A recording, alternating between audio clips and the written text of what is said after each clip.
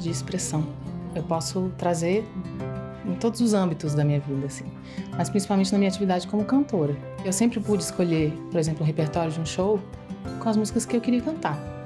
Eu sou mãe do Hugo. O Hugo tem 6 anos hoje. Eu adoro ele pedindo as músicas. Mamãe, põe um Luiz Gonzaga aí pra gente ouvir. Quando ele pede umas músicas assim, eu vejo que eu tô fazendo um bom papel, porque acho que nossa cidadania, ela não é completa se ela não passar pela arte.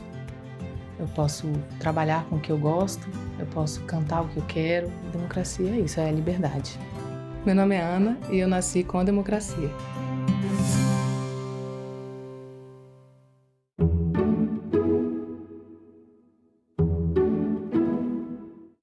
O programa a seguir é livre para todos os públicos.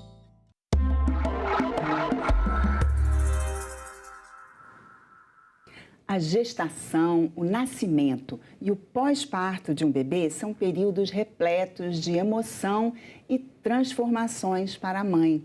A expectativa cultural é de muita alegria, mas existe sempre um risco de distúrbios psicológicos que atingem cerca de 1 em cada 4 mulheres. Nós vamos conversar agora com a Alessandra Arraes, psicóloga do Hospital Materno Infantil de Brasília, sobre a saúde mental no período perinatal. Olá, Alessandra, seja bem-vinda. Olá, Roberta. Muito obrigada por participar aqui do nosso programa, né? Cidadania Mulher. Prazer é meu. Essa é um assunto que tem toda uma questão cultural por trás, né? Porque a própria mãe recente, ou às vezes até gestante, tem dificuldade de admitir que alguma coisa pode não estar muito bem, né? Isso... É verdade. Nós não temos essa cultura, né, no nosso país de cuidar da saúde mental materna. Nós mal conseguimos cuidar da física e da mental fica parecendo algo desnecessário, inatingível, e não é verdade, né? Tudo o mesmo sistema e as mulheres precisam se cuidar melhor desde a época da gestação, às vezes até antes, quando são tentantes, até ali o pós-parto. Por quê? Porque essa fase é a fase de maior risco psíquico da vida de uma mulher. Então, eu brinco, se ela nunca surtou, o momento é agora, porque são muitas pressões, são muitas variáveis que concorrem, né, e pressionam muito essa mulher e a sua saúde mental. E até fisicamente, essas mudanças hormonais, tudo isso pode acarretar... Com certeza, né? Mudanças hormonais, mudanças de papel, de status, né? E tudo isso sobrecarrega, dependendo da fase do desenvolvimento. Se for uma adolescente, se for uma mulher, né, mais velha, tudo isso vai concorrer para esse momento que a gente diz que é um momento fértil para crises psíquicas, né? Por quê? Porque a maternidade não tem só os tons e as cores da felicidade, ela não é só cor-de-rosa, ela tem todas as cores, né? Todas as nuances. É muito bom, é uma bênção, mas até chegar lá, a gente passa por dificuldades. E muitas vezes essas dificuldades não são vistas, né? Essa mulher não pede ajuda, a família dessa mulher não reconhece, não pede ajuda. E a tendência é ela cronificar. Então, a gente precisa olhar com mais carinho, né? Com mais interesse para essa mulher como um todo, já durante o pré-natal. Eu brinco, é um olhar interessado e não interesseiro, só visando a saúde do bebê. É preciso visar a saúde também da mãe, inclusive a saúde mental. E a gente ouve falar muito, nem tanto, né? Mas ouve falar um pouco de depressão pós-parto, mas na verdade já se sabe que começa, né? Tanto que mudou até o nome para perinatal, porque já pode começar já durante a gestação. Sim, sim. A gente tem a depressão gestacional, que pode acontecer, né, em qualquer fase da gestação, mas a depressão pós-parto, viu-se que ela, na verdade, começa ali por volta do último mês de gestação. E é muito importante fazer o rastreio e se identificar esses sintomas, porque essa mulher já começa precisa ser tratada, para que quando chegar no puerpério, onde vão ter todas essas influências hormonais, ela possa passar de uma forma mais leve e minimizar o risco do adoecimento propriamente dito. Então, por isso ela chama-se hoje perinatal ou periparto, mas é uma nomenclatura que não pegou muito, as pessoas continuam falando de depressão pós-parto. E quais são, assim, os sinais de alerta? Para o que a gente deve ficar atento? Então, existem fatores de risco que são muito bem listados, né, estudados na literatura, que a gente precisa ficar atento. Então, se a mulher já tem uma história de depressão antes da gestação ou na gestação, aumenta o risco de ter a depressão pós-parto. Se essa mulher não tem uma rede de apoio eficaz, e principalmente se ela não conta com o apoio do pai do bebê ou da outra mãe, né, do cônjuge, é outro fator de risco. Se ela passar por situações adversas durante a gestação, perdeu o emprego, morreu alguém, teve um acidente, aumenta o risco. Teve uma pandemia, passou por uma pandemia, problemas financeiros, né, a privação econômica aumenta muito o risco. Então, esses são os principais fatores que devem acender o sinal de alerta, né, para o acompanhamento e rastreio dos sintomas de depressão dessa mulher. O risco aumenta muito.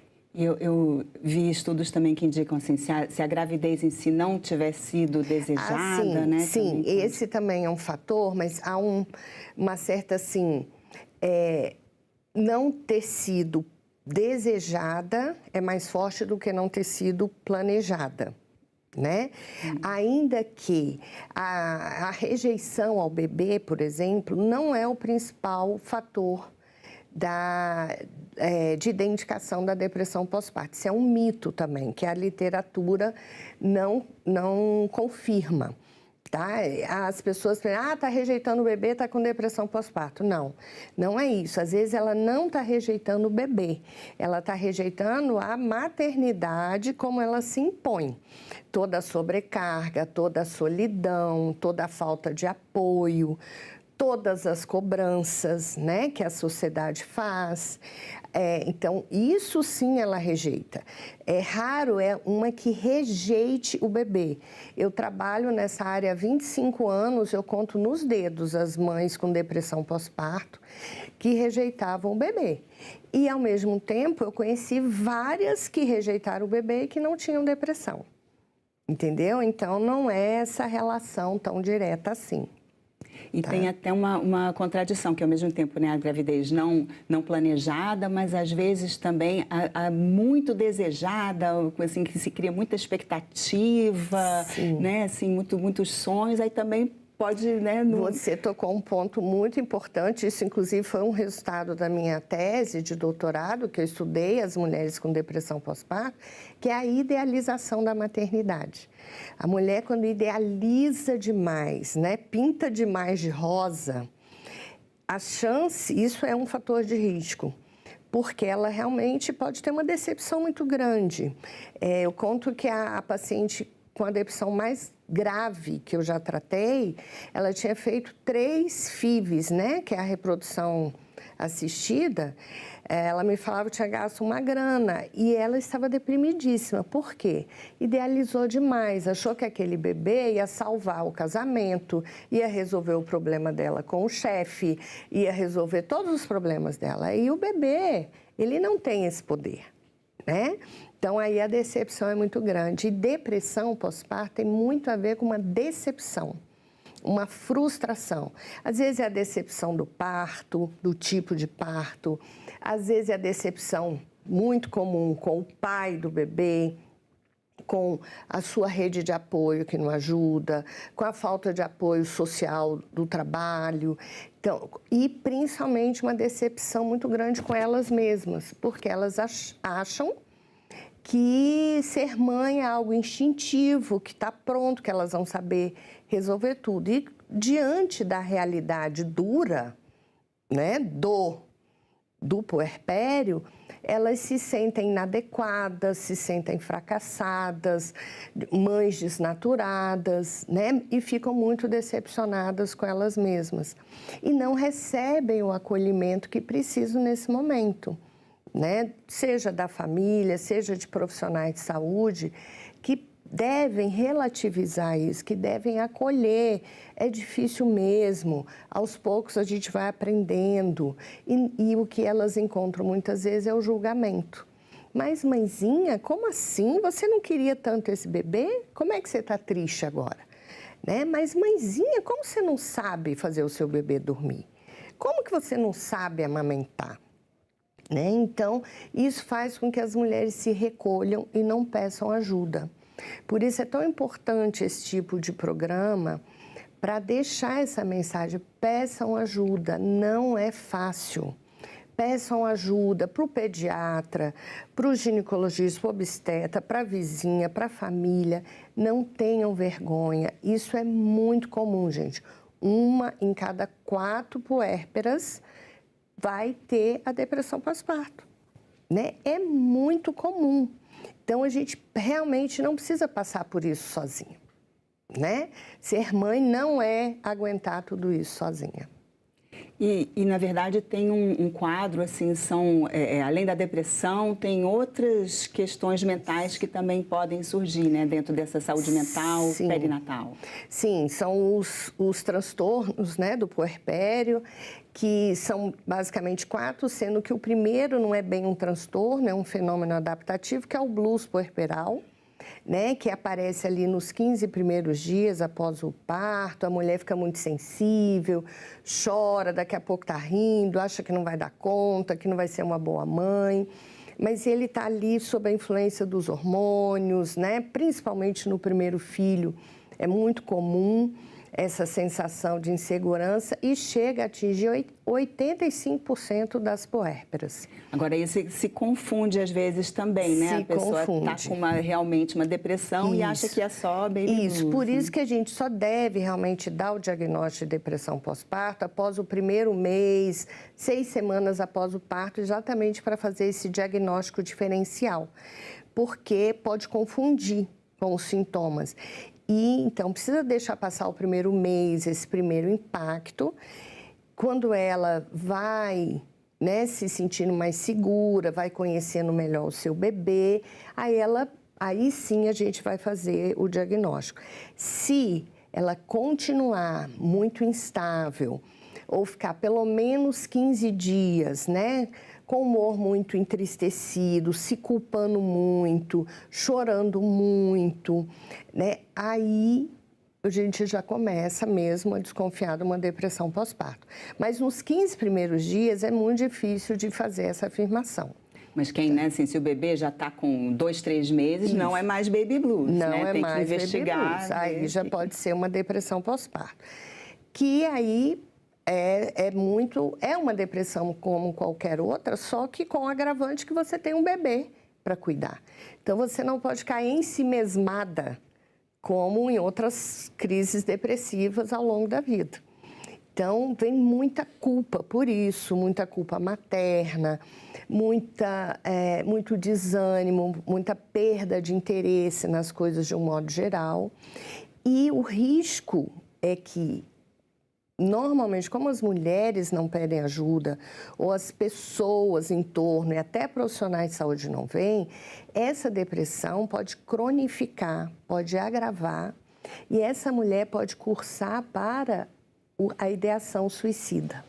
Então, de cada 4 mulheres com depressão pós-parto, 1 pode evoluir para o suicídio.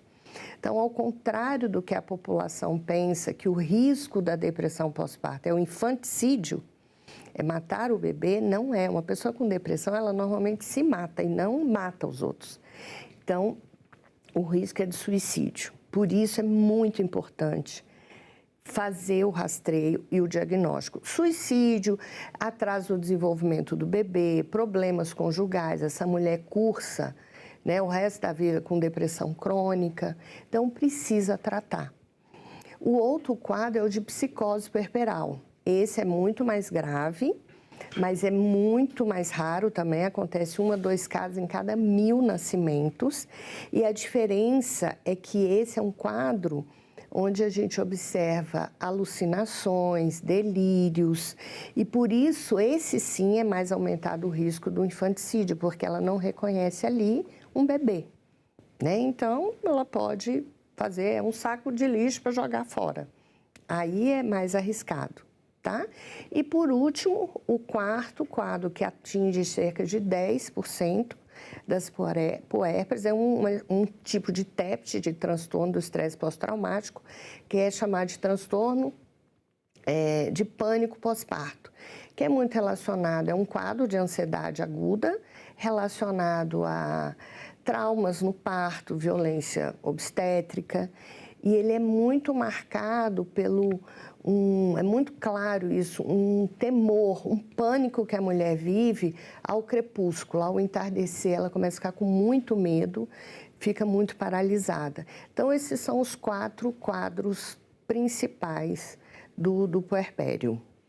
E se alguém que nos assiste, né, desconfia, se identificou aí com alguma coisa, ou até algum familiar, né, alguém da família que acha, poxa, acha que essa, né, mãe recente aqui pode, tá? O que fazer? Você já viu, ela tem alguns desses fatores de risco, já fique atento e peça ajuda, né? Aqui, né, no DF, a gente tem, a porta de entrada são as unidades básicas de saúde, as UBSs. Então, pode ser falado com a enfermeira, com o pediatra, com o ginecologista, quando volta na consulta do pós-parto, né? Peçam ajuda. Normalmente, precisa do encaminhamento da UBS, que vai regular para as consultas psiquiátricas, que são disponíveis na rede, mas elas são reguladas, tá?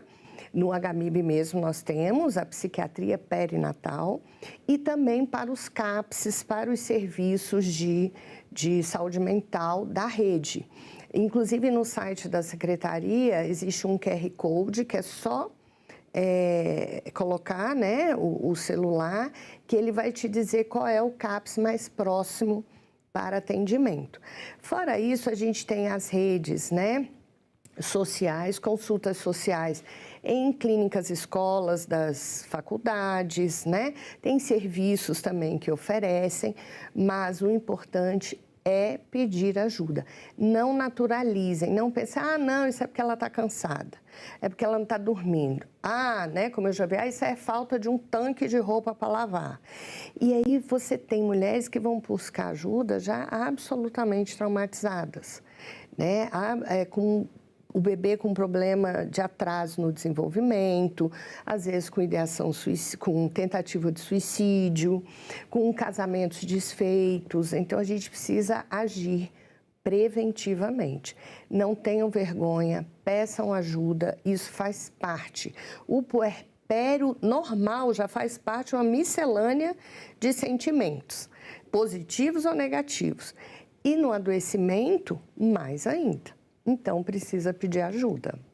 Agora, é interessante que, às vezes, parece que os sintomas podem se mesclar ali, esconder alguma coisa, né? Que você falou sobre, assim, né, o cansaço, não conseguir dormir, assim, com certeza, né, o sono é fundamental para a saúde mental. Então, se a mulher não está conseguindo dormir, ela pode agravar, né? Assim, então, a família também pode auxiliar a tal da rede de apoio, né? Assim, ajudar a mulher a descansar, ajuda também, né? Isso, a rede de apoio, ao mesmo tempo que a falta dela é um dos principais fatores de risco, a presença dela é um dos principais fatores de proteção.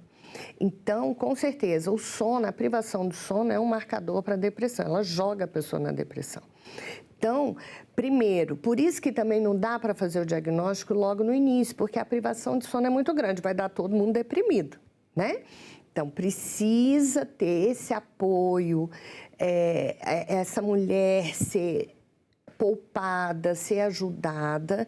Se mesmo depois disso o quadro continua, aí sim. Mas, sem dúvida, a primeira coisa, assim, é uma recomendação. Deixa essa puérpera dormir pelo menos 6 horas seguidas. Alguém toma conta desse bebê. E ela vai já acordar melhor. Ok, acordou melhor, mas daqui a pouco já está mal de novo, mesmo dormindo, mesmo tudo, aí pedir ajuda. Mas não pode dizer, ah, não, isso é só porque ela não dorme. Tá? É importante fazer essa diferenciação. E isso pode aparecer, né, tanto desde da gravidez, como ao longo dos 12 meses do bebê? Sim, o diagnóstico da depressão, ele pode ser dado até 1 ano depois do parto, tá? O ideal é começar a fazer o rastreio antes, se ela já tem fatores de risco, mas você tem que repetir depois após 4 semanas de pós-parto, mas pode ser dado até 1 ano. 1 ano do pós-parto ainda é considerada uma depressão relacionada a essa fase da vida, né? O ciclo gravídico puerperal, a perinatalidade. E se não for cuidado, como você falou, né, pode virar uma coisa crônica. Crônica. Os estudos mostram que uma depressão pós-parto não tratada, a díade, mãe e bebê, ela cursa ao longo da vida. É uma mãe com uma depressão crônica e uma criança que vai virar uma criança com problemas de aprendizagem, de comportamento, vai estourar lá na adolescência. Então, a gente precisa entender que saúde mental não é porque você não vê que não existe. As pessoas dizem, com o tempo passa, com o tempo melhora. Não, com o tempo cronifica. Né? Se não cuidar, cronifica. Por isso é tão importante pedir ajuda. E esse também é um fator de risco importante. Já ter tido depressão pós-parto na primeira gestação aumenta em 50% a chance de ter na segunda. E é muito comum isso acontecer. A gente pega, né, puérperas do segundo, até do terceiro filho, que falam, não, eu tive tudo isso no primeiro, mas eu não busquei ajuda. Então, a coisa vai se repetir. Às vezes ela até acha que é assim mesmo, né? Faz parte. Acha que é assim mesmo. Esse é o grande problema, é a naturalização, tanto do transtorno, como também a naturalização de que ser mãe, basta ser mulher que você vai saber ser mãe. Não. E a gente precisa entender que um bebê, ele é uma responsabilidade social, não é só da mãe. Eu costumo falar para as minhas pacientes, olha, o seu bebê, ele precisa ter todas as necessidades dele atendidas, mas elas não precisam ser todas pela mãe, ou só pela mãe. A avó, o pai, a outra mãe, a tia, a comadre, a vizinha, todo mundo pode ajudar. A creche, né? A babá. A creche, a babá, né? Todos podem e devem. Esse é um novo cidadão que está chegando, que precisa do olhar de todos. Mas a sociedade, na nossa sociedade, é muita história lá, né? Quem pariu Mateus, que o embale, toma que o filho é teu, e ninguém cuida dessa mulher. Né? E ninguém ajuda, ninguém se oferece. E ela fica muito sobrecarregada. Então, precisamos ter um olhar mais interessado, mais acolhedor, com menos julgamento para essa mulher. Né? E tudo isso, Alberta, pode ser trabalhado desde o pré-natal. Nós fazemos no HMIB um trabalho que eu desenvolvi no meu pós-doutorado, que é o pré-natal psicológico, que visa exatamente a prevenção do adoecimento psíquico no puerpério. No pré-natal psicológico, a gente vai trabalhar essas questões que envolvem a subjetividade, questões de gênero, essas questões, né? A gente vai trabalhar os estereótipos de gênero que fazem muito parte da nossa cultura. Vai falar isso, a gente convida avó, tio, vizinha, todo mundo participa. Ah, que legal. Com todo mundo participa. Para quê? Para quando chegar lá no puerpério, eles já terem essa noção. E os resultados são muito positivos, né? Realmente, elas chegam melhor no puerpério quando você tem esse olhar atento. Então, os médicos do pré-natal, eles precisam, não é que eles vão fazer o pré-natal psicológico, eles precisam estar atentos a outras dimensões, né?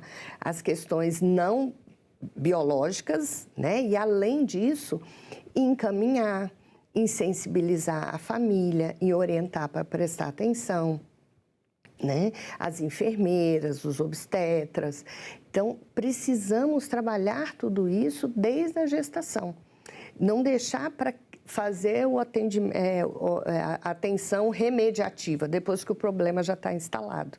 Prevenir é sempre melhor. E aí o pré-natal psicológico tem esse papel, né? Importante para a prevenção do adoecimento psíquico no puerpério. Muito interessante. E isso está, então, disponível na rede pública aqui em Brasília, mas é uma coisa que Aqui em Brasília, a gente tem no HMIB, mas também é regulado, porque ele é encaminhado pela psiquiatria, as pacientes, ou para quem está internado no HMIB ou é paciente do HMIB. Mas existem outros sendo oferecidos em algumas UBSs da rede, tá? Mas é importante ter noção que existe esse tipo de trabalho e que as mulheres procurem, né? Que as famílias procurem, peçam para os seus médicos, principalmente se você já identificou que tem algum desses fatores de risco. Sou adolescente, é um fator de risco. Já tive depressão, é um fator de risco. Estou desempregada, é um fator de risco. Perdi alguém. A minha gestação tem um problema obstétrico. Tive perda gestacional em outras gestações. Não estou sozinha, sou mãe solo. Tenho problemas, né, de violência, não estou com o pai do bebê ou com a outra mãe, minha rede de apoio é muito empobrecida, já peça ajuda, tá? Procure ajuda. Recados importantes aí. Alessandra, muito obrigada pela sua participação aqui no nosso programa. Eu que agradeço a oportunidade de falar sobre esse tema que é tão importante para a gente cuidar melhor das mães e das famílias. É isso, né? E eu agradeço também a você que nos assiste. Esse programa sobre a saúde mental no período perinatal já está disponível no site da TV Senado, senado.leg.br/TV, e também no nosso canal no YouTube. Mais uma vez, obrigada pela atenção e até o próximo Cidadania.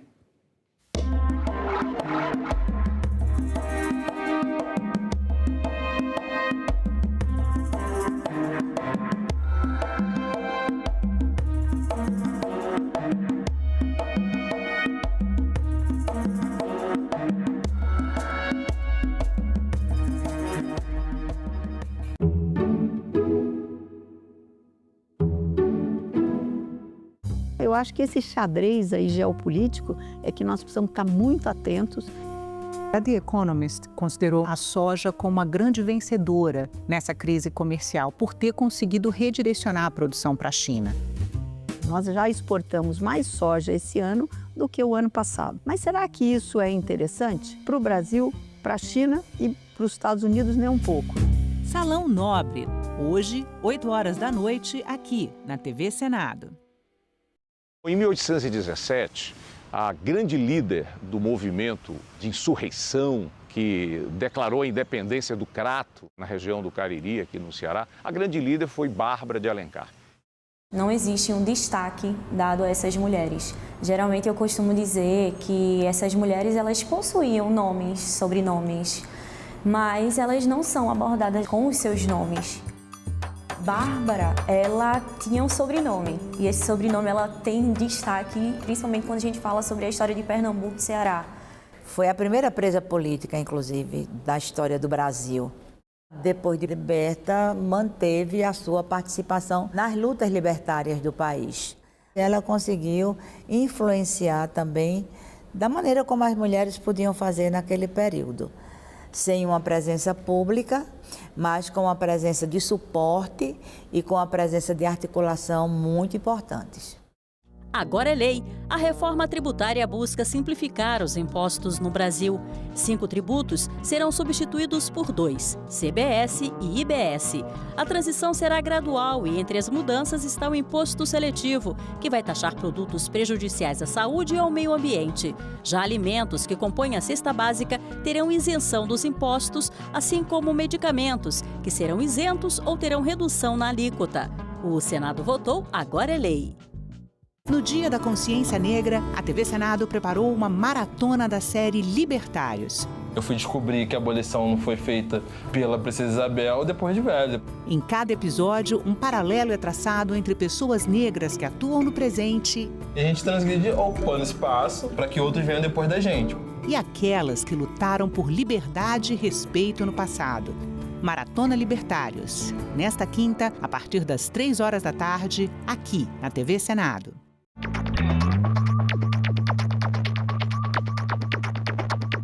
Eu sou Luísa, eu nasci em 1985.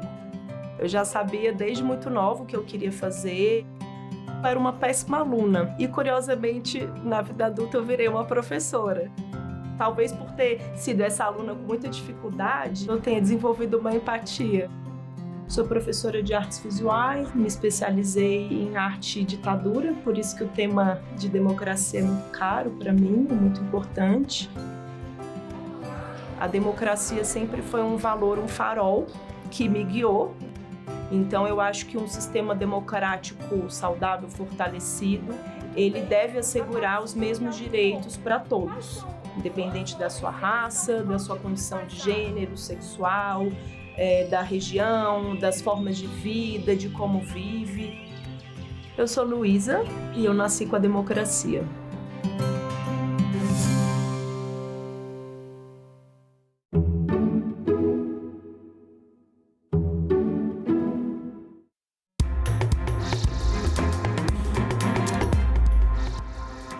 Bom dia, quarta-feira, 19 de novembro, hoje é o Dia da Bandeira, nossa reverência ao Pavilhão Nacional. O Senado Notícias está no ar. A CPMI do INSS ouviu nesta terça-feira João Carlos Camargo Júnior, sócio-administrador da empresa MKT, conhecido como o alfaiate dos famosos. Ele negou envolvimento no esquema das fraudes nos benefícios de aposentados e pensionistas. O presidente da CPMI propôs que todos os contratos de empréstimos consignados de aposentados e pensionistas sejam suspensos por 180 dias para que sejam auditados. Já que nós estamos conseguindo dar passos à frente, que proponhamos às autoridades federais essa suspensão nos contratos já existentes, até que a gente possa dizer ao país que esses contratos são corretos, estão perfeitos e as cobranças voltem. Logo no início do depoimento, o empresário João Carlos Camargo Júnior, conhecido como o alfaiate dos famosos, negou envolvimento no esquema de fraudes do INSS. Não há nenhuma relação direta ou indireta entre a minha alfaiataria e as suspeitas do INSS. Definitivamente não há. Numa tentativa de expor e constranger pessoas físicas, até clientes da alfaiataria foram expostos em matérias sobre o INSS. Algo sem nenhuma relação com a investigação. Uma grande injustiça com a alfaiataria e, consequentemente, com os colaboradores.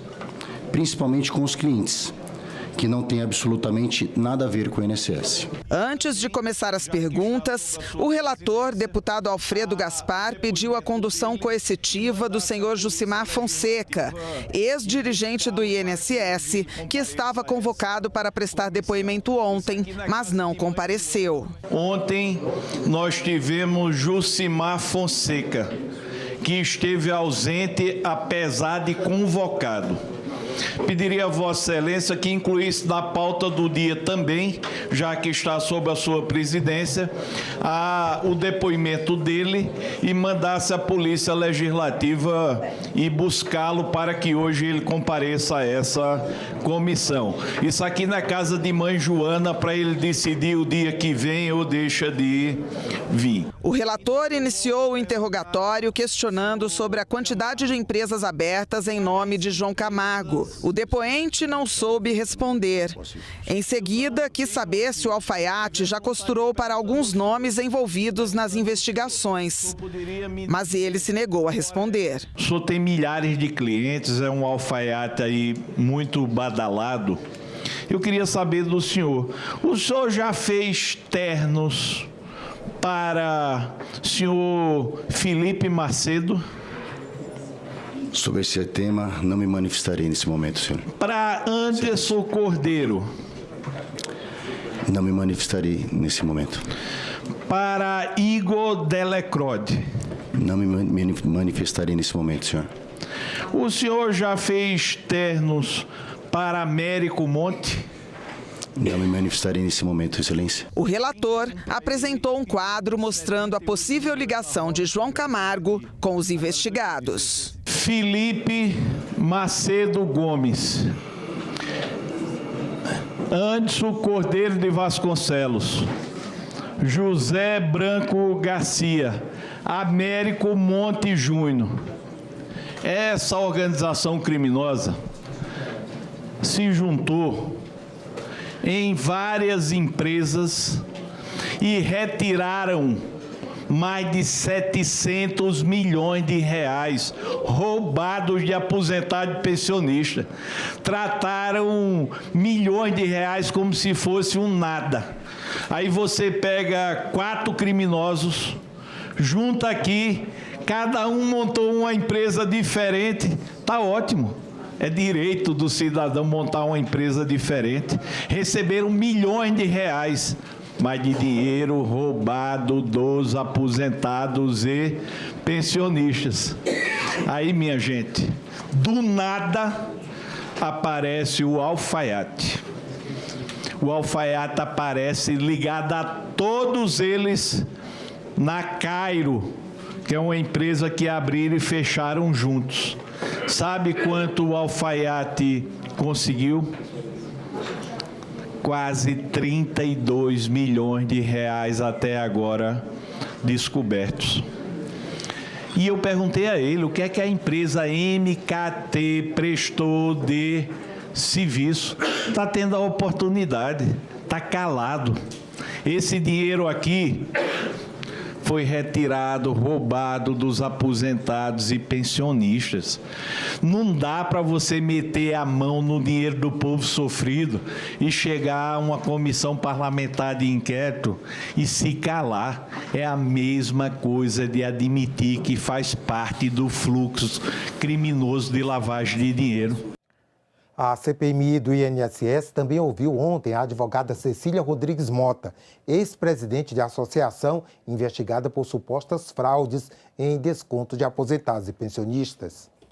Cecília Rodrigues Mota chegou à CPMI do INSS munida de habeas corpus parcial, que lhe garantiu o direito de não responder perguntas que pudessem incriminá-la.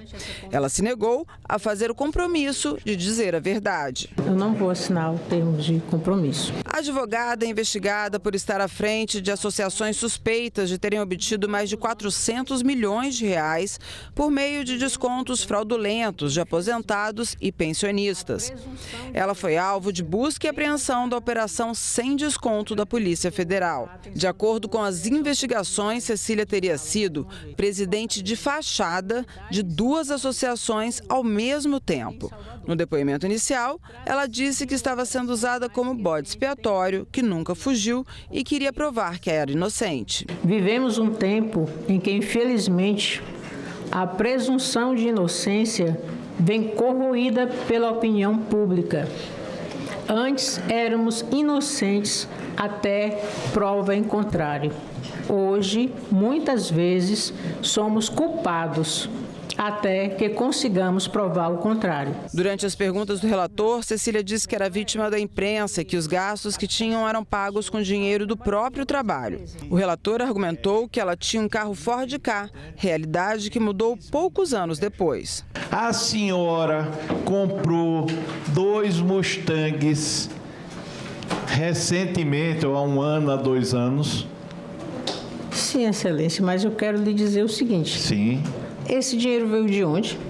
O meu escritório de advocacia é outra história, não tem nada a ver com quem recebe 7 mil reais. Até 2020, apesar do seu bom gosto, o carro que a senhora possuía, pelo menos declarado, era um Ford Ka.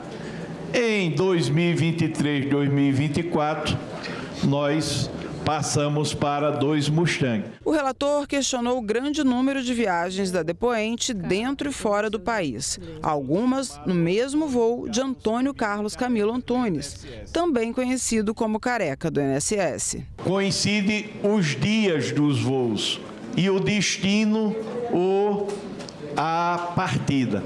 Eu pergunto, a senhora conhece o careca do INSS? Não, Excelência. O relator questionou o repasse de 4 milhões de reais para a empresa de Eric Fidelis, filho de André Fidelis, ex-diretor do INSS, que está preso, acusado de desviar benefícios dos aposentados. Na época que a senhora era presidente, a sua associação foi acusada de fraude.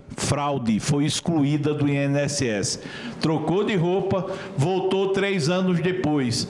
Quem deu a assinatura para ela voltar, eu vou dizer a senhora, foi André Fidelis. A pergunta é muito simples. Ou foi propina, e eu não acredito que uma pessoa como a senhora, a essa altura da vida, depois de uma longa trajetória profissional, se passe a pagar propina. Qual foi o serviço que Eric Fidelis prestou à senhora ou ao seu escritório de advocacia?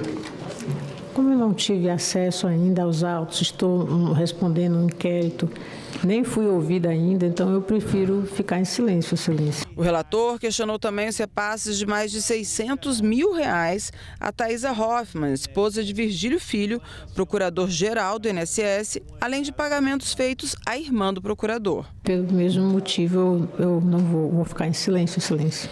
Cecília confirmou ter se reunido com 2 ex-ministros da Previdência, José Carlos de Oliveira, que foi alvo de busca e apreensão pela PF, e Carlos Lupe, que entregou o cargo após as denúncias de fraude. Eu acredito que com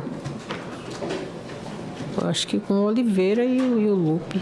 O relator questionou as movimentações financeiras de Cecília. O mais interessante é que a senhora movimentou quase 20 milhões de reais entre a senhora mandando 8 e recebendo 9, entre a sua conta pessoa física e a Cecília Rodrigues Mota. Também não consigo entender um fluxo desse. É 9 indo, 9 voltando. Não era mais fácil não pagar imposto e cada um cuidar da sua vida, não? Se alguém me mostrasse esse gráfico sem ter direito de explicação, eu diria que a senhora está lavando um dinheiro empurrado. A CPI do crime organizado tomou o primeiro depoimento nesta terça-feira. O diretor-geral da Polícia Federal, André Rodrigues, disse que é um erro classificar facções criminosas como terroristas. Ele também disse que as fraudes no banco Vorcaro chegam a 12 bilhões de reais. Na CPI do crime organizado, o diretor-geral da PF falou sobre a operação que prendeu o banqueiro Daniel Vorcaro, do Banco Master. Um crime contra o sistema financeiro e que leva aí a monta, enfim, isso está sendo apurado, mas fala-se de cerca de 12 bilhões de reais que envolvem esse crime que está sob investigação hoje com várias prisões. O diretor-geral da Polícia Federal disse aos senadores que é um erro equiparar facções criminosas a organizações terroristas, como estava numa das versões do projeto antifacção em análise na Câmara. Afastar um outro mito de que nós precisaríamos de uma mudança legislativa na linha da tipificação como terrorista das organizações criminosas violentas, para que tivéssemos cooperação internacional. Isso não procede, evidentemente, mas eu faço questão que o senhor verbalize. Existe já cooperação suficiente na seara operacional de inteligência no combate a organizações criminosas com outros países? Perfeito, senador. Não procede, é um erro técnico, inclusive se falar de equiparação de institutos diferentes, de questões diferentes que são o terrorismo com finalidade, propósito, meios diferentes do crime organizado, que são completamente cenários distintos. Nós entendemos um equívoco para não falar de questões de soberania, de outras interferências que podem advir, inclusive para o sistema econômico, para as empresas brasileiras, dessa equivocada equiparação que alguns tentam fazer. Segundo André Rodrigues, a Polícia Federal tem 2 focos no combate ao crime organizado: asfixia financeira e prisão de lideranças das organizações. Ele ressaltou que muita gente fala da necessidade de integração com as polícias estaduais, mas que, na verdade, essa integração já existe. Vários senadores perguntaram sobre o controle das fronteiras. Nós temos 17 mil quilômetros de fronteira. Só, senador Contarato, a nossa fronteira com a Bolívia tem 3.400 quilômetros. A fronteira, senador Mourão, dos Estados Unidos com o México tem 3.100 quilômetros. Então, assim, Estados Unidos e México têm uma fronteira menor que a nossa fronteira com o Peru. E não controla. Então, assim, é uma utopia se achar que a gente vai ter um controle absoluto. O diretor-geral explicou por que ele é contra a criação de uma agência antimáfia, como o governo chegou a cogitar. Eu li na imprensa, e não sei se é verdadeiro ou não, mas que Vossa Senhoria seria contra. A sua opinião a respeito dessa, e não seria interessante ter uma agência, um centro integrado? Não podemos aqui equiparar facções a máfias que tem muita questão, eu diria até cultural da Itália. E eu falo aqui com quem foi adido policial na Espanha e fez um mestrado na Espanha e que desconheço, senador, algum país no mundo que tenha agência antimáfia. Só a Itália tem agência antimáfia. E essa agência antimáfia segue enfrentando os desafios contra a máfia, não resolveu o problema, pelo contrário, a máfia parece se espalhar para outras regiões. Questionado, ele negou qualquer interferência política nas investigações da PF. A diretoria de inteligência traz severas limitações daquilo que se pode esclarecer, o que se pode opinar, de maneira que eu penso que a minha presença como representante da instituição... Eu só quero deixar claro mais uma vez que a comissão vai insistir na oitiva do diretor de inteligência, tudo bem? Será marcada a data, o horário para ele comparecer nessa comissão. O presidente do Senado, Davi Alcolumbre, anunciou ontem que o senador Alessandro Vieira vai ser o relator do projeto antifacção no Senado. O texto foi aprovado na noite dessa terça-feira pela Câmara dos Deputados. Foram 370 votos a favor do projeto, 110 contrários e 3 abstenções. O exame será feito agora pelos senadores. Alessandro Vieira também é relator da CPI do crime organizado. Esta presidência indicará Sua Excelência, o senador pelo Estado de Sergipe, Alessandro Vieira, para relatar o PL 5582, que é o projeto de lei denominado Marco Legal do Combate ao Crime Organizado do Brasil. O senador Alessandro Vieira tem uma longa carreira jurídica também da Polícia Judiciária do Estado de Sergipe, tem uma experiência grande como profissão, mas também agora como legislador e senador da República. Tem na sua agenda pessoal o combate e a proteção dos brasileiros enfrentando o crime organizado desde a sua origem em Sergipe e tem uma larga experiência. Projeto aprovado ontem no Senado Federal prevê que assistentes sociais em hospitais públicos orientem pacientes sobre direitos previdenciários. O texto segue para a sanção do presidente da República. O objetivo do projeto aprovado é que assistentes sociais possam orientar os segurados da Previdência Social em hospitais públicos quanto a seus direitos relacionados aos benefícios por incapacidade. O texto veio da Câmara dos Deputados e agora segue para a sanção presidencial. As possíveis consequências da proposta incluem maior acesso à informação para os segurados, facilitar o acesso aos benefícios por incapacidade, melhoria no atendimento nos hospitais públicos com profissionais capacitados para orientar sobre questões sociais e de saúde e potencial de redução de dúvidas e incertezas dos segurados sobre seus direitos, promovendo um ambiente mais acolhedor e informativo nos hospitais. Ele tem o condão e a finalidade precípua de auxiliar aquelas pessoas que sofrem algum tipo de acidente incapacitante e que, às vezes, presidente, não tem nenhuma orientação em relação aos seus direitos previdenciários e que ficam numa situação de extrema vulnerabilidade no decorrer desse período de incapacidade.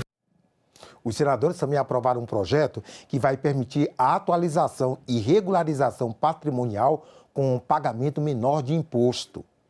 O projeto aprovado criou o Regime Especial de Atualização e Regularização Patrimonial, o REARP, que permite aos contribuintes a regularização de bens e direitos não declarados ou declarados incorretamente. Títulos e valores imobiliários e títulos de operação de risco, os chamados REDs, também poderão ser regularizados. A expectativa é que o REARP traga mais segurança jurídica para os contribuintes e para o erário e garanta maior proteção tributária para o setor público. Essas alterações, a nosso ver, harmonizam os princípios da justiça tributária com os da eficiência arrecadatória e da segurança jurídica, oferecendo aos contribuintes instrumentos adequados para atualização patrimonial e regularização fiscal, enquanto proporciona ao erário receitas adicionais mediante adesão voluntária. Tais sugestões aperfeiçoam as disposições do texto aprovado no Senado, garantindo uma maior efetividade à política pública. O plenário também aprovou o projeto de lei que instituiu o Programa Especial de Sustentabilidade da Indústria Química. O projeto traz diretrizes para a indústria química brasileira, seguindo orientações da neoindustrialização. O objetivo é garantir maior eficiência com menores impactos ambientais. O voto é pela constitucionalidade, juridicidade, regimentalidade, adequação orçamentária e financeira, boa técnica legislativa e, no mérito, pela aprovação do projeto de lei número 892 de 2025. O projeto traz diretrizes para a indústria química brasileira, seguindo orientações da neoindustrialização. O objetivo é garantir maior eficiência com menores impactos ambientais.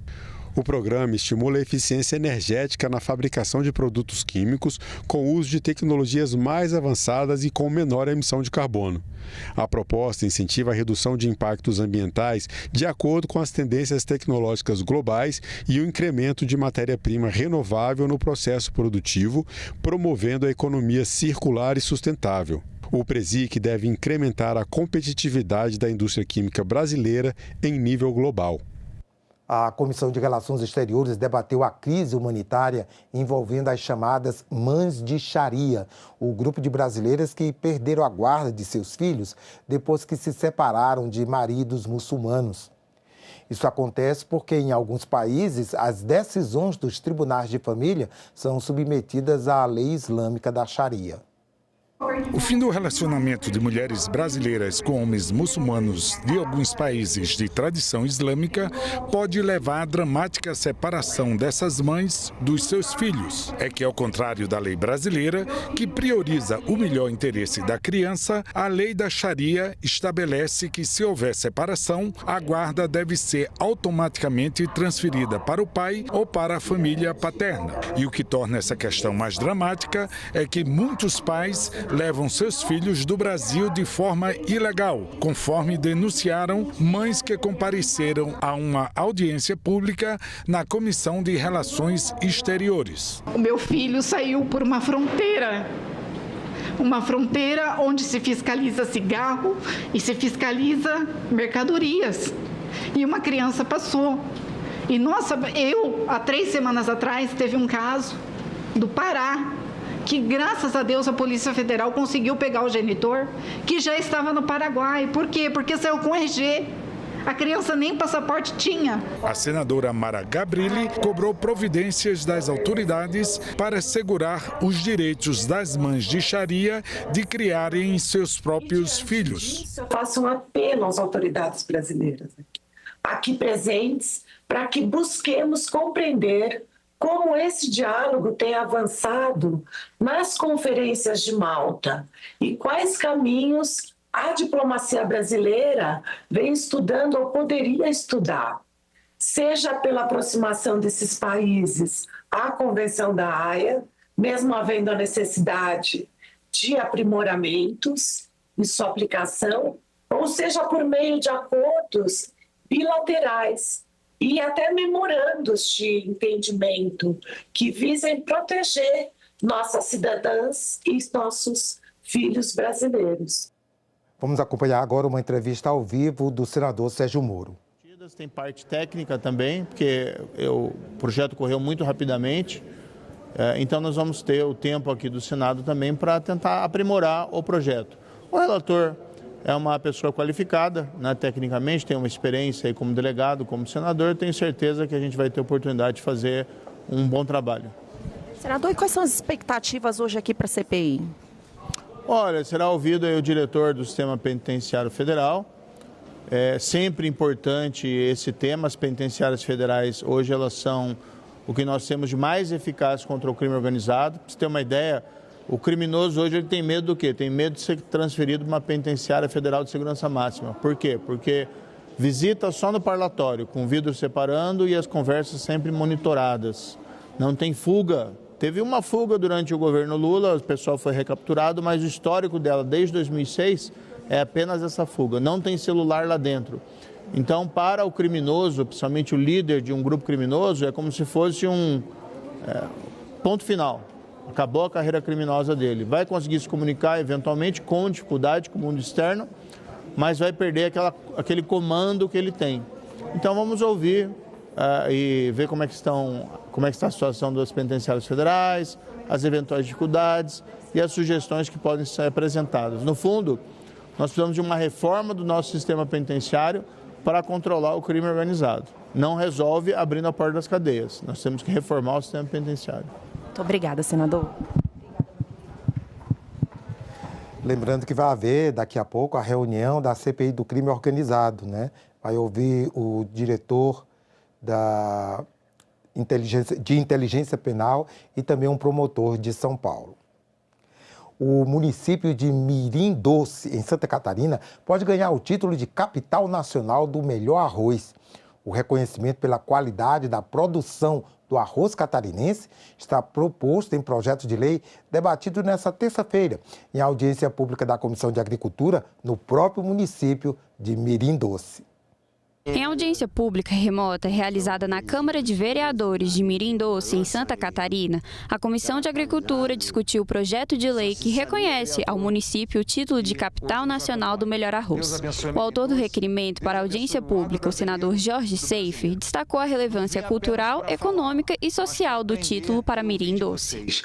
Esse projeto de lei que teria a honra de relatar, reconhecendo Mirim Doce como a capital nacional do melhor arroz do Brasil, não é apenas um título, é um reconhecimento de uma tradição construída com suor, tecnologia, inovação e muita coragem. É a valorização de famílias inteiras que dedicam suas vidas ao campo e transformam esse município em um símbolo do melhor do agro catarinense. O presidente da Câmara de Vereadores de Mirim Doce, Elésio Gregório, disse durante a audiência que o município merece o reconhecimento como capital nacional do melhor arroz e destacou os benefícios que o título pode trazer para a população. Ele não é só um reconhecimento, é um estímulo para o nosso presente e para o futuro. E a chance de abrirmos portas para que os nossos jovens possam avançar ainda mais. Quem sabe um dia beneficiando e empacotando o arroz aqui mesmo, né? Gerando mais renda e valorizando ainda mais a nossa identidade. 5 reuniões de comissões, sendo uma de CPI. Confira a agenda prevista para esta quarta-feira. Daqui a pouco, às 9 horas, a CPI do crime organizado deve se reunir para ouvir o diretor de inteligência penal da Secretaria Nacional de Políticas Penais, Antônio Glauter de Azevedo Moraes, e o promotor de justiça do MP de São Paulo, Lincoln Gaquia. Ele tem atuado no GAECO na investigação da organização criminosa Primeiro Comando da Capital, o PCC. Às 10 horas, a Comissão de Ciência e Tecnologia tem reunião marcada, uma audiência para discutir projeto que cria regras para permitir que os dados dos clientes sejam compartilhados de forma segura entre bancos, seguradoras e empresas de investimento. Às 11 horas, a Comissão de Assuntos Sociais tem reunião prevista para examinar emendas da comissão à Lei Orçamentária Anual 2025. Logo mais às 2 da tarde, a Comissão de Agricultura tem reunião marcada para apreciar requerimento. E às 2h15 está prevista a audiência pública conjunta das Comissões de Agricultura e de Direitos Humanos. para debater as providências do governo federal diante da gravidade do endividamento dos produtores rurais do Rio Grande do Sul, afetados por eventos climáticos adversos. E o Diário Oficial da União publica hoje a lei complementar que trata de projetos estratégicos em defesa nacional. A nova lei, examinada e votada pelo Congresso, autoriza o governo a descontar despesas com esses projetos do cálculo da meta de resultado primário. Nós ficamos por aqui. Você pode rever as reportagens desta edição na nossa página na internet, senado.leg.br/tv. Obrigado pela companhia. Continue sintonizado aqui na TV Senado.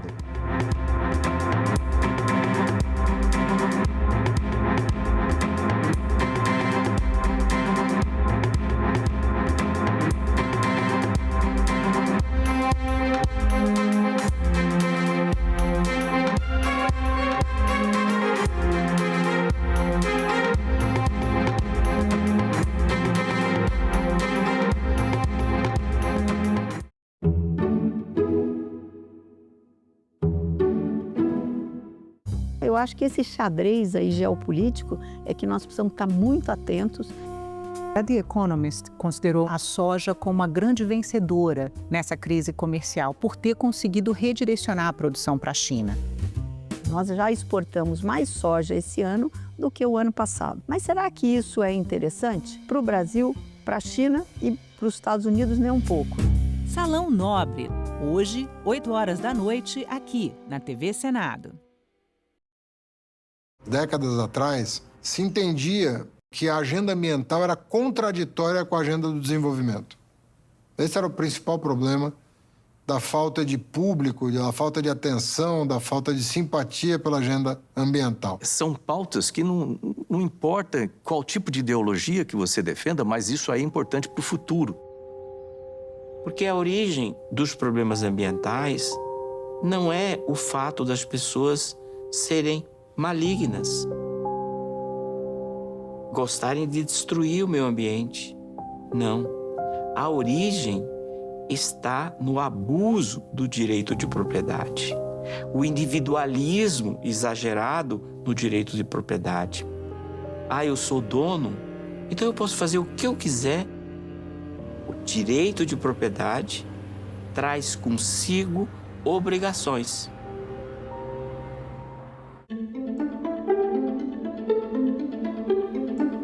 Mais de 40 mil mortos tiveram seu cadastro como tentativa de inclusão e desconto associativo.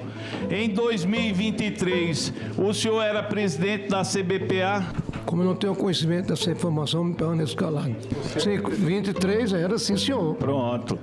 Em 2024, o senhor era presidente da CBPA? Sim, senhor. Vocês tentaram colocar 40 mil mortos em descontos associativos.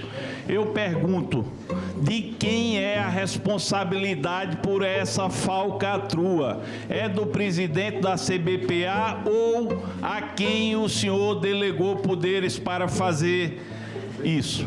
Eu permaneço em silêncio, senhor. Em 4 oportunidades, o depoente, na qualidade de testemunha nesta casa, faltou com a verdade, fez afirmação falsa ou calou a verdade. E por conta disso, senhor presidente, solicito a Vossa Excelência que o depoente seja preso em flagrante por infringência ao artigo 342 do Código Penal brasileiro. Diante do exposto, a comissão, com fundamento no artigo 58, parágrafo 3º da Constituição Federal, determina a prisão em flagrante do senhor Abraão Lincoln Ferreira da Cruz pelo crime próprio de falso testemunho, que trata o inciso 2 do artigo 4º da Lei 1579 de 1952. Em nome dos aposentados, quase 240 mil que a CBPA enganou, o senhor Abraão Lincoln Ferreira da Cruz, o senhor está preso. Determino que a Secretaria de Polícia adote as providências com relação à determinação de prisão dessa presidência. No Dia da Consciência Negra, a TV Senado preparou uma maratona da série Libertários. Eu fui descobrir que a abolição não foi feita pela Princesa Isabel depois de velha. Em cada episódio, um paralelo é traçado entre pessoas negras que atuam no presente E a gente transgride ocupando espaço para que outros venham depois da gente. e aquelas que lutaram por liberdade e respeito no passado.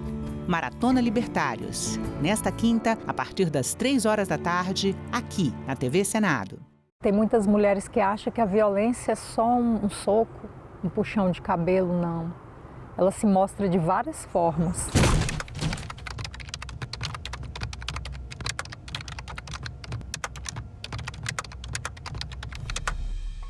Era briga, era ciúme, era confusão. Ah, mulher minha não vai estudar. Quem é que vai te querer com esse tanto de filho?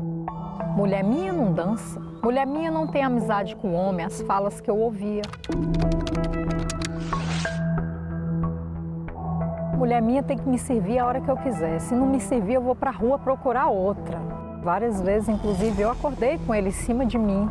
Se você percebe que o seu parceiro ou não aceita o seu não, insiste muito ou desrespeita o seu estado de inconsciência e de vulnerabilidade, fique alerta porque é uma violência sexual, é uma violência grave. No início eu achava ser normal, só que chegou um determinado ponto que eu falei, isso não é normal. Buscar ajuda, uma rede de apoio de outras mulheres, psicólogos e se cuidar. Uma boa dose de amor próprio. Eu separei, hoje eu faço tudo o que eu quero.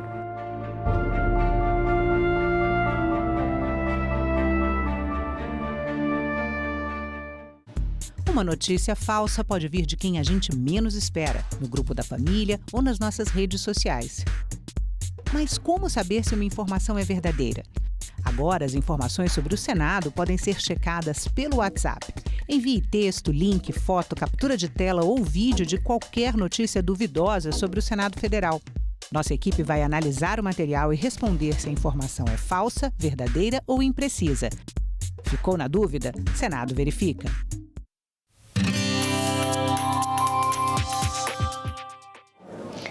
Olá, eu sou a Carla Benevides e está começando mais um programa Argumento.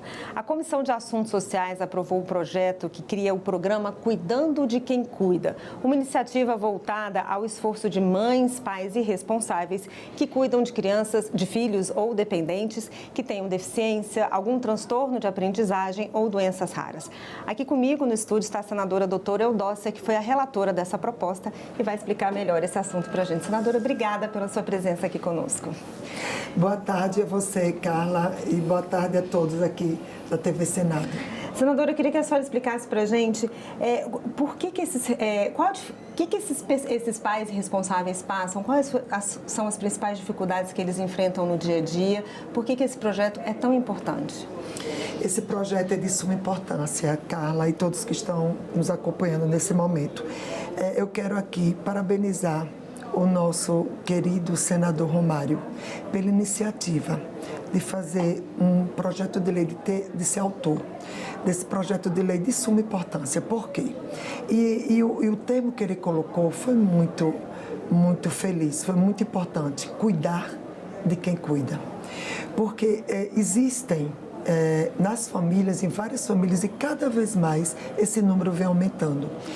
Crianças e adolescentes e adultos jovens, as crianças que se tornam adultos jovens, elas têm transtorno do desenvolvimento, são crianças que têm algum tipo de deficiência e nós chamamos de pacientes atípicos. Então, pais de crianças ou adolescentes ou adultos jovens atípicos. Então, o que acontece com esse seio familiar? Os pais, na maioria, as mães, mas os pais também são envolvidos, os avós ou qualquer responsável, eles se dedicam integralmente a esses pacientes. Então, o que acontece? Diminui o tempo para esse cuidador, então diminui a autoestima, não tem tempo para trabalhar. Então essa pessoa, ela se sente invisível, ela se sente desvalorizada. E aí começa a vir o cansaço físico, o cansaço mental, a questão do emocional, que mexe muito com essas pessoas, do psicológico, também a parte psicológica que é muito importante. E essas pessoas também não podem trabalhar, como eu acabei de dizer. Então, elas começam a se sentir, de uma certa forma, inúteis. Então, esse projeto veio para levantar essas pessoas no seguinte sentido, de valorizá-las e torná-las visíveis, que infelizmente, na maioria das vezes essas pessoas são invisíveis. Só que esse projeto vai fazer exatamente o inverso. Dizer, olha, eu estou aqui, eu vou criar uma rede de apoio para você mãe, para você pai, para você avô, ou o responsável que cuida desses pacientes, dessas crianças e de adolescentes, como eu já falei. Então, esse projeto vai fazer isso, cuidar de quem está cuidando. E quem ganha com isso? Além do cuidador, a própria criança que está sendo cuidada. Porque ela vai ter mais amor da mãe, do pai que está cuidando, porque essa mãe, esse pai está se sentindo mais valorizado, está tendo uma rede de apoio, está tendo tratamento psicológico, inclusive até terapêutico também, com a parte de psiquiatria. Senadora, exatamente de que forma essa rede de apoio atuaria? O que está previsto no projeto? Que ações? O que está previsto no projeto é nós já aproveitarmos o que nós já temos no sistema SUS e ampliar. De que forma? Essas mães, esses cuidadores, eu falo mães porque 81% dos cuidadores são mães e 55% dessas mães se sentem, como eu acabei de dizer, desvalorizadas, cansadas, estressadas, que é super natural que isso aconteça, óbvio, se dedicam totalmente a essa causa. E aí os pais também agora estão tendo essa iniciativa de também cuidar. Então, voltando à sua pergunta, a maioria são mães, mulheres, mas aí eu vou generalizar mães, pais e cuidadores como um todo. Então, aproveitar o que já tem no SUS, mas o que é que esse projeto traz? Uma abertura maior, uma facilidade maior para esses cuidadores. Por exemplo, a equipe de psicólogos, de psiquiatras, de clínicos e também de terapias ocupacionais, gerar a oportunidade também de lazer.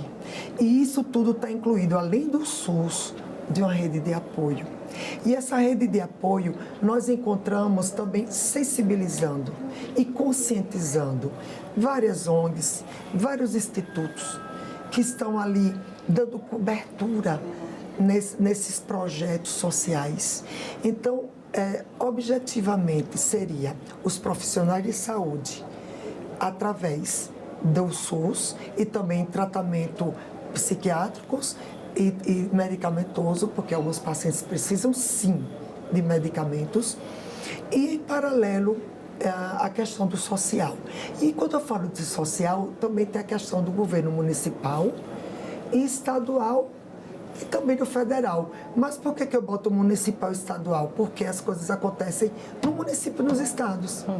Então, tem que ser algo assim de todos, porque, olha, na verdade, cuidar de quem cuida é muito mais, vai muito mais além do que o governo federal, do que o estado, do que o município. É todo um conjunto. Tem que todos estarem de mãos dadas, imbuídos no só sentimento de ajudar essas pessoas. Então, os prefeitos, os governadores e a presidência da República, através dos seus ministérios, trabalhar de mãos dadas para fornecer essa rede de apoio junto com as ONGs, com os institutos. Então, é disso que nós estamos falando. Senadora, uma vez eu entrevistei uma mãe que tem um filho com uma doença rara e que depende completamente dela. Ela deixou o emprego e uma das coisas que ela falou assim, eu luto muito pela saúde dele e, ao mesmo tempo, eu torço para que ele morra antes de mim. Porque se eu morrer primeiro, não tem quem cuide dele. E aí entra a questão da saúde mental, porque ela falava assim, como que é lidar com isso tudo? Sim. É um dilema comum nas mães que têm filhos com É um dilema comum e é muito fácil de entender, porque essas mães, primeiro que elas se anulam para cuidar do seu filho. E aí elas têm medo de que alguém não faça o que ela faz. E realmente amor de mãe é um amor único.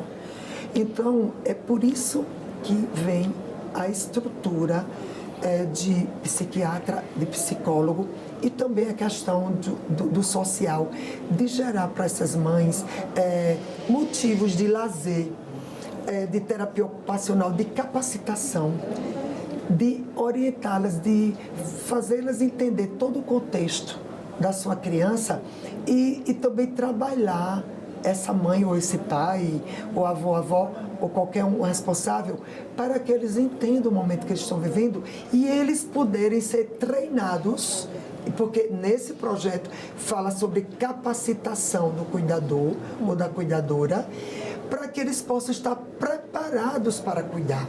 E aí, a partir desse momento, eles já vão tirando aquele peso da responsabilidade, porque eles vão entendendo, bom, se eu estou sendo preparada para cuidar do meu filho ou de um ente querido, eu também posso chamar minha mãe, posso chamar minha irmã, meu irmão, meu tio, para junto comigo fazer esse curso de capacitação. Porque um desfecho, né, da mãe ou pai primeiro, enfim, ter alguém que possa dar esse subsídio e ela se sentir segura. Porque ela não vai se sentir só. Porque o que acontece, Carla? A maioria dessas mães, desses cuidadores, se sentem solitários. A maioria. E esse projeto visa isso.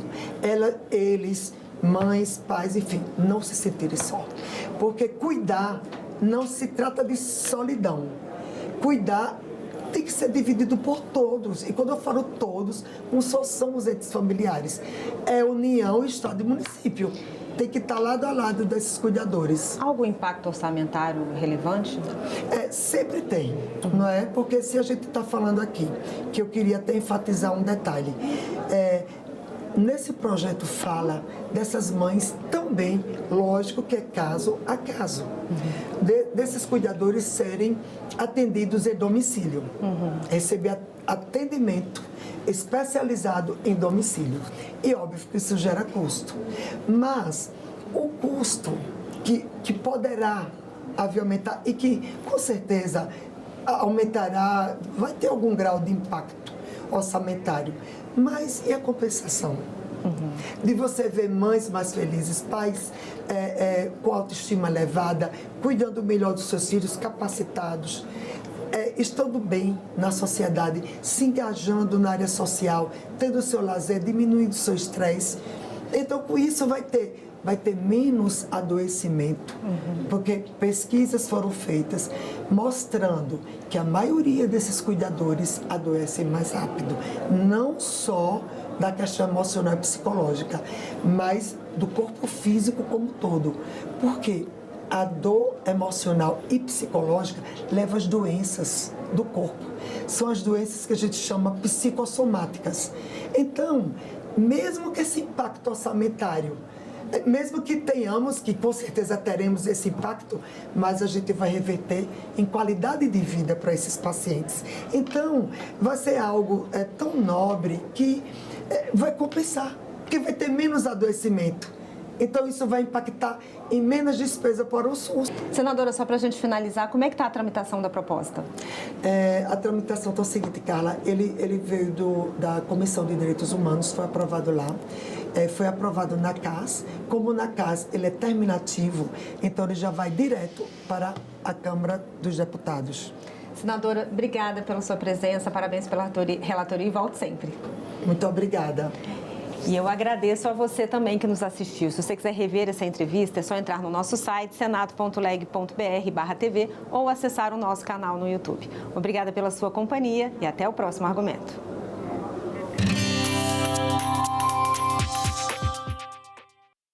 Quer entender tudo sobre as eleições do Brasil?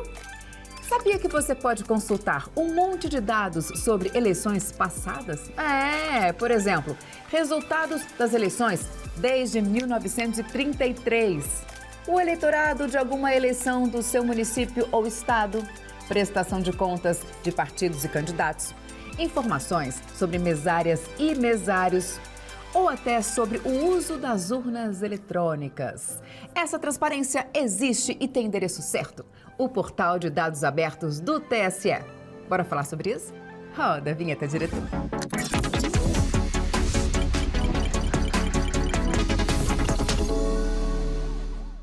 Os dados abertos estão disponíveis para quem quiser consultar. Jornalistas, pesquisadoras e pesquisadores, cientistas políticos, juristas, para o público em geral. É um lugar para estudar, investigar, saber mais. O objetivo da ferramenta é facilitar o acesso a informações oficiais e fortalecer a transparência da Justiça Eleitoral. E o portal também ajuda a combater a desinformação, especialmente durante as eleições, porque lá tem tudo documentado. E também é um recurso importante para quem trabalha com pesquisas e estudos acadêmicos sobre a justiça eleitoral. Vem comigo que eu vou te mostrar o portal na prática. Logo na página inicial, a gente encontra uma ferramenta de busca que facilita o acesso aos dados desejados. Do lado direito da tela estão os 3 principais menus: conjuntos de dados, organizações e grupos. No primeiro, é possível consultar resultados de eleições desde a criação da Justiça Eleitoral, com detalhes sobre apuração de votos e até dados de pesquisas de boca de urna. Já na área de organizações, o público tem acesso a informações publicadas por diferentes assessorias e secretarias do TSE. E no menu Grupos, o usuário pode reunir e catalogar dados relacionados a um projeto específico ou tema de interesse, tipo comparecimento e abstenção e pesquisas eleitorais. E tem mais: se alguém sentir falta de algum dado, identificar algum problema ou tiver alguma dúvida, é só acessar o menu Contato no portal de dados abertos. Então é isso, não deixe de seguir a gente nas redes sociais, hein? E lembre-se, quanto mais você souber e pesquisar, melhor e mais consciente vai exercer o seu direito de votar. Tchau! O mundo cabe dentro de um museu. É só entrar e deixar a curiosidade te guiar. Ciências, descobertas, invenções e curiosidades. No Museu de Ciência e Tecnologia, máquinas, invenções, experiências e desafios mostram como a humanidade transformou o mundo e como você também pode transformar. Museus, onde o passado encontra o presente e inspira o futuro. Visite, descubra, valorize. O maior desafio dentre eles é realmente a gente oportunizar a prática esportiva. O esporte ainda é esse espaço que a gente tem de socialização, né, de humanização. Ele ajuda uma criança a desenvolver outras habilidades inclusive hoje essas muito requisitadas no mercado de trabalho. Em discussão, nesta quinta, 20h, aqui na TV Senado. Algumas pessoas, elas têm uma vulnerabilidade maior e outras menores.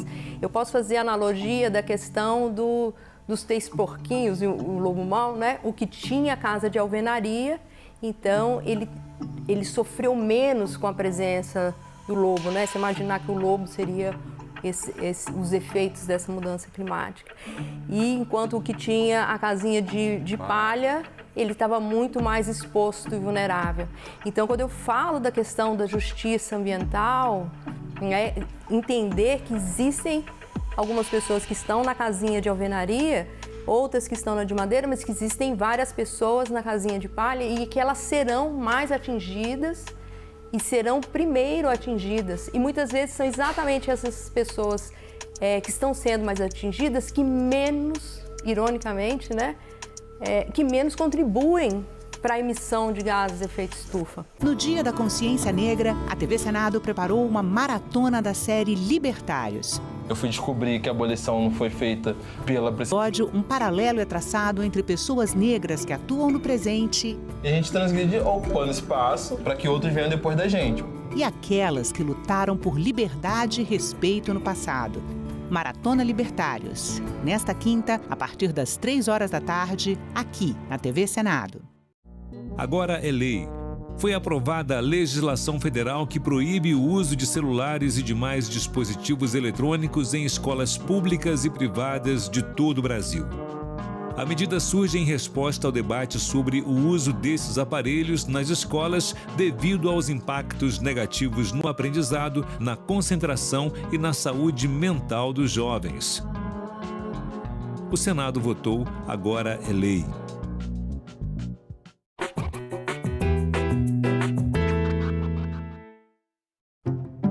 Em 1824, um movimento denominado Confederação do Equador marcou profundamente a história do nosso país.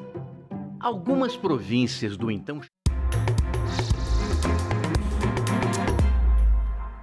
Olá, estamos de volta, são 9 horas e 23 minutos. A CPI do crime organizado está começando nesse momento. É uma reunião para ouvir o diretor de inteligência penal da Secretaria Nacional de Políticas Penais, Antônio Glauter de Azevedo Moraes, e o promotor de justiça do MP de São Paulo, Lincoln Gaquia, que tem atuado no GAECO na investigação da organização criminosa Primeiro Comando da Capital, o PCC. Antes de iniciarmos os nossos trabalhos, submeto a Acompanhe. plenária dispensa da leitura e aprovação da ata da segunda reunião realizada ontem, 18/11/2025. Senadores e senadoras que aprovam permaneçam como se encontra. A ata está aprovada e será publicada no Diário do Senado Federal.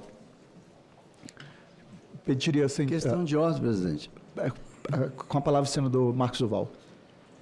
Queria solicitar aqui, por questão de ordem, a presidência que adote provisoriamente o formato 5x5x5, ou seja, o senador faz a pergunta, o depoente responde e o senador fecha a pergunta, com base no artigo 89 do Regimento Interno do Senado Federal, que fala sobre CPIs.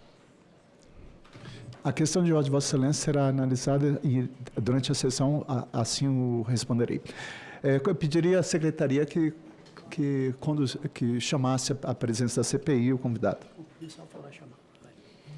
Senador, tem uma assessora dele que pediu para ficar ao lado, só para o Ministério de Informação. Pode ser, pode.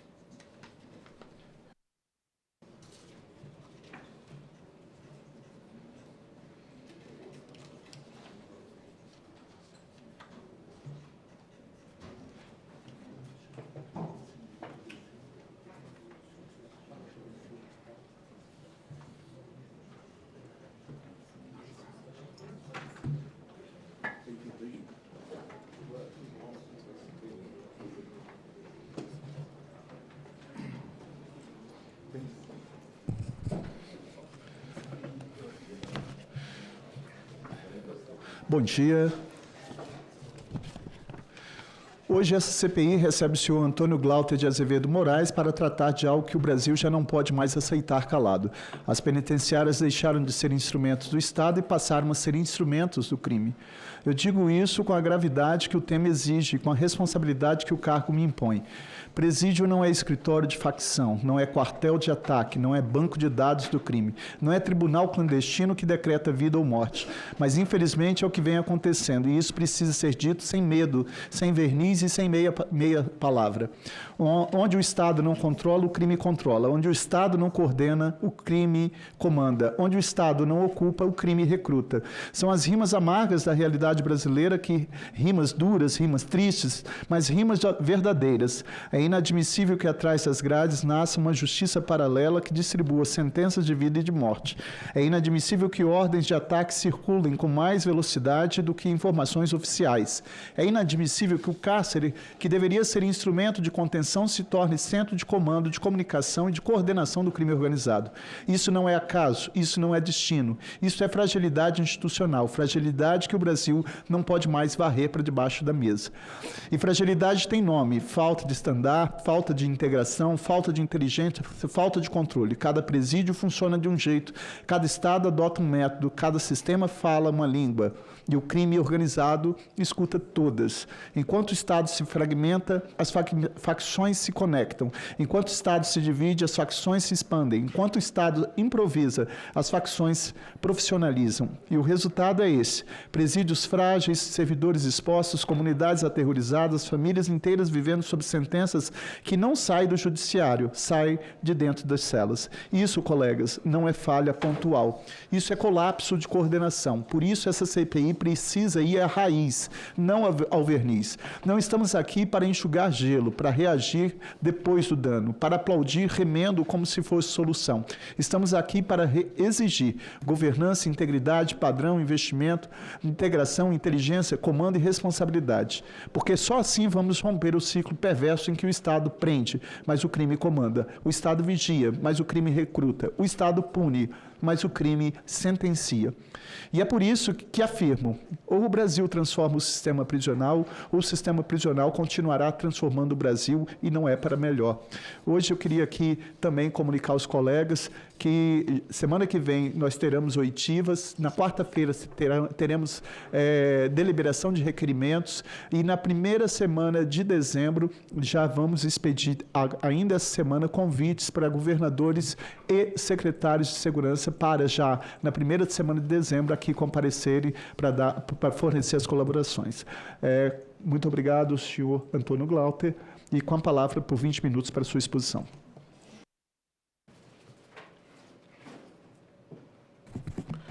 Bom dia a todos e a todas. Cumprimento o excelentíssimo senador Fabiano Contarato, presidente dessa Comissão Parlamentar de Inquérito, excelentíssimo senador Alessandro Vieira, relator da Comissão Parlamentar de Inquérito, excelentíssimo senador Hamilton Mourão, vice-presidente dessa comissão.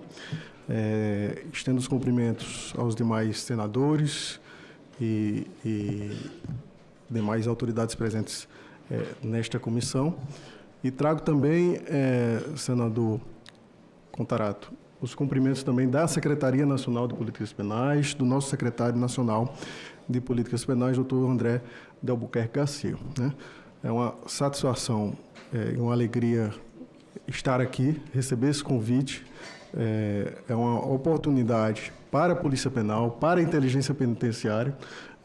Enxergo isso como uma vitrine de trazer a esse debate, para essa comissão, que discute um tema importantíssimo para o nosso país, que é justamente a repressão e enfrentamento a essas organizações criminosas, o trabalho que é feito pela Inteligência Penitenciária, um trabalho árduo, pesado, e de uma polícia que sofre de um problema muito grave, que é a invisibilidade. Normalmente, a Polícia Penal ela está nas manchetes dos jornais quando há algum fato negativo, uma rebelião, uma fuga, e é um trabalho que é feito pelos policiais penais federais, pelos policiais penais estaduais, de forma sigilosa, pouco vista pela sociedade. Então, em condições muitas vezes precárias. Então, a questão prisional brasileira é uma questão com problemas históricos, problemas orgânicos, problemas que não são deste governo anterior, mas de longa data. E hoje, e é importante estar aqui, enquanto inteligência penitenciária, e tratar do tema organizações criminosas, porque aqui no Brasil essas organizações elas surgiram justamente em ambiente prisional. Dentro do ambiente prisional, pelo menos as duas principais facções criminosas brasileiras, elas surgiram no ambiente criminal, no ambiente prisional. Uma na década de 70, no Rio de Janeiro, a outra na década de 90, em São Paulo, uma época em que o mundo era um mundo analógico, não era o mundo digital que hoje vivemos, e aí foi um ambiente propício ali para que esses presos eles se associarem e se unirem com um ideal de liberdade, de justiça, de paz, para fazer frente ao Estado, um Estado opressor, um Estado que não cumpria as normas que estavam previstas. Esse é o ideal, esse é o lema que essas facções na época carregavam, né, de assistência mútua frente ao Estado opressor, que não cumpria a lei de execução penal, e essas uniões que ocorreram inicialmente ali no ambiente prisional, elas tomaram as ruas, né? E hoje a gente tem esse problema que, como eu digo, surgiu no ambiente prisional, diante desse contexto histórico, problemas históricos, problemas estruturais que o sistema prisional tem, carrega até hoje, tanto que na DPF, na Arguição de Descumprimento do Preceito Fundamental 347, a nossa Suprema Corte declarou estado de coisas inconstitucional do sistema prisional. Então, enxergo hoje estar aqui e poder trazer o que é feito pela inteligência prisional, pela inteligência penitenciária brasileira, uma vitrine importante do que esses guerreiros dos policiais penais, federais e estaduais, realizam em condições muitas vezes precárias, né? Então, é importante trazer esse contexto das facções criminosas aqui no Brasil, esse cenário dessas organizações que se instalaram e se criaram e surgiram nesse ambiente prisional. A inteligência penitenciária ela foi forjada nesse ambiente, então, à medida que essas facções que surgiram no ambiente prisional começaram a impactar o sistema prisional, surgiu a necessidade da produção de conhecimento, uma produção de conhecimento que hoje assessora e subsidia os órgãos de persecução penal, Ministério Público, Polícia Federal, as polícias judiciárias, civil, militar, os gestores de segurança pública. Então, todo o conhecimento que é produzido pela inteligência penitenciária, pela inteligência prisional, é para subsidiar esses órgãos, os gestores, as autoridades, secretários, subsidiar a gestão prisional e os órgãos de persecução penal e também, e principalmente, salvaguardar os ativos do sistema prisional. Então, essa inteligência que foi forjada e iniciou ali no início da década, final da década 90, anos 2000, com essa necessidade de produzir conhecimento e assessorar os gestores, secretários, os órgãos de persecução penal. E aí é importante registrar fatos que ocorreram no ano 2006, principalmente, que foi a grande crise que ocorreu principalmente no estado de São Paulo, envolvendo a facção que opera e que impacta aquele estado e o Brasil inteiro, né? Os senhores talvez se recordem dos salves que ocorreram a partir de unidades prisionais, de toques de recolher, ataques a viaturas, ataques a ônibus, ataques a delegacias, né? Que não se restringiu àquele estado de São Paulo, mas a outros estados, e a partir dali o sistema prisional começou a produzir conhecimento para assessorar e subsidiar os órgãos de persecução penal, a gestão pública e também salvaguardar seus ativos, a proteção dos policiais, a proteção dos juízes de execução penal, proteção dos promotores de justiça que atuam no sistema prisional e proteção também das demais autoridades que trabalham e que enfrentam essas organizações criminosas. Dito isso,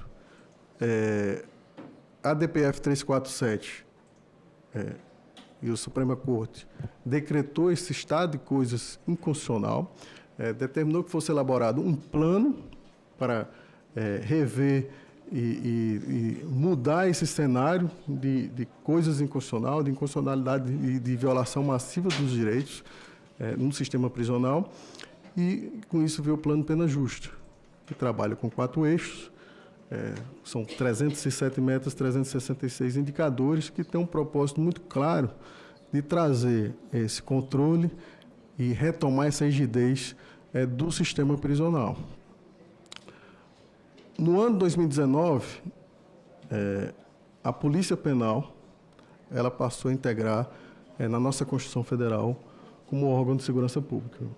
Vejam só, uma atividade que é milenar, apenas no ano 2019 passou a integrar a Polícia Penal como órgão de segurança pública, deixando um recado muito claro de que esse profissional que trabalha na linha de frente, que sofre dessa invisibilidade, embora talvez seja a polícia que mais se expõe à criminalidade, né?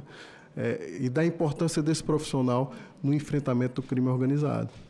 E nesse mesmo ano, 2019, foi criada a Diretoria de Inteligência Penitenciária, hoje denominada Diretoria de Inteligência Penal, como Agência Central de Inteligência, Agência Central de Inteligência Penitenciária.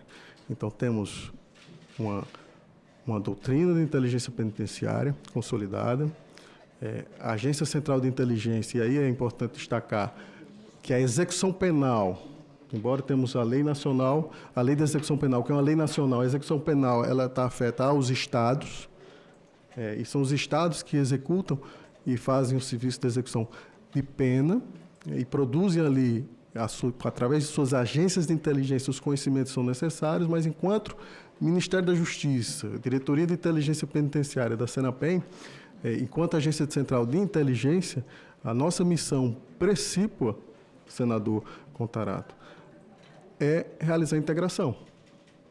Além de estruturar, fomentar, capacitar, a nossa missão precípua é promover a integração. Porque o crime, ele não se restringe ao estado X, A, B ou C. Né? Então, hoje temos no Brasil, pelo nosso último mapa, o mapa deste ano, 90 organizações criminosas que atuam em nosso país. Grande parte delas, 74, nós classificamos como facções locais que atuam a nível estadual. 2 a nível nacional e transnacional e outras 14 a nível regional, que impactam ali 2, 3. É um mapa que é um produto da inteligência penitenciária, coordenado pela Diretoria de Inteligência Penitenciária, que, como produto da inteligência penitenciária, subsidia todos os órgãos de inteligência da Secretaria de Segurança Pública, das Secretarias de Administração Penitenciária, das Polícias Federal, Polícia Civil, todos ABIN.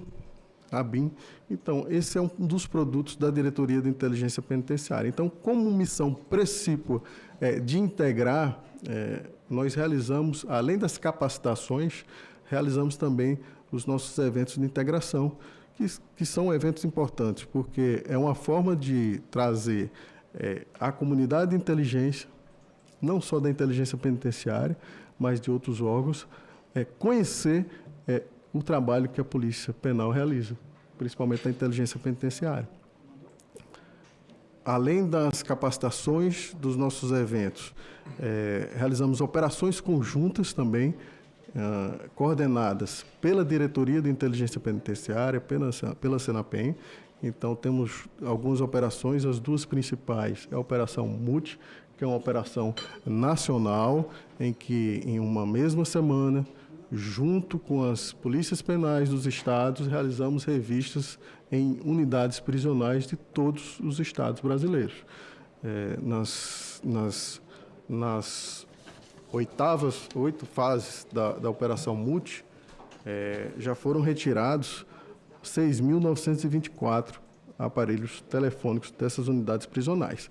É uma operação nacional, é uma forma de enfrentar o crime organizado, de cortar essas comunicações que ocorrem entre o interno com o mundo exterior, mas também trazer um pouco a visibilidade desse trabalho que a Polícia Penal realiza e já realiza ordinariamente. Esse trabalho de revista, ele é realizado de forma ordinária. Temos também outra operação modelada pela Diretoria de Inteligência Penitenciária, que é a Operação Modo Avião. Utilizamos um equipamento tático de revista eletrônica e, por meio desse equipamento, conseguimos identificar aparelhos telefônicos dentro de unidades prisionais e, inclusive, se necessário, bloquear esses aparelhos. Além da questão da integração com as agências de inteligência, com os profissionais de inteligência da Polícia Penal, realizamos também um trabalho de inovação, prospectando produtos novos para a inteligência. Então, esse ano já modelamos alguns equipamentos que acreditamos ser de interesse e estamos adquirindo esses equipamentos, como o Georradar, que é um equipamento normalmente utilizado na construção civil para a identificação de tubulações. Então, é um equipamento que está em processo de aquisição para que possamos operar em conjunto com os estados para a identificação de túneis e cavidades em paredes, raio-x portáteis, equipamentos que nós utilizamos também para a revista eletrônica. Temos uma divisão de integração, temos policiais penais federais da inteligência, da Senapen, da Diretoria de Inteligência, nas principais regiões do país, em São Paulo, no Rio de Janeiro, são pontos focais que nos ajudam. Temos a participação da Senapen, por meio da Polícia Penal Federal, nas FICOS, as Forças Integradas de Combate ao Crime Organizado, é um projeto estratégico do Ministério da Justiça, coordenado pela Polícia Federal.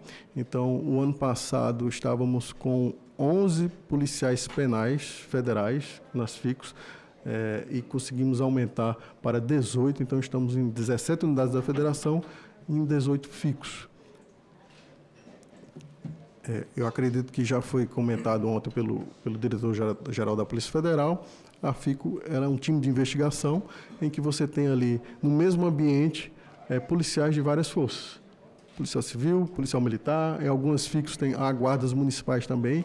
A Polícia Penal Estadual também compõe as FICOS e em pelo menos 18 FICOS temos também os policiais penais federais.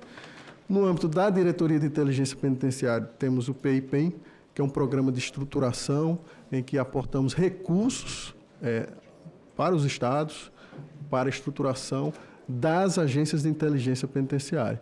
Então, ano passado, fizemos um reforço de 10 milhões, um total de 44 milhões destinados pela Senapen para essas agências de inteligência penitenciária. E temos também, e considero talvez o produto mais importante da nossa inteligência penitenciária brasileira, a nossa RENIPEN, a nossa Rede Nacional de Inteligência Penitenciária.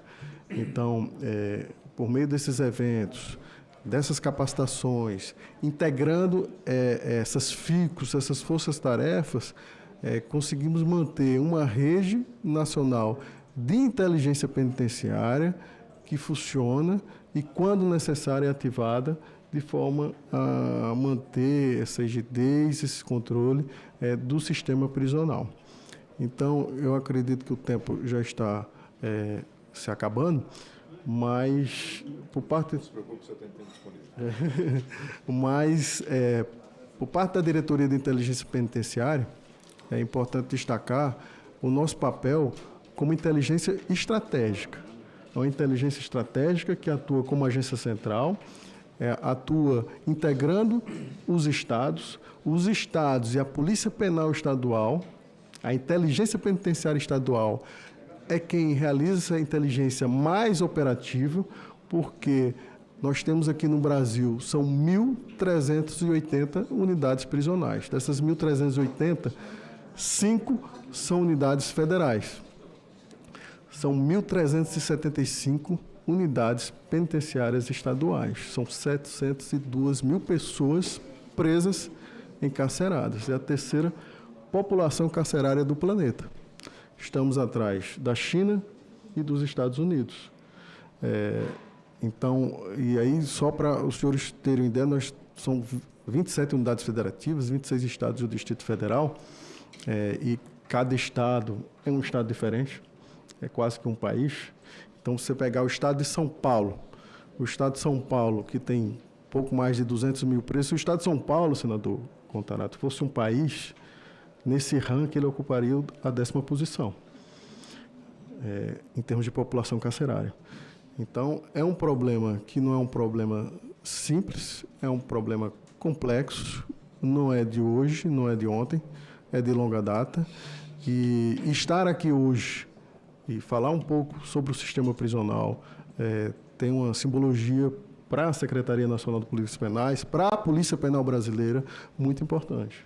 Porque essas organizações criminosas, elas surgiram e nasceram diante de um contexto de problemas estruturais, orgânicos do sistema prisional, né? E isso é importante dizer, porque sofre e afeta a sociedade, afeta o preso que está lá, afeta familiar de preso e afeta principalmente o policial penal. que trabalha em um ambiente hostil e sem as condições adequadas para desempenhar a sua função. Então, dito isso, agradeço mais uma vez o convite e estou à disposição. Questão de ordem, presidente. Muito obrigado, senhor Antônio Glauter, pelas suas colaborações. Com a palavra, o senador Marcos Duval, pela questão de ordem. Até o interesse até do relator, porque aqui no regimento interno, fala no artigo 109 e 110, as comissões também podem serem deliberadas de forma sigilosa, mantendo o sigilo da informação da área de inteligência sem expor o agente público que está ainda em atividade. E isso é uma decisão feita pelo próprio presidente, por natureza sigilosa. Tem a Lei 1579/1952, artigo 3º, parágrafo 2º, reconhece a reunião secreta e garante ao depoente o direito a advogado, inclusive nesse ambiente. Eu aconselho que, acho que para ter mais liberdade, o relator ter bastante liberdade nas perguntas, que essa sessão possa ser sigilosa. Consulta o relator se há a necessidade, eu particularmente como presidente não vejo necessidade, mas... Não, no momento não há necessidade e efetivamente, né, a gente milita nessa área com formação adequada na área de inteligência policial e de segurança pública. Caso a gente chegue ao ponto de demanda de informação sensível, de investigação em andamento, naturalmente a gente vai fazer sigiloso, solicitar sigiloso e a comissão vai deliberar. Mas no momento não. Eu acho que a gente tem que avançar, na verdade, em informações públicas. Como expressou muito bem o doutor Antônio Glauter, a Polícia Penal por muito tempo foi invisível. O presídio é um depósito de gente. E não funciona assim, não deve funcionar assim. Então, justamente o que a gente vai fazer nessa sessão é dar uma máxima visibilidade ao trabalho desses homens e mulheres que estão, eles sim, numa linha de frente de confronto extremamente difícil. E a gente precisa ter esse momento de visibilidade. Mas se chegarmos nesse ponto, certamente vamos ter cuidado. Perfeitamente, essa presidência entende da mesma forma. Agora concedo a palavra ao relator para seus questionamentos. Obrigado, senhor presidente. Doutor Antônio Glauter, o senhor tocou rapidamente, mas eu preciso da repetição dos dados. Particularmente, vagas disponíveis no Brasil, número de vagas necessárias considerando os apenados brasileiros. Senhor relator, o sistema prisional brasileiro, nós temos 702 mil pessoas encarceradas. As vagas, a capacidade é de 500.381 vagas e são dados que são públicos, inclusive me faltou falar essa parte de dados, concentração de dados. Nós temos os SISDEPEN estatísticos, são dados agregados e são ciclos semestrais em que realizamos esses levantamentos das informações penitenciárias. Fica a cargo também da Diretoria de Inteligência Penitenciária. Então temos 500 mil, em torno de 500 mil vagas para 702 mil presos, o que dá uma superpopulação carcerária aí, um déficit de vagas em torno de 40%. O senhor tem uma dinâmica de circulação desse preso, tempo de permanência? Como é que flutua a população carcerária? O senhor tem esse dado levantado? Não, esses dados são dados agregados, né? Não são dados individualizados. Então, essa questão de quanto tempo a pessoa está encarcerada, nós temos dados em relação ao perfil, crimes praticados, isso aí tem no nosso SISDEPEN estatístico. É importante até acrescentar também, eu não sei se o senhor vai perguntar isso, mas é um levantamento que foi feito já, para suprir esse déficit de vagas, de mais de 200 mil vagas, precisaria em torno de 14 bilhões de reais para a construção de unidades. Veja só que recursos para investimento, para a construção de unidades, para suprir esse déficit de 200 mil vagas. E aí, por óbvio, precisaria de mais um tanto de recursos para custeio dessas unidades, porque vamos precisar de policiais penais, de contratos, de pagar energia, alimentação, né? Então, assim, o Plano Pena Justa, ele foi construído sobre 4 eixos, e o primeiro eixo, que é muito importante, ele trata justamente dessa questão de racionalizar a entrada. E aí não é soltar preso, não é encarcerar ou segregar a liberdade de quem precisa estar encarcerado.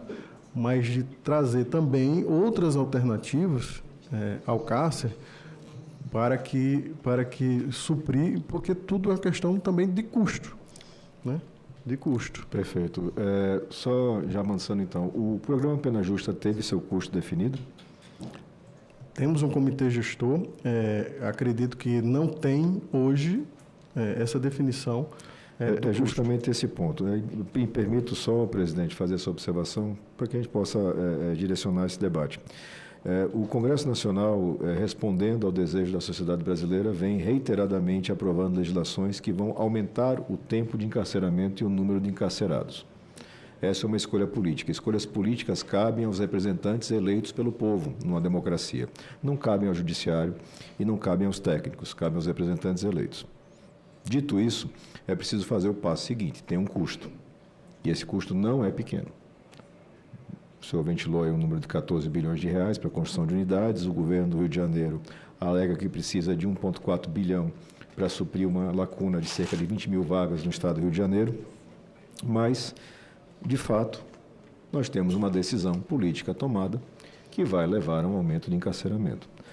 E programas como esse, que já há muito tempo o CNJ pilota, eles levam a esse desvio, porque eu faço a construção de um plano sem cuidar do custo. É bonito, né? O papel aceita tudo, a gente faz qualquer coisa.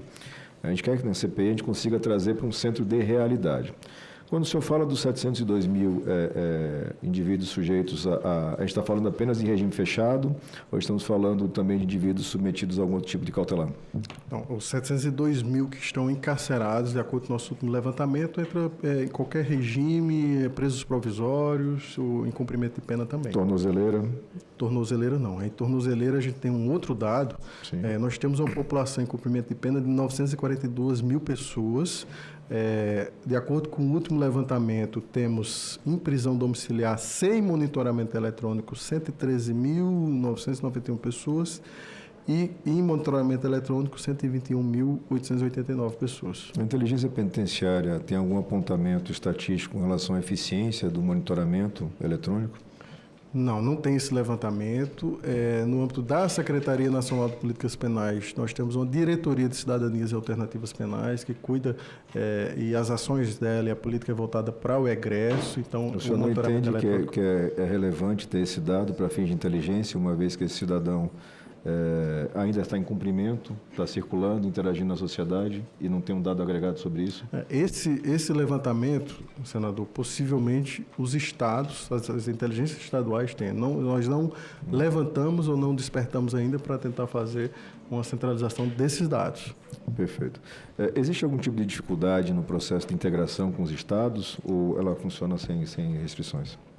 Não, a integração, pelo menos no âmbito da inteligência penitenciária, e integração que o senhor fala, integração de interlocução. Né? Isso, exato. Funciona bem.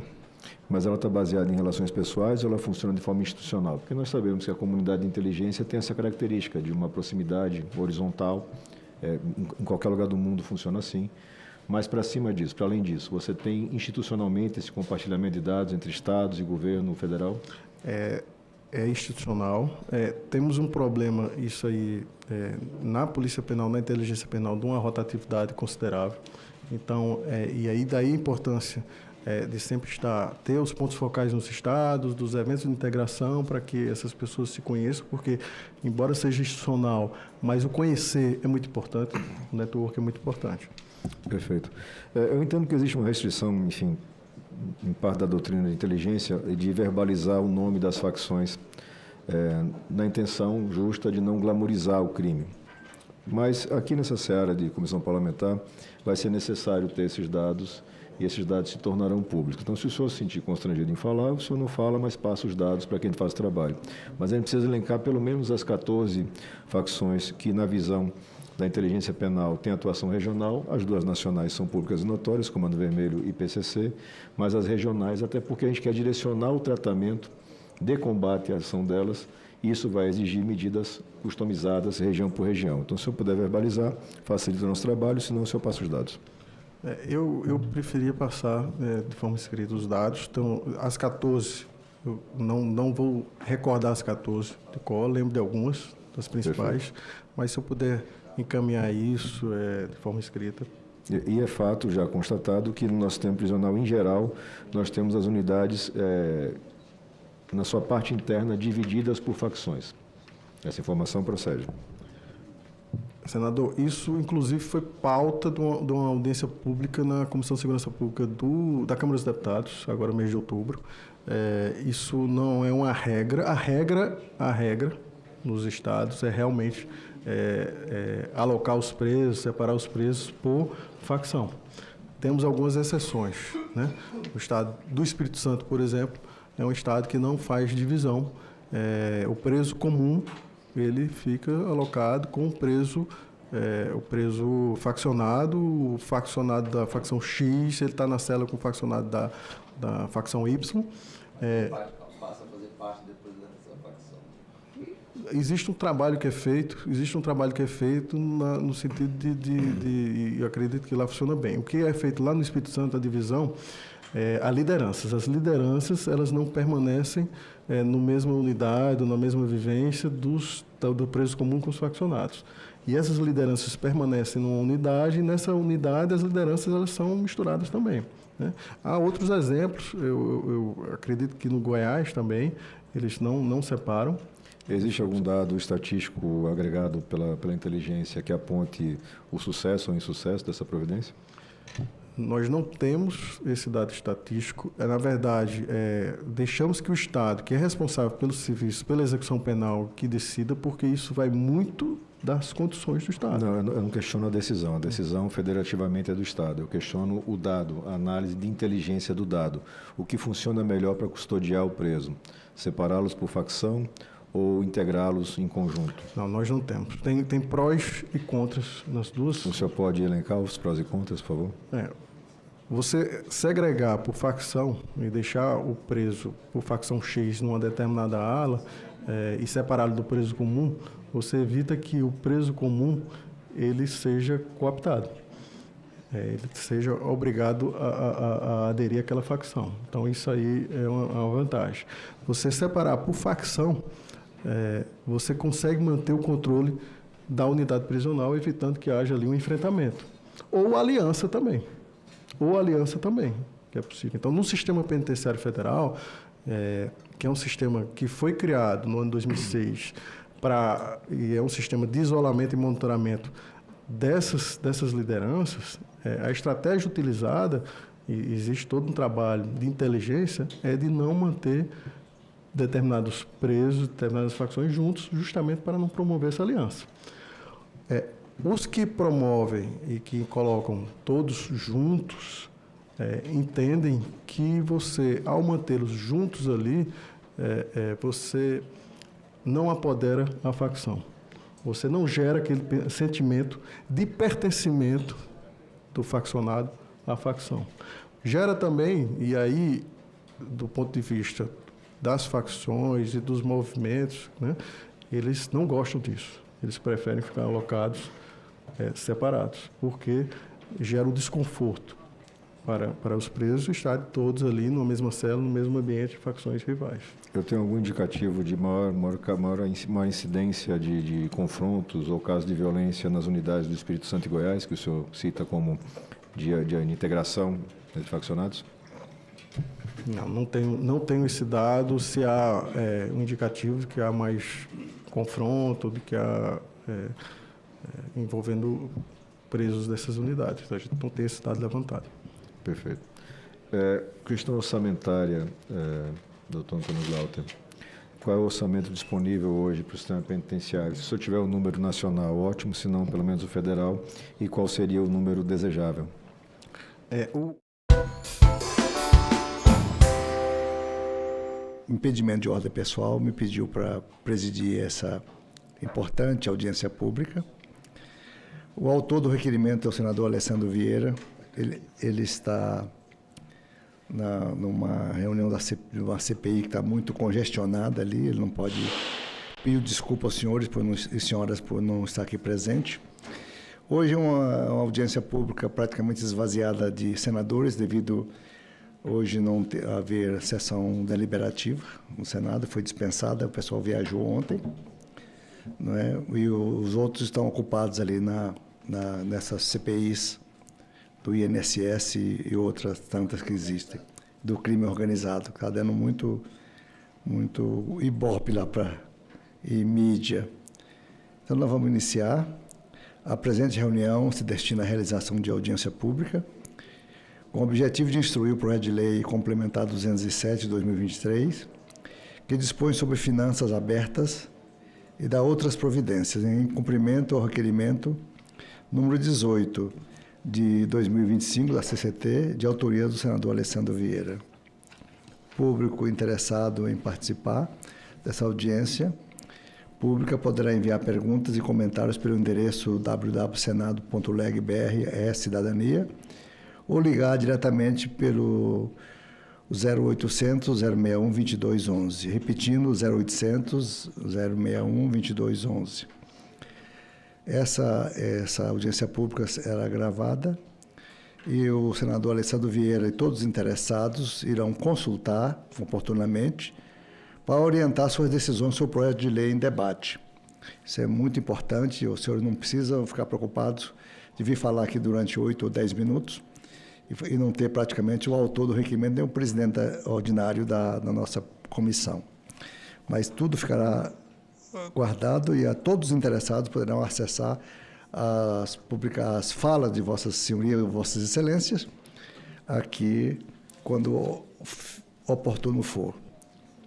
Encontram-se presentes no plenário da comissão João Paulo Rezende Borges, coordenador-geral da regulação do sistema financeiro do Ministério da Fazenda, Janaína Pimenta Atier, ou Atie, consultora do Departamento de Regulação do Sistema Financeiro do Banco Central, Lucas Borges Carvalho, gerente de projetos do Conselho Diretor da Agência Nacional de Proteção de Dados, Hugo Vitor Vecchiato, assessor da presidência do Conselho de Administração e Defesa Econômica CAD, Gabriela Schiffer, chefe da Divisão de Investigação de Sanções Administrativas da Secretaria Nacional do Consumidor, Senacom, Karine Teixeira Rezende Madeira, superintendente de acompanhamento técnico da Confederação Nacional das Empresas de Seguros Gerais, Previdência Privada e Vida, Saúde Suplementar e Capitalização.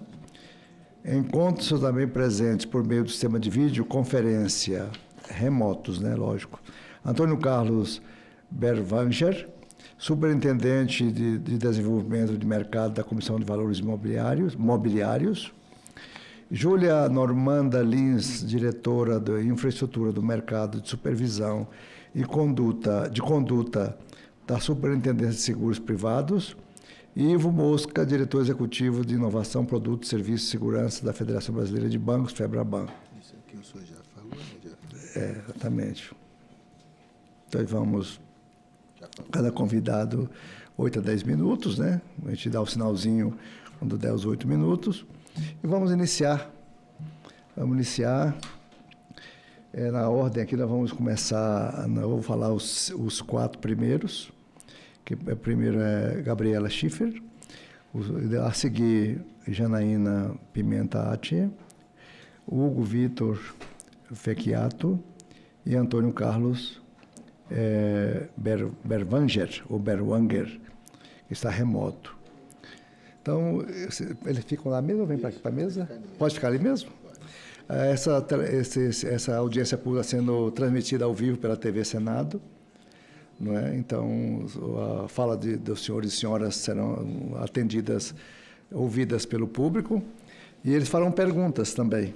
Né? Então, nós vamos retransmitir as perguntas na ordem de chegada. É a participação popular.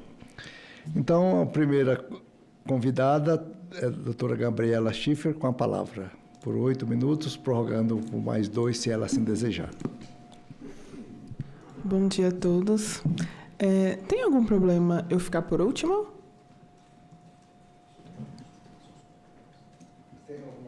Algum dos convidados tem alguma oposição? Então, deixa eu colocar aqui, ela será a nona. Vou botar em 9º lugar aqui. O Ivo Mosca está aí? Remoto. O Ivo Mosca está atento aí por videoconferência? Estou sim, senador. Doutor, o senhor pode usar a palavra para fazer a abertura, mesmo estando remotamente? O Se eu tenho 8 minutos, se eu precisar de mais tempo, o senhor me avisa, tá? Fique bem à vontade. Perfeito. Vossa Excelência Muito está obrigado. com a palavra, doutor Ivo Mosca. Muito obrigado, senador. Eu cumprimento aqui em nome da FEBRABAN, em nome de toda a comissão. Nós estamos aqui hoje trazendo um conteúdo elaborado pela FEBRABAN já desde o início dos trabalhos do Open Finance. Então, nós temos um trabalho hoje e já vem de mais de 6 anos colaborando junto ao nosso regulador, o Banco Central, nessa construção do Open Finance, que é um projeto que transformou ao lado do PIX o nosso setor financeiro. Tá? E para trazer um pouco dos principais aspectos aqui, é importante começar explicando um pouco de como funciona o nosso sistema financeiro aberto, o Open Finance, né? E ele tem algumas características. Acho que o primeiro ponto importante colocar é que o Open Finance não trata apenas de compartilhamento de dados, mas também de serviços financeiros ou iniciação de transações de pagamento nesse momento. E quais são as principais características desse ecossistema? Ele é descentralizado, né? Ou ele tem uma relação peer-to-peer, com uma comunicação bilateral direta entre as instituições, ou seja, não existe nenhuma entidade central que acumula dados de clientes ou traz algum risco de exposição. Então, toda a transação ocorre pressupondo o nosso item 2 aqui, que é o consentimento expresso, específico e explícito do cliente para que ele, na instituição transmissora, autorize este consentimento que foi dado na instituição que vai receber estes dados. Tá? Apesar de não ter uma entidade central onde os dados são armazenados, há toda uma infraestrutura central para controle e registro operacional dos participantes, então das instituições que hoje participam do Open Finance, e tudo isso feito com os quesitos e tecnologias de ponta para garantir a máxima segurança nessa conexão que hoje se dá entre os participantes. Tá? E claro que todos esses padrões tecnológicos, eles são definidos por uma governança instituída pelo Banco Central, na qual apresentam-se as propostas e o Banco Central é quem tem a palavra final para efetuar esta regulação ou para que nós possamos seguir com os avanços dessas frentes. Tá? Alguns dados para a gente colocar sobre a evolução do ecossistema. Hoje já são mais de 71 milhões de usuários, né? Mais de 111 milhões de consentimentos dados para compartilhamento de dados, são mais de 4 bilhões de chamadas semanais, hoje já batendo até mesmo em 6 bilhões de chamadas. Significa que a gente hoje tem tantas chamadas ou mais chamadas de compartilhamento de dados do que transações de PIX dentro de cada mês. São hoje 39 instituições financeiras, instituições de pagamento consumindo e transmitindo dados. Tá? Na parte de iniciação de pagamentos, os números são mais modestos, ainda há uma série de evoluções a serem feitas, mas a iniciação de pagamentos hoje tem cerca de 6 milhões de iniciações mensais. Tá?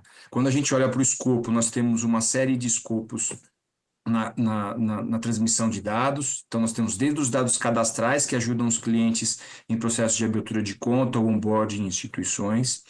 Temos todos os dados de conta, cartões, aqui, então, a nível transacional, então, todas as transações realizadas pelos clientes, produtos contratados de empréstimo, investimentos e câmbio, com nível de detalhe que traz, inclusive, o preço pago por este cliente, as taxas de juros, o custo efetivo total, no caso de empréstimos. No caso de investimento, você tem a remuneração, as datas de aportes, então, de forma que a instituição que está recebendo o dado consiga ofertar produtos equivalentes, mais baratos ou mais eficientes que aquilo que o cliente tem em mãos.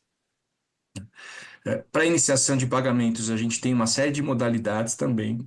Então, a gente tem desde a iniciação do PIX, de forma única, o PIX agendado, o PIX automático, que é equivalente ao débito automático, e temos também as transferências inteligentes, na qual o cliente dá um consentimento para que a instituição movimente o recurso entre as contas de mesma titularidade deste cliente, que também é um processo de bastante inovação.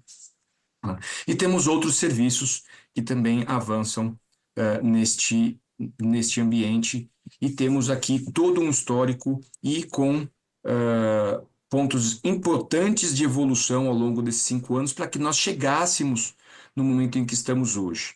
Então, nós tivemos todo um trabalho de propostas sobre os principais elementos de regulação. Então, esse foi um trabalho feito junto ao Banco Central, utilizando à época referências internacionais, como Reino Unido e Austrália.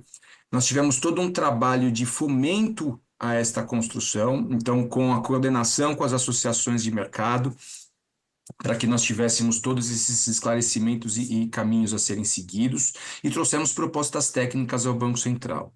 Em 2020, foi o ano da concepção, onde tiveram diversas rodadas de trabalho junto ao regulador, com a liderança da criação de toda essa governança inicial, para que nós conseguíssemos estruturar e chegássemos no momento da associação do Open Finance hoje vigente e responsável pela governança do ecossistema. E em 2021 tivemos todas as estruturações, as especificações técnicas desenhadas com avanços muito além das outras geografias internacionais, no caso, o Reino Unido, que estava mais avançado naquele momento, e tivemos os primeiros avanços em implementação e desenvolvimento de monitoramento de performance. Entre 2022 e 2025, nós tivemos todo um trabalho ativo com as discussões técnicas junto com o mercado, criando a nova estrutura, avançando e corrigindo erros, claro, por todo o nosso processo pioneiro de avanço em uma série de escopos, que, claro, acabaram trazendo novos aprendizados, e esses aprendizados ainda seguem adiante para que nós consigamos avançar com o ecossistema. Tá? Quando a gente olha para estes erros, o que nós temos de dores hoje presentes que são importantes de serem compartilhados.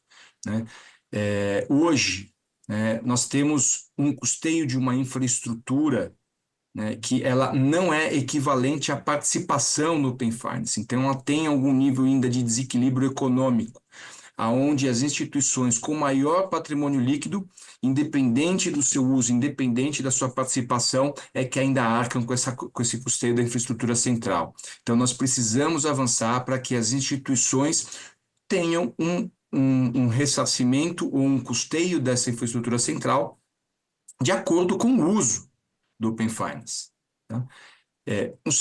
Uma segunda questão ainda a ser resolvida é que o poder de voto não é atrelado ao custeio, gerando algum desequilíbrio. Então, hoje, nós temos 11 bancos principais que têm 18% dos votos, mas que arcam com 50% dos custos. Então, também é um ponto que deve ser trazido ao nível de equilíbrio econômico. E temos também toda a ausência de ressarcimento de custos gerados pelo consumo do ecossistema. Então, hoje, todos os investimentos para se disponibilizar estas informações, elas não são ressarcidas por quem utiliza esses dados. É claro que o princípio do Open Finance traz um nível de gratuidade, mas isto significa que você ter acesso aos dados do cliente, você compartilhar esses dados, deveria ter um nível de gratuidade, e a partir do qual, se esse consumo ele for muito excessivo ou onerar a infraestrutura de quem está transmitindo, deveria-se haver um ressarcimento desses custos. Afinal, esses dados estão sendo utilizados para monetizar ou gerar novos serviços no cliente, para o cliente na instituição recebedora. Tá? Hoje nós temos uma série de preocupações que ainda continuam avançando. Com todo esse cenário de segurança, a gente precisa continuar olhando para o ecossistema e protegendo, pois o maior ativo do Open Finance é a segurança dos dados do cliente. Então, nós temos que evitar de chegarmos em um momento onde estes dados estejam disponíveis ou sendo acessados por instituições não reguladas pelo Banco Central. Então, este é um ponto importante e no qual nós devemos colocar como prioridade à frente de ação. E aqui a gente, inclusive, tem 2 exemplos importantes na coleta de consumo de dados. a transparência dada ao cliente de para que esses dados estão sendo utilizados. Então, isso é muito importante, pois hoje existem instituições que estão coletando esses consentimentos e repassando esses recursos para fora do ecossistema financeiro, para instituições não reguladas. E aqui a gente precisa de uma ação imediata para tratar sobre esse assunto. Então, por fim, quais são as recomendações que nós deixamos ao projeto? O primeiro é que se mantenha a governança setorial, ou seja, manter as competências regulatórias de forma direcionada e setorialmente. Então, no caso do setor financeiro, o nosso Banco Central deveria ser e se manter o único responsável pelo Open Finance. Gerar qualquer delegação de dados abertos para um grupo maior ou que trate benefícios apenas equivalentes a diversos setores vai trazer um nível de mediocridade para todos os sistemas de compartilhamento de dados abertos, independente do setor financeiro ou não. Então, há uma preocupação do nosso setor de que o nosso regulador, ou o Banco Central e o Conselho Monetário Nacional se mantenham única e exclusivamente a gestão do Open Finance. Segunda questão, a gente precisa legislar aqui em princípios mais básicos do Open Finance. Então, hoje a gente tem uma agenda tecnológica que ela é dinâmica, ela tem um nível de velocidade muito grande e ela traz aqui uma menor complexidade para avanços e modificações. Então, a gente tem que focar este projeto de lei em princípios e definições básicas. Se a gente tentar trazer questões específicas ou hoje já contempladas em normas, a gente corre um risco de engessar o avanço e a inovação proposta por esse ecossistema que traz novas possibilidades. Um terceiro ponto, que é a redução de assimetrias, ou seja, a gente precisa reduzir as assimetrias de custeio, a falta de ressarcimento, equilibrar o poder de quem toma hoje as decisões. Então, hoje nós temos 11 cadeiras, das quais 9 são instituições associativas ou associações de classe, na qual, por exemplo, hoje os bancos responsáveis por 85% do depósito bancário, mais de 60% da concessão de crédito, hoje tem apenas 18%. Hoje a gente tem fintechs ou associações de fintechs que detêm mais poder do que as instituições bancárias tradicionais. Isso precisa ser corrigido. E tudo isso trazendo aqui o nível de ressarcimento adequado e modelo econômico. E claro, como eu coloquei, a segurança e transparência como princípio fundamental, pois no mundo de compartilhamento de dados, a segurança é o fator principal e primordial para o sucesso e para a confiança dos clientes ao compartilharem os seus dados, seja no setor financeiro, seja em outros setores. Com isso, eu finalizo a minha apresentação e agradeço a oportunidade. O senhor pode ficar aí aguardando, vamos fazer uma rodada de 4 palestrantes, tendo perguntas, dirige ao senhor e aos outros, não tendo, aí o senhor fica à vontade para ficar na sala ou se retirar para outra atividade. Vamos dar continuidade. Eu passo a palavra para Janaína Pimenta Atier. É isso mesmo? Atier, correto. Perfeito. Bom dia a todos. Primeiramente, quero começar cumprimentando senhores e senhoras senadoras, demais colegas participantes da mesa e toda a audiência. Quero iniciar aqui a minha fala trazendo um pouco do panorama de funcionamento do sistema financeiro aberto, Open Finance, como a gente se acostumou a chamar. Acho que o colega da FEBRABAN já trouxe aí um panorama que já vai poupar aqui um pouco do meu relato, então a gente já pode focar em alguns aspectos complementares. Bom, editamos Banco Central e Conselho Monetário Nacional, primeira regulamentação, o arcabouço regulatório do Open Finance em 2020. Recentemente comemoramos 5 anos, né, desse marco.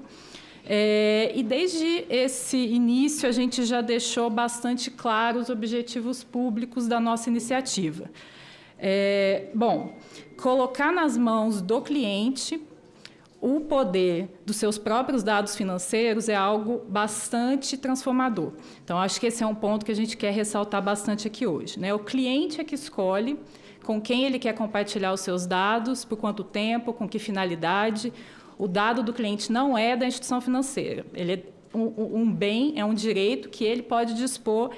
E isso muito em linha com a LGPD, né? O Open Finance vem a ajudar a operacionalizar a LGPD, que também é um arcabouço que trouxe assim, uma virada de chave para vários setores da economia, inclusive para o nosso, né? Para o segmento financeiro.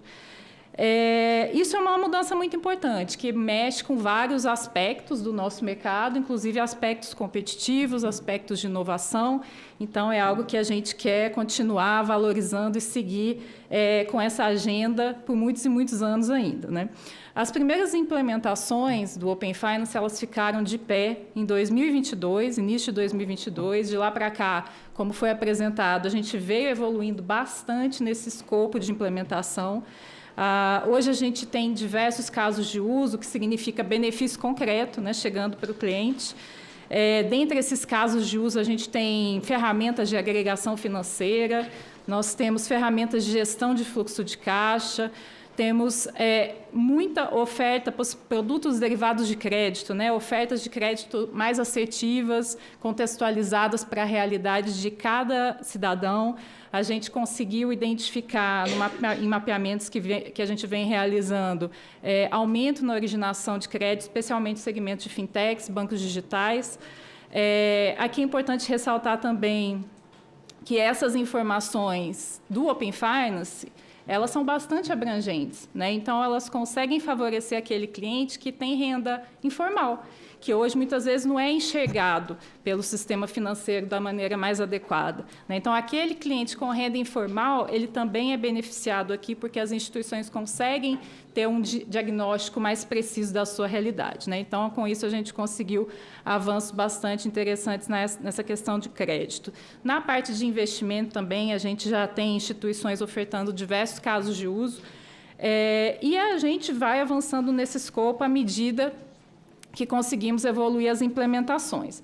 Aí aqui é importante mencionar que, para temas relacionados a seguros e previdência, a gente já tem uma interlocução bastante forte com nossos colegas da SUSEP, que estão aqui também participando, né? A gente tem um fórum permanente de discussão, a gente já tem, inclusive, previsão normativa de interoperabilidade entre os ecossistemas Open Finance e Open. À medida que a gente avança nesses escopos comuns, a gente avançará também nessa interoperabilidade. Em relação à CVM, desde o início deste ano, a gente tem desenvolvido um trabalho conjunto para possibilitar um novo escopo, um novo serviço, utilizando os trilhos do Open Finance, que vai ser a portabilidade de investimentos. Hoje, a gente tem a portabilidade de investimentos como ainda uma dor em alguns segmentos de mercado, nós queremos resolver essa dor também. A gente já tem um modelo desenhado para isso, que elaboramos conjuntamente, e agora temos que encaminhar para os nossos próximos passos de aprovação para a inclusão no cronograma e posterior implementação. Então, assim, o que eu estou querendo pontuar aqui, principalmente, é essa questão toda do dinamismo. Essa iniciativa, ela precisa ser dinâmica para continuar existindo, para continuar evoluindo, né? Então, na primeira versão do nosso marco regulatório, a gente previu o compartilhamento de dados e serviços, a gente já avançou recentemente, fizemos uma alteração nessa resolução conjunta com o Conselho Monetário para prever também portabilidade de crédito, que é o próximo serviço que está sendo implementado agora nesse instante. E futuramente outros. Então, acho que é importante pontuar aqui da nossa parte do Banco Central que é bastante relevante garantir a continuidade desse dinamismo para a gente continuar seguindo essa agenda, que eu acho que, de fato, é bastante promissora para a nossa sociedade. Um outro ponto que acho que é importante mencionar é a questão de governança, né? Febraban já comentou brevemente, mas como é que a gente estruturou a Open Finance? Não é o Banco Central que opera nada. O Banco Central não opera uma infraestrutura centralizada nem nada nesse tipo, né? O que a gente fez foi o seguinte: o Banco Central regulamenta e supervisiona a implementação do Open Finance no Brasil, nas suas atividades, digamos, mais tradicionais, mas atua também como uma espécie de gerente de projeto, colocando prazo, cobrando resultados, né, cobrando alinhamento àqueles objetivos públicos que foram colocados. E, para isso, a gente criou uma estrutura de governança. Essa estrutura de governança, ela teve um modelo inicial, no final do ano passado ela migrou para um modelo definitivo, ela é consubstanciada num formato de associação representativa. Neste momento de mudança, de transição, a gente já trouxe avanços significativos nessas questões que foram mencionadas de redução de assimetrias. Essa associação, ela tem uma instância diretiva que possui hoje um corpo profissional exclusivo, dedicado, independente, né? Isso foi uma evolução bastante grande, porque na estrutura inicial a gente tinha basicamente funcionários das instituições, e é natural que tenha conflitos de interesse, né? Cada um perseguindo aí seus objetivos. Então, a gente teve uma evolução grande na governança do Open Finance, trazendo esse profissionalismo e neutralidade da nova estrutura de governança para a mesa. Essa estrutura ela ainda tem um conselho de administração no nível mais estratégico, e aqui um ponto importante em relação ao projeto de lei, que o Banco Central ele não é parte hoje dessa estrutura de governança, ele não tem poder de voto na Assembleia, ele não tem poder de voto no Conselho, e isso se dá por um motivo bastante específico, né? No nosso entendimento, o Banco Central ele tem que ter o poder de corrigir eventuais rumos. Então, a gente tem que ter o poder a prerrogativa de aprovar ou reprovar alguma decisão do mercado, né, para garantir que o projeto, que a iniciativa, continue ali alinhado aos objetivos públicos do regulador. A gente até apelidou essa sistemática de autorregulação regulada ou autorregulação vigiada, né? A gente acompanha tudo de perto e, se for necessário, a gente tem como corrigir alguma rota. Aí, agora, falando um pouquinho de como é que tudo isso é operacionalizado, já foi comentado, a gente não tem um sistema centralizado, todas as comunicações são bilaterais. Com isso, a gente elimina assim, uma série de riscos, né? Principalmente aqui a gente está falando de riscos de vazamento de dados, a gente está falando de riscos de alguma questão de ataque cibernético, né? A gente acaba tirando da mesa toda essa discussão. E aqui é importante também ressaltar que toda essa comunicação bilateral entre as instituições, ela acontece por meio de padrões, especificações que são definidos nessas instâncias de governança que eu comentei. E são definidos depois de discussões muito exaustivas, levando em conta padrões internacionais de segurança. Então, assim, a gente tem muita segurança e credibilidade nesse fluxo informacional que existe no Open Finance. Até hoje, a gente não teve nenhum incidente cibernético registrado, né? Então, isso é um ponto que vale a pena mencionar também. E, por fim, um ponto também a ser esclarecido, a questão das responsabilidades, né? A gente aqui sempre vai ter, nessa comunicação bilateral, duas instituições, uma recebendo dado, outra transmitindo dados. Se a gente está falando de pagamentos, uma iniciando a transação e outra é a instituição que detém a conta do cliente. Então, todo o arcabouço de responsabilidades ele é constituído para dar atribuir responsabilidades conforme cada etapa desse fluxo de compartilhamento para as instituições que estão envolvidas nesse fluxo. E isso é bem claro, isso está previsto na norma, né? As instituições elas são responsáveis e elas têm que seguir uma série de padrões de segurança e atender uma série de requisitos, esses que eu mencionei, que são definidos via especificações na estrutura de governança.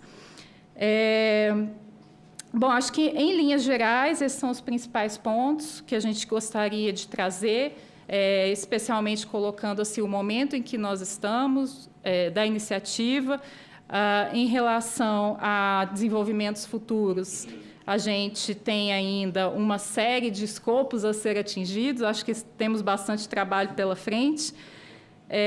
Bom, e agradeço aqui o convite para a participação de hoje e encerro por enquanto e me coloco aqui à disposição para qualquer comentário no momento oportuno. Muito obrigado, doutora Janaína. E vamos em frente. Agora eu passo a palavra para o doutor Hugo Vitor Vicchiato, assessor da presidência do Conselho de Administração e Defesa Econômica CAD. Senhor presidente, bom dia. Bom dia a todas as autoridades presentes, demais participantes, colegas e o público que nos acompanha. É uma satisfação enorme estar aqui hoje na comissão e representar o Conselho Administrativo de Defesa Econômica. A minha fala é muito breve, senhor presidente, e no sentido de que o tema, obviamente, é muito estratégico em termos concorrenciais. É uma preocupação do CAD, sempre que analisa atos de concentração, o tema do compartilhamento de dados, e por isso, obviamente, para nós é um prazer poder colaborar e estamos à disposição desde já para colaborar com esse tema. Bom, inicialmente só destacando a competência regulada pela Lei 12.529 de 2011, que fala do Sistema Brasileiro de Defesa da Concorrência, o CAD tem como missão promover a livre concorrência, contribuindo para um ambiente competitivo em prol de toda a sociedade brasileira. E aí o que nos causa sempre preocupação é entender se o movimento de abertura de dados se traduz em mais competição e eficiência para o consumidor, para o cliente das instituições financeiras, evitando que isso sirva como uma barreira, se converta em uma barreira de entrada. E o que nós temos observado na jurisprudência do CAD, o CAD tem no seu tribunal administrativo uma jurisprudência já bastante robusta a respeito desse tema, é que a experiência no sentido sempre de tentar garantir que haja um tratamento neutro, isonômico e seguro no que se refere ao compartilhamento de dados em casos de fusões e aquisições entre empresas. Em diversas operações recentes, o Tribunal do CAD se posicionou analisando possíveis riscos a respeito disso, entendendo caso a caso quando dados sensíveis, uso de dados sensíveis e a integração entre vertical e horizontal entre plataformas de pagamento, instituições financeiras, pudesse se traduzir em algum prejuízo para o consumidor. Muitas vezes, em muitas desses atos, a aprovação se deu sem restrições, porque se entendeu que naquele caso específico havia salvaguarda, havia proteção aos dados dos consumidores e por isso houve aprovação sem restrição. Quando não, há alguma imposição de alguma medida, algum remédio para garantir que o consumidor não fosse lesado com esse movimento de aquisição ou de fusão entre empresas do setor financeiro. Nesse sentido, então, quando se trata de jurisprudência do CAD, é importante que se diga que as análises são feitas, de novo, caso a caso. Não há um parâmetro geral quando se trata de Open Finance, de compartilhamento de dados entre instituições financeiras. Se essa integração entre empresas diversas se traduz em risco para a concorrência, o CAD se posiciona e tem agido com técnica a respeito desse tema. É importante também destacar que essa atuação do Tribunal do CAD se dá, e da Superintendência também no seu trabalho de fiscalização, se dá sem prejuízo da colaboração com outros órgãos. Então, a título de exemplo aqui, nós mencionamos acordos de cooperação que firmamos com o próprio Banco Central e a ANPD. No caso do Banco Central, até fomos além. Desde 2018, há uma regulamentação conjunta a respeito da atuação dos dois órgãos que preservou suas competências, tanto do Banco Central quanto do próprio CAD, se traduzindo em resultados positivos na análise de atos de concentração entre empresas, preservando suas competências e quando há algum risco para a saúde do sistema financeiro nacional, o Banco Central, obviamente, aí, ganha prioridade. E outro acordo de cooperação que tem tido resultado positivo, encaminhamos agora uma renovação, é com a própria ANPD, que nos permite também conhecer melhor esse ambiente, entender e trazer para o ambiente do CAD todo o conhecimento que a ANPD já acumulou a respeito desse assunto. Então é importante destacar a atuação do CAD como tribunal, caso a caso, em cooperação com os demais órgãos da estrutura administrativa federal. E, nesse sentido, aí o desafio aí é garantir que a abertura de dados continue, então, sendo feita de forma a não se traduzir num instrumento de exclusão, mas sim de inclusão e de apoio ao consumidor na busca por melhores serviços financeiros. De maneira que, em resumo, é isso, senhor presidente e demais integrantes da mesa, o CAD tem se preocupado com esse tema, por meio do seu Departamento de Estudos Econômicos, tem elaborado estudos e pesquisas bastante robustas sobre os efeitos do Open Finance, do Open Banking, do Open Insurance e outras iniciativas de finanças abertas. Está à disposição dos demais órgãos também desta casa, de toda a população, para ajudar a construir técnico financeiro aberto, competitivo e saudável para o consumidor. Ficamos à disposição. Muito obrigado. Muito bem, vamos em frente. Muito obrigado, doutor Hugo. Agora, remotamente, doutor Antônio Carlos Berwanger. O senhor está aberto aí na sua sala, doutor Antônio Carlos? Doutor Antônio Carlos, o senhor está remotamente. Está preparado para falar? Sim, doutora. Bom dia. Hein? Vou compartilhar aqui o conteúdo. Ele está na linha, tá? Caiu o zoom dele. Como é que eu faço? Aí, voltou. Pronto. Restabeleceu. Perfeito, doutor Antônio Carlos. O senhor está com a palavra, o senhor tem 8 minutos com a tolerância de mais 2 ou 3 minutos. Fique bem à vontade e pode fazer a sua exposição. E muito obrigado pela presença. Bom dia, excelentíssimo presidente, senador Confúcio Moura, senhoras senadoras, senhores senadores e demais autoridades presentes. Uma honra participar dessa audiência pública e contribuir para o debate desse tema tão relevante para o nosso país. Agradeço em nome da CVM a oportunidade de compartilhar nossas visões e entendimentos sobre o tema e nos colocamos à disposição para colaborar com o trabalho da comissão. Inicialmente, gostaria de destacar que a iniciativa evidencia um propósito muito alinhado ao que se espera de um ambiente financeiro moderno, ao estabelecer como metas a promoção da cidadania financeira, fortalecimento da concorrência, incentivo à inovação e a busca por mercados mais eficientes, tudo isso sustentado por princípios de transparência, qualidade dos dados, responsabilidade no uso das informações. Esses objetivos expressam claramente a intenção de construir um ecossistema mais aberto, confiável e orientado ao interesse do cliente, o que merece pleno reconhecimento. Bom, no que se refere à CVM, a CVM vem se referindo ao conceito de Open Capital Markets como uma agenda de desenvolvimento de mercado, uma agenda que tem 3 eixos principais: o eixo da democratização de acesso por meio de iniciativas relacionadas à portabilidade de investimentos, participação remota em assembleias, cadastro simplificado e suitability, competitividade dos agentes e prestadores de serviços no mercado de valores imobiliários e inovação por meio de iniciativas que temos sobre sandbox regulatórios e laboratórios experimentais de maneira mais ampla. No segundo eixo, destaco aqui novos produtos e segmentos, como o mercado de acesso para pequenas e médias empresas, citando aqui a regulamentação do Fácil, recentemente editada pela CVM, que foca na criação de um regime regulatório focado nas empresas que faturam até 500 milhões de reais, um regime que facilita o acesso a capital por meio do mercado de capitais. Também o agronegócio, que vem crescendo a sua participação no contexto do mercado de capitais, especialmente por meio dos fundos de investimentos da cadeia do agronegócio, os FIAGRO, e também nas sociedades anônimas do futebol, em que tivemos a felicidade de editar um parecer de orientação associando o mercado de capitais às SAFs. E o terceiro eixo são pautas globais, como finanças sustentáveis e educação financeira, que é uma batalha que lutamos todo dia para aprimorar os conhecimentos da nossa população sobre isso. Onde estamos no que se refere ao Open Capital Markets, né, na acepção, né, que foi trazida aqui pelo PLP.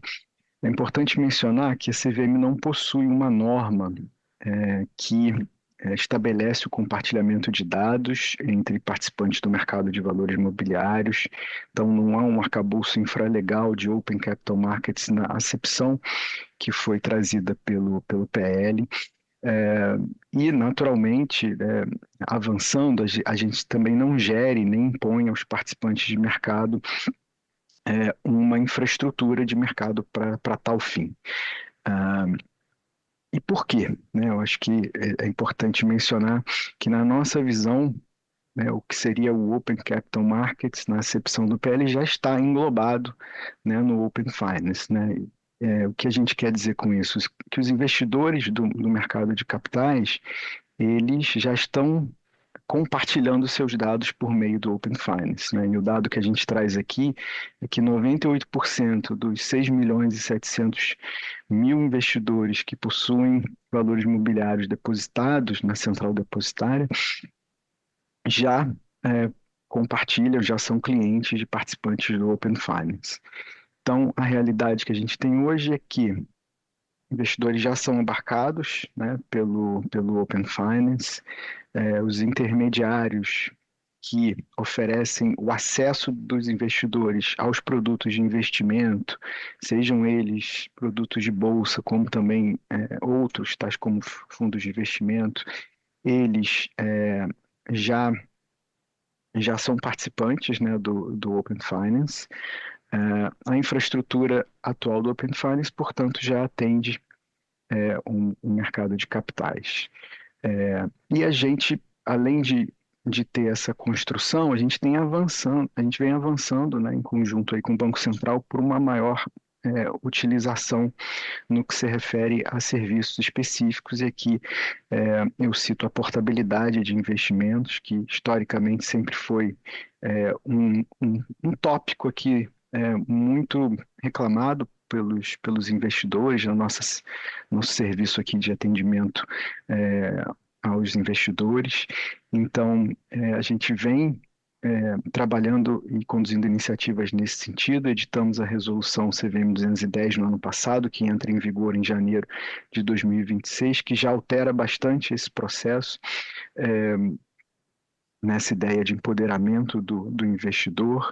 Então, cria-se aqui uma liberdade de solicitação da portabilidade em diferentes canais, no canal do intermediário de origem, do intermediário de destino, para onde ele quer levar os investimentos, e também na central depositária. Também a necessidade de criação de uma interface digital para a solicitação e o acompanhamento, do processo de portabilidade. Mas, ainda, na ausência desse processo que ele está ocorrendo fora de uma governança, de uma estrutura, a gente ainda tem desafios ali operacionais relacionados a essa troca de informação e uma baixa automatização.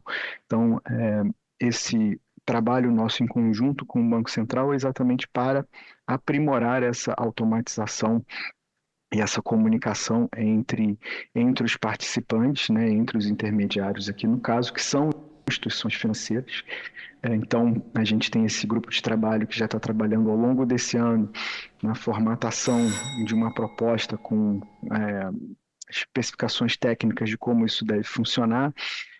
Como próximo passo aqui, a gente tem as aprovações internas nas duas instituições e também a submissão dessa proposta à governança do Open Finance, para que esse serviço seja desenvolvido e oferecido para os investidores nesse ambiente, nesse contexto da estrutura que já existe do Open Finance. Então, como mensagens finais, eu gostaria de mencionar que a visão do momento da CVM é que o mercado em relação ao mercado de capitais abertos, na acepção trazida pelo PL, é que ele já se encontra abarcado no conceito do Open Finance, do sistema financeiro aberto. Na prática, isso já funciona, já existe o compartilhamento de dados cadastrais e de posições de investimento. É possível resgatar um fundo de investimento e e esse valor ir para a conta, né, da outra instituição que também o investidor conecta ali por meio do Open Finance. Olhando para o futuro, desejamos e confiamos que iremos inserir serviços relacionados ao mercado de capitais no Open Finance, inicialmente com os desenvolvimentos relacionados à portabilidade de investimentos. Eu encerro por aqui e fico à disposição da comissão para eventuais questionamentos. Muito obrigado. Eu que agradeço, doutor Antônio. Retorno a palavra. Muito agradecido.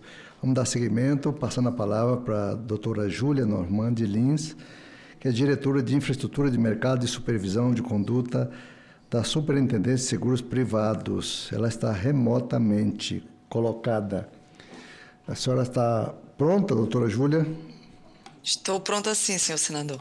Então, fique bem à vontade. Já tem 10 minutos, 8 minutos com tolerância de 2 minutos para a sua apresentação. Muito obrigado. Muito obrigada, bom dia a todos e a todas. Bom dia também aos senhores e às senhoras senadores aqui presentes, com especial cumprimento ao senhor senador Confúcio Moura.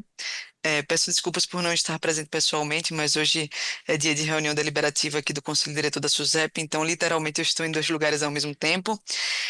Primeiramente, gostaria de dizer que é um privilégio estar aqui no Senado Federal para dialogar sobre um dos projetos mais inovadores em curso no setor de seguros, que é o Open Insurance, que é o Sistema de Seguros Abertos, também conhecido como OPIM. Como já foi objeto de fala aqui de todos os que me antecederam, estamos falando de uma mudança de paradigma, né? Um sistema que coloca o consumidor no centro da relação com o mercado. É claro que foi falado aqui bastante do Open Finance, mas eu acho que a lógica do Open Insurance é a mesma, né? É empoderar o consumidor, é colocá-lo ali sob o controle dos seus dados, é ampliar o seu acesso a produtos mais personalizados, a jornadas digitais mais ágeis e mais seguras. Então, estar aqui numa audiência pública no Senado Federal para discutir o sistema de finanças aberto é um atestado da importância do tema para o Estado brasileiro. Está muito claro para a gente que é vontade do legislador que esses sistemas eles fiquem de pé justamente por reconhecer a importância deles para o consumidor, para o mercado e para o país. Vou falar aqui um pouco sobre como hoje está estruturado o Open Insurance, em que fase estamos, assim como fizeram os colegas aqui que me antecederam. Bom, o OPIM ele é uma iniciativa que visa também a abertura e o compartilhamento de dados, produtos e serviços nos mercados de seguros, previdência complementar aberta e capitalização. O objetivo do ecossistema ele é muito claro, que é promover a transparência, a personalização e a própria liberdade de escolha do consumidor, e ele integra também, é claro, a prestação de serviços ao cotidiano digital dos consumidores e também consolida os princípios da LGPD, reforçando sempre que os dados eles pertencem ao consumidor.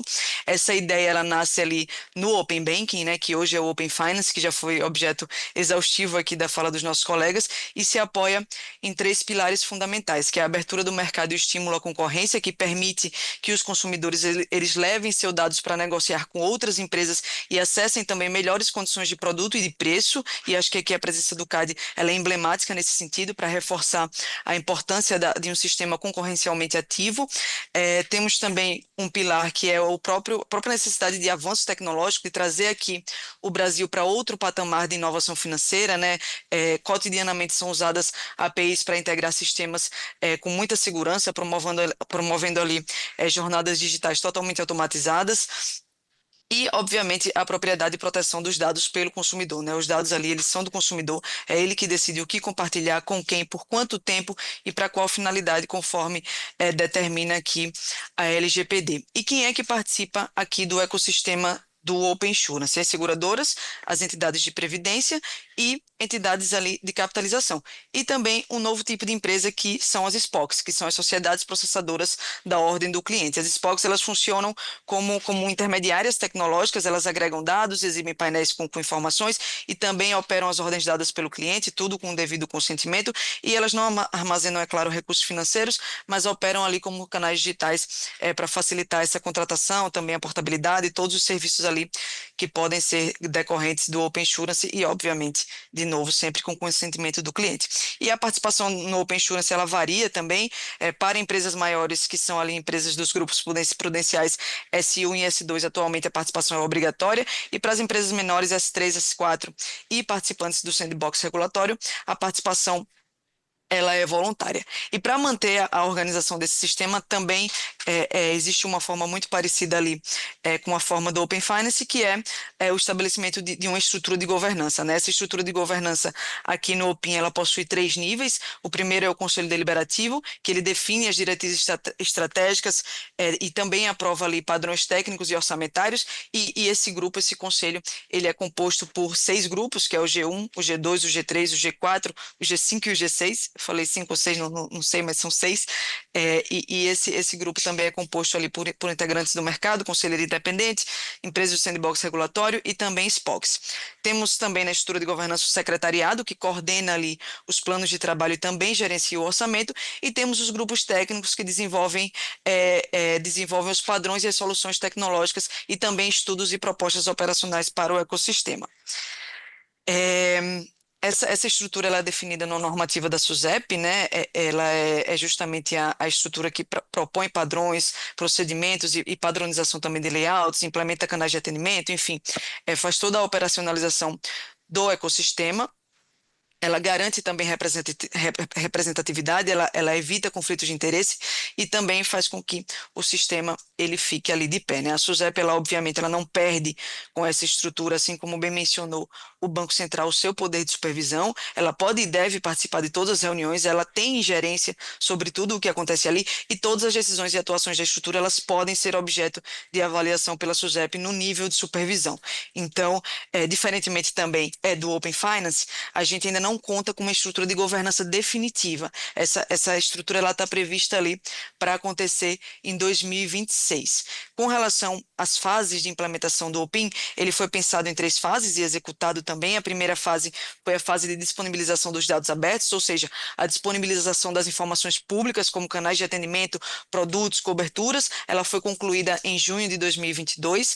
A segunda fase, ela foi a fase ali de compartilhamento de dados pessoais e de históricos contratuais com consentimento. Essa fase, ela terminou ali no fim de 2024. Nessa fase também, a gente acabou revendo alguns prazos, principalmente por causa dos testes de jornada que estavam representando pouca efetividade.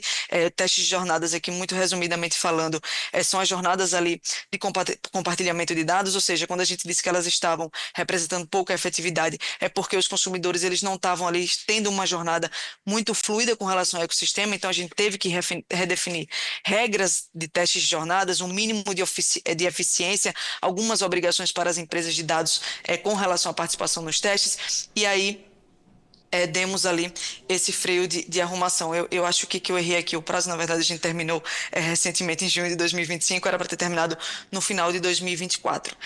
Com relação à fase 3, que é a fase de iniciação de serviços, ela compreende ali serviços de contratação, de cotação, aviso de sinistro, tudo de forma digital, tudo a partir da ordem do cliente.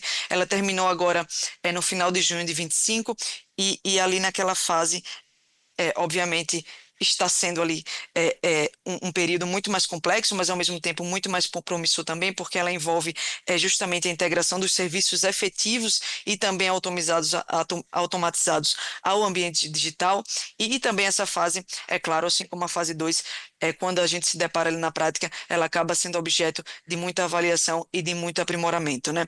Em resumo, com relação a essas fases, o OPIN, ele está nessa fase de aprimoramento de suas jornadas e das fases ali relacionadas aos próprios serviços. Existe ali uma necessidade de refinamento da experiência do cliente para que justamente a gente consiga aumentar as taxas de sucesso de compartilhamento de dados. Também estão sendo feitos muitos aprimoramentos na plataforma de coleta de métricas, com a incorporação de indicadores ali relacionados à fase 3. E também alguns módulos estão entrando ali em serviço agora em novembro, como é o módulo de operações em produção. É importante também mencionar que em outubro de 25, agora recentemente, foi criado um grupo de trabalho interno com o fim de propor alterações regulatórias no âmbito do OPIN. Esse grupo ele irá discutir em conjunto com todas as partes interessadas a avaliação da proposta de estrutura de governança definitiva, a revisão dos critérios de participação obrigatória no OPIN e também dos procedimentos de dispensa, o processo de credenciamento das SPOCs e também os procedimentos para certificações de jornadas e os próprios procedimentos também de monitoramento do sistema, né? Então, o ano de 2026 ele vai representar ali um momento essencial e muito estratégico para a OPIM e será um ano em que iremos ajustar todas as pontas soltas e adequar o ecossistema para, de fato, começar a trazer ali resultados efetivos para a sociedade.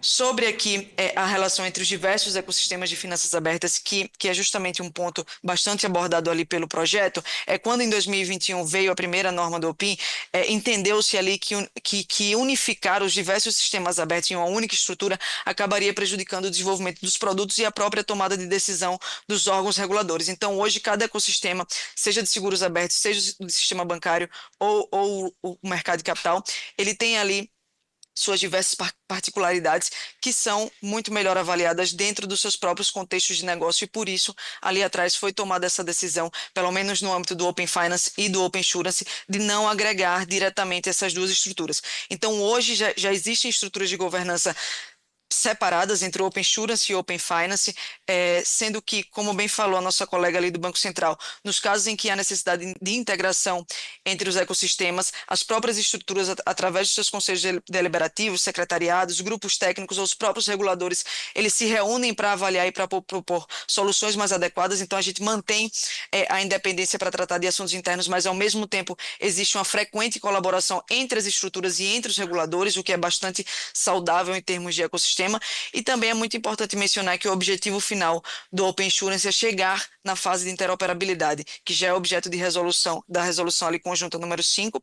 Essa interoperabilidade entre os sistemas abertos, ela será capaz de ampliar o potencial tanto da oferta de serviços personalizados aos consumidores, tanto ali a integração e o cruzamento de dados financeiros, como informações de seguros, previdência e capitalização nesses dois ecossistemas. Então, hoje, atualmente, a gente pensa como ali objetivo final do Open Insurance justamente essa integração com o Open Finance, mantendo, obviamente, ali as suas independências enquanto estruturas de governanças próprias e enquanto ali modelos de negócio e produtos completamente diferentes entre si. Então, desde a sua concepção, é importante finalizar aqui que o OPIM ele evoluiu em bastante sincronia com o Open Finance, sempre mantendo debates entre suas estruturas, entre os seus reguladores. A própria resolução 415 aqui do CNSP, ele determina em diversos momentos essa necessidade de alinhamento. A gente entende que consolidar essas estruturas numa só estrutura de governança a essa altura não seria benéfico aos ecossistemas e poderia, inclusive, atrapalhar o desenvolvimento técnico desses ambientes. É importante também enfatizar que hoje não existe qualquer lacuna com relação à competência dos reguladores para supervisionar e fiscalizar as estruturas de governanças criadas ali no âmbito de cada ecossistema aberto e também no âmbito do próprio ecossistema. A proposta aqui do Senado, ela é uma proposta louvável, porque traz para o âmbito legal os dois ecossistemas, né, os três, no caso da CVM, não é exatamente o ecossistema, mas é ali um sistema aberto também vinculado ao Open Finance, mas, obviamente, existem ali pontos de ajustes a serem implementados com relação a essa proposta, caso o Congresso, o Senado Federal, ele queira dar prosseguimento, então seria necessário ali um debate mais amplo e ajustes técnicos a serem feitos, trazendo uma lei mais principiológica, talvez, que tenha como objetivo fortalecer a existência e o próprio funcionamento do ecossistema, além de reforçar a sua própria segurança, manter ali as competências dos órgãos reguladores quanto ao detalhamento do ecossistema e também para a definição da própria governança, também refletir ali, que é objeto desse projeto de lei sobre a responsabilização objetiva e solidária dos órgãos reguladores por justamente as falhas ali na infraestrutura tecnológica e também por crimes praticados ali contra os clientes, tendo em vista que a atuação do poder público como regulador e como supervisor e tendo em vista também o caráter do ecossistema, ali as eventuais falhas e irregularidades, elas devem ser punidas somente quando presentes situações de condutas omissivas ou comissivas graves ou dolo de agentes privados e públicos envolvidos na operação do sistema de compartilhamento. Lembrando aqui, como o Bacen muito bem explicou, nós não operacionalizamos o sistema, então acho que de importante dizer, sei que já passou o meu tempo, peço desculpas aqui ao senador e aos presentes, mas eu acho que o que importa dizer aqui é que o sistema de finanças abertas, no qual a gente inclui mercado de capitais, seguros, capitalização, previdência e os serviços financeiros é uma realidade que veio para ficar e ele é resultado direto da transformação digital e da evolução do conceito de cidadania de dados, né? Acho que cabe a nós agora, enquanto reguladores, enquanto empresas, enquanto sociedade, enquanto Congresso Nacional, garantir que esse ambiente ele seja um ambiente seguro, transparente e acima de tudo, protetivo para o consumidor, que é a parte mais vulnerável dessa relação. Então, muito obrigada aqui a todos. Diretora Júlia, como a senhora está em 2 reuniões simultâneas, eu vou fazer uma perguntinha para a senhora de uma telespectadora chamada Daniele, ela aqui de Brasília. A senhora responde em 1 minuto para mim. Claro. A pergunta dela é o seguinte: como garantir que o compartilhamento de dados não se transforme em um novo risco de vigilância financeira? Essa é a pergunta de Daniela aqui de Brasília. Você pode responder. Obrigada, senador Confúcio.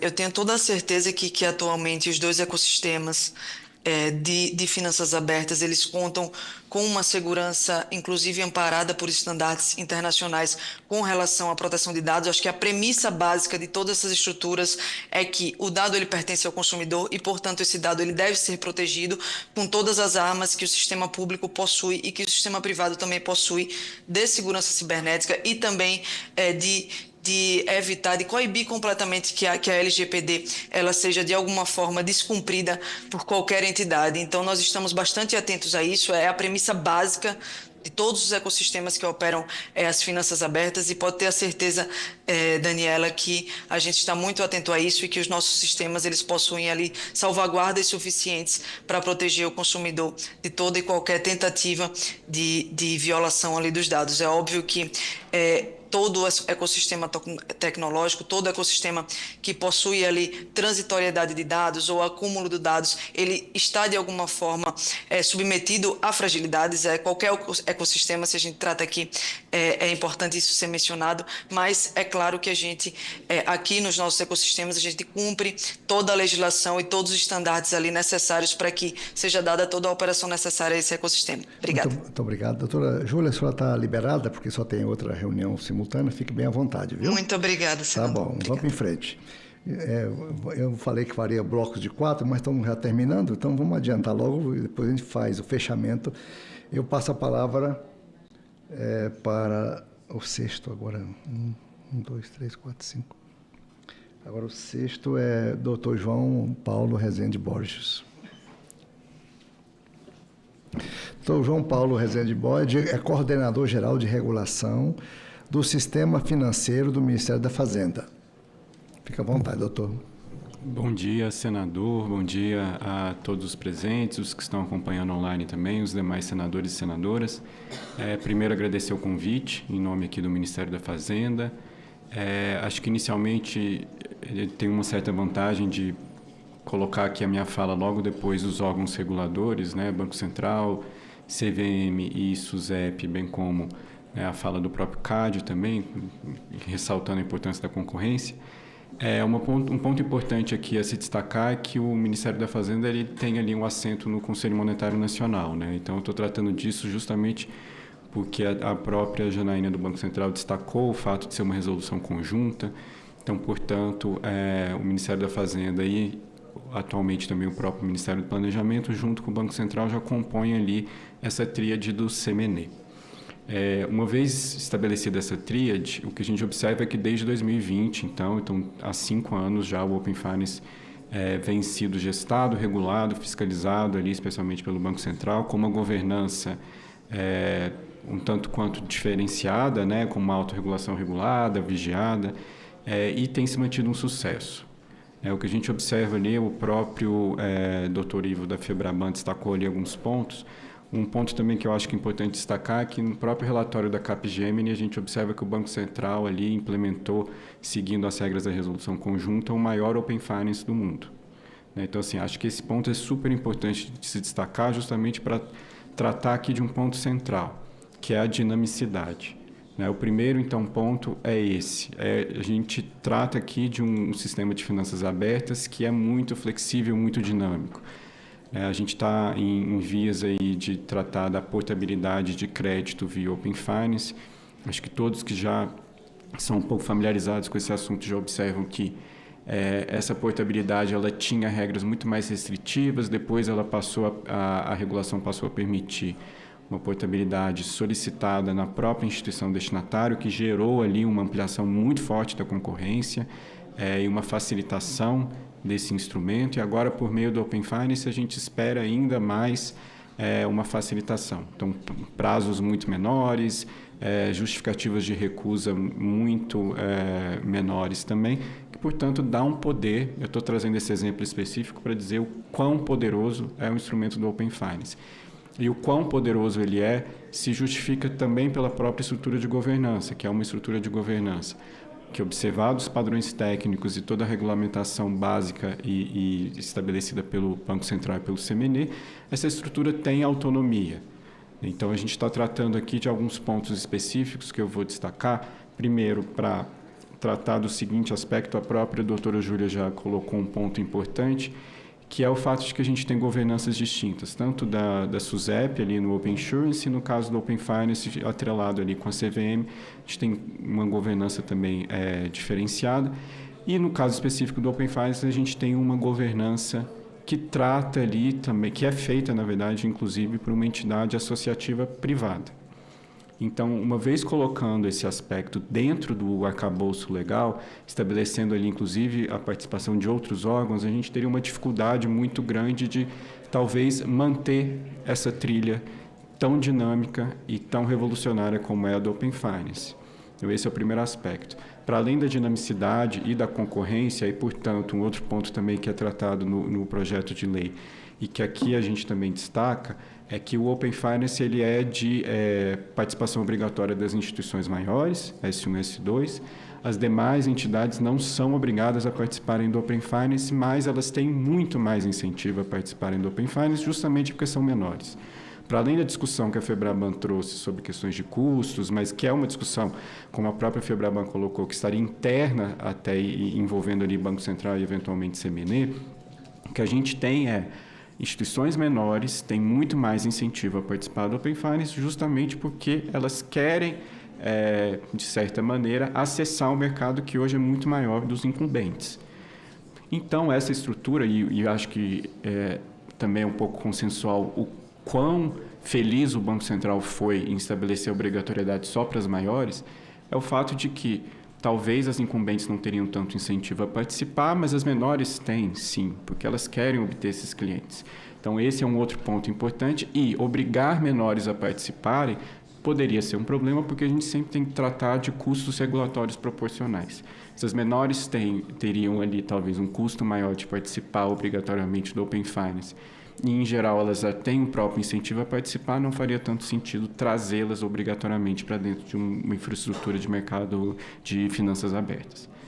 Um outro ponto também que eu acho importante, e aqui repisando, é a questão de colocar outros demais participantes que não estão necessariamente no escopo do mercado da regulação financeira, de seguros, de mercado aberto, de capitais, a gente teria ali talvez uma discussão e um fórum talvez muito ampliado, que tem a sua vantagem, mas ela também poderia gerar uma dificuldade de garantir a dinamicidade novamente. Portanto, acho que é muito importante que haja, sim, discussões públicas como essa que está tendo, mas o Open Finance, no trilho atual, ele é uma infraestrutura que garante uma segurança e uma dinamicidade que poderia não ser mantida numa eventual estrutura com uma governança muito mais ampla de órgãos públicos que não são tão afetos a essa temática. E, portanto, eu volto à minha fala inicial para dizer que a Fazenda já faz parte do CBN, assim como o planejamento. Então, a gente já tem ali uma estrutura que não envolve apenas o regulador estrito sensu, mas também há uma discussão um pouco mais ampla nesse sentido.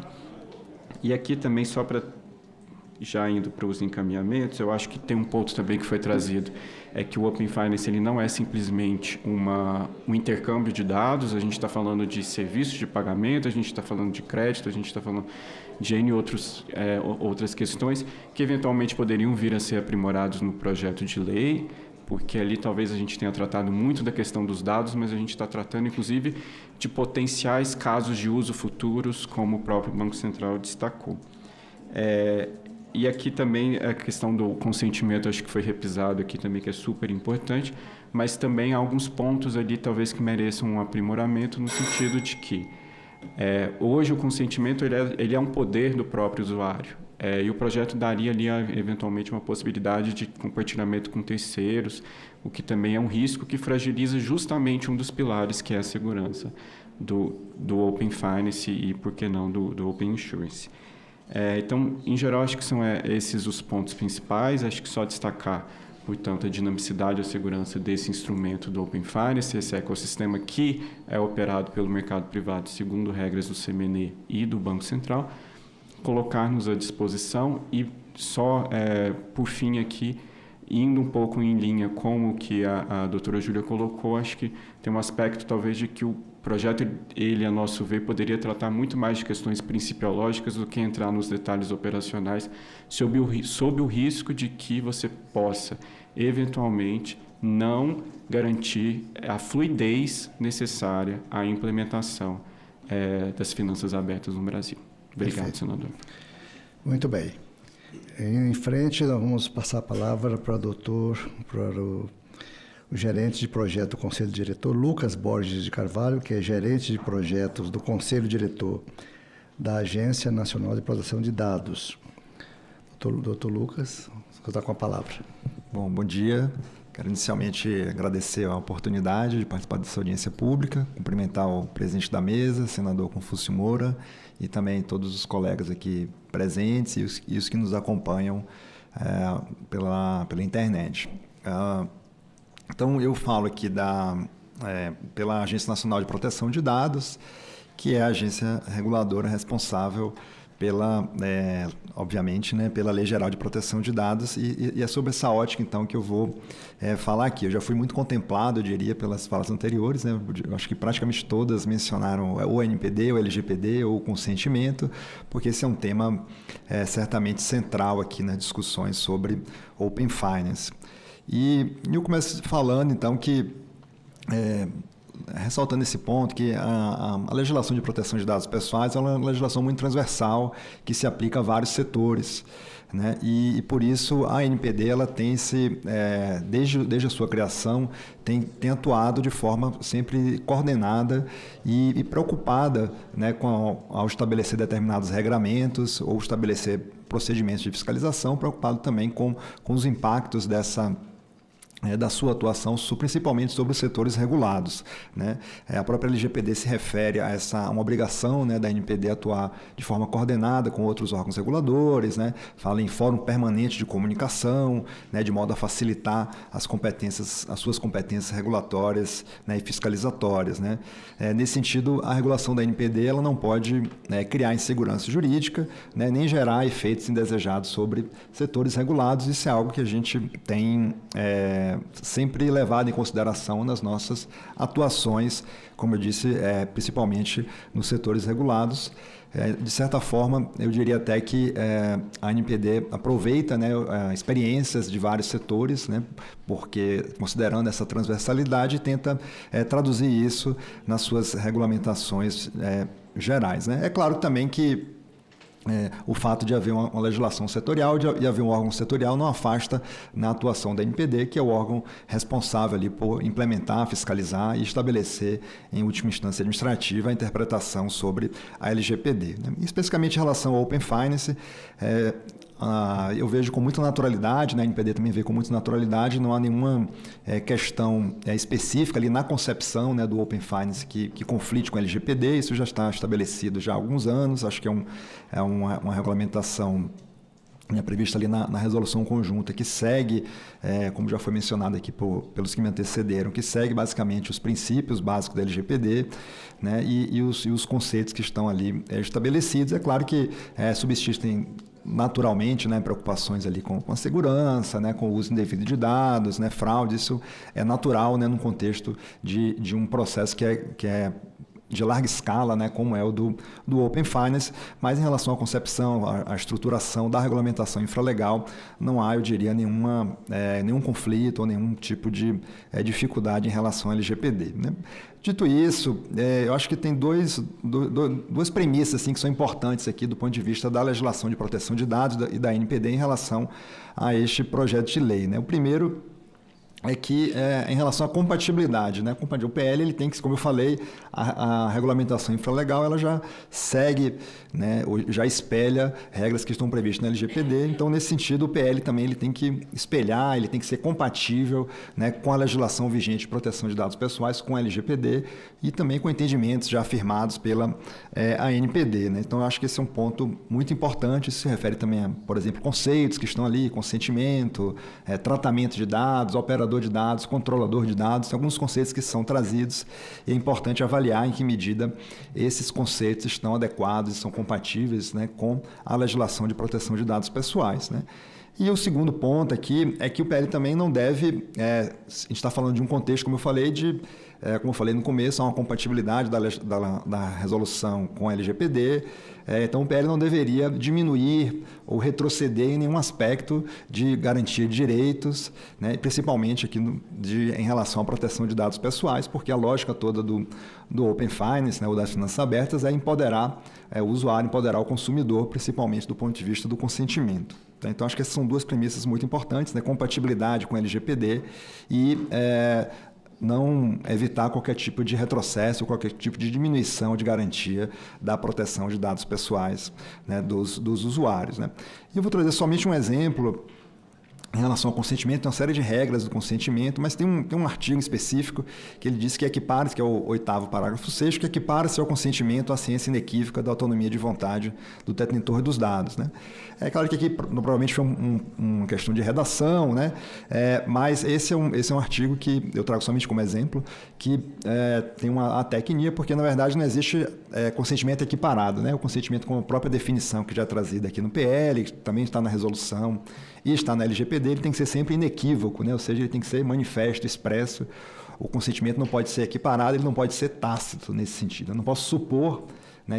Por exemplo, uma instituição financeira, ela não pode supor que aquela pessoa consentiu ou autorizou o tratamento de seus dados, né? Então, esse é só um exemplo. É claro que o PL está na fase inicial de tramitação, né? E a gente está sempre à disposição aqui para depois detalhar ou trazer alternativas para o relator, mas é um exemplo aqui de como a importância da compatibilidade com a LGPD e dessa premissa de não haver nenhum tipo de redução de garantias já estabelecidas, né, na legislação de proteção de dados e na resolução conjunta do Banco Central e do Conselho Monetário Nacional.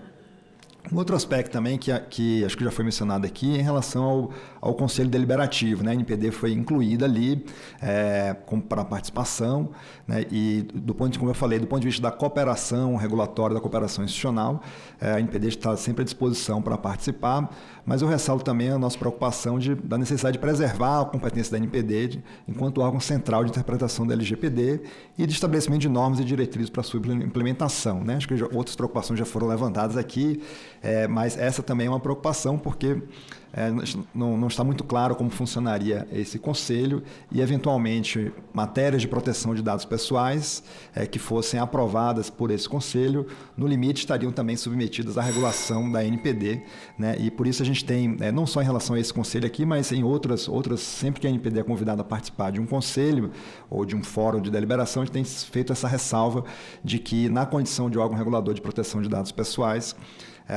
tem que ser preservado, eu diria, a competência, né? Ainda que, por exemplo, haja a NPD vote, né? Caso seja esse modelo, por exemplo, vote em sentido contrário, seja aprovado algum modelo que depois enseja algum tipo de fiscalização, isso não pode prevalecer nesse sentido de que o exercício da regulação e da fiscalização da proteção de dados pessoais tem que ser feita pelos seus mecanismos próprios, né? Que é só uma preocupação mesmo e que tem sido feita pela NPD em relação a todos os fóruns que a gente participa, dessa necessidade de respeitar, né, ao mandato legal que foi atribuído à NPD de interpretação e aplicação da LGPD, né?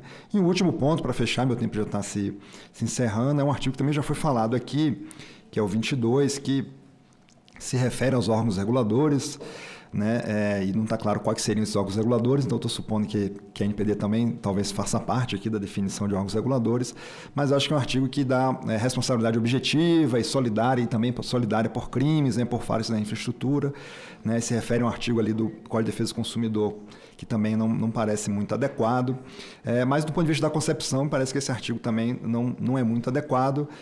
Do ponto de vista da proteção de dados pessoais, né? Às vezes surge essa eu diria, mal entendido, né, como se a NPD fosse responsável por gerir dados pessoais em geral, mas a NPD não é responsável por gerir dados pessoais, ela é responsável enquanto agência, por regular, né, a forma como empresas e órgãos públicos lidam com dados pessoais, e por isso não caberia e não cabe a responsabilização por infrações ou por crimes cometidos, né, com o uso de dados pessoais. É claro que a NPD, como qualquer outro órgão público, responde por suas ações, responde por suas omissões e por seus erros, mas não por delitos ou infrações cometidas por terceiros, né? Então, externar também a preocupação, acho que outros já mencionaram aqui, com esse artigo 22 e, terminando, né, me colocar à disposição, colocar a NPD à disposição para contribuir com o debate e durante a tramitação desse PL. Muito obrigado. Perfeito. Muito obrigado, doutor. Nós estamos já terminando, já temos só mais 2 palestrantes, né? 2 convidados. Vamos passar a palavra para a doutora Carina Teixeira Rezende Madeira, superintendente de acompanhamento técnico da Confederação Nacional de Empresas de Seguros Gerais, Previdência Privada e Vida, Saúde Suplementar e Capitalização. Então, doutora Carina está com a palavra. Então, bom dia a todos, senhor presidente, senhoras e senhores senadores, quem está nos assistindo, obrigada. Em nome aqui da Confederação, então, eu agradeço a oportunidade de poder contribuir com o debate sobre a construção do marco legal do Sistema de Finanças Abertas brasileiro. O Brasil hoje, como já disseram aqui, né, é uma das referências mundiais nessa matéria, e esse projeto a gente entende que ele vem justamente dar a base legal sólida e unificada para um sistema que já tem mostrado resultados concretos, e a gente já ouviu esses resultados aqui. Então, a gente entende que o PL ele não está criando um novo sistema, mas ele está consolidando, de fato, aquele que já existe, fortalecendo o arcabouço regulatório e garantindo que o Open Finance ele continue evoluindo com segurança jurídica, transparência e o foco absoluto no consumidor. Então, a gente é a favor da aprovação do projeto, com algumas poucas contribuições no texto original, sem perder de vista o seu objetivo principal. Apontar para lá. Para lá, tá ótimo, obrigada. Então, aqui a gente entende, como os demais colegas, que o texto ele deveria oferecer uma base legal sólida, que define princípios estruturantes, principiológicos, mas que preserva a flexibilidade necessária para que os órgãos reguladores possam continuar ajustando as regras técnicas à medida que o mercado evolui. Dessa forma, a gente teria uma lei que vai unir a previsibilidade jurídica e a agilidade regulatória, que são 2 pilares essenciais aí para qualquer ecossistema financeiro moderno. Então, a gente apresenta aqui a nossa sugestão de contribuição, né, para esse projeto. A gente estruturou ela em 3 eixos fundamentais. O primeiro deles a gente chama de consumidor como protagonista. O coração do projeto é e deve continuar sendo o consumidor. A gente entende que o texto precisa deixar claro que o principal beneficiário do sistema de finanças abertas é o cliente, e isso significa exatamente que ele não é um mero usuário, né? Ele é, de fato, o dono dos seus dados e o dono de suas decisões. Somente ele pode autorizar o compartilhamento das suas informações, acompanhar o histórico do uso desses dados e revogar o consentimento a qualquer momento. É importante a gente dizer que o consentimento só vale se for livre, informado e explícito. A gente também já ouviu isso aqui por diversas vezes. O cliente precisa saber exatamente o que ele está autorizando, então uma linguagem clara e a simplicidade na experiência do usuário é um ponto de destaque. É a experiência intuitiva, acessível e transparente que vai trazer confiança, e dessa compreensão é que efetivamente a gente vai ter a confiança do consumidor. É justamente essa clareza que vai permitir que o sistema de finanças abertas ele não seja somente tecnicamente eficiente, mas ele seja socialmente inclusivo. A gente já observa esses princípios no Open Finance hoje, e o que a gente está sugerindo aqui é assegurar que eles estejam expressamente reconhecidos como um dos eixos fundamentais que orientam o sistema de finanças abertas, que seria consolidado nesse novo marco legal. Um segundo pilar, né, um segundo eixo que a gente traz, a gente chama de governança e equilíbrio regulatório. São aspectos que a gente recomenda como fundamentais para garantir a sustentabilidade desse sistema. Então, a gente está propondo que a lei defina que o poder de voto das instituições ele é proporcional à contribuição no custeio da estrutura de governança, garantindo racionalidade das despesas, equilíbrio nas decisões e a transparência no processo. Ao mesmo tempo, assegura que todas as instituições participantes tenham representatividade nos órgãos de governança, de novo, como a gente já observa no Open Finance que está constituído. A gente também sugere aqui a vedação de criação de estruturas paralelas de deliberação, evitando fragmentações de decisão e reforçando uma unicidade do sistema de finanças abertas. Isso traz também simplicidade para a compreensão do cidadão, para entender todo esse ecossistema que está sendo criado. Trata-se, então, de uma proposta de governança moderna, técnica e com legitimidade, sem perder de vista que é uma estrutura regulada. A supervisão dos órgãos reguladores e da Autoridade de Proteção de Dados, ela vai garantir não somente a conformidade legal e regulatória, mas ela vai funcionar também como um elo de proteção para o consumidor. Um dos maiores méritos do projeto é o estímulo à concorrência, e o que a gente está propondo é apenas que ele seja em condições igualitárias entre as participantes.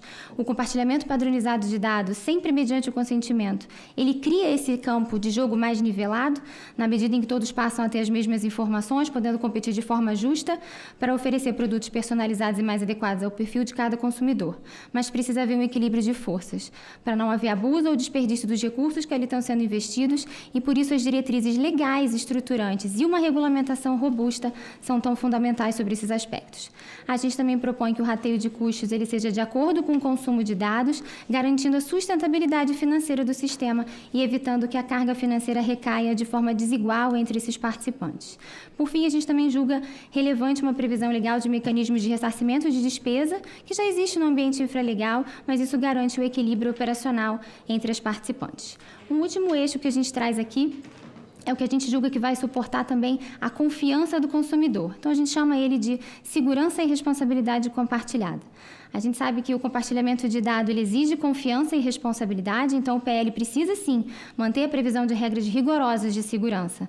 As instituições participantes do sistema, que hoje a gente já conhece, né, as transmissoras, as receptoras, ou mesmo as parceiras que acessam o dado do compartilhamento do ambiente por meio de parcerias, também uma construção que a gente já observa hoje, elas precisam continuar seguindo esses padrões elevados de proteção de privacidade e integridade da informação, e em caso de falha ou dano ao consumidor, elas vão responder por isso.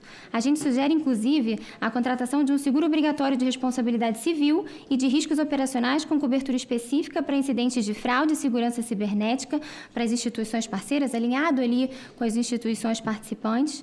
A gente se inspirou aqui na resolução de Banco Central, a 498, que fez essa exigência recentemente para os provedores de serviços de tecnologia, e a gente entende que ela cabe aqui, né? A gente está unindo aí as melhores práticas recomendadas pelo Banco Central e a proteção financeira que o setor de seguros pode oferecer, porque, de fato, o seguro ele transforma esse impacto, né, de um incidente em resiliência, ele protege os consumidores e ele ajuda, de fato, as empresas a se manterem de pé em momentos de crise.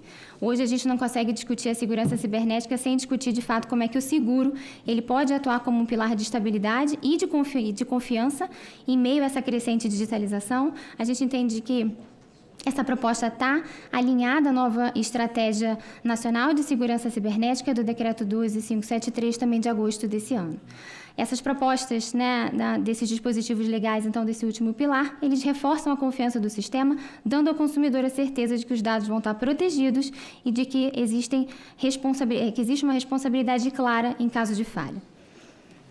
Então, a gente passando aqui já para o encaminhamento final. A gente entende que ele é um passo estratégico, ele é um salto estratégico, esse projeto.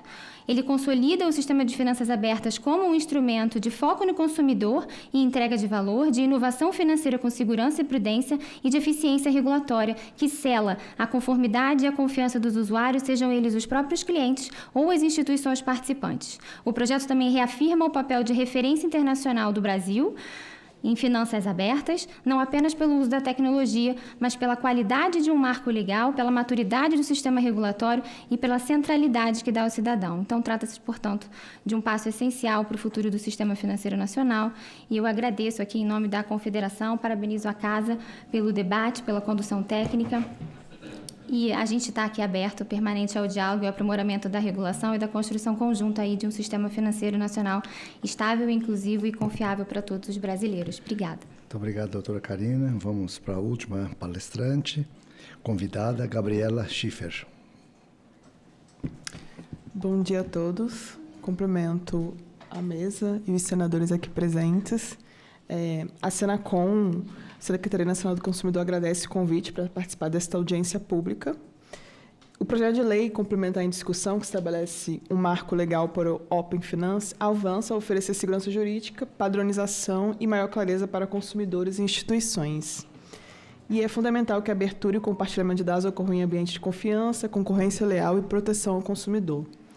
Do ponto de vista da Senacom, destacamos alguns pontos prioritários. Estamos diante de um tema que envolve diretamente direitos básicos previstos no Código de Defesa do Consumidor, e eu ressalto o artigo 6º, que garante o direito à informação adequada e clara sobre produtos e serviços e a promoção de práticas de crédito responsável, evitando superendividamento e assegurando escolhas conscientes. Num ambiente de intensa digitalização, ampliação do crédito e circulação de dados, esses princípios precisam orientar cada etapa da regulamentação do sistema do Open Finance. Nós esperamos que esse projeto de lei traga alguns benefícios para os consumidores, como segurança jurídica para consumidores e instituições, incentivos à concorrência, ampliando a oferta e reduzindo custos, ampliação da portabilidade de dados com maior autonomia para o consumidor, potencial de personalização de serviços, inclusive para perfis historicamente menos atendidos, como destacou o Banco Central. E se o sistema for bem implementado, o modelo pode melhorar a tomada de decisão do consumidor e fortalecer sua capacidade de escolher produtos mais adequados ao seu perfil. Porém, temos algumas preocupações em relação ao projeto de lei. Ao tratar de dados pessoais sensíveis e serviços financeiros complexos, há riscos que não podem ser ignorados. Consentimento excessivamente amplo ou pouco compreensivo, violando o direito à informação adequada, que foi o que a NPD trouxe. Práticas comerciais agressivas que podem incentivar endividamento inadequado, contrariando a diretriz do crédito responsável, possibilidade de vazamento, uso indevido ou discriminação algorítmica, dificuldade do consumidor em identificar quem responde por eventual falha, dada a multiplicidade de agentes envolvidos no ecossistema. A Senacom ressalta como ponto de atenção que entende ser essencial algumas diretrizes: consentimento granular, informado e revogável, com linguagem acessível a qualquer consumidor, responsabilização clara entre instituições participantes, o consumidor não pode ser o elo mais fraco no circuito complexo de compartilhamento, mecanismos robustos de prevenção a fraudes e incidentes de segurança, com respostas rápidas e reparação célere, transparência ativa, incluindo painéis de controle simples para acompanhamento dos compartilhamentos, adoção de princípios de crédito responsável na oferta de produtos decorrentes do uso de dados para que a inovação não se converta em risco de superendividamento. Em síntese, as finanças abertas representam um avanço importante para o país. Podem impulsionar a inovação, ampliar a concorrência e devolver ao consumidor o controle sobre seus próprios dados, mas esse avanço precisa vir acompanhado de proteção, responsabilidade e informação clara. A Senacom reforça seu compromisso em contribuir com a construção de um ecossistema seguro, transparente e centrado no consumidor. Agradeço. Bem, as audiências públicas, ainda mais num assunto técnico dessa dimensão, são solicitadas assim normalmente pelo relator da matéria, com o objetivo de ouvir especialistas. E todos que eu ouvi aqui são especialistas nos seus setores.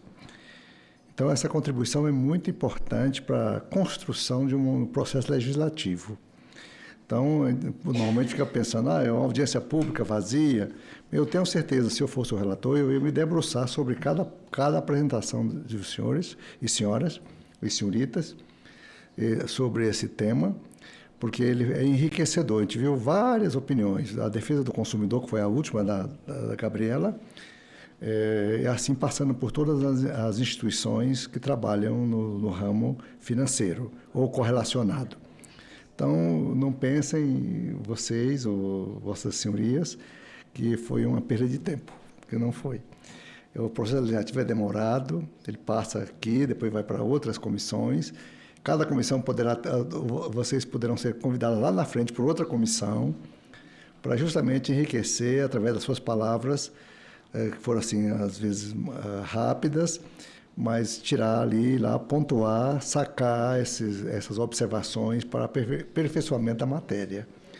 Eu torceria se o Alessandro Vieira ainda conseguisse chegar aqui para agradecer a todos vocês por ter, ele que indicou os nomes com outros parlamentares, para que eu assim como eu fui pego assim de surpresa para fazer essa direção, eu aprendi muito. Eu aprendi muita coisa que eu realmente não sou da área específica, né? Eu sou da área de saúde. E, então, aprendi coisas que realmente aqui agora para mim foi uma aula muito importante. Já daria até para fazer um discurso sobre o tema. Muito importante mesmo. Temos algumas perguntas, mas eu tenho certeza que os internautas, todos já foram, assim, grande parte das perguntas foram respondidas através da apresentação detalhada e minuciosa que vocês apresentaram. Mas eu vou citar aqui o nome. Vamos, em primeiro lugar, eu coloquei aqui. Essa matéria, ao ser aprovada aqui na CCT, vai ser apreciada pela Comissão de Assuntos Econômicos. Ele está me falando aqui que daqui sai dessa comissão, após a aprovação, vai para a Comissão de Assuntos Econômicos, onde é bem detalhada, tem bastantes senadores assim, interessados e vão realmente ser instruídos e aperfeiçoados para o projeto de lei. O projeto de lei ele entra aqui como uma matriz bruta e, através das audiências públicas, vai aperfeiçoando, vai tira aqui, coloca ali, vai melhorando. E no plenário ainda tem os destaques, tem as votações, aí vai excluindo aqui, excluindo ali um parágrafo, um inciso, um artigo, ele vai melhorando, acrescenta outros. É assim um processo de criação das leis. Aqui nós vamos ver a ordem que eu coloquei para algumas perguntas rápidas e resposta, porque nós estamos chegando já perto do meio-dia. Eu não quero segurar vocês muito tempo, né? Então, cadê o primeiro aqui? Doutor, a primeira pergunta.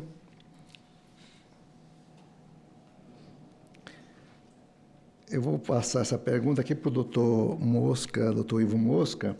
É uma pergunta da Bruna, lá do estado de Mato Grosso, né? Quando a gente fala de Mato Grosso, só pensa em boi e soja, né?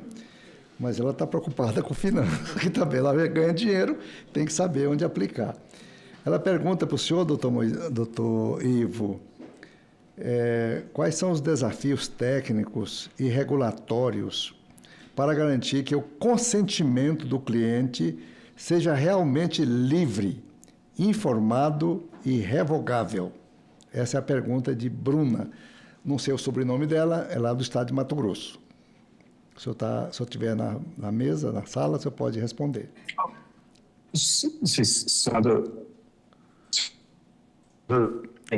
Está tendo uma dificuldade aí de aparecer o senhor na tela e o seu som não está bom.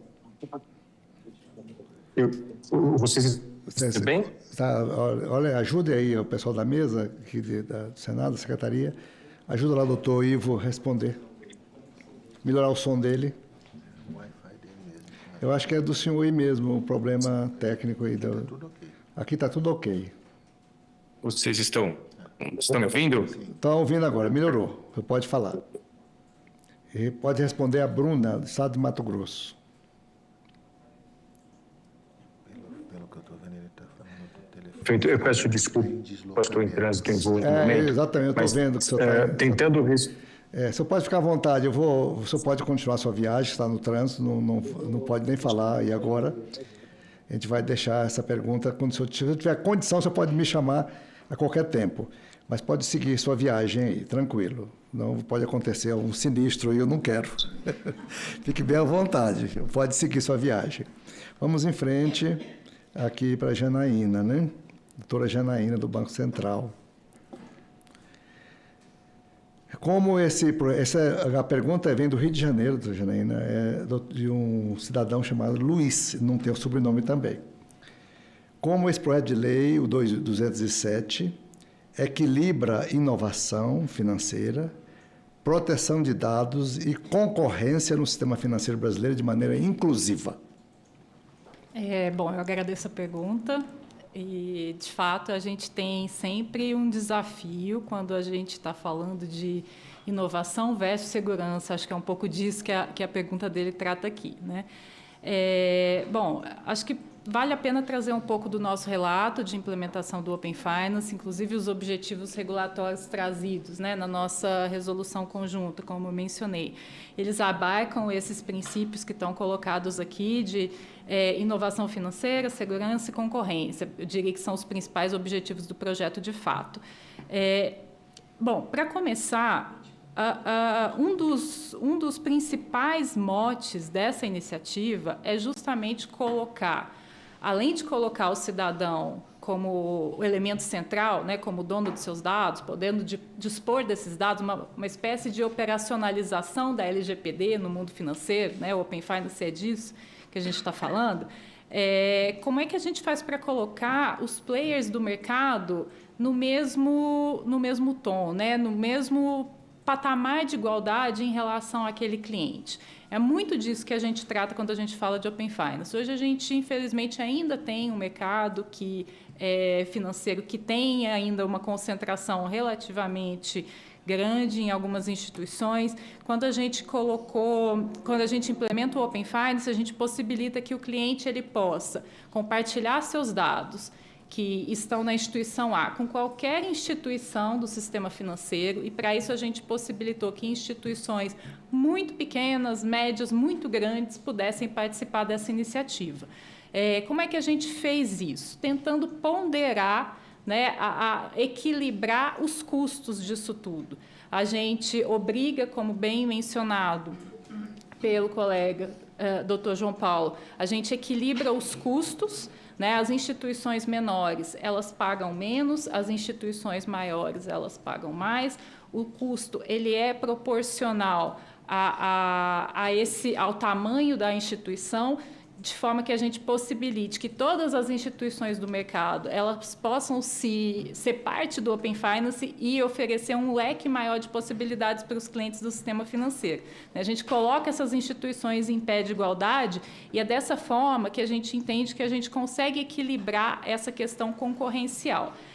A inovação ela não pode acontecer sem que se tenha em mente a segurança do processo, porque aqui a gente está falando de o risco de imagem é tudo, né? Ou seja, qualquer comprometimento em relação à imagem do Open Finance é acabar com a iniciativa. Então, a gente até convido o senhor Luiz, do Rio de Janeiro, ou demais colegas aqui, a visitar a nossa página, a estrutura de governança do Open Finance, ela colocou numa página na internet, openfinancebrasil.org.br, uma ferramenta em que você pode simular um processo de compartilhamento de dados, para que a pessoa entenda como é que funciona e se sinta segura para utilizar.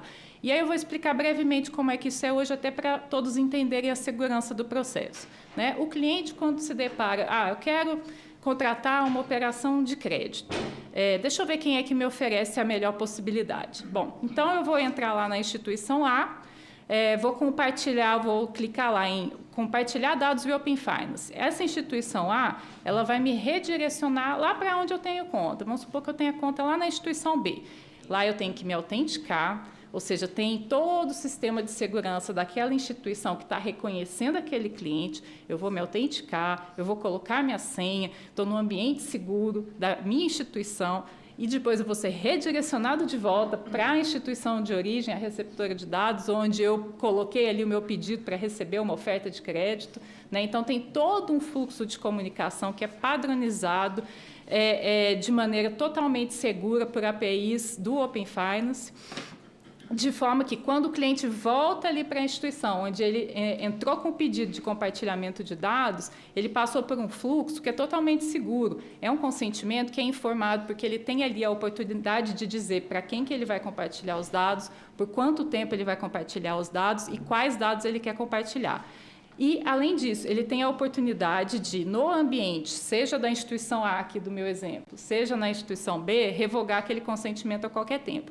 Então, a gente criou uma sistemática que possibilita que o cliente ele saiba o que ele está fazendo, né? Porque é um fluxo que podemos admitir aqui que poderia ser mais fácil? Poderia. Mas a gente teve a preocupação de segurança de colocar toda essa sistemática de autenticação na instituição transmissora de dados, autenticação na volta, para que o cliente, de fato, se sinta seguro do que ele está fazendo ali, né? Então, a gente tem hoje um processo que já é bastante maduro, já é bastante consolidado, que, como eu mencionei, a gente nunca registrou um incidente de segurança. Então, dessa forma, a gente, primeiro, trouxe aí à baila todas as instituições, mercado financeiro, instituições grandes, instituições pequenas, com esse estímulo à participação, né? Então, um dos pontos da pergunta é equilibrar a concorrência. A gente conseguiu trazer todo mundo para o jogo, isso é muito importante. Como é que a gente administra a questão da segurança, proteção de dados? Tem toda essa sistemática que eu expliquei aqui, de novo, convido a conhecer no site que eu mencionei. Está lá, você pode fazer simulação, não precisa ficar com medo, para todo mundo entender como é que funciona, né? É bem interessante, de fato. E equilibrar a inovação, aí está dado, né? A gente consegue juntar o melhor de todos os mundos. A gente disponibiliza um serviço, né, um trilho operacional que funciona, que é seguro, e aí a gente deixa a cargo das instituições inovarem. E aí, de fato, o céu é o limite. Hoje a gente já vê surgindo aí diversas ferramentas, diversos casos de uso. O Banco Central faz mapeamento semestral desses casos de uso, eles têm crescido bastante. Então, convido todos a testarem. Perfeito, muito obrigado, doutora Janaína. E nós aqui tem uma pergunta que eu vou passar para o doutor Hugo. Eu não sei que é bem da sua área, que é a CAD, né? Mas é de Oswaldo, Rio de Janeiro. Ele pergunta o seguinte: por que não incentivar ainda mais a concorrência no mercado financeiro, facilitando a entrada de novos participantes? Aqui eu tenho uma senadora, Zenaide Maia, aqui, que é difícil a semana que ela não bate dos bancos. Ela usa lá o discurso dela e bater nos bancos, por causa de juro e tal, por que não abre a concorrência, por que realmente os 4, 5 grandes bancos que dominam o mercado, essa coisa toda.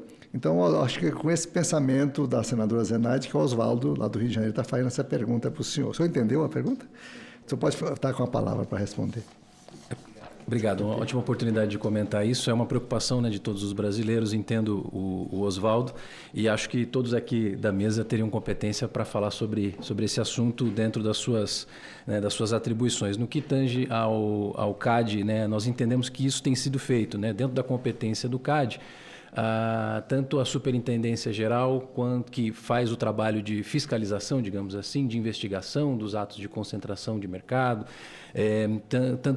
assim como o Departamento de Estudos Econômicos e as demais áreas do CAD, além do seu próprio tribunal, se preocupam com isso, colocam seu esforço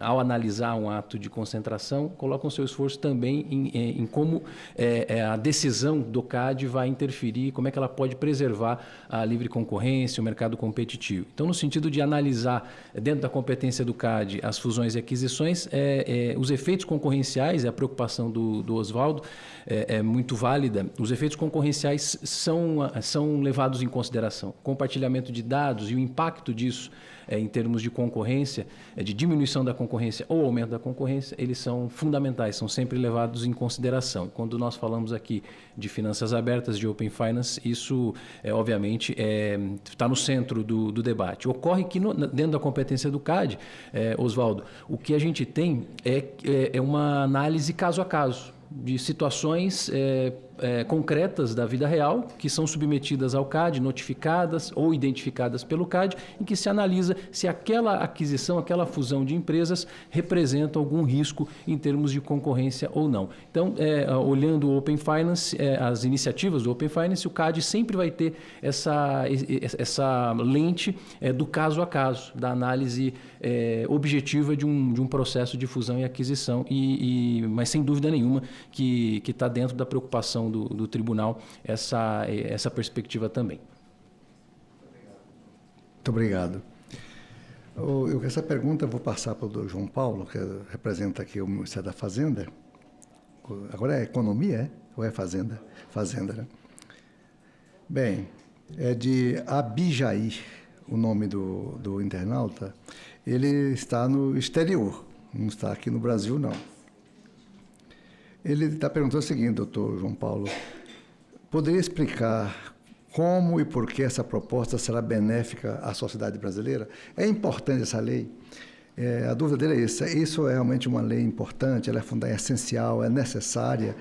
É por isso que ele pergunta, poderia explicar como e por que essa proposta será benéfica à sociedade brasileira? Perfeito, senador. Então, respondendo aqui ao Abjaí, interessante, né? Porque ele está no exterior e acho que todo mundo que tem a oportunidade de ir para o exterior vê o quanto o nosso sistema financeiro, o nosso sistema de pagamentos, ele é realmente um desenvolvido e um benchmark, né? É só você ir para fora, você vê ainda o grau de uso de cédula, moeda, a dificuldade ainda de se ter... O Pix é nosso, né? Então, assim, a gente tem todo esse avanço. E no caso específico dele, o que ele pergunta é assim, por que o projeto ele é importante? Ele é importante primeiro porque ele coloca ali em base legal algo que já tem sido feito de forma bastante satisfatória e revolucionária pelos órgãos reguladores. Então, uma vez que você coloca a obrigatoriedade legal de estabelecimento de um sistema aberto, de finanças abertas, você cria ali uma eventual dificuldade maior de que haja um retrocesso naquilo que está já em desenvolvimento bastante maduro. O ponto que eu mencionei, eu acho que é importante recolocar aqui, é que todo esse esforço ele tem que ser numa linha de garantir ali o princípio lógico e o fundamento básico do Open Finance e do Open Insurance, sem criar uma rigidez legal muito grande a ponto de inviabilizar determinados avanços, como a própria doutora Janaína bem colocou. Eu vou até acrescentar um caso de uso que eu acho excepcional, que é o Pix automático, que isso depende, né, da infraestrutura do próprio Open Finance.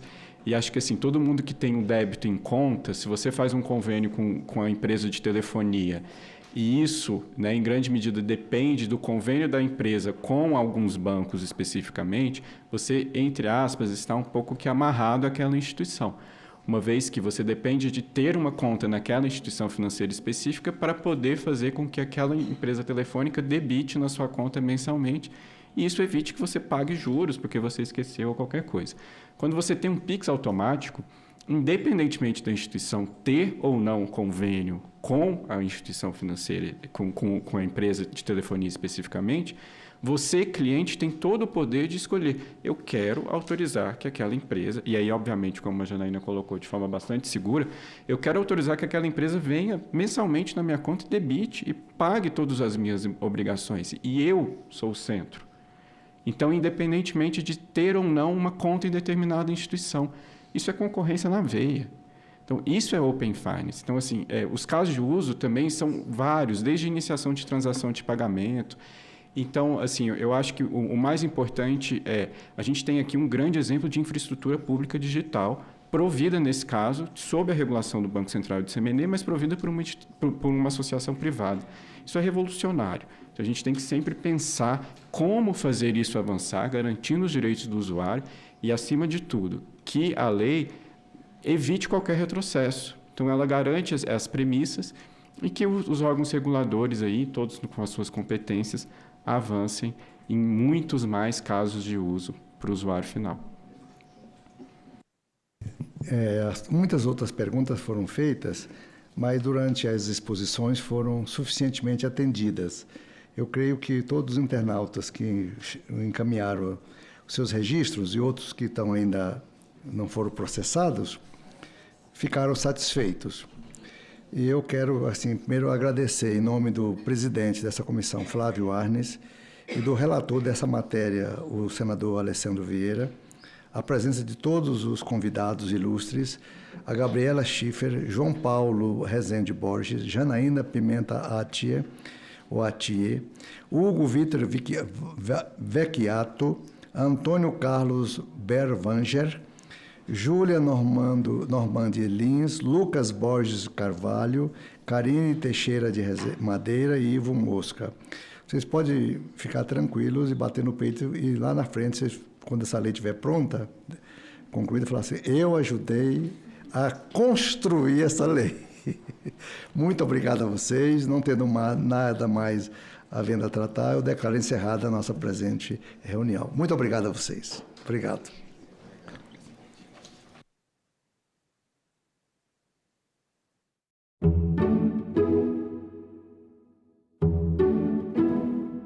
Dia da Consciência Negra, a TV Senado preparou uma maratona da série Libertários. Eu fui descobrir que a abolição não foi feita pela Princesa Isabel depois de velha. Em cada episódio, um paralelo é traçado entre pessoas negras que atuam no presente E a gente transgride ocupando espaço para que outros venham depois da gente. e aquelas que lutaram por liberdade e respeito no passado. Maratona Libertários, nesta quinta, a partir das 15h, aqui na TV Senado. Não havia nenhuma regra escrita sobre quais cursos poderiam ser feitos à distância e quais não poderiam. Então, eu vou pegar o exemplo da medicina. Medicina nunca foi ofertada à distância, nem há demandas para oferta de medicina à distância no Ministério. Mas nunca esteve escrito em lugar nenhum que não podia ser ofertado à distância, apenas nas diretrizes curriculares nacionais. Só muito recentemente iniciou-se a oferta da enfermagem à distância. Mas, apesar de ter iniciado recentemente, ela explodiu, né? E a gente tinha, em 2023, cerca de 40% das matrículas de enfermagem estavam nos cursos à distância.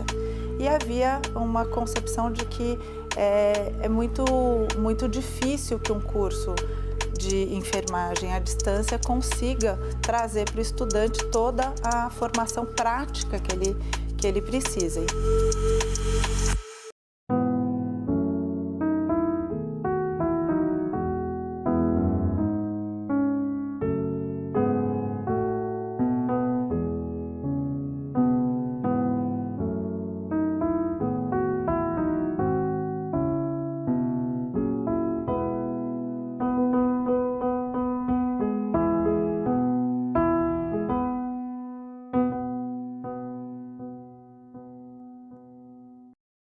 Se você me perguntasse o que eu gostaria no mundo, é que não houvesse violência.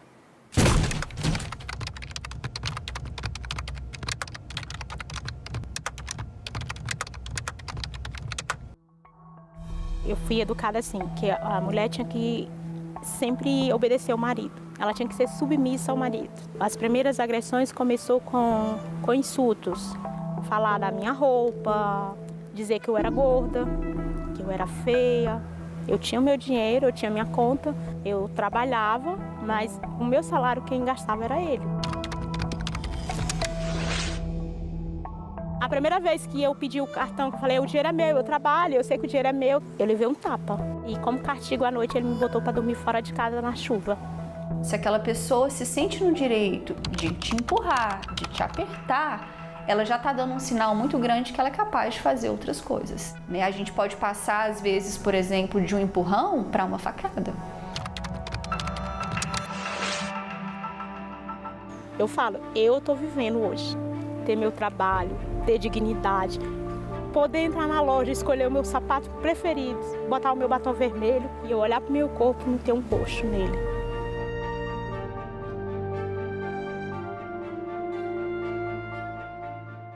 O mundo cabe dentro de um museu. É só entrar e deixar a curiosidade te guiar. Objetos, documentos, roupas, fotografias. Cada detalhe guarda a memória de quem construiu nossa história. Cada detalhe conta sobre quem fomos, quem somos e para onde vamos. No museu, o passado ganha voz, ganha vida, ganha sentido. Museus, onde o passado encontra o presente e inspira o futuro. Visite, descubra, valorize.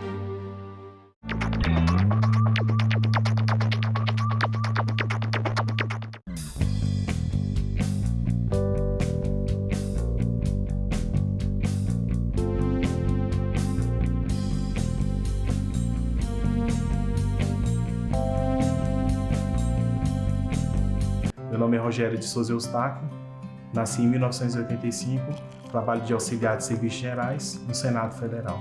Tem uma banda que eu toco, que é a banda de forró. A música é algo que me move, né? Porque eu amo tocar, quando eu vejo as pessoas dançando, vejo as pessoas felizes, eu amo muito o que eu faço.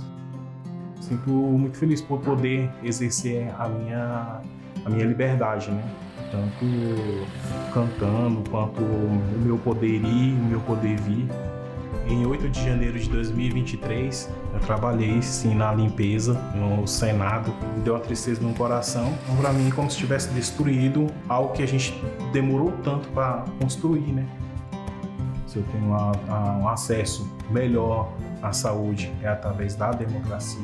Se eu tenho segurança hoje em dia, é também através da democracia. Meu nome é Rogério e eu nasci com a democracia.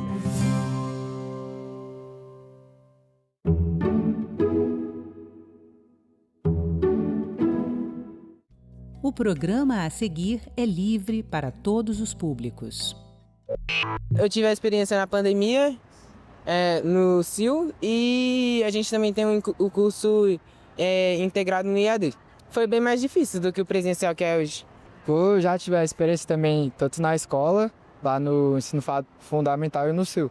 Eu não aprendi nada, porque como você está no conforto de casa, você acaba se distraindo muito com as coisas. É muito difícil de a gente se concentrar. E logo nós, quando era criança, aí era pior ainda, que podia mexer no celular e tudo mais. O ensino à distância ele é muito bom. No entanto, algumas modalidades, por exemplo, como curso de medicina, engenharia, piloto de avião, não dá para ser à distância, né? O pedestre tem responsabilidade, ciclista... Fiz uma cadeira na academia, me foi negado pela história e pelo meu país. Hoje nós podemos, com o nosso megafone, que é o diploma na mão, nós não podemos recuar nesse debate. Declaro aberta a 7ª reunião da Comissão do Senado.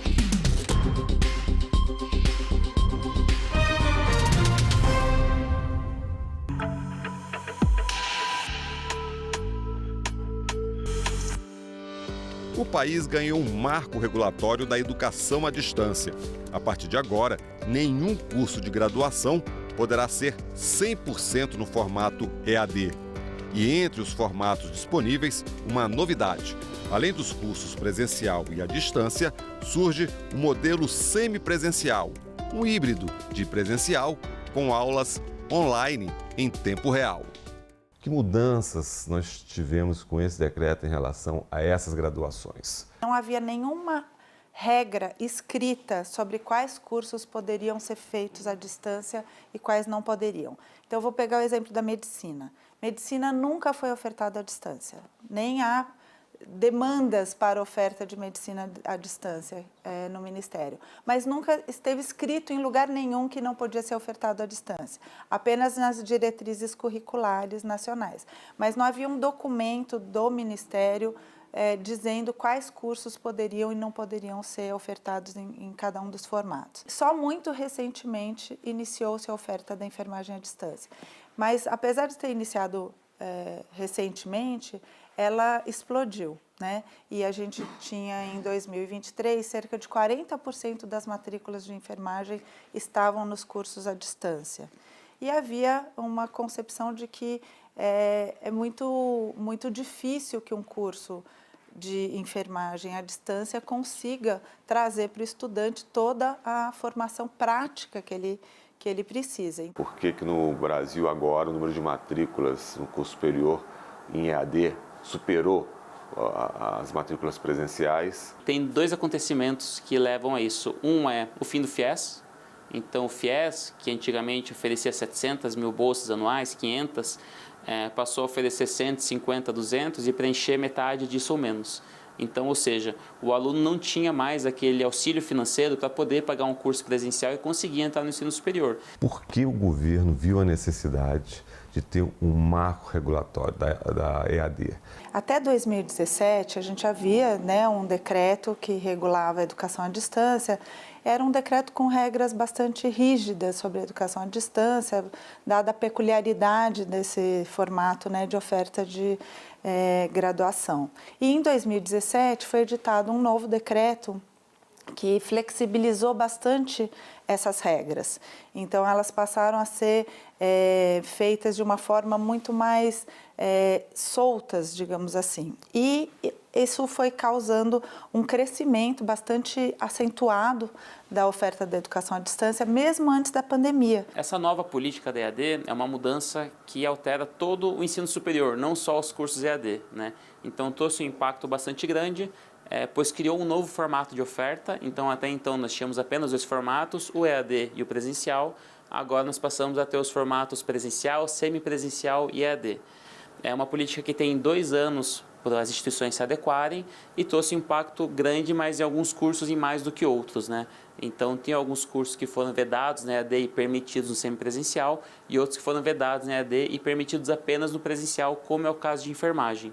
Cursos como Direito, Medicina, Odontologia e Psicologia, eles já eram proibidos na EAD e eles continuam permitidos de serem ofertados apenas no presencial. Este decreto, ele, de uma forma muito acertada, ele vedou qualquer tipo de utilização de ensino à distância para o curso de medicina.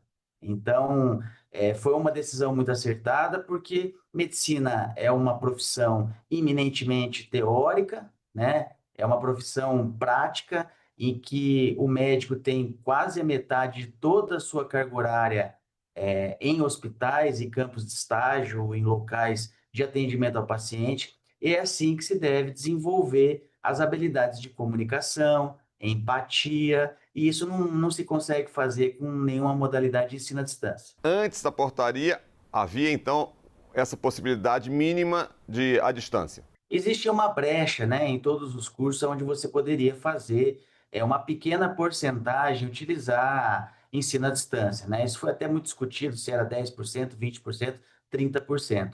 Mas com o decreto, ele disciplinou essa quantidade em outros cursos e na medicina ele vedou completamente qualquer tipo de utilização da EAD durante os 6 anos da graduação. A ANUP entende que era necessário uma revisão das regras para o ensino superior. Nós passamos por momentos que mudaram bastante o Brasil como um todo, o ensino superior não foi diferente, né? Então nós tivemos a pandemia que fez com que as instituições tivessem que migrar todas muito rapidamente para o formato à distância para que os alunos pudessem continuar estudando. Acontece que depois do fim da pandemia, do lockdown, etc., a gente não teve mais uma definição clara de certas regras e como aplicá-las.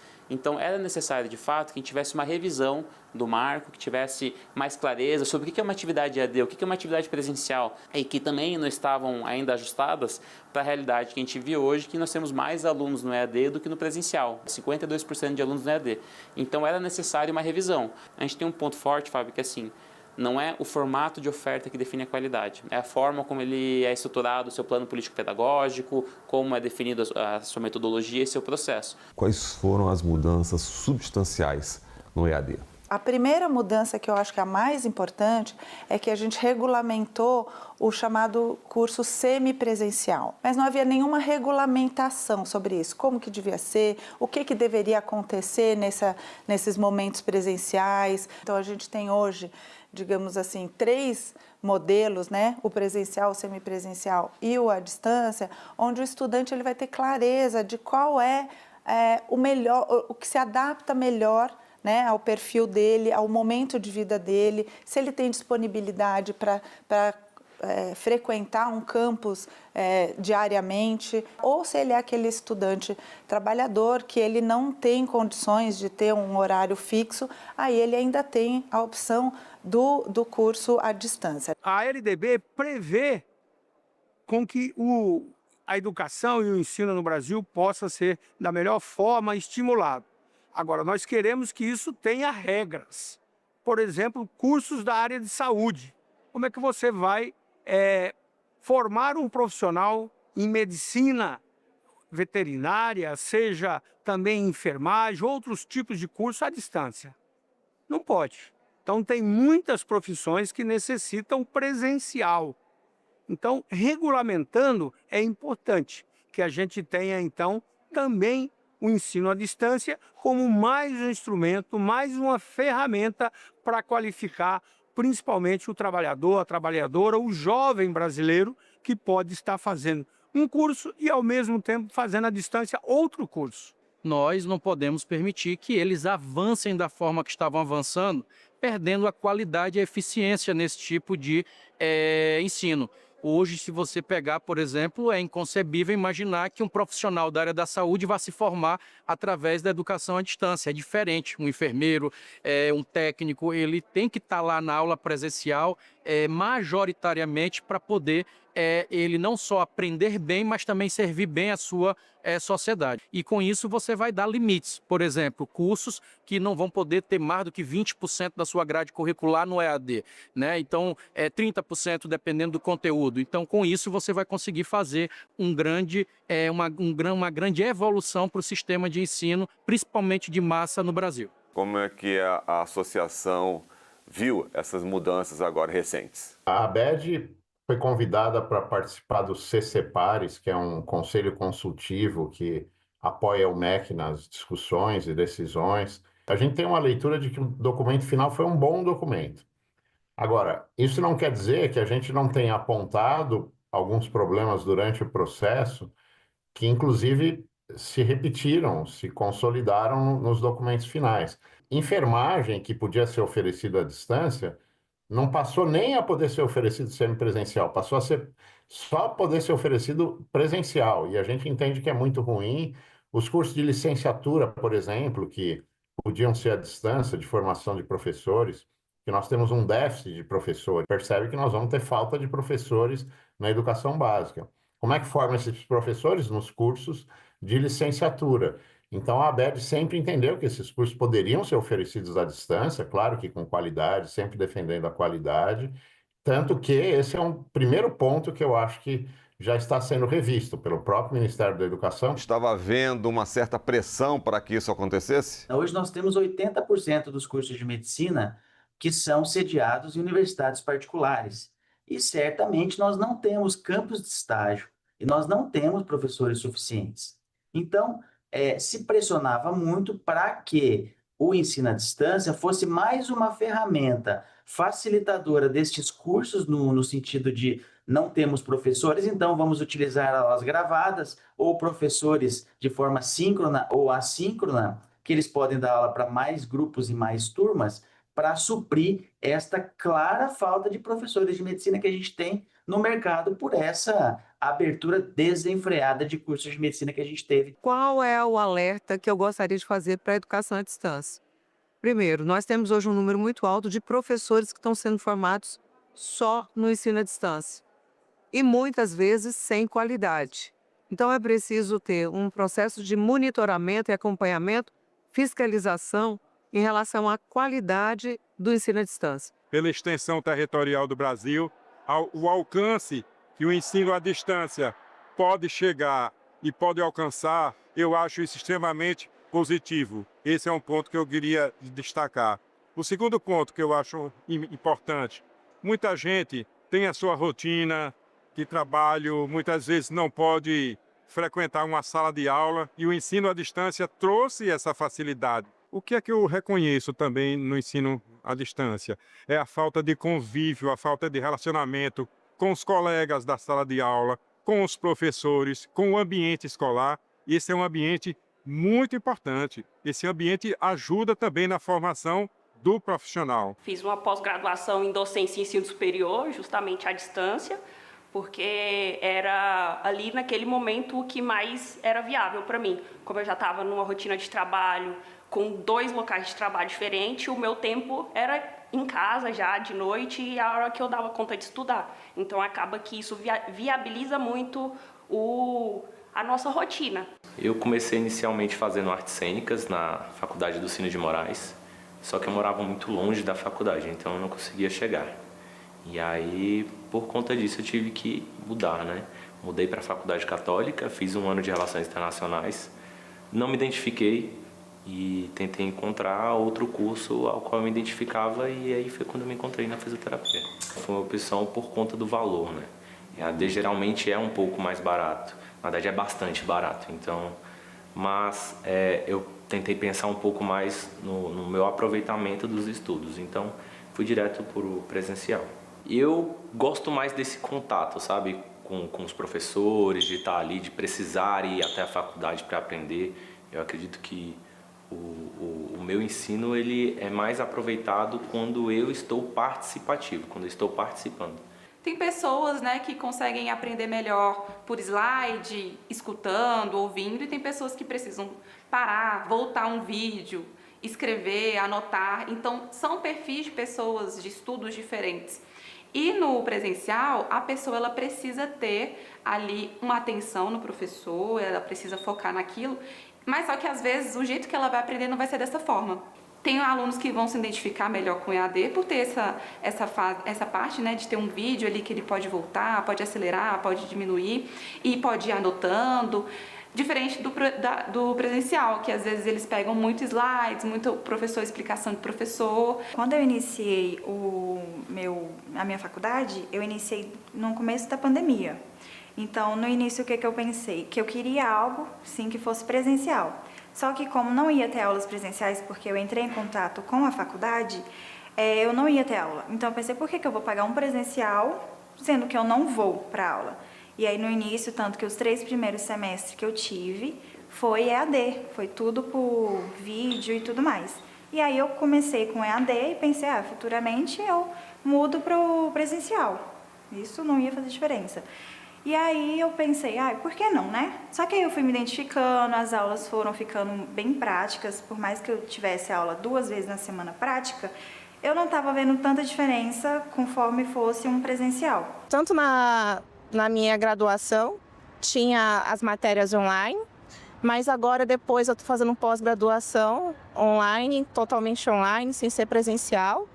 E também estudo para concurso, que é a plataforma online também. Arquitetura, engenharia, matérias assim que você coloca em risco a posição de vida, como médico, medicina, são matérias que eu acho que não seria interessante à distância. Mas matérias mais assim teóricas, não tão como administrativas, assim, é válido. Eu prefiro as aulas presenciais, não só pela questão das perguntas que a gente consegue tirar, as dúvidas que a gente consegue tirar na hora, as perguntas, e também porque a gente tem mais a didática também de cada professor. As aulas EAD eu não consigo me concentrar totalmente, né, porque tem as outras distrações em casa e tudo mais. Então as atividades também se tornam meio que inválidas, não consigo aprender direito. A acessibilidade de ir e vir é muito difícil, né? Então, para o cadeirante, o ideal é uma semipresencial ou uma EAD. Eu aconselho para quem é PCD que faça uma dessa. Eu sou a favor, sim, do EAD, mas não que seja de forma universalizada. Eu creio que nada substitui a presença, nada substitui o olho no olho, nada substitui o convívio social que a escola, a universidade promove. Então, sim, sou a favor em casos específicos. E, na minha visão, ao longo prazo, e nós veremos isso no futuro, com certeza, um profissional que se qualifica através de sala de aula, com professores, com colegas, tirando dúvida, com seminários, com workshop, com discussões, com certeza, na minha opinião, ele estará muito mais preparado para os desafios que uma pessoa que fez esse estudo de forma solitária e autônoma. O perfil do aluno EAD é aquele perfil de aluno que precisa trabalhar CLT, né, durante ali de 7 às 6, às 7 da noite, e ele só tem aquele período para estudar à noite. Então, o padrão desse aluno é um aluno que muitas vezes tem família, é um aluno que tem um trabalho, ele não pode deixar esse trabalho, ele precisa desse trabalho, mas ele quer mudar de vida, ele quer uma graduação para conseguir algo melhor, para conquistar e almejar mais coisas na vida. Por que, no seu ponto de vista, há um equívoco em relação à questão da enfermagem? O que significa o semipresencial? Eu reconheço que há necessidade de atividades práticas em ambientes profissionais, nos polos de apoio presencial, mas eu também reconheço que algumas disciplinas mais teóricas podem ser oferecidas à distância. Então, há mais ou menos um equilíbrio entre a atividade presencial e a distância, né? Só que a enfermagem foi a única que voltou 2 casinhas, quer dizer, criou-se uma casinha no meio, que é o semipresencial. Os cursos de saúde que podiam ser à distância passaram a ser semipresencial, veterinária, fisioterapia, educação física, que está nessa lista também, só que a enfermagem passou apenas para o presencial. Vai ter mais atividade presencial, ok, pode ser que isso até contribua na formação. Agora, o problema é saber quantas pessoas vão deixar de poder estudar enfermagem por causa desse formato, porque as mensalidades vão aumentar e a exigência de presença é total, né? É muito maior também. E como é que isso vai impactar no mercado profissional? Nós ouvíamos muito falar que é absurdo enfermeiro se formar em EAD se nunca ter aplicado uma injeção. É um absurdo, tanto que isso não acontece, né? Sempre tem uma presencialidade e uma atividade prática. Então, tem que entender os formatos de oferta para você saber onde você está se comprometendo a estudar os próximos 4, 5 anos. Então, entender os formatos de oferta, verificar a instituição que você está estudando, ir atrás dos indicadores, das notas dela no MEC. Hoje em dia você tem que disponibilizar também as notas deles para eles verem o curso, a seriedade que ele tem, a tradição que ele tem. É muito igual o que eles têm do presencial. Fui aluna do presencial, passei pela parte remota ali da pandemia também, quando fui terminar a fase final da faculdade. E aí eu tenho essa experiência com eles do EAD e do presencial. E os alunos têm o mesmo material, o mesmo conteúdo. O do EAD precisa correr um pouquinho mais, porque precisa de muita dedicação, muita disciplina. Os meninos do presencial têm um pouco mais de facilidade, porque é o contato direto com o professor, mas na hora que chega aqui no estágio, a gente quase não nota a diferença. O fato de ter a prática, muitas vezes, não diferencia o aluno presencial do aluno EAD, porque aqui eles têm que aprender na prática. Eu acho que flexibiliza para aquele aluno que tenha buscado, né, um curso de graduação, ter mais acesso a essa educação que ele talvez não teria com a presencial, que é ir todos os dias para a faculdade. Acaba se tornando cansativo para quem trabalha o dia todo, né? Todos os países do mundo usam essa prática do ensino à distância. Primeiro, porque facilita para aqueles que moram em regiões mais remotas. Segundo, facilita para aqueles que têm um emprego, que estão envolvidos ou que têm muita dificuldade de frequentar em tempo regular uma universidade presencial. Portanto, o ensino à distância, o EAD, ele, se for qualificado, se tiver os instrumentos tecnológicos necessários para que o aluno, para que esse futuro profissional se qualifique, ele, na verdade, terá toda a condição de se capacitar e conseguir o seu diploma na área específica que seja, com muita competência, com muita informação e com muita qualidade. Agora, tem que haver acompanhamento, fiscalização, controle do MEC, para que não se implante cursos que não levam o conhecimento devido àqueles que, na verdade, precisam de uma formação clássica, acadêmica. Na verdade, eu tive duas experiências com ensino à distância. Na pandemia, em que eu fiz grande parte do meu ensino fundamental com ensino à distância e eu gostava muito. O único problema era realmente a distância que eu tinha dos meus colegas. Já tive, né, na pandemia, foi uma experiência bem diversa, assim, né? Mas em questão de ensino foi meio complicado, assim, mas deu para entender no final, de certa forma. Mas eu acho que eu prefiro presencial, sim. Há quem diga que essa nova construção, porque o Brasil é muito grande, pode prejudicar ter pessoas, alunos interessados em fazer cursos à distância, que agora vão ter uma carga presencial muito maior. Vai provocar um impacto, mas é um impacto que a gente considera que não é tão grande. Por quê? Porque os cursos semipresenciais, eles ainda podem ser ofertados de forma descentralizadas. Eles podem ser ofertados nos polos de educação à distância. Foram apenas 5 cursos que foram proibidos, vetados de ter no formato EAD ou semipresencial, que é medicina, enfermagem, odontologia, psicologia e direito. Os outros, todos eles podem ser ofertados ou no formato EAD e semipresencial ou só no semipresencial e presencial, né? Eu sou uma pessoa CLT, né? Então, CLT trabalha de segunda a sábado, de domingo a domingo. Então, quem é CLT, assim, dessa forma, não tem como conseguir uma faculdade integral mesmo, para estar ali todo dia, porque é muito cansativo. A gente trabalha, estuda, é marido, é casa, às vezes tem filho também. Então, acaba sendo um pouco corrido.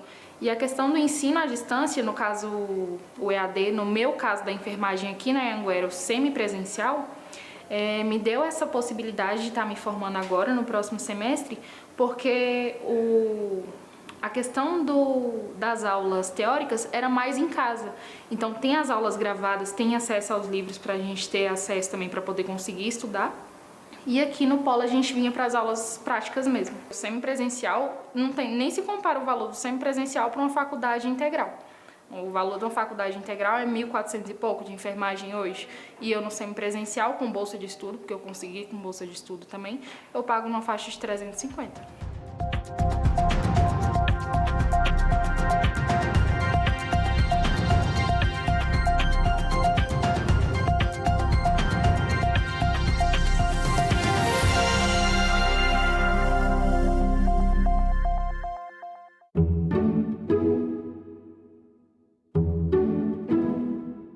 Eu acho que esse xadrez aí geopolítico é que nós precisamos estar muito atentos. A The Economist considerou a soja como uma grande vencedora nessa crise comercial por ter conseguido redirecionar a produção para a China. Nós já exportamos mais soja esse ano do que o ano passado. Mas será que isso é interessante para o Brasil, para a China e para os Estados Unidos nem um pouco? Salão Nobre, hoje, 8 horas da noite, aqui na TV Senado. Assim, eu estou tão cansado, mas não para dizer que eu não acredito mais em você. Com minhas calças vermelhas,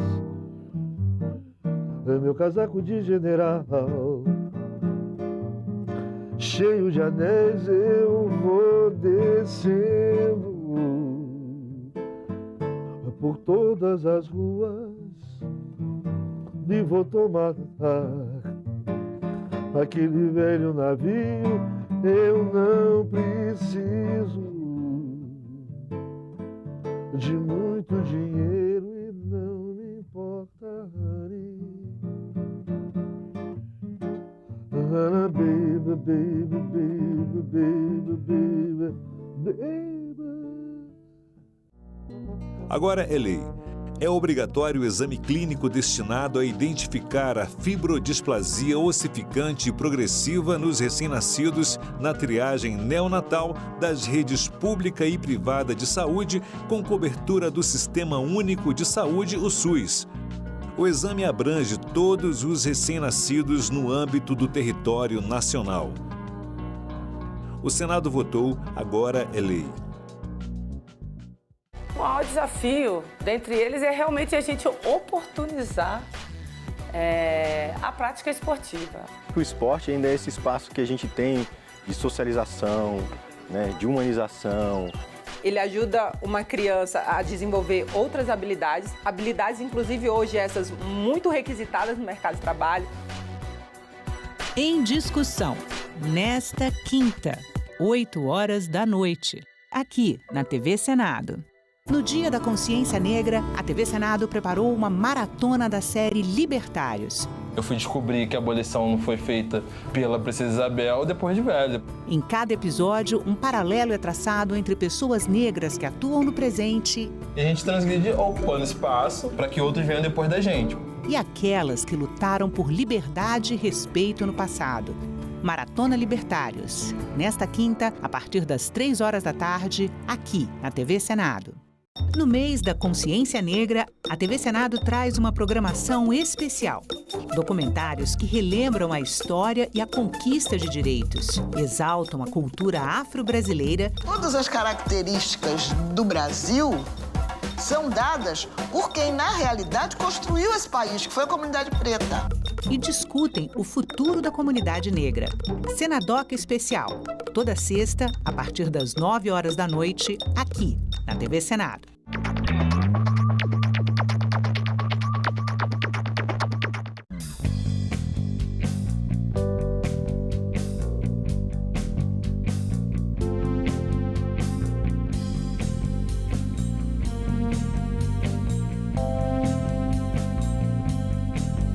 Meu nome é Lara Torres, eu nasci em 1985, sou empreendedora no mercado de vinhos. Eu não vivi a época da ditadura, eu nasci com a redemocratização. Eu acho que tem uma palavra essencial, que é liberdade. Liberdade de escolha.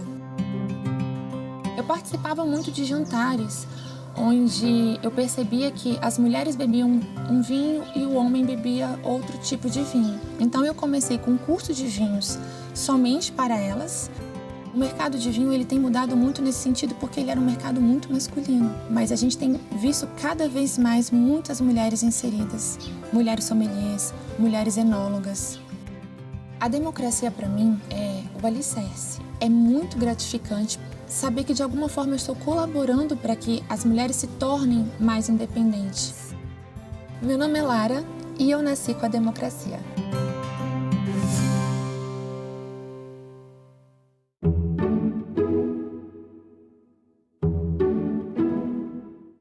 O programa a seguir é livre para todos os públicos.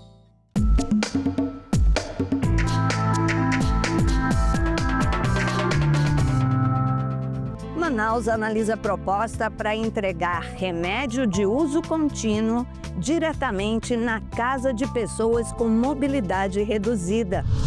Senado aprova a Política Nacional de Promoção da Atividade Física para pessoa idosa.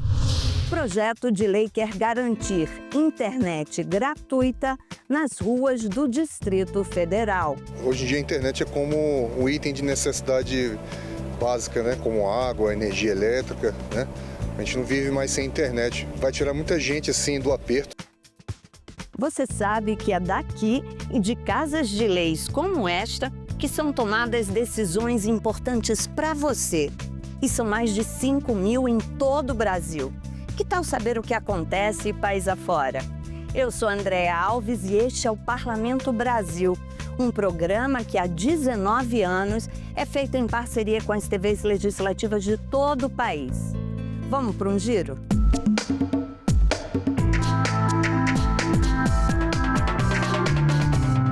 Só quem convive com alguém que tem dificuldade para andar sabe como é difícil sair de casa. Seja para ir ao médico, à farmácia. Pois bem, para facilitar a vida dessas pessoas, um projeto de lei que está em análise na Câmara de Vereadores de Manaus quer entregar remédios de uso contínuo diretamente na casa delas. Em Manaus, milhares de pessoas dependem do Sistema Único de Saúde para receber seus medicamentos de uso contínuo. Mas, para muitos pacientes, especialmente os acamados, idosos e pessoas com mobilidade reduzida, o simples ato de ir até uma unidade básica pode se tornar um verdadeiro desafio. Foi pensando nessa realidade que surgiu um projeto de lei que pode mudar a forma como a saúde pública chega até quem mais precisa. O projeto de lei número 418 de 2024, de autoria do vereador Gilmar Nascimento, propõe a criação do programa de distribuição domiciliar de medicamentos no município de Manaus. A proposta já recebeu o parecer favorável da 2ª Comissão da Casa e segue agora para a Comissão de Finanças, Economia e Orçamento.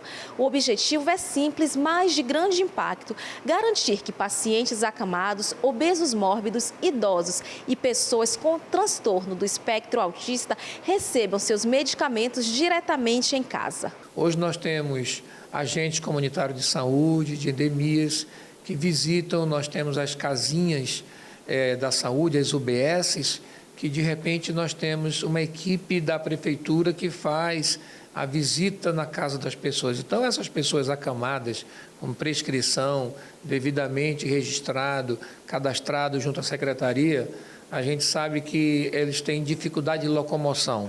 Às vezes, um idoso, que também o projeto contempla, muitas vezes ele é abandonado, os filhos não podem estar com os seus pais e, de repente, o idoso fica abandonado, às vezes ajudado por um vizinho, e, logicamente, que ele acaba negligenciando a busca desse medicamento, não por uma questão de uma vontade própria, muitas vezes pela própria circunstância. Então, o que nós queremos é que essas pessoas eles sejam contemplados com a entrega domiciliar desses medicamentos através da estrutura que a prefeitura já tem. De acordo com o texto do projeto, o serviço será voltado para pacientes cadastrados nas unidades básicas de saúde, que terão prioridade conforme a avaliação médica e necessidade clínica. A entrega dos remédios deverá ser feita por equipes de saúde da própria prefeitura, aproveitando as visitas já realizadas pelos agentes comunitários.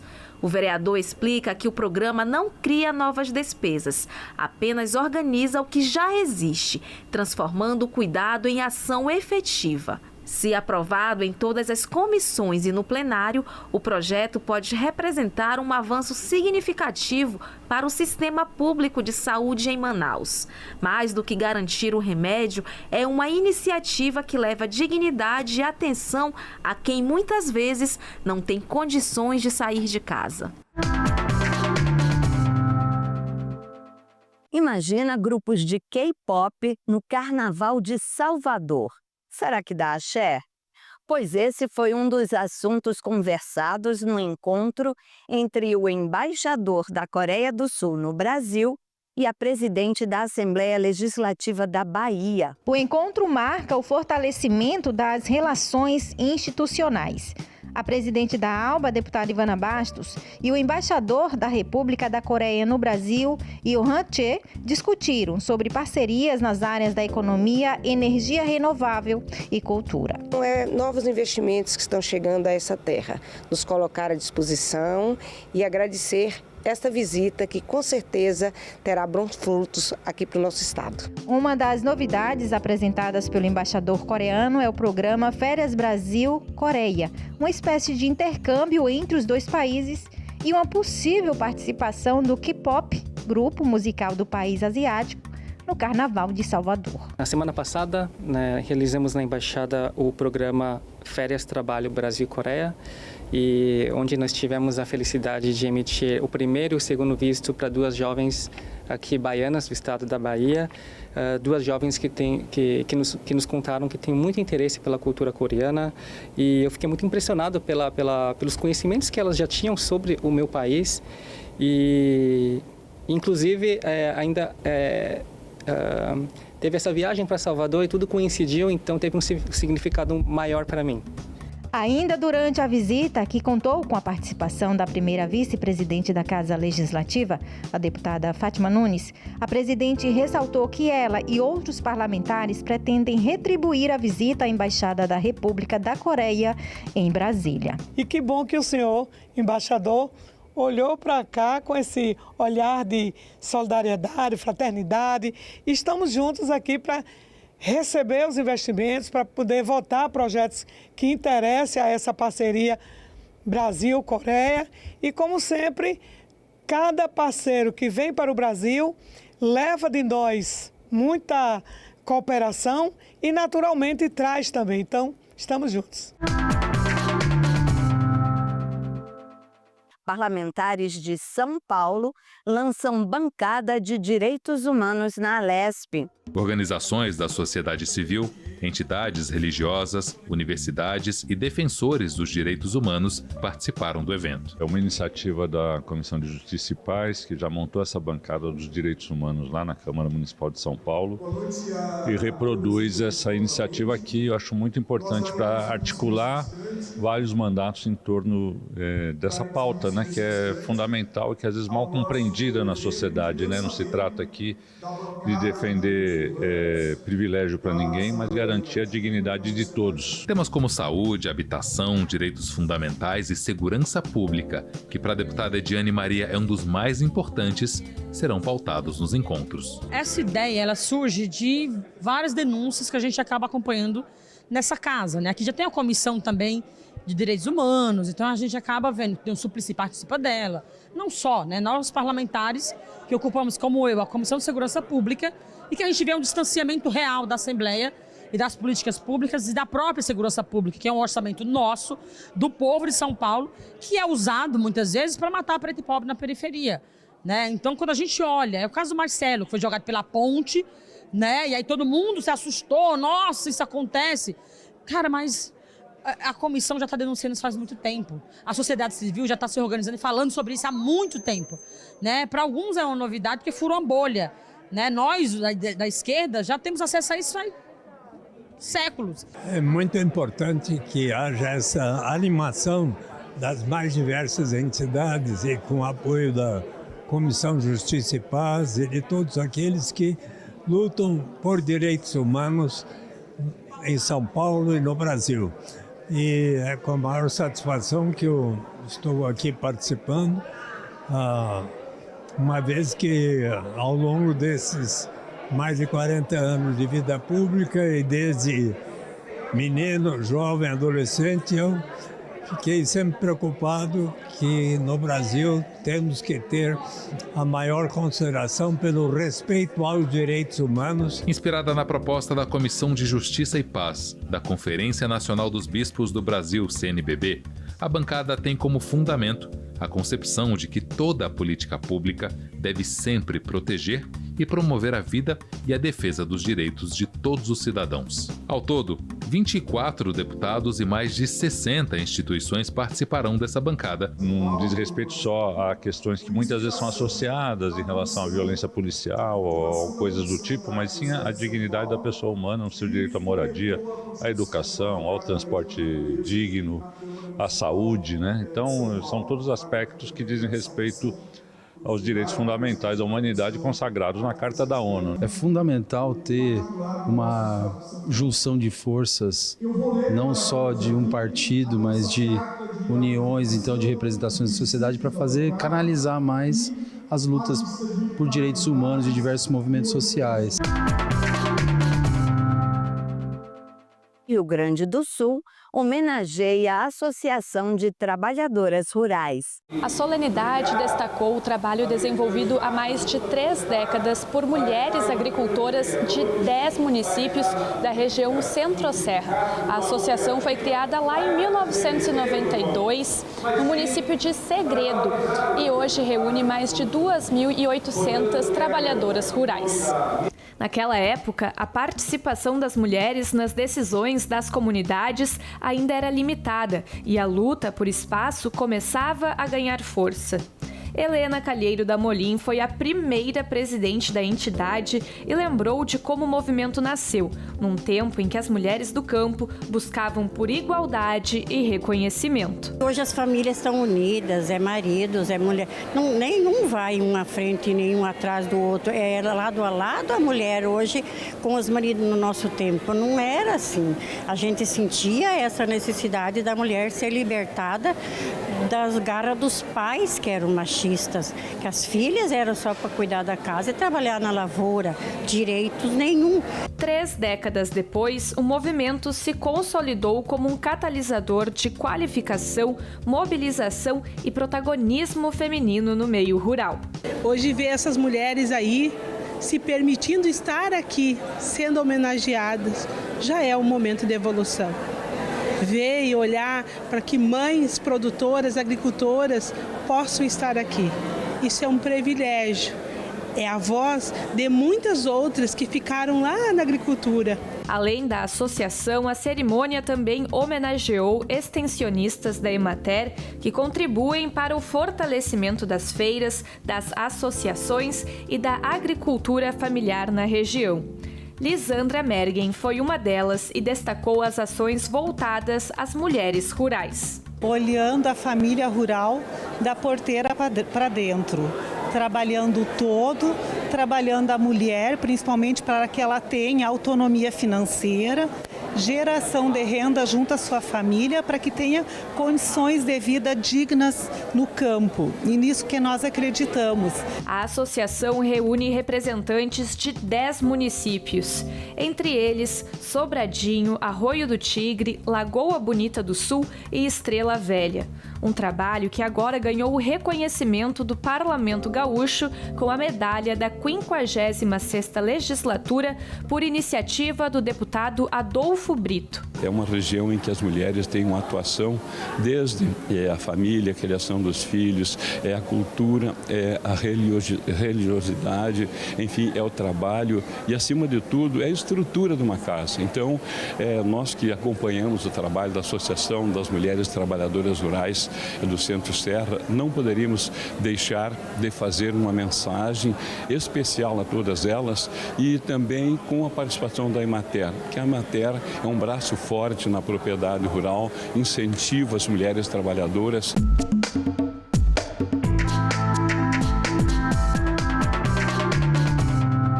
sabe o que é economia circular? De uma forma bem resumida, é quando um produto é pensado desde o início, desde a escolha da matéria-prima, para ser o menos prejudicial possível ao meio ambiente e para ter uma vida útil longa, que ele possa ser reutilizado, consertado, reformado e reciclado. Bem diferente do que vem acontecendo hoje em dia, que até parece que os produtos são programados para quebrar, não é mesmo? E que às vezes nem vale a pena a gente consertar. Pois bem, isso pode mudar no Brasil, viu? A Câmara dos Deputados aprovou um projeto que cria a Política Nacional de Economia Circular. A Câmara aprovou o projeto de lei que institui a Política Nacional de Economia Circular para promover a transição do setor produtivo para um modelo sustentável, com redução de resíduos, circulação de produtos e materiais e da regeneração. A iniciativa foi da deputada fluminense Jandira Fegali, do PCdoB. Economia circular é um conceito moderno na história. É um conceito que é diferente, inclusive, do meu projeto de 2012, que encabeça aqui essa votação, porque ali era o chamado consumo sustentável. Depois, essa discussão evolui o conceito para a economia circular, que é uma economia que garante a reciclagem de materiais, reaproveitamento e que contamina menos o meio ambiente, garante a transição energética e a sustentabilidade. O texto, que segue agora para o Senado, prevê incentivos para empresas que promovam a pesquisa, inovação tecnológica e novos modelos de negócios, além da formação profissional. Idosos mais saudáveis, com mais autonomia e qualidade de vida. Esse é o objetivo de um projeto que cria a Política Nacional de Promoção da Atividade Física para a Pessoa Idosa. Ele foi aprovado na Comissão de Assuntos Sociais aqui do Senado e seguiu para a Câmara dos Deputados. O projeto apresentado pelo senador Eduardo Gomes e relatado pela senadora Leila Barros prevê a criação de programas para estimular a prática de atividades físicas pelos idosos, que já são quase 33 milhões no Brasil. Entre as medidas para atingir esse objetivo estão a criação e manutenção de espaços públicos para a prática das atividades, a realização de parcerias com órgãos governamentais, escolas e empresas, incentivos fiscais para o estímulo a esses programas e a promoção de campanhas de conscientização. O texto prevê também a inclusão de atividades físicas adaptadas nos programas de atenção à saúde e de assistência social e a capacitação de profissionais dessas áreas para atender às necessidades da pessoa idosa. O projeto foi aprovado por unanimidade. A questão emocional, muitos idosos ficam em casa, seus filhos, as suas famílias trabalham, e esse tipo de atividade em que eles estão em contato com os demais idosos ali é fundamental também para a questão emocional. Essa atividade física vai evitar AVC, infarto, a circulação dos membros inferiores vão melhorar e vão evitar as tromboses venosas. Eu aqui como psiquiatra quero realçar esse aspecto, que a atividade física ela será tanto melhor quanto ela for feita em grupo, em equipe, porque tem a parte da socialização também. Então, por exemplo, eu faço caminhadas, mas eu só aprendi a fazer caminhada de maneira regular, só passei a fazer regularmente quando eu formei um grupo. Então, em Teresina eu tenho um grupo para caminhada, em Brasília eu tenho outro grupo para caminhada. A gente vai conversando, trocando ideias, contando história. Todos mentem, menos a gente, né? E no final da caminhada você fez amizade, fez a sua socialização e você libera as endorfinas, você está com o humor mais elevado.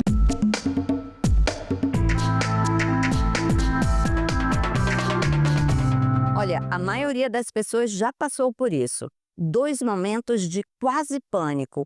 Um, quando acaba a bateria do celular. O outro, quando a gente fica sem internet. Não é isso?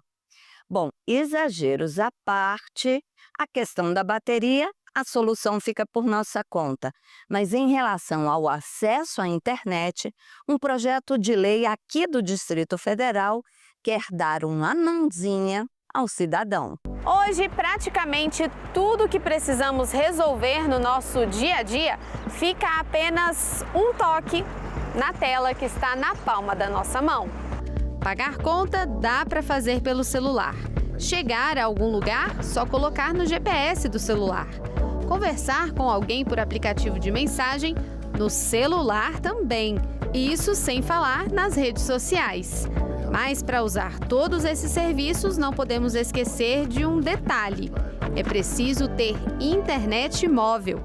Hoje, os valores de planos de internet variam bastante, chegando a mais de R$ 200 por mês para planos pós-pago, com muitos gigabytes disponíveis, além de outros benefícios. Não é todo mundo que pode pagar. Agora, imagine se nas ruas do Distrito Federal tivesse internet roteada de graça para qualquer pessoa usar. Eu acho válido porque muitas pessoas não têm acesso a planos de internet, de operadoras, e tudo que você vai fazer hoje em dia na rua, você necessita de uma internet, necessita do telefone. Então, se vocês disponibilizam uma internet gratuita, vai ajudar muitas pessoas de baixa renda, principalmente, que não conseguem pagar caro, porque querendo ou não é caro um plano, e ajudaria bastante. Daria à sociedade acesso, né? Hoje tem a sociedade digital. Então, o acesso à internet é fundamental. Tem gente que não tem uma internet eficaz no celular, precisa estudar, precisa resolver algum problema, não tem internet no celular. Mudaria bastante, seria muito bom. Maravilhoso, porque geralmente nem todas as pessoas têm. E também, quando a gente tem, às vezes o plano acaba e a gente fica doido assim procurando e às vezes não tem. Então, seria bom. Importante, né, para pegar um Uber, uma internet para caso de emergência, né? Às vezes uma situação que você está precisando de ajuda. Hoje em dia a internet é como um item de necessidade básica, né? Como água, energia elétrica, né? A gente não vive mais sem internet. Então vai tirar muita gente assim do aperto, né? Para dar mais acesso à internet a toda a população do DF, tramita na Câmara Legislativa um projeto de lei que autoriza empresas fornecedoras de internet a utilizar postes de iluminação pública para instalar seus equipamentos. A contrapartida seria oferecer internet gratuita para as pessoas, como explica o deputado Martins Machado, autor da proposta. A empresa vem, instala seu ponto, que ela precisa de instalar seu ponto de Wi-Fi. Isso é feito, por exemplo, no privado. Eles pagam um prédio, por exemplo, tem empresa que paga um prédio, paga um local estratégico, paga mensalmente um valor financeiro. No caso do projeto, a ideia é não pagar, mas na contrapartida, colocar disponível lá a internet para todos que estiverem naquela região. Segundo dados da PNAD, pelo menos 10% da população brasileira não utiliza a internet pelo custo alto dos serviços ou dos equipamentos. Para esta advogada atuante em direito digital, muitas pessoas até conseguem usar a internet em espaços públicos, mas em casa o acesso fica prejudicado. Nas casas, nas residências, principalmente à noite, as pessoas ficam sem esse acesso. A gente tem que pensar, por exemplo, num familiar que cuida de uma pessoa que tem necessidades especiais e fica preso dentro de casa e só vai ter acesso a algum tipo de informação quando vai a um posto de saúde ou a um hospital. Então, essas pessoas precisam de acesso. Então, é muito relevante e muito importante você ter um Wi-Fi social gratuito para toda a população. Mas ela ressalta, além do acesso, é preciso que haja a alfabetização digital. Você dá uma Ferrari para uma pessoa que não sabe dirigir, não resolve. Ter Wi-Fi não é suficiente, a gente precisa capacitar essas pessoas para elas entenderem e poderem utilizar a internet. A internet, eu brinco que ela veio para o bem e para o mal. Nós temos que ver o lado positivo na internet e batalhar contra o negativo. E a população concorda. Tem os seus pontos positivos, mas também tem os pontos negativos, né? Esse acesso o tempo todo à internet, até que ponto vai ser bom em algum aspecto para alguns, né? Tudo com moderação é bom, né? O brasiliense vai ficar feliz, hein? Bom, você vai ver agora os visitantes do Congresso Nacional. Sabia que são mais de 3.000 todas as semanas? E você sabe que se quiser rever este ou qualquer outro programa da TV Senado, tem tudo na internet, no site da TV ou no YouTube. Até semana que vem, pessoal. Tchau! Qual a parte que te chamou mais a atenção? A parte da Câmara dos Deputados, né, em que foi apresentado cada função das estruturas lá presentes, a cadeira entre os senadores lá presentes, os deputados, né, e o contexto histórico em que foi produzido cada uma das estruturas lá, que agrega muito ao ensino e a cultura nacional e principalmente a pessoa valorizar o que é esse país, né? É algo que todo mundo deveria saber. Então, a gente está aqui a passeio, minha filha veio numa competição e aí a gente aproveitou para trazer ela para estar conhecendo, para a história, né? E para quando ela crescer, ela ter esse momento de história do Brasil, né? Eu gostei muito do rapaz que explicou cada detalhe, muito interessante. A gente foi no Senado, foi muito interessante. Ela gostou bastante, assim, momentos para ela levar para a vida, né? E por que você acha importante conhecer o Congresso Nacional? Para saber o que as pessoas do nosso país faz dentro dele. Eu acho interessante por conta disso. Foi muito interessante a visita e eu acredito que aproxima a população de um espaço que é tão importante para as discussões sociais, econômicas, políticas, e cada detalhe da arquitetura, dos objetos, foi, apesar de já conhecer de televisão, ver muito mais interessante ao vivo, de pertinho. Eu gostei muito do plenário do Senado.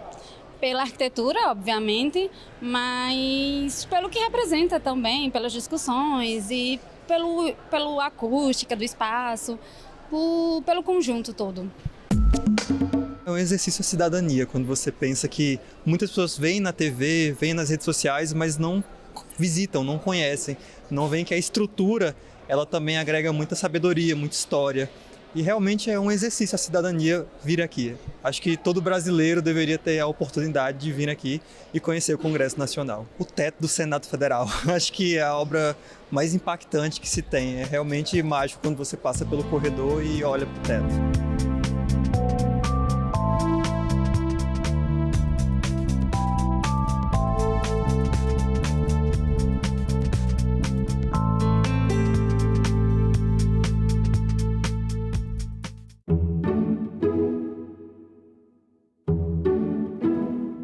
No Dia da Consciência Negra, a TV Senado preparou uma maratona da série Libertários. Eu fui descobrir que a abolição não foi feita pela Princesa Isabel depois de velha. Em cada episódio, um paralelo é traçado entre pessoas negras que atuam no presente e a gente transgride ocupando espaço para que outros venham depois da gente. E aquelas que lutaram por liberdade e respeito no passado. Maratona Libertários. Nesta quinta, a partir das 3 da tarde, aqui na TV Senado. Oh sim, eu estou tão cansado, mas não para dizer que eu não acredito mais em você. Com minhas calças vermelhas, meu casaco de general, cheio de anéis, eu vou descendo por todas as ruas e vou tomar aquele velho navio. Eu não preciso de muito dinheiro e não me importa, honey. Baby, baby, baby, baby, baby, baby. Agora é lei. A reforma tributária promete simplificar o pagamento de impostos no Brasil. A nova lei detalha reduções e isenções de tributos, além de regras para a devolução de impostos para famílias de baixa renda. O mecanismo de devolução deverá valer para contas de energia, água, saneamento, gás e telefonia e as mudanças serão implementadas de forma gradativa. O Senado votou, agora é lei.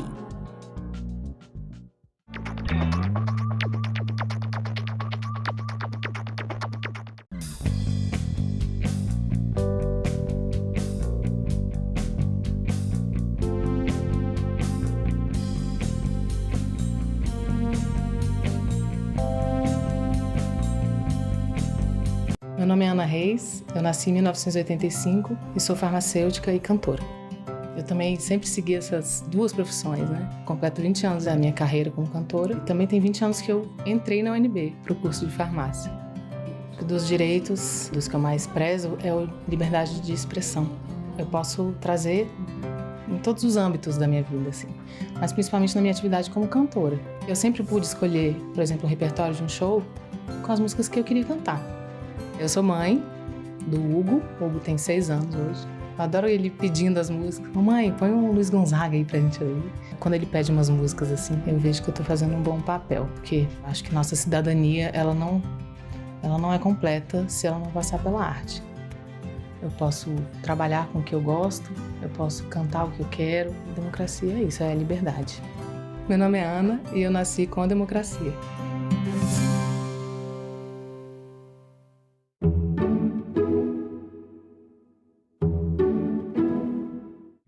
O programa a seguir é livre para todos os públicos.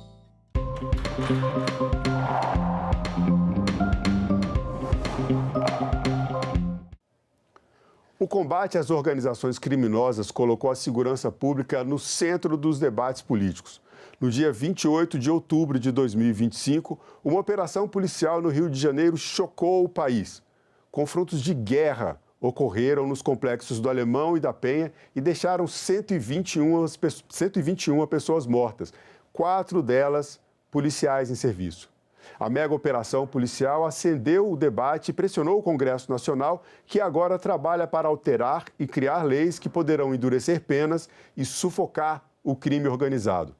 A PEC da Segurança Pública, proposta de emenda à Constituição 18 de 2025, e o projeto de lei antifacções, o PL 5.582 de 2025, serão suficientes para dar à sociedade a resposta que ela espera, ou seja, fazer com que os governos federal, estaduais e municipais sejam capazes de garantir a paz, a ordem e a segurança nas cidades brasileiras?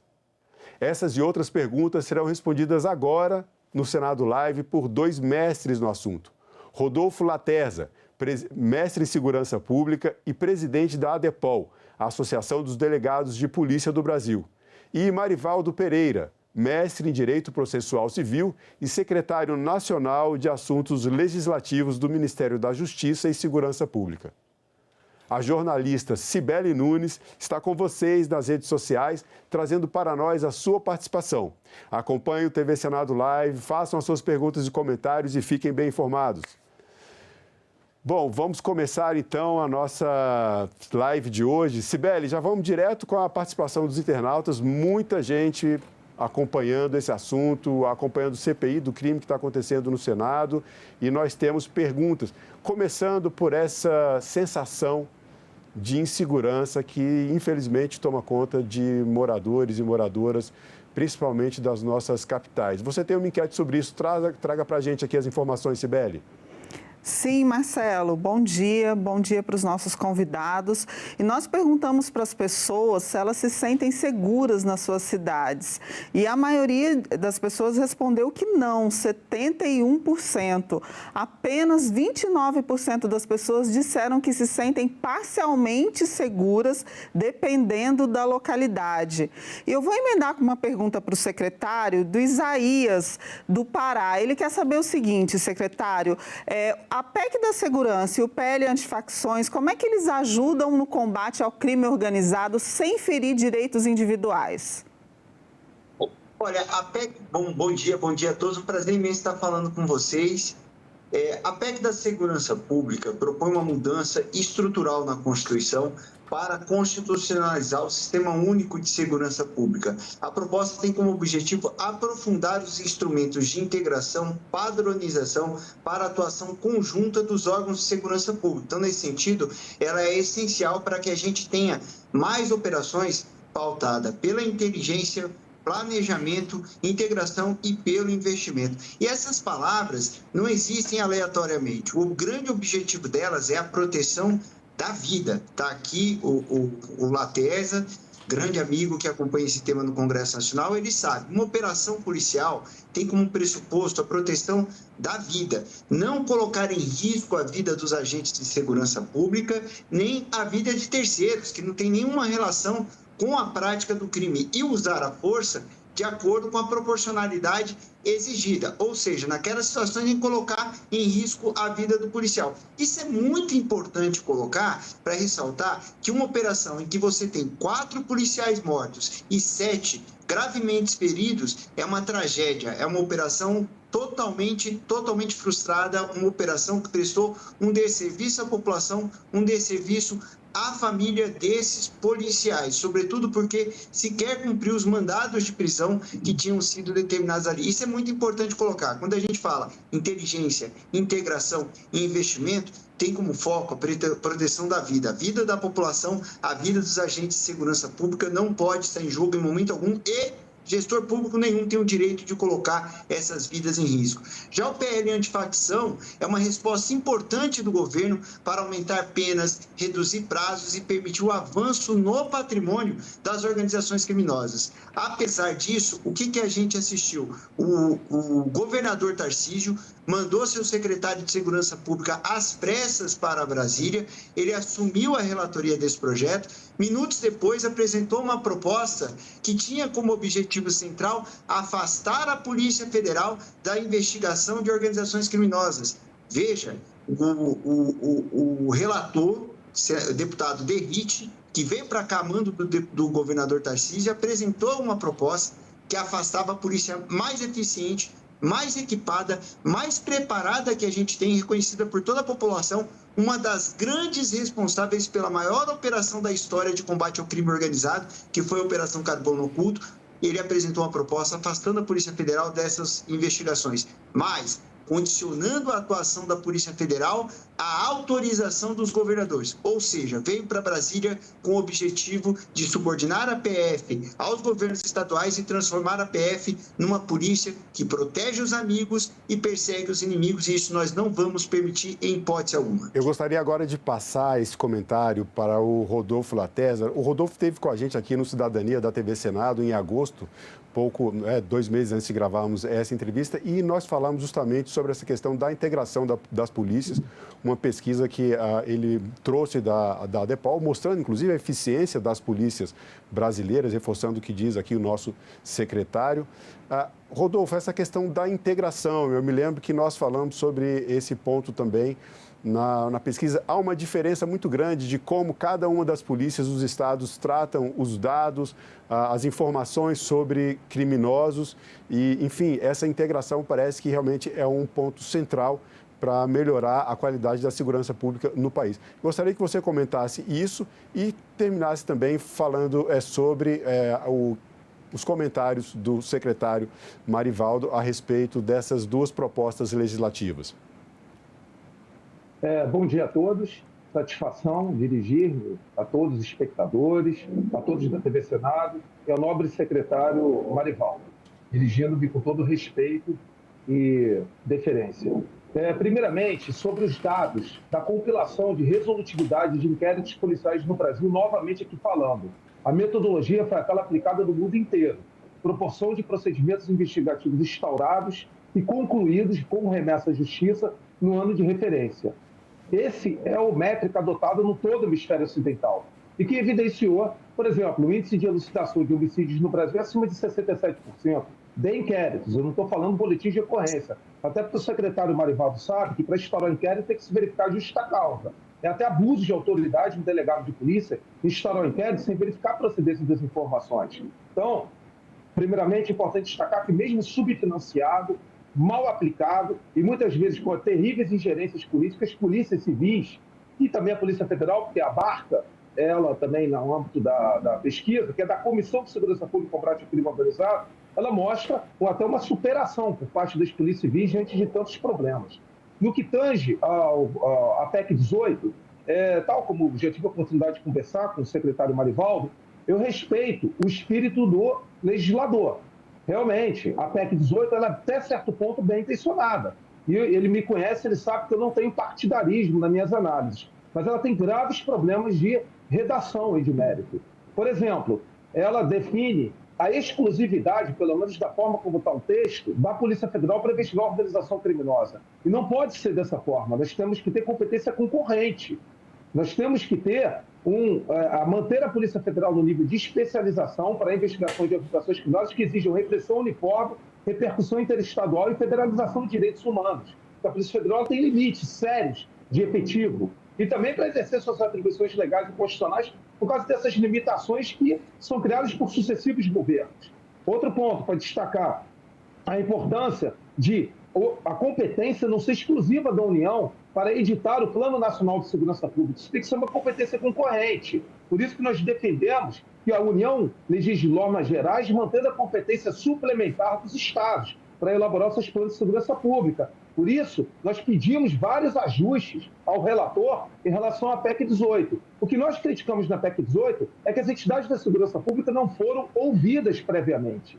E isso era uma métrica que se tinha nas diferentes gestões do Ministério da Justiça, não é uma crítica direta ao secretário Marivaldo, por favor.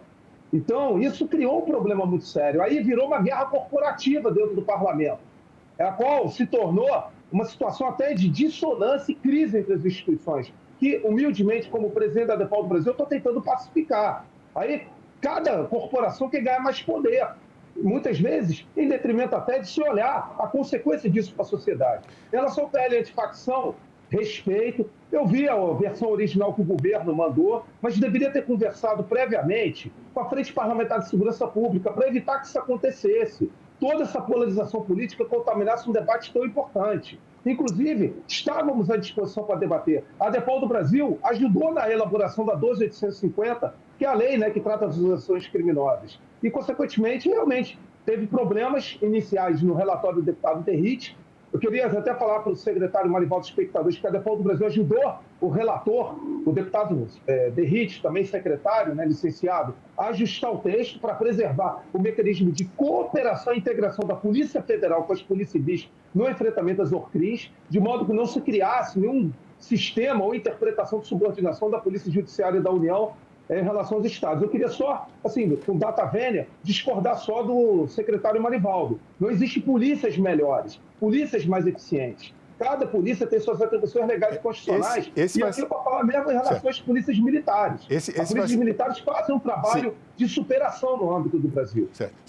Presidente Rodolfo, esse vai ser um dos pontos que nós vamos falar aqui, é esclarecer para as pessoas esses diferentes papéis das polícias, para que os espectadores entendam por que Polícia Federal, por que deve ter autorização ou não de governos, como é que isso funciona. Nós vamos chegar nesse ponto, mas já que falamos aqui sobre o projeto de lei antifacções, tem um aspecto, né, uma questão nesse projeto de lei que também está sendo alvo de muitas perguntas, de muitos questionamentos, que é a ideia de equiparação das facções criminosas, do crime organizado, a organizações terroristas.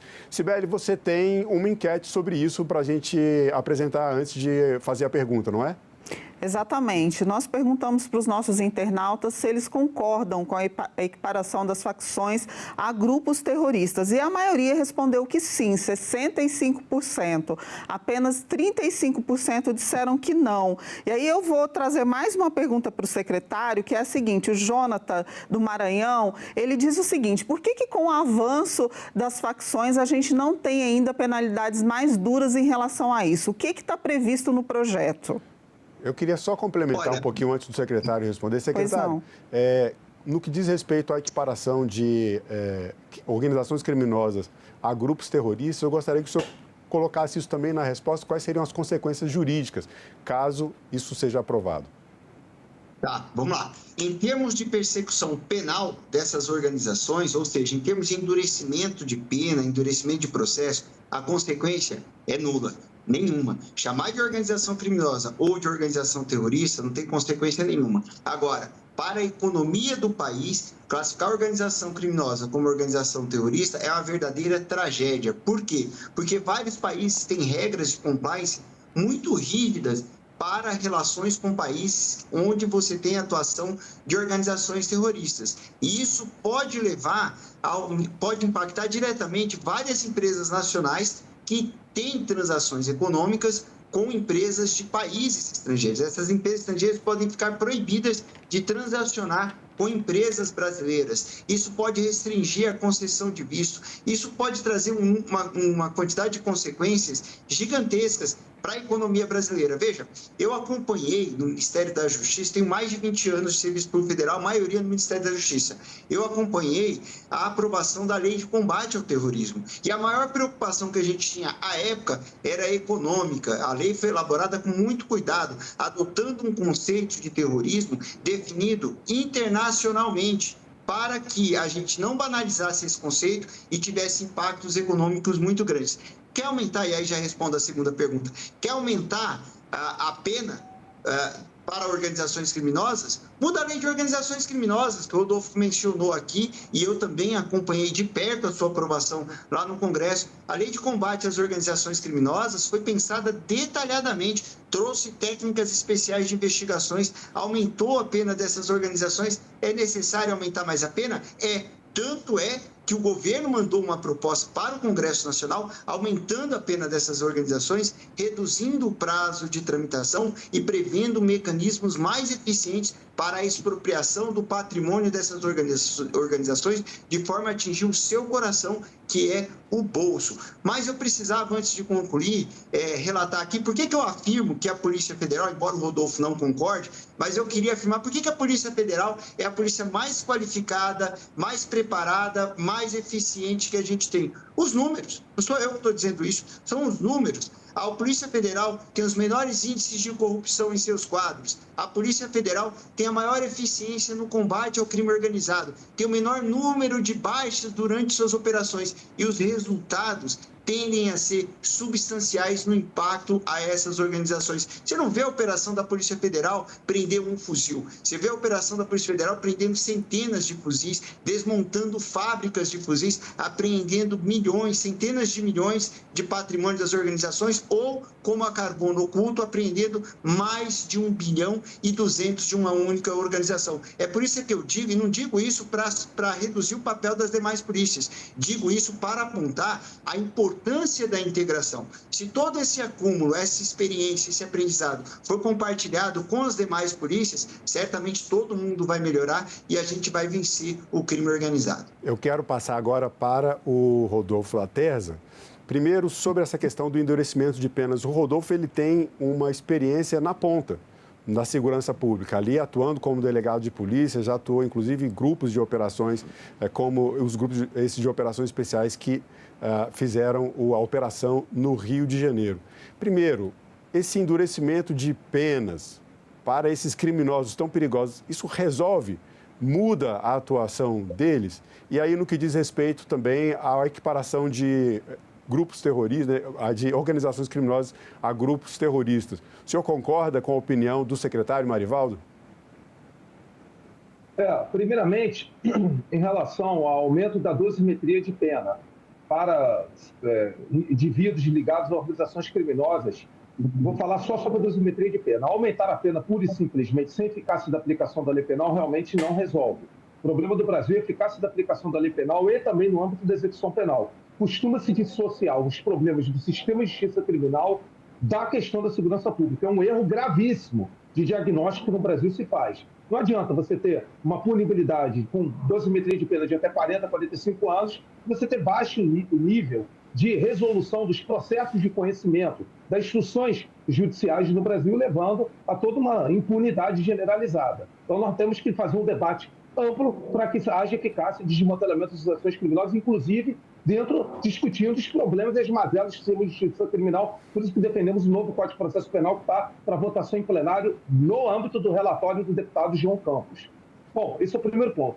A classificação de crimes como terroristas, vou falar doutrinário e tecnicamente, não no âmbito da polarização política que isso está gerando.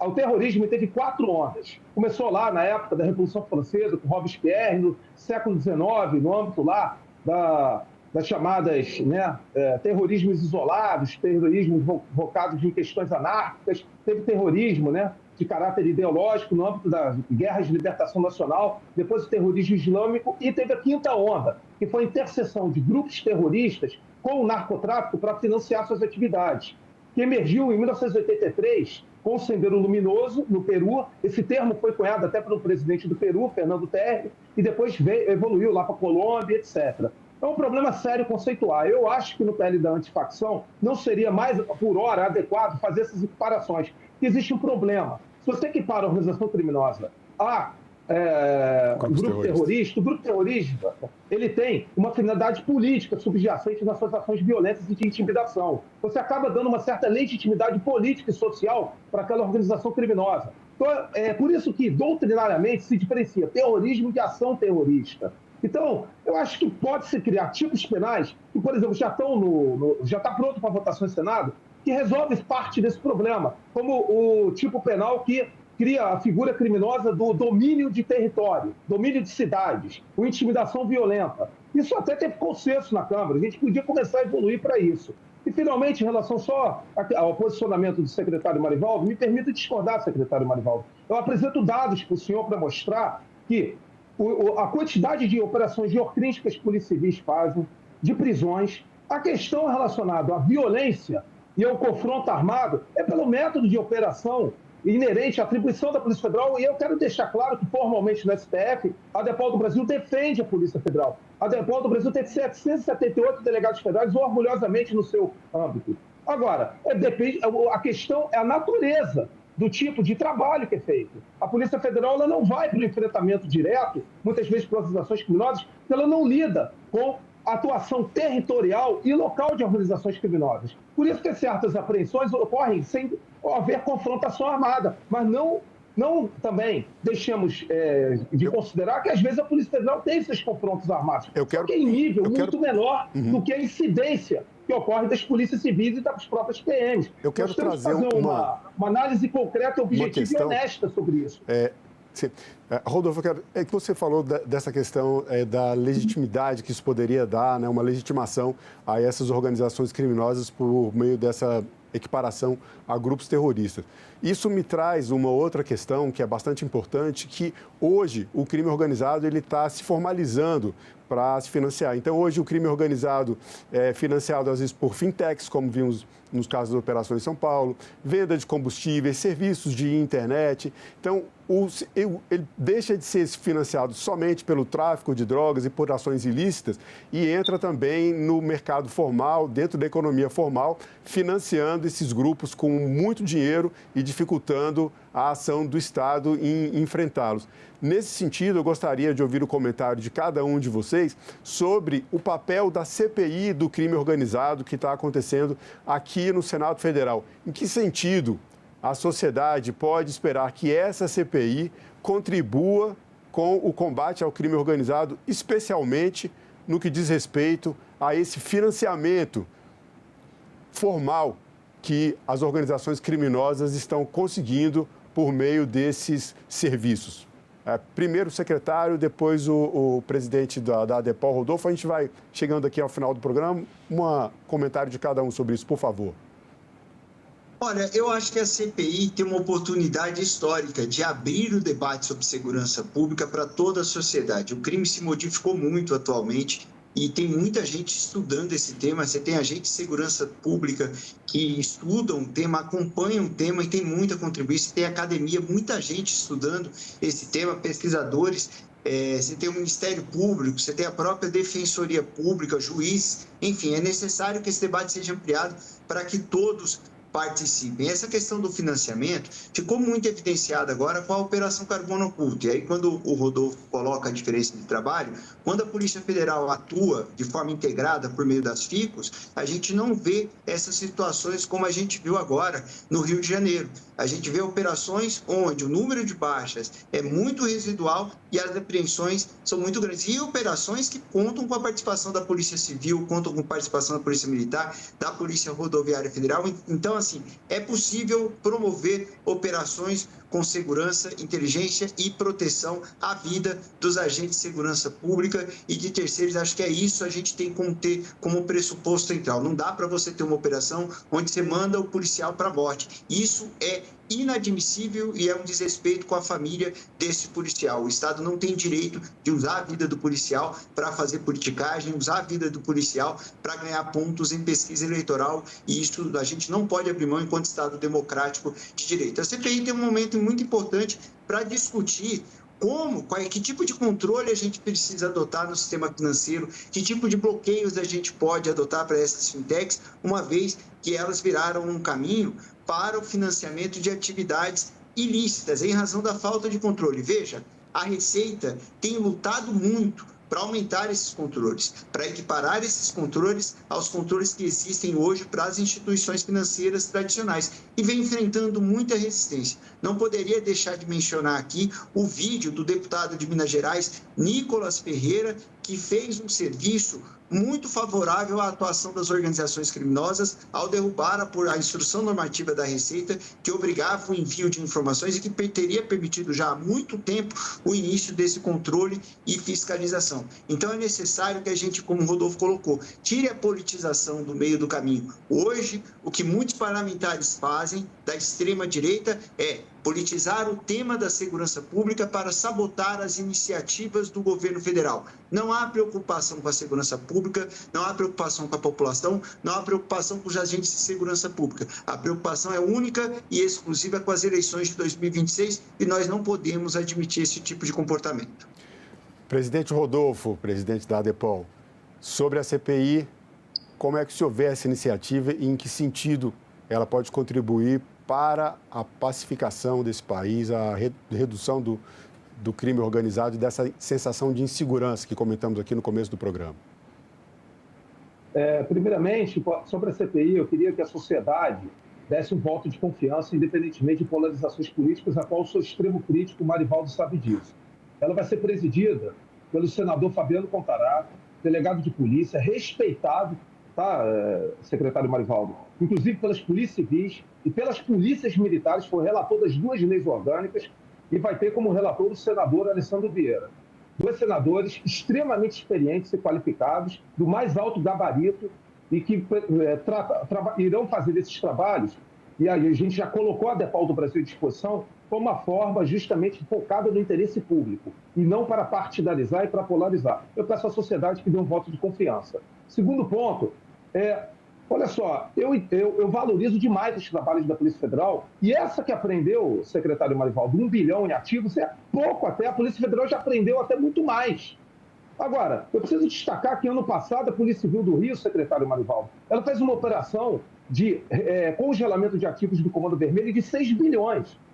A Polícia Civil de São Paulo, ano passado, fez uma operação de congelamento de ativos e só ali naquela área da região de Mogi, de 8 bilhões do PCC no esquema de combustível. Assim, eu não posso também ficar desconsiderando um trabalho das polícias estaduais, porque elas são de governos deste espectro ideológico, ou deste espectro político, ou porque o governador faz oposição ao governo federal. Eu não posso ir por esse âmbito, porque não seria justo do ponto de vista objetivo e factual.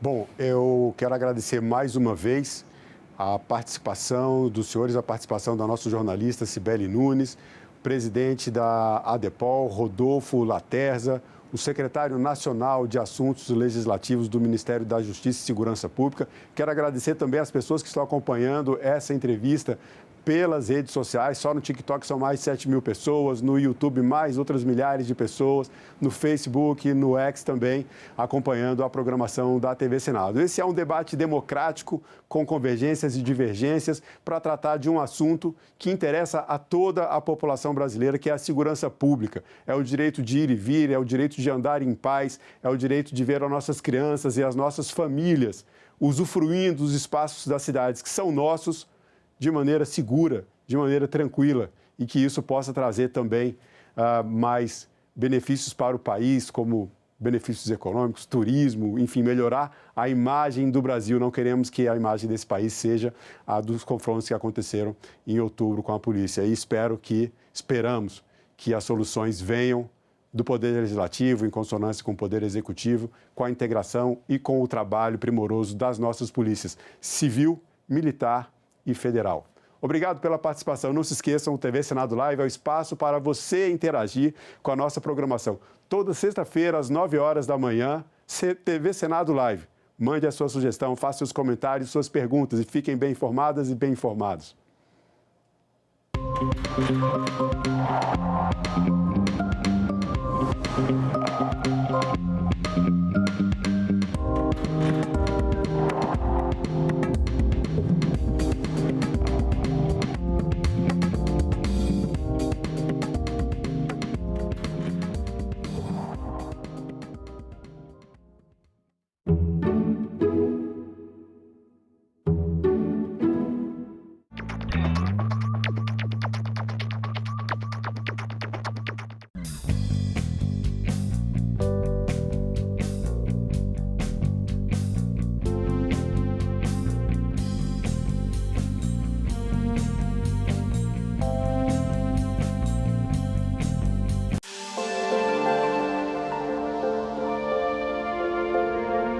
A TV Senado é a primeira emissora de TV do mundo a transmitir a multiprogramação no portal do YouTube.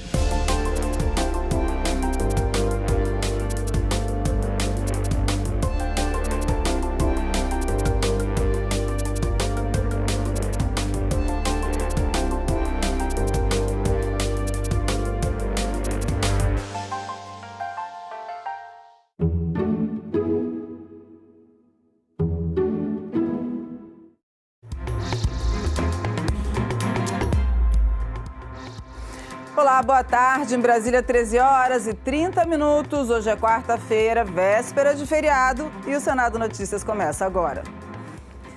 A CPI do crime organizado ouviu na manhã de hoje o diretor de inteligência da Secretaria de Políticas Penais, Antônio Glauter de Azevedo Moraes. A população carcerária hoje no Brasil é de cerca de 700 mil pessoas, muito mais do que as cerca de 500 mil vagas que existem nos presídios. Um sistema prisional com problemas históricos foi o que levou ao surgimento das organizações criminosas dentro das prisões. A inteligência penitenciária ela foi forjada nesse ambiente. Então, à medida que essas facções que surgiram no ambiente prisional começaram a impactar o sistema prisional, surgiu a necessidade da produção de conhecimento, uma produção de conhecimento que hoje assessora e subsidia os órgãos de persecução penal, Ministério Público, Polícia Federal, as polícias judiciárias, civil, militar, os gestores de segurança pública. O diretor de inteligência da Secretaria Nacional de Políticas Penais falou à CPI sobre as ações para enfrentar o crime organizado nas prisões e evitar que os líderes de facções atuem de dentro dos presídios. Questionado pelo relator, ele disse que não há uma regra sobre a separação de detentos nos presídios estaduais. Cada estado decide como fazer. O que funciona melhor para custodiar o preso? Separá-los por facção ou integrá-los em conjunto? Não, nós não temos. Tem prós e contras nas duas. O senhor pode elencar os prós e contras, por favor? Você segregar por facção e deixar o preso por facção X numa determinada ala e separá-lo do preso comum, você evita que o preso comum ele seja cooptado.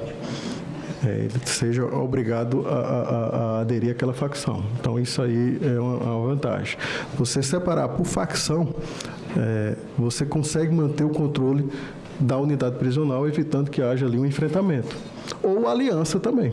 Antônio Glauter disse que a inteligência mapeou 90 organizações criminosas em atuação no Brasil. Hoje temos no Brasil, pelo nosso último mapa deste ano, 90 organizações criminosas que atuam em nosso país. Grande parte delas, 74, nós classificamos como facções locais que atuam a nível estadual. 2 a nível nacional e transnacional e outras 14 a nível regional. E a Câmara aprovou o projeto antifacção nesta terça-feira. Foram 370 votos a favor do texto, 110 contrários e 3 abstenções. A proposta será analisada agora pelo Senado. E o relator é o senador Alessandro Vieira, que também é o relator da CPI do crime organizado. O projeto estabelece um novo marco legal para enfrentar as organizações criminosas. O texto prevê penas de 20 a 40 anos para crimes cometidos por facções ultraviolentas e cria novos tipos penais, como domínio territorial e o ataque à infraestrutura. Amplia os mecanismos de investigação, estabelece regras para que líderes de facções cumpram pena em presídios de segurança máxima e cria mecanismos mais rígidos para atacar o patrimônio das facções. O texto, que provocou muita polêmica na Câmara, chega sem consenso também no Senado. Temos alguns problemas que esperamos conseguir resolver aqui no Senado, que é a imprecisão da tipificação penal. A Câmara deu margem para facilitar a vida dos bandidos quando não definiu claramente o que é um crime ultraviolento. Não existe esse tipo penal claro, portanto, vai dar margem e vai beneficiar os criminosos. A relatoria vir para o Senado e cair ao Alessandro Vieira, sou contra, porque ele já está na comissão da CPMI como relator. Eu acho que não é pelo fato somente dele ser delegado, até porque na segunda reunião que nós tivemos ontem, há perguntas que não foram feitas e que um delegado deveria fazer. Então, acho que a função está mais do que sendo simbólica do que na prática. Para mim, seria um bom relator no Senado o próprio Sérgio Moro, o senador Sérgio Moro, que lidou com o crime organizado, é perseguido por crime organizado. A direção é correta, endurecimento da legislação em relação ao crime organizado. Tem questões pontuais a serem discutidas, tem parte técnica também, porque o projeto correu muito rapidamente. Então, nós vamos ter o tempo aqui do Senado também para tentar aprimorar o projeto. O relator é uma pessoa qualificada, né, tecnicamente, tem uma experiência aí como delegado, como senador. Tenho certeza que a gente vai ter oportunidade de fazer um bom trabalho. Eu espero que o Senado tenha a serenidade, a sobriedade, o equilíbrio para, eventualmente, corrigir eventuais excessos ou omissões, porque isso é o sistema bicameral. Mas eu sou totalmente favorável à forma de você endurecer o apenamento e tratar de forma mais próxima da realidade, de acordo com a gravidade dessas organizações criminosas, milícias ou, enfim, facções. E o presidente do Senado recebeu esta manhã, na residência oficial, o presidente do Supremo Tribunal Federal e do Conselho Nacional de Justiça, Edson Fachin, e o presidente da Câmara dos Deputados, Hugo Mota. Na reunião, as autoridades trataram das matérias legislativas de interesse do Poder Judiciário em tramitação no Congresso. O ministro Fachin apresentou os avanços do programa Pena Justa, iniciativa conjunta do Judiciário e do Executivo voltada para o sistema prisional brasileiro. Davi divulgou nota à imprensa em que destaca o diálogo entre os poderes como algo essencial ao desenvolvimento da nação. Abre aspas, reafirmando o compromisso do Senado e do Congresso Nacional com o aperfeiçoamento das leis, a defesa dos direitos fundamentais e a construção de soluções que garantam justiça, proteção e cidadania para todo o Brasil. Fecha aspas. O consumidor já está familiarizado com o sistema das finanças abertas, no qual as informações são compartilhadas entre os bancos, desde que ele, o consumidor, tenha autorizado. Um projeto em análise no Senado regulamenta as finanças abertas com regras que abrangem também os seguros e o mercado de capitais. A Comissão de Ciência e Tecnologia discutiu o projeto hoje em audiência pública. Finanças abertas ou Open Finance são um modelo em que o cliente autoriza o compartilhamento de seus dados financeiros entre diferentes instituições, como bancos, fintechs e cooperativas, por meio de APIs, que são interfaces de programação de aplicativos e que permitem a troca padronizada e protegida dessas informações. O sistema amplia o acesso a serviços personalizados, estimula a concorrência e promove inovação no mercado.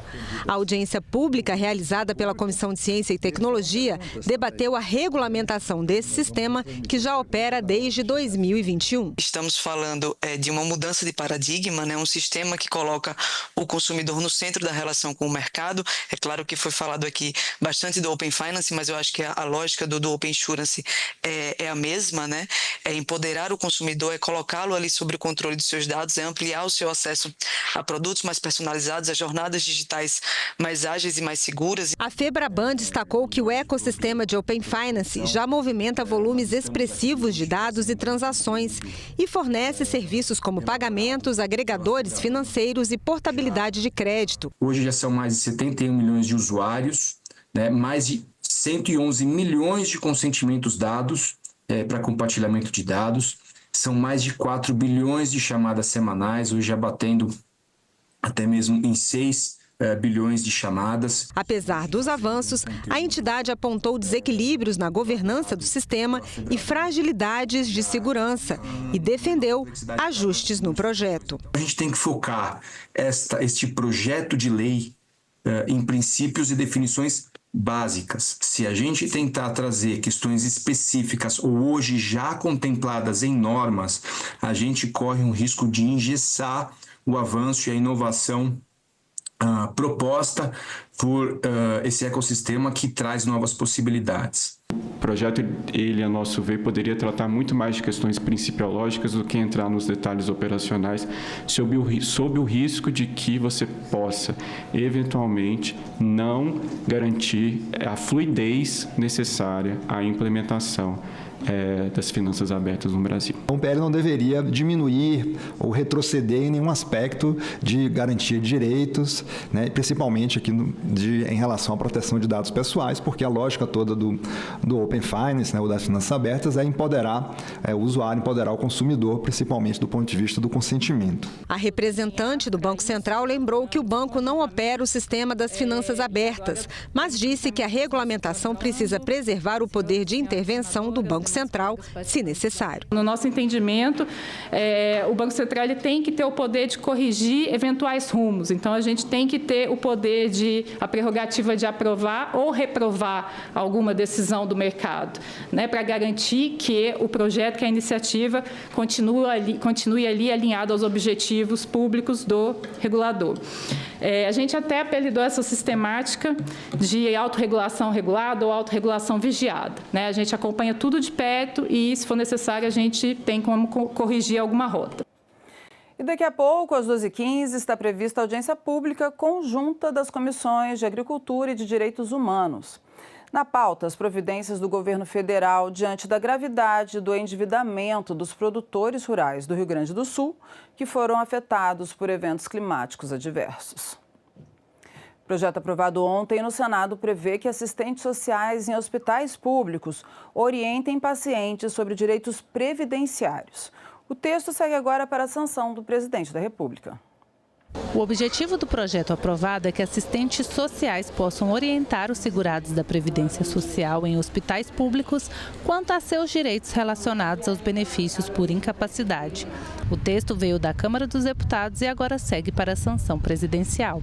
As possíveis consequências da proposta incluem maior acesso à informação para os segurados, facilitar o acesso aos benefícios por incapacidade, melhoria no atendimento nos hospitais públicos com profissionais capacitados para orientar sobre questões sociais e de saúde e potencial de redução de dúvidas e incertezas dos segurados sobre seus direitos, promovendo um ambiente mais acolhedor e informativo nos hospitais. Ele tem o condão e a finalidade precípua de auxiliar aquelas pessoas que sofrem algum tipo de acidente incapacitante e que às vezes, presidente, não tem nenhuma orientação em relação aos seus direitos previdenciários e que ficam numa situação de extrema vulnerabilidade no decorrer desse período de incapacidade. E os senadores também aprovaram um projeto que vai permitir a atualização e a regularização patrimonial com pagamento menor de imposto.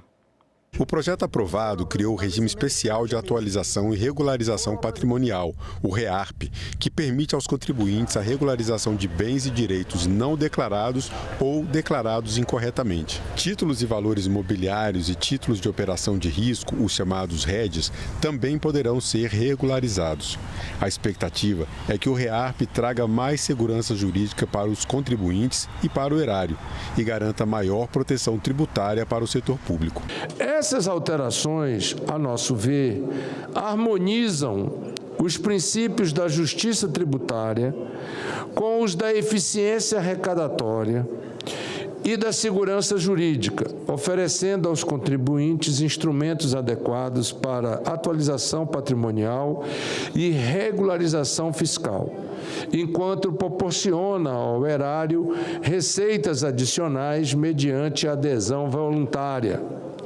Tais sugestões aperfeiçoam as disposições do texto aprovado no Senado, garantindo uma maior efetividade à política pública.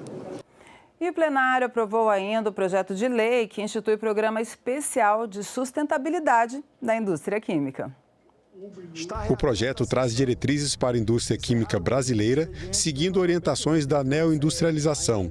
O objetivo é garantir maior eficiência com menores impactos ambientais. O voto é pela constitucionalidade, juridicidade, regimentalidade, adequação orçamentária e financeira, boa técnica legislativa e, no mérito, pela aprovação do projeto de lei número 892 de 2025. O projeto traz diretrizes para a indústria química brasileira, seguindo orientações da neoindustrialização. O objetivo é garantir maior eficiência com menores impactos ambientais. O programa estimula a eficiência energética na fabricação de produtos químicos com o uso de tecnologias mais avançadas e com menor emissão de carbono. A proposta incentiva a redução de impactos ambientais de acordo com as tendências tecnológicas globais e o incremento de matéria-prima renovável no processo produtivo, promovendo a economia circular e sustentável. O Presic deve incrementar a competitividade da indústria química brasileira em nível global. E dá uma olhada nessa notícia. A Comissão de Relações Exteriores debateu a crise humanitária envolvendo as chamadas mães de Sharia. É um grupo de brasileiras que perderam a guarda de seus filhos depois que se separaram de maridos muçulmanos. Isso acontece porque em alguns países as decisões dos tribunais de família são submetidas à lei islâmica da Sharia.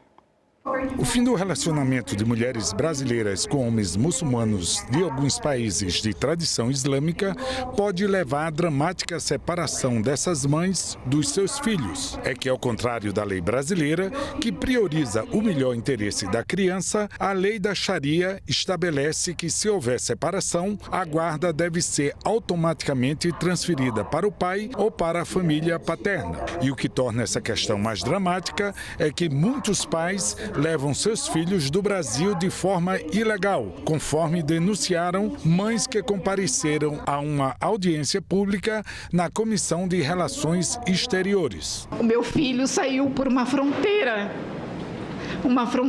onde se fiscaliza cigarro e se fiscaliza mercadorias. E uma criança passou. E há 3 semanas atrás, teve um caso do Pará, que graças a Deus a Polícia Federal conseguiu pegar o genitor, que já estava no Paraguai. Por quê? Porque saiu com RG. A criança nem passaporte tinha. A senadora Mara Gabrilli cobrou providências das autoridades para assegurar os direitos das mães de Sharia de criarem seus próprios filhos. Eu faço um apelo às autoridades brasileiras aqui presentes para que busquemos compreender como esse diálogo tem avançado nas conferências de Malta e quais caminhos a diplomacia brasileira vem estudando ou poderia estudar, seja pela aproximação desses países à Convenção da Haia, mesmo havendo a necessidade de aprimoramentos em sua aplicação, ou seja por meio de acordos bilaterais e até memorandos de entendimento que visem proteger nossas cidadãs e nossos filhos brasileiros. E a gente espera que as autoridades consigam resolver isso, né? Eu sou mãe, não consigo imaginar perder a guarda do meu filho está em outro país e não ter a menor notícia, né? A gente torce por essas mães. E o Diário Oficial da União publica hoje a lei complementar que trata de projetos estratégicos em defesa nacional. A nova lei, examinada e votada pelo Congresso, autoriza o governo a descontar despesas com esses projetos do cálculo da meta de resultado primário. E nós ficamos por aqui. Você pode rever as reportagens dessa edição na nossa página na internet, senado.leg.br/TV. Muito obrigada pela companhia e até a próxima.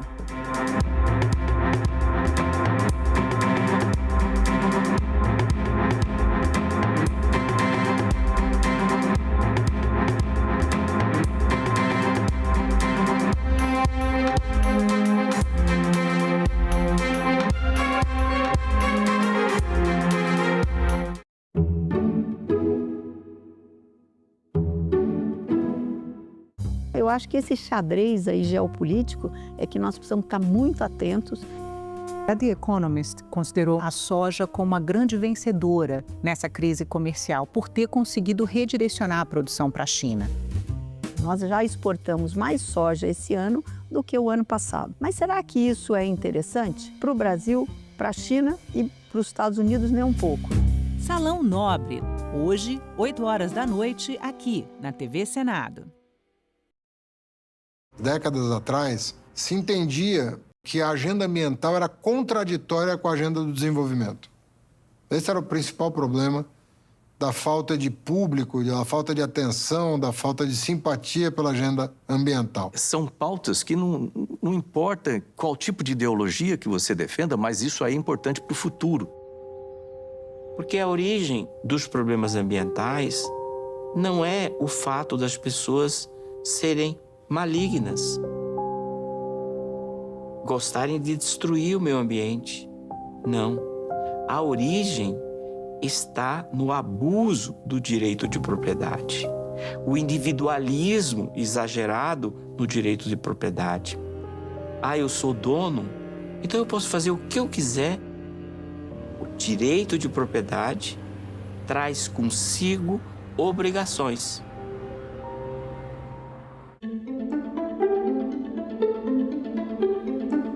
Mais de 40 mil mortos tiveram seu cadastro como tentativa de inclusão e desconto associativo. Em 2023, o senhor era presidente da CBPA? Como eu não tenho conhecimento dessa informação, me permaneço calado. Sim, 23 era, sim, senhor. Pronto. Em 2024, o senhor era presidente da CBPA? Sim, senhor. Vocês tentaram colocar 40 mil mortos em descontos associativos. Eu pergunto, de quem é a responsabilidade por essa falcatrua? É do presidente da CBPA ou a quem o senhor delegou poderes para fazer isso? Eu permaneço em silêncio, senhor. em 4 oportunidades, o depoente, na qualidade de testemunha nesta casa, faltou com a verdade, fez afirmação falsa ou calou a verdade. E por conta disso, senhor presidente, solicito a Vossa Excelência que o depoente seja preso em flagrante por infringência ao artigo 342 do Código Penal brasileiro. Diante do exposto, a comissão, com fundamento no artigo 58, parágrafo 3º da Constituição Federal, determina a prisão em flagrante do senhor Abraão Lincoln Ferreira da Cruz pelo crime próprio de falso testemunho, que trata o inciso 2 do artigo 4º da Lei 1579 de 1952. Em nome dos aposentados, quase 240 mil que a CBPA enganou, o senhor Abraão Lincoln Ferreira da Cruz, o senhor está preso. Determino que a Secretaria de Polícia adotem as providências com relação à determinação de prisão dessa presidência. No Dia da Consciência Negra, a TV Senado preparou uma maratona da série Libertários. Eu fui descobrir que a abolição não foi feita pela Princesa Isabel depois de velha. Em cada episódio, um paralelo é traçado entre pessoas negras que atuam no presente e a gente transgride ocupando espaço para que outros venham depois da gente. E aquelas que lutaram por liberdade e respeito no passado. Maratona Libertários. Nesta quinta, a partir das 3 da tarde, aqui na TV Senado. Tem muitas mulheres que acham que a violência é só um soco, um puxão de cabelo, não. Ela se mostra de várias formas.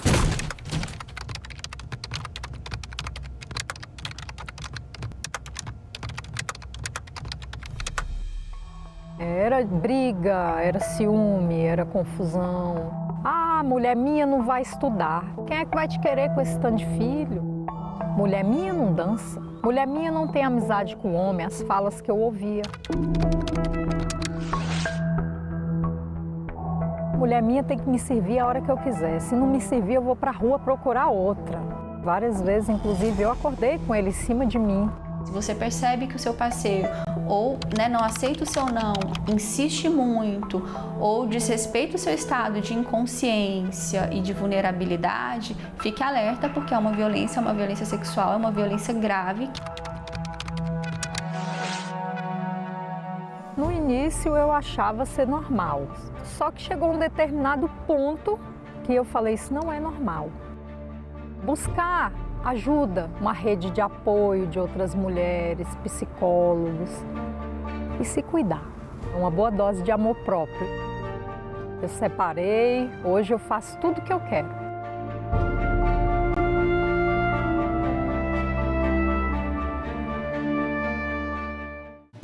Uma notícia falsa pode vir de quem a gente menos espera, no grupo da família ou nas nossas redes sociais. Mas como saber se uma informação é verdadeira? Agora, as informações sobre o Senado podem ser checadas pelo WhatsApp. Envie texto, link, foto, captura de tela ou vídeo de qualquer notícia duvidosa sobre o Senado Federal. Nossa equipe vai analisar o material e responder se a informação é falsa, verdadeira ou imprecisa. Ficou na dúvida? Senado verifica.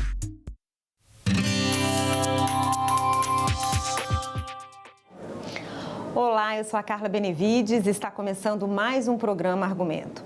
A Comissão de Assuntos Sociais aprovou o projeto que cria o programa Cuidando de Quem Cuida, uma iniciativa voltada ao esforço de mães, pais e responsáveis que cuidam de crianças, de filhos ou dependentes que tenham deficiência, algum transtorno de aprendizagem ou doenças raras. Aqui comigo no estúdio está a senadora doutora Eudócia, que foi a relatora dessa proposta e vai explicar melhor esse assunto para a gente. Senadora, obrigada pela sua presença aqui conosco. Boa tarde a você, Carla, e boa tarde a todos aqui da TV Senado. Senadora, eu queria que a senhora explicasse para a gente por que esses pais responsáveis passam, quais são as principais dificuldades que eles enfrentam no dia a dia, por que esse projeto é tão importante? Esse projeto é de suma importância, Carla, e todos que estão nos acompanhando nesse momento. Eu quero aqui parabenizar o nosso querido senador Romário pela iniciativa de fazer um projeto de lei, de ser autor desse projeto de lei de suma importância. Por quê? E o termo que ele colocou foi muito feliz, foi muito importante. Cuidar de quem cuida. Porque existem nas famílias, em várias famílias, e cada vez mais esse número vem aumentando. Crianças e adolescentes e adultos jovens, as crianças que se tornam adultos jovens, elas têm transtorno do desenvolvimento, são crianças que têm algum tipo de deficiência e nós chamamos de pacientes atípicos. Então, pais de crianças ou adolescentes ou adultos jovens atípicos. Então, o que acontece com esse seio familiar? Os pais, na maioria, as mães, mas os pais também são envolvidos, os avós ou qualquer responsável, eles se dedicam integralmente a esses pacientes. Então, o que acontece? Diminui o tempo para esse cuidador, então diminui a autoestima, não tem tempo para trabalhar. Então essa pessoa, ela se sente invisível, ela se sente desvalorizada. E aí começa a vir o cansaço físico, o cansaço mental, a questão do emocional, que mexe muito com essas pessoas, do psicológico, também a parte psicológica que é muito importante. E essas pessoas também não podem trabalhar, como eu acabei de dizer. Então elas começam a se sentir, de uma certa forma, inúteis. Então, esse projeto veio para levantar essas pessoas no seguinte sentido, de valorizá-las e torná-las visíveis, que infelizmente, na maioria das vezes essas pessoas são invisíveis. Só que esse projeto vai fazer exatamente o inverso. Dizer, olha, eu estou aqui, eu vou criar uma rede de apoio para você mãe, para você pai, para você avô, ou o responsável que cuida desses pacientes, dessas crianças e de adolescentes, como eu já falei. Então, esse projeto vai fazer isso, cuidar de quem está cuidando. E quem ganha com isso, além do cuidador? A própria criança que está sendo cuidada. Porque ela vai ter mais amor da mãe, do pai que está cuidando, porque essa mãe, esse pai está se sentindo mais valorizado, está tendo uma rede de apoio, está tendo tratamento psicológico, inclusive até terapêutico também, com a parte de psiquiatria. Senadora, exatamente de que forma essa rede de apoio atuaria? O que está previsto no projeto? Que ações? O que está previsto no projeto é nós já aproveitarmos o que nós já temos no sistema SUS e ampliar. De que forma?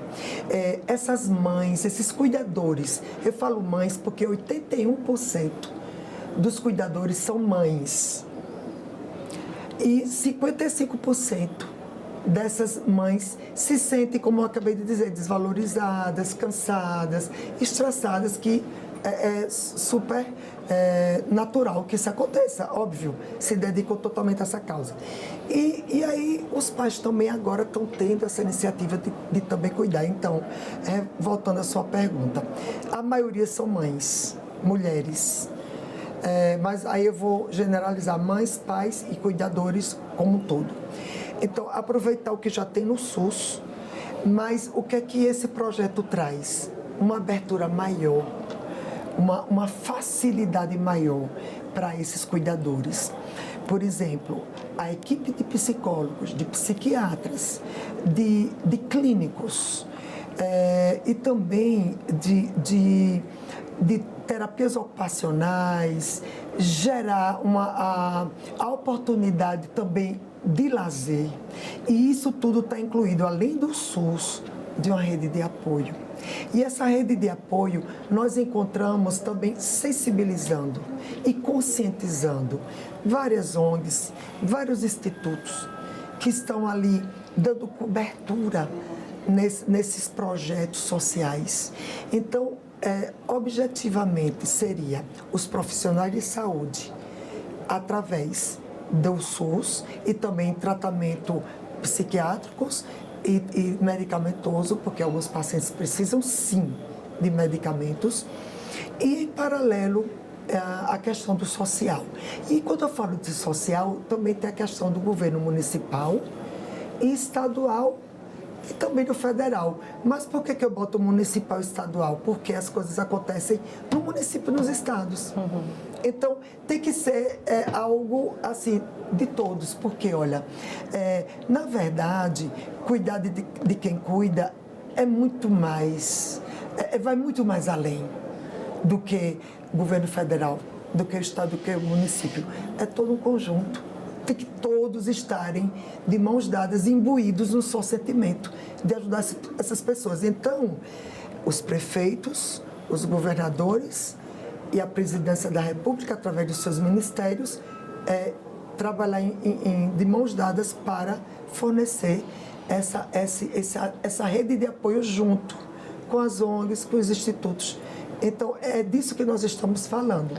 Senadora, uma vez eu entrevistei uma mãe que tem um filho com uma doença rara e que depende completamente dela. Ela deixou o emprego e uma das coisas que ela falou assim, eu luto muito pela saúde dele e, ao mesmo tempo, eu torço para que ele morra antes de mim. Porque se eu morrer primeiro, não tem quem cuide dele. E aí entra a questão da saúde mental, porque ela falava assim, como que é lidar com isso tudo? Sim. É um dilema comum nas mães que têm filhos com É um dilema comum e é muito fácil de entender, porque essas mães, primeiro que elas se anulam para cuidar do seu filho. E aí elas têm medo de que alguém não faça o que ela faz. E realmente amor de mãe é um amor único. Então, é por isso que vem a estrutura de psiquiatra, de psicólogo e também a questão do social, de gerar para essas mães motivos de lazer, de terapia ocupacional, de capacitação, de orientá-las, de fazê-las entender todo o contexto da sua criança e também trabalhar essa mãe ou esse pai, ou avó, ou qualquer um responsável, para que eles entendam o momento que eles estão vivendo e eles poderem ser treinados, porque nesse projeto fala sobre capacitação do cuidador ou da cuidadora, para que eles possam estar preparados para cuidar. E aí, a partir desse momento, eles já vão tirando aquele peso da responsabilidade, porque eles vão entendendo, bom, se eu estou sendo preparada para cuidar do meu filho ou de um ente querido, eu também posso chamar minha mãe, posso chamar minha irmã, meu tio, para junto comigo fazer esse curso de capacitação. Porque um desfecho, né, da mãe ou pai primeiro, enfim, ter alguém que possa dar esse subsídio e ela se sentir segura. Porque ela não vai se sentir só. Porque o que acontece, Carla? A maioria dessas mães, desses cuidadores, se sentem solitários. A maioria. E esse projeto visa isso. Eles, mães, pais, enfim, não se sentirem só. Porque cuidar não se trata de solidão. Cuidar tem que ser dividido por todos. E quando eu falo todos, não só são os entes familiares. É União, Estado e município. Tem que estar lado a lado desses cuidadores. Há algum impacto orçamentário relevante? Sempre tem, não é? Porque se a gente está falando aqui, que eu queria até enfatizar um detalhe, nesse projeto fala dessas mães também, lógico que é caso a caso, desses cuidadores serem atendidos em domicílio, receber atendimento especializado em domicílio. E óbvio que isso gera custo. Mas o custo que poderá aumentar e que com certeza aumentará, vai ter algum grau de impacto orçamentário. Mas e a compensação? De você ver mães mais felizes, pais com autoestima elevada, cuidando melhor dos seus filhos, capacitados, estando bem na sociedade, se engajando na área social, tendo seu lazer, diminuindo o seu estresse. Então, com isso, vai ter menos adoecimento, porque pesquisas foram feitas mostrando que a maioria desses cuidadores adoecem mais rápido, não só da questão emocional e psicológica, mas do corpo físico como todo. Por quê? A dor emocional e psicológica leva às doenças do corpo.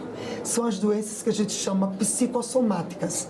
Então, mesmo que esse impacto orçamentário, mesmo que tenhamos, que com certeza teremos esse impacto, mas a gente vai reverter em qualidade de vida para esses pacientes. Então, vai ser algo tão nobre que vai compensar, porque vai ter menos adoecimento. Então, isso vai impactar em menos despesa para o SUS. Senadora, só para a gente finalizar, como é que está a tramitação da proposta? A tramitação está o seguinte, Carla, ele veio da Comissão de Direitos Humanos, foi aprovado lá, foi aprovado na CAS. Como na CAS ele é terminativo, então ele já vai direto para a Câmara dos Deputados. Senadora, obrigada pela sua presença, parabéns pela relatoria e volte sempre. Muito obrigada. E eu agradeço a você também que nos assistiu. Se você quiser rever essa entrevista, é só entrar no nosso site, senado.leg.br/tv ou acessar o nosso canal no YouTube. Obrigada pela sua companhia e até o próximo argumento.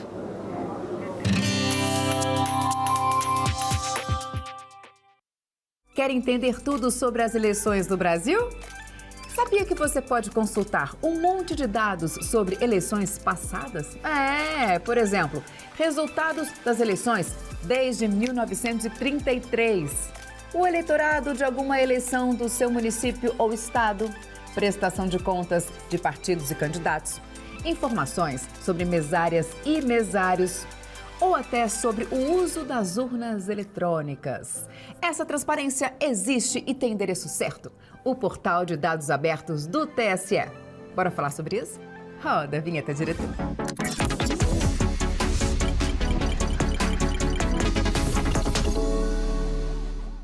Os dados abertos estão disponíveis para quem quiser consultar. Jornalistas, pesquisadoras e pesquisadores, cientistas políticos, juristas, para o público em geral. É um lugar para estudar, investigar, saber mais. O objetivo da ferramenta é facilitar o acesso a informações oficiais e fortalecer a transparência da Justiça Eleitoral. E o portal também ajuda a combater a desinformação, especialmente durante as eleições, porque lá tem tudo documentado. E também é um recurso importante para quem trabalha com pesquisas e estudos acadêmicos sobre a justiça eleitoral. Vem comigo que eu vou te mostrar o portal na prática. Logo na página inicial, a gente encontra uma ferramenta de busca que facilita o acesso aos dados desejados. Do lado direito da tela estão os 3 principais menus: conjuntos de dados, organizações e grupos. No primeiro, é possível consultar resultados de eleições desde a criação da Justiça Eleitoral, com detalhes sobre apuração de votos e até dados de pesquisas de boca de urna. Já na área de organizações, o público tem acesso a informações publicadas por diferentes assessorias e secretarias do TSE. E no menu Grupos, o usuário pode reunir e catalogar dados relacionados a um projeto específico ou tema de interesse, tipo comparecimento e abstenção e pesquisas eleitorais. E tem mais: se alguém sentir falta de algum dado, identificar algum problema ou tiver alguma dúvida, é só acessar o menu Contato no portal de dados abertos. Então é isso, não deixe de seguir a gente nas redes sociais, hein? E lembre-se... Anteriores. As senhoras senadoras e senhores senadores que aprovam permaneçam como se encontram. Aprovada. A presente reunião está destinada à deliberação de proposição conforme pauta previamente divulgada e está sendo realizada de forma semipresencial. Item 1, requerimento número 51 desta comissão não terminativo. Requeiro, nos termos do artigo 50, parágrafo 2º da Constituição Federal e do artigo 216 do Regimento Interno do Senado Federal, que sejam prestadas pelo senhor Ministro da Justiça e Segurança Pública, Ricardo Lewandowski, informações a respeito da tramitação, da análise e do efetivo cumprimento da Lei nº 14.701 de 2023, nos processos administrativos que embasaram a edição das portarias número 1070, 1071, 1072, 1073, 1074, 1075, 1076, 1077, 1078, 1079, todas de 2025. E os decretos número 12.720, 12.721, 12.722 e 12.723, todos também do corrente ano, recentemente editados. Requer-se, de forma objetiva, em cada uma das portarias mencionadas, quais foram os critérios e fundamentos adotados pelo Ministério para assegurar sua compatibilidade com a Lei nº 14.701 de 2023, considerando especialmente os artigos 4º, 5º, 6º, 9º, 11, 13 e 14.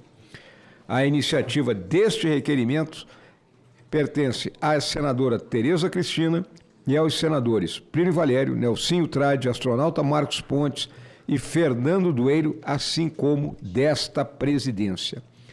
Para quem desconhece, as presentes portarias e decretos tratam de demarcação de terra indígenas quando o marco temporal votado neste Senado Federal se encontra em discussão no Suprema Corte desse país. A votação será simbólica. As senhoras senadoras e senhores senadores que concordam permaneçam como se encontram. Aprovado o requerimento número 51 de 2025 desta comissão e nada mais havendo a tratar, encerro a presente reunião.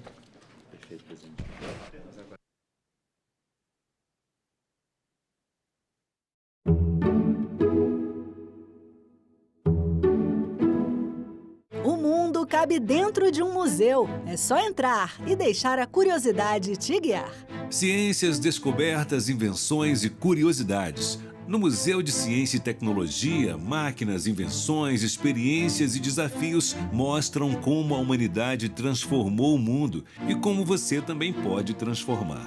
Museus, onde o passado encontra o presente e inspira o futuro. Visite, descubra, valorize. Assim, eu estou tão cansado, mas não para dizer que eu não acredito mais em você.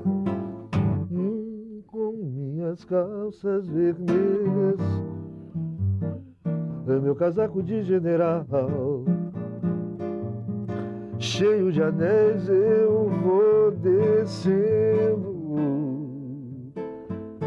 por todas as ruas e vou tomar aquele velho navio. Eu não preciso de muito dinheiro e não me importa, honey. Baby, baby, baby, baby, baby, baby. O maior desafio dentre eles é realmente a gente oportunizar a prática esportiva. O esporte ainda é esse espaço que a gente tem de socialização, né, de humanização. Ele ajuda uma criança a desenvolver outras habilidades inclusive hoje essas muito requisitadas no mercado de trabalho. Em discussão, nesta quinta, 20h, aqui na TV Senado. Ó, atenção. Todos são iguais perante a lei. No momento que se pensa em gênero, em raça, outras diversidades, nós estamos aumentando a representatividade, estamos melhorando o voto, estamos melhorando o eleitor e o candidato. Então, aí sim, temos uma democracia plena. Pois é, gente, neste mês de novembro, celebramos o Dia da Consciência Negra. E hoje, o Então É Isso vai falar sobre representatividade. Porque falar de racismo, resistência e protagonismo negro também é falar de democracia. Roda a vinheta, diretor.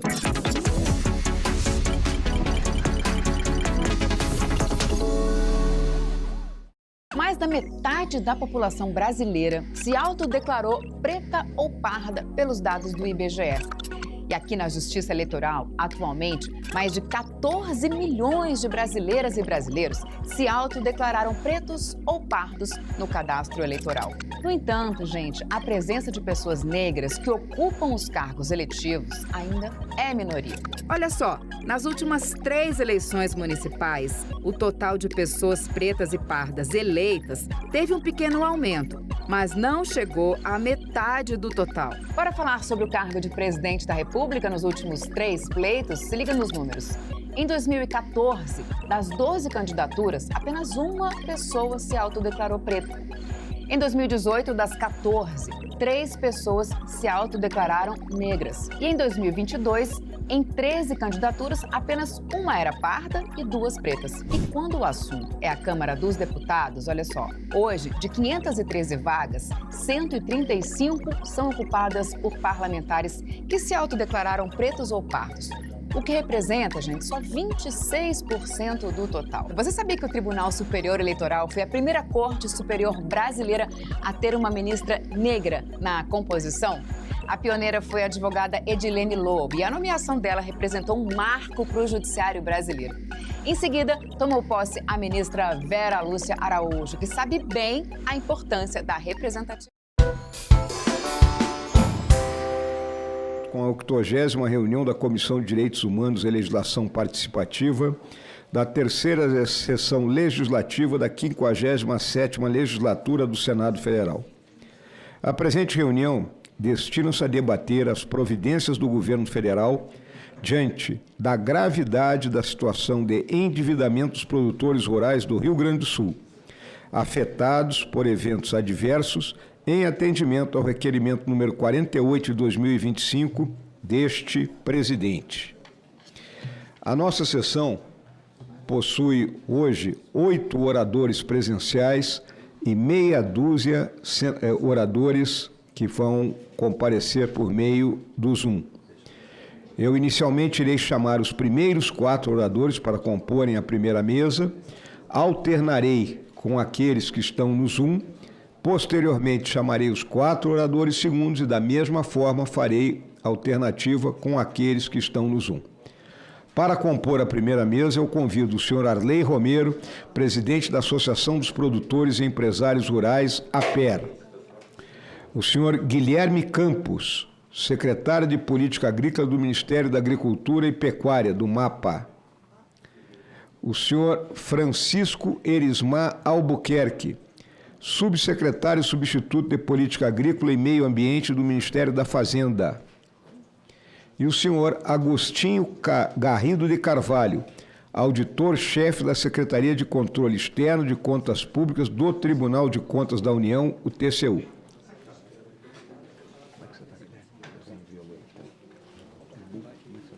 Tudo bem? E aí, Arley, tudo bem, meu irmão? Como é que o senhor está? Tudo bem?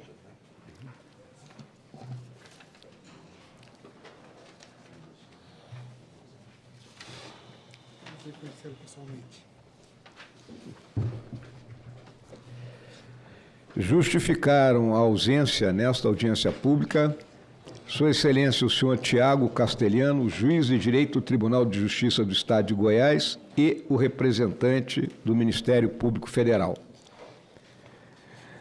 Algumas considerações iniciais. Senhoras e senhores, autoridades presentes, representantes do setor produtivo, entidades convidadas e colegas parlamentares.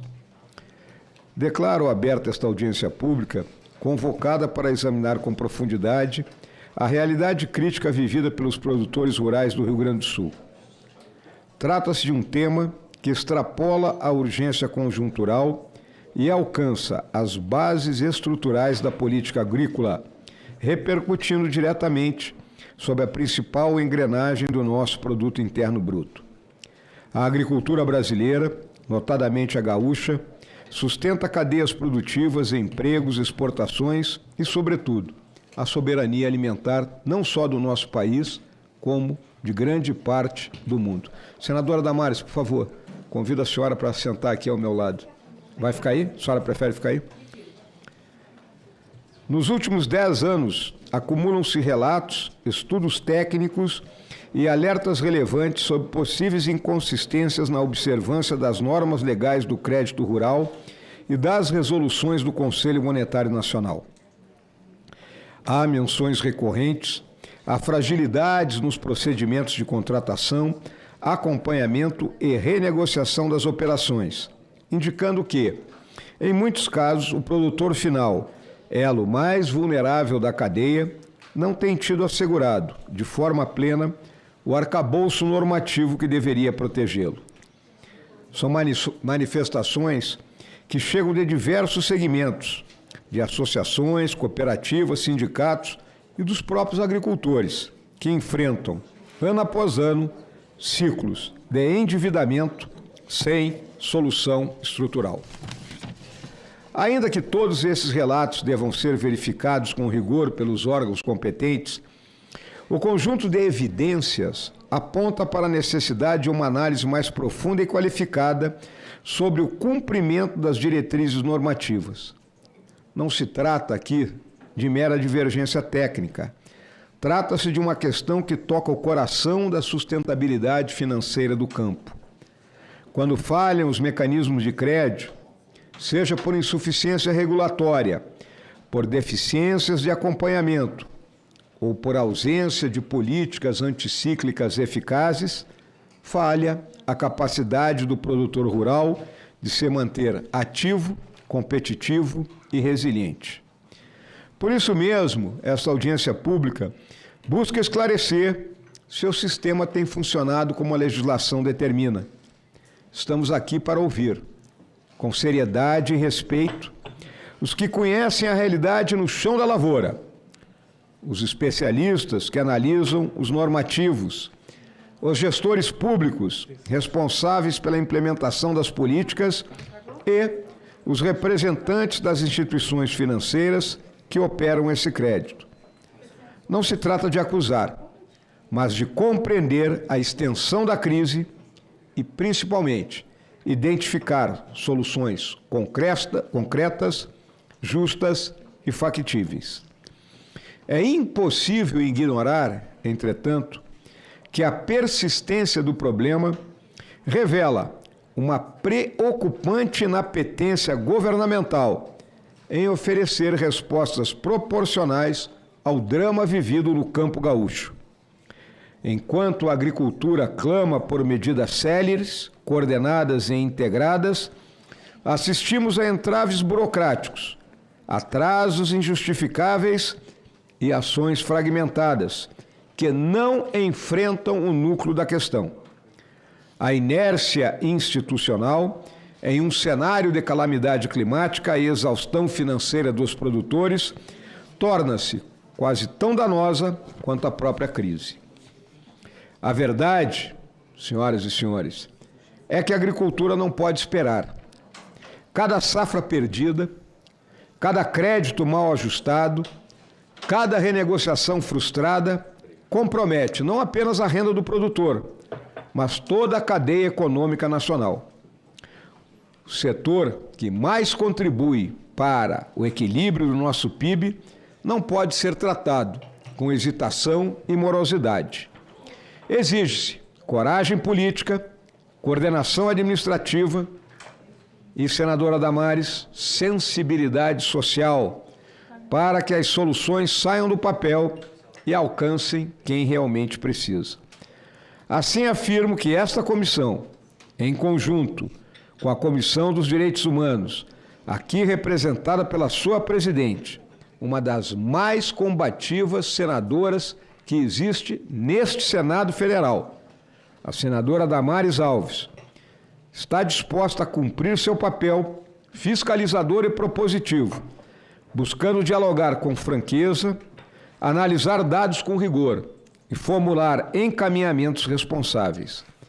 O que está em pauta hoje não é um número contável, é a sobrevivência de milhares de famílias, é a continuidade de um setor que garante alimento, riqueza e dignidade ao Brasil.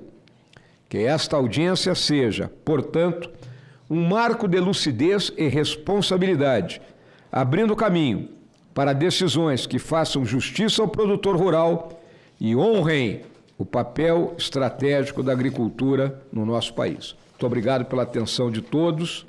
Vamos iniciar com os nossos oradores. Concedo até 10 minutos para o senhor Arley Romero, primeiro orador, presidente da Associação dos Produtores e Empresários Rurais, APER. Senhor Arley, a palavra está com o senhor.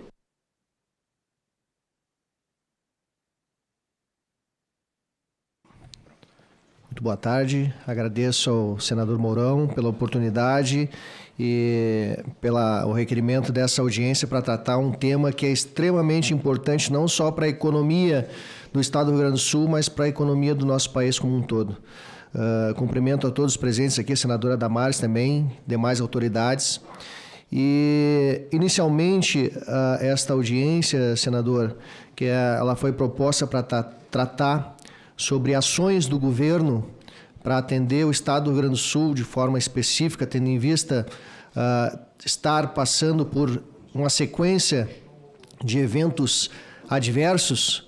A gente entende que nós temos mais um evento adverso também, que já vem de longa data, como o próprio senador leu aqui no final da abertura da audiência, que é o fenômeno da forma como as políticas públicas de crédito rural são conduzidas pelas instituições financeiras, especialmente cooperativas de crédito.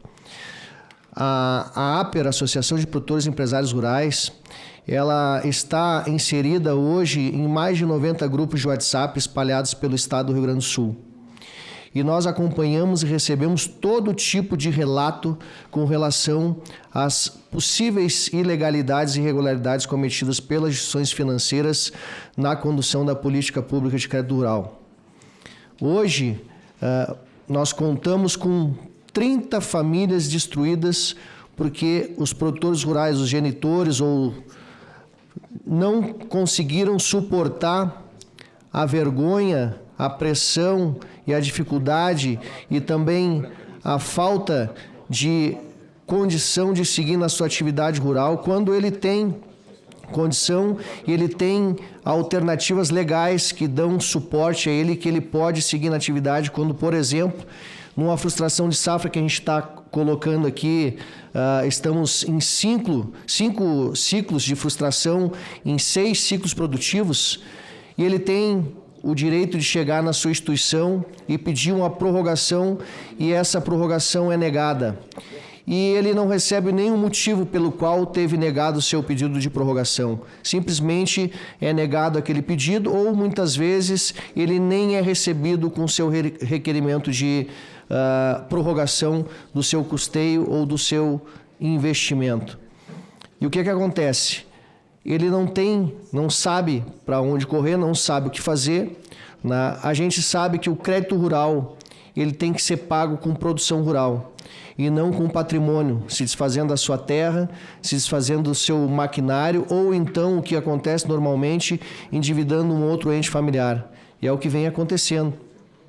E a gente precisa colocar um basta nisso.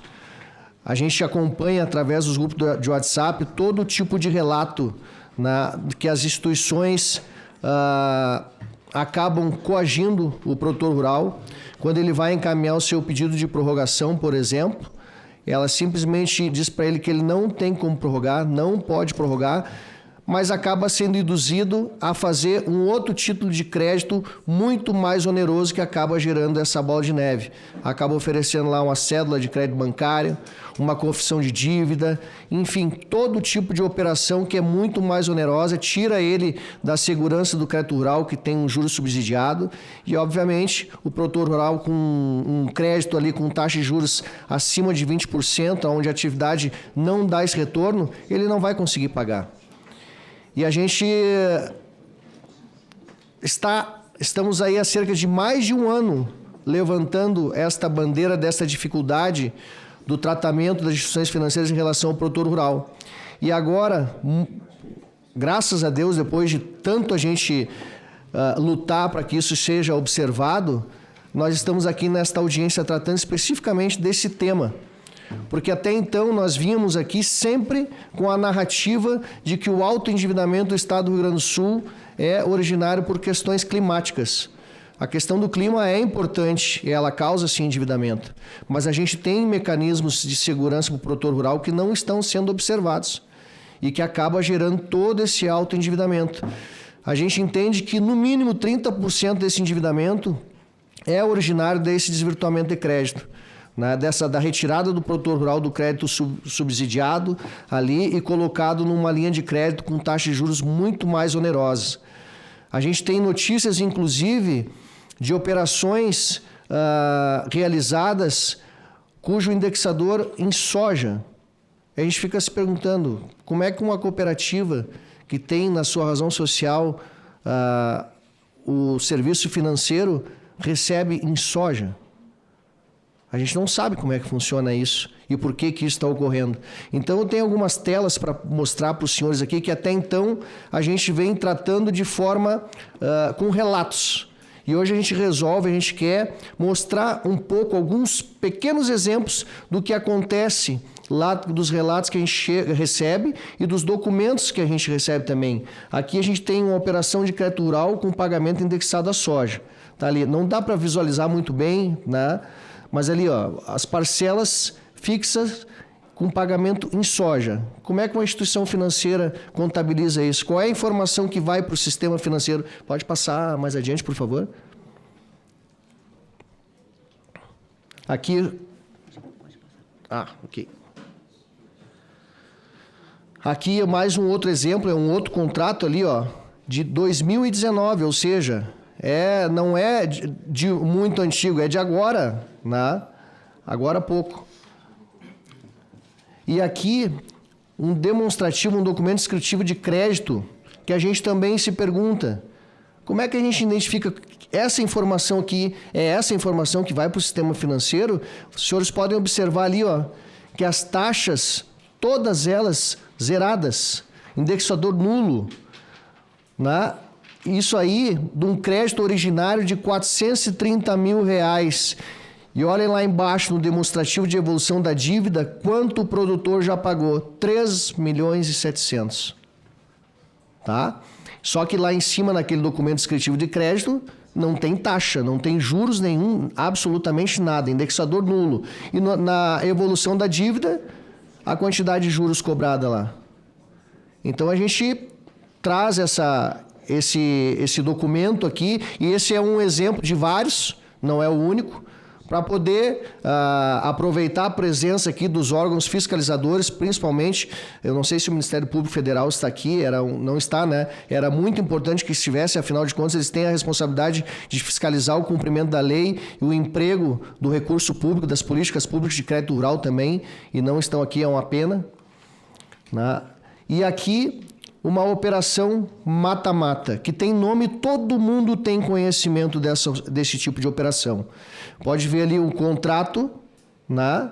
A operação de crédito à esquerda, e depois à direita o extrato bancário, onde entra ali na mesma data a liberação do crédito e depois a liquidação do contrato.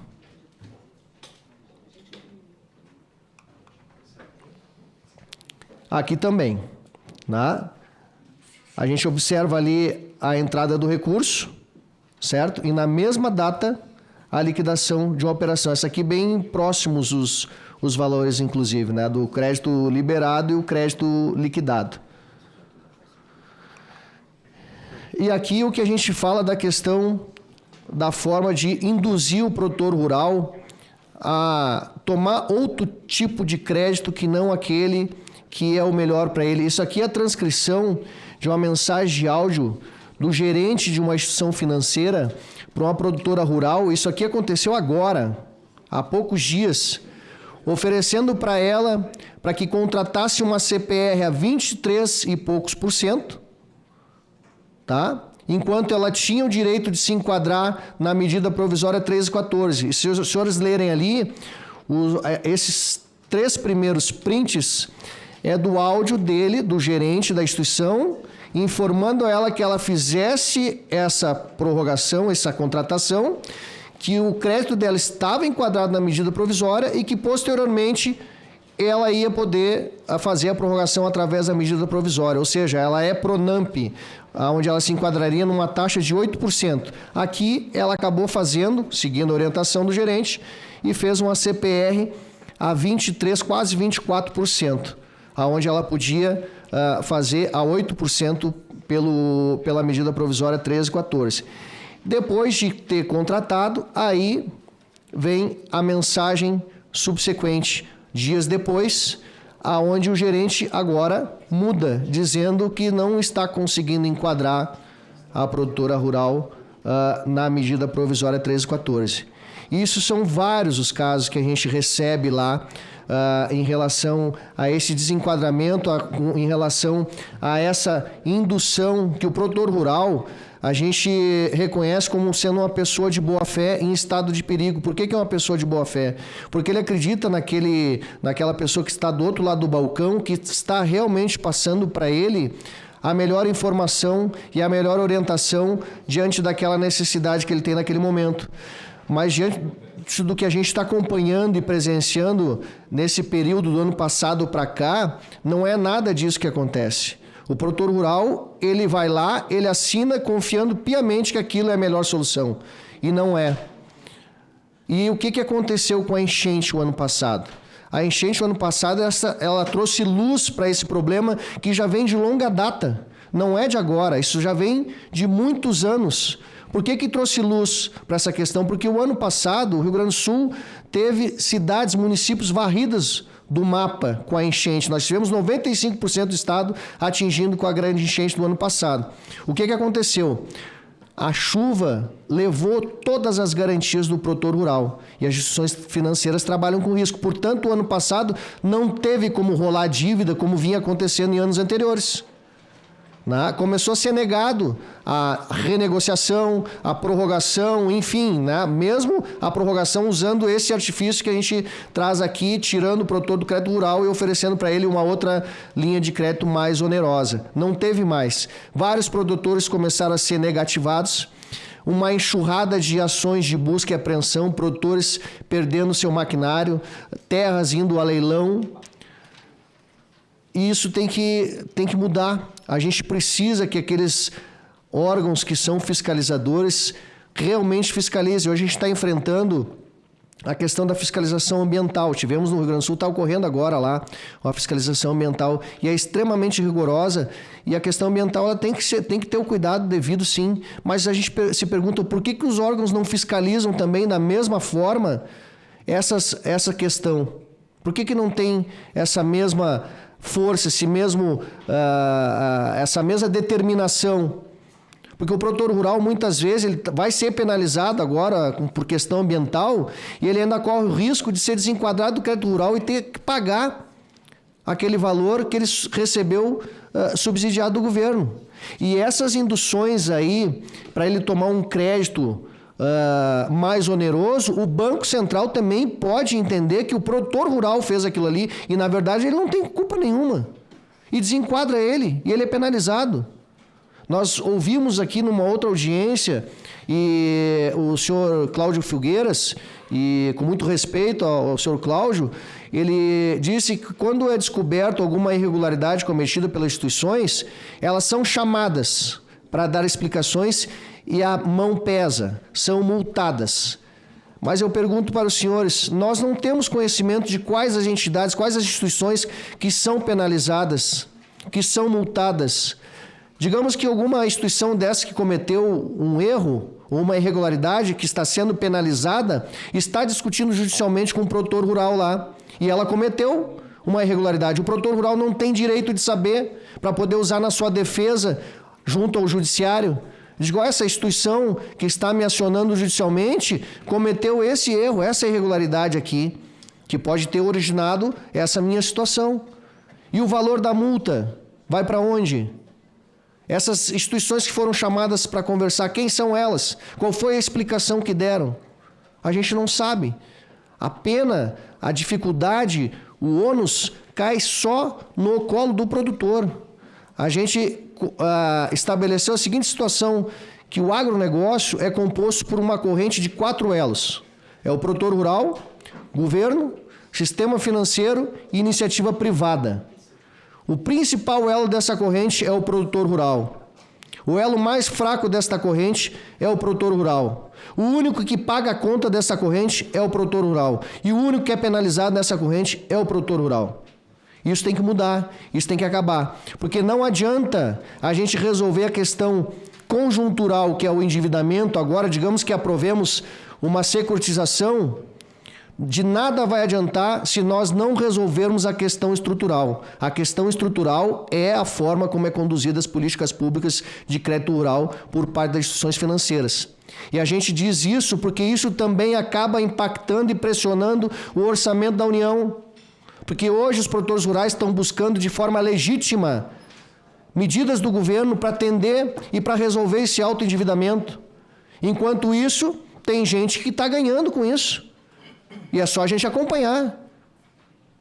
Então isso tem que mudar, isso tem que acabar. Então a gente pede aqui, agradece imensamente o trabalho do senador Hamilton Mourão, dessa audiência pública aqui, daqueles que estão aqui representando os produtores rurais, né, porque realmente são pessoas que estão lá na sua lavoura, fazendo aquilo que eles sabem e sabem fazer muito bem, mas precisa de uma atenção, e hoje a gente pode dizer que, de uma certa forma, pelos entes governamentais, estão abandonados. Temos 30 famílias destruídas. Não é uma vida que se perdeu, são 30 famílias destruídas. E eu vou dizer aqui, ó, quando nós começamos essa luta, tínhamos 8 casos. E sempre alertamos que esse número ia aumentar. E agora eu vou dizer aqui na nossa audiência de novo. O risco de aumentar de forma drástica é ainda maior, porque a medida provisória está disponibilizando prorrogação para alguns produtores. Aí os senhores imaginem o seguinte, o produtor que acessa a prorrogação vai lá plantar e o vizinho do lado não acessou e ele não tem dinheiro para botar diesel na máquina, não tem dinheiro para botar comida na mesa. Como é que esse cidadão vai lidar com essa situação? Isso é uma questão de saúde pública já também, a questão, o desamparo e a dificuldade e a pressão psicológica que o produtor rural, principalmente no estado do Rio Grande do Sul, vive hoje. Então eu peço para os senhores que realmente, agora a gente tem a auditoria que está sendo encaminhada pelo ministro João Augusto Nardes, no TCU, onde a gente acredita muito que possam vir alguns resultados, porque até o momento nós não tivemos... Podemos dizer assim, o que teve de efetivo, muito pouco diante daquilo que a gente precisa. E a gente precisa de uma atenção para o setor que é estratégico, que segura a balança comercial e que bota comida na mesa de todo o brasileiro. A gente precisa dessa atenção. Muito obrigado.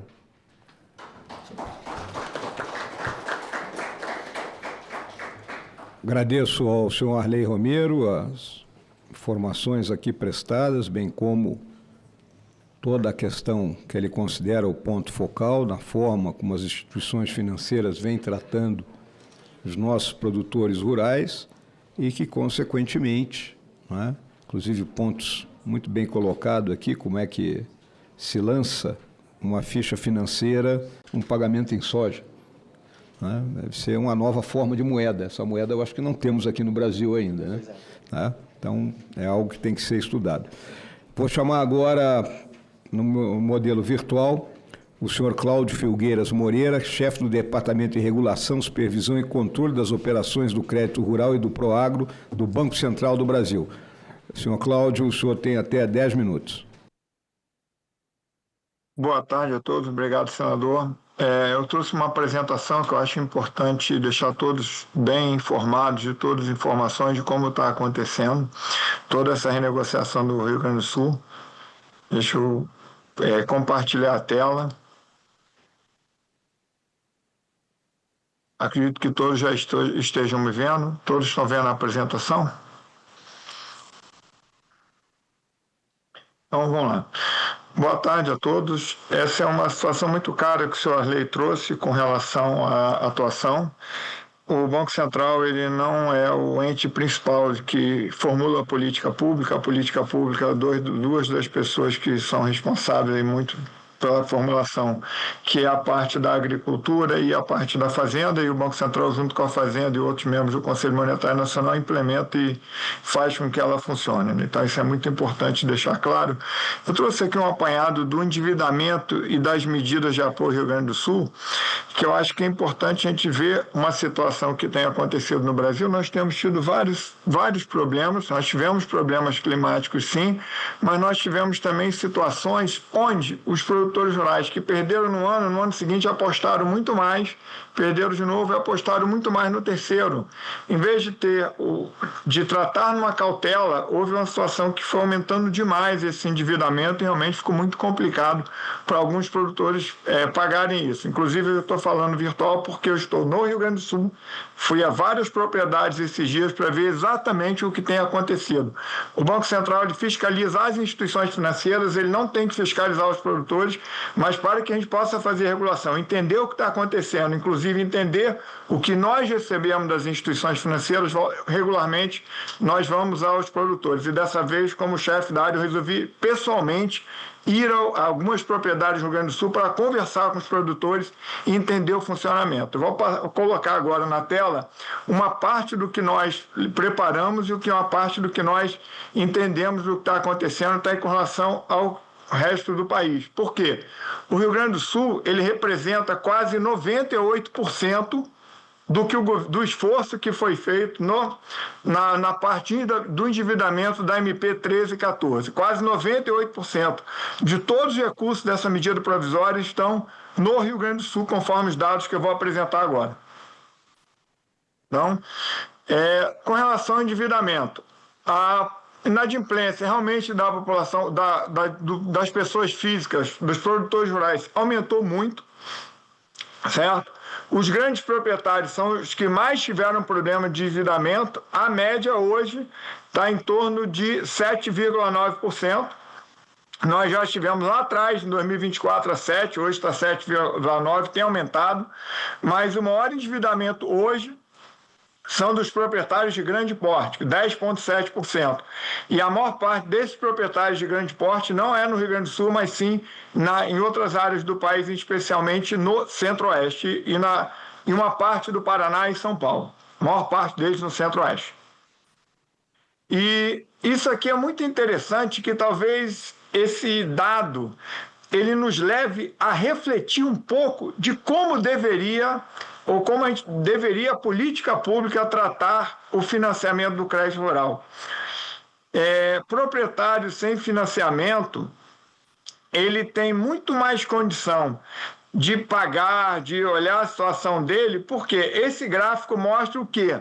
Quanto que realmente cada um que está se financiando consegue ter de resultado para poder fazer o pagamento. Então, se os senhores olharem o que está em vermelho, um arrendatário que financia 100% dos custos, hoje não consegue, pela estrutura que tem, pagar qualquer operação que ele venha fazer, mesmo que eu tenha os recursos com a taxa do direcionamento, que tenha os recursos estabelecidos com o teto do Conselho Monetário Nacional, com os recursos que têm algum tipo de equalização. Então, isso é um alerta que é importante que todos tenham que pensar com relação a isso. Não é exatamente uma função do Banco Central, mas é um dado que nós conseguimos identificar. Aí nós conseguimos ver que somente a trabalho positivo, que é arrendatário sem financiamento, um proprietário com 100% financiado e um proprietário sem financiamento. Então, na hora que tem esse dado alarmante, é importante que todos que formulem a política pública parem e pensem. Um arrendatário que financia tudo, hoje, mesmo que eu tenha usado todas as taxas que estão lá disponíveis, ele não consegue ter um resultado na sua produção. Então, acho que é a hora de parar e pensar se realmente a produção está sendo feita, a política está sendo feita da forma que deveria ser feita. Aí, com relação às operações em atraso e inadimplência, realmente nós temos uma situação dos recursos obrigatórios, onde os recursos obrigatórios eles têm a maior taxa de inadimplência. Isso não é um recurso barato. Esse recurso obrigatório, é interessante que se saiba que os recursos obrigatórios, uma parte deles são os recursos que têm as fontes públicas, ou os recursos do direcionamento dos depósitos à vista, da equalização, dos recursos que são direcionados e equalizados, tanto da poupança da POCO-LCA, mas o RO, que é o recurso obrigatório, ele está tendo muito mais inadimplência do que a própria poupança e as LCAs. A poupança é o menor índice de inadimplência, uma parte delas é equalizada, são investimentos, são operações mais longas, mas o recurso obrigatório, que são as operações de custeio, a maior parte dele, as operações curtas, são onde estão acontecendo os maiores problemas. Isso talvez é algo para se pensar um pouco sobre essa distribuição. A LCA é um recurso livre, é um recurso que está numa taxa de mercado, pouco de parte dele tem algum tipo de equalização, a maior parte são os recursos livres.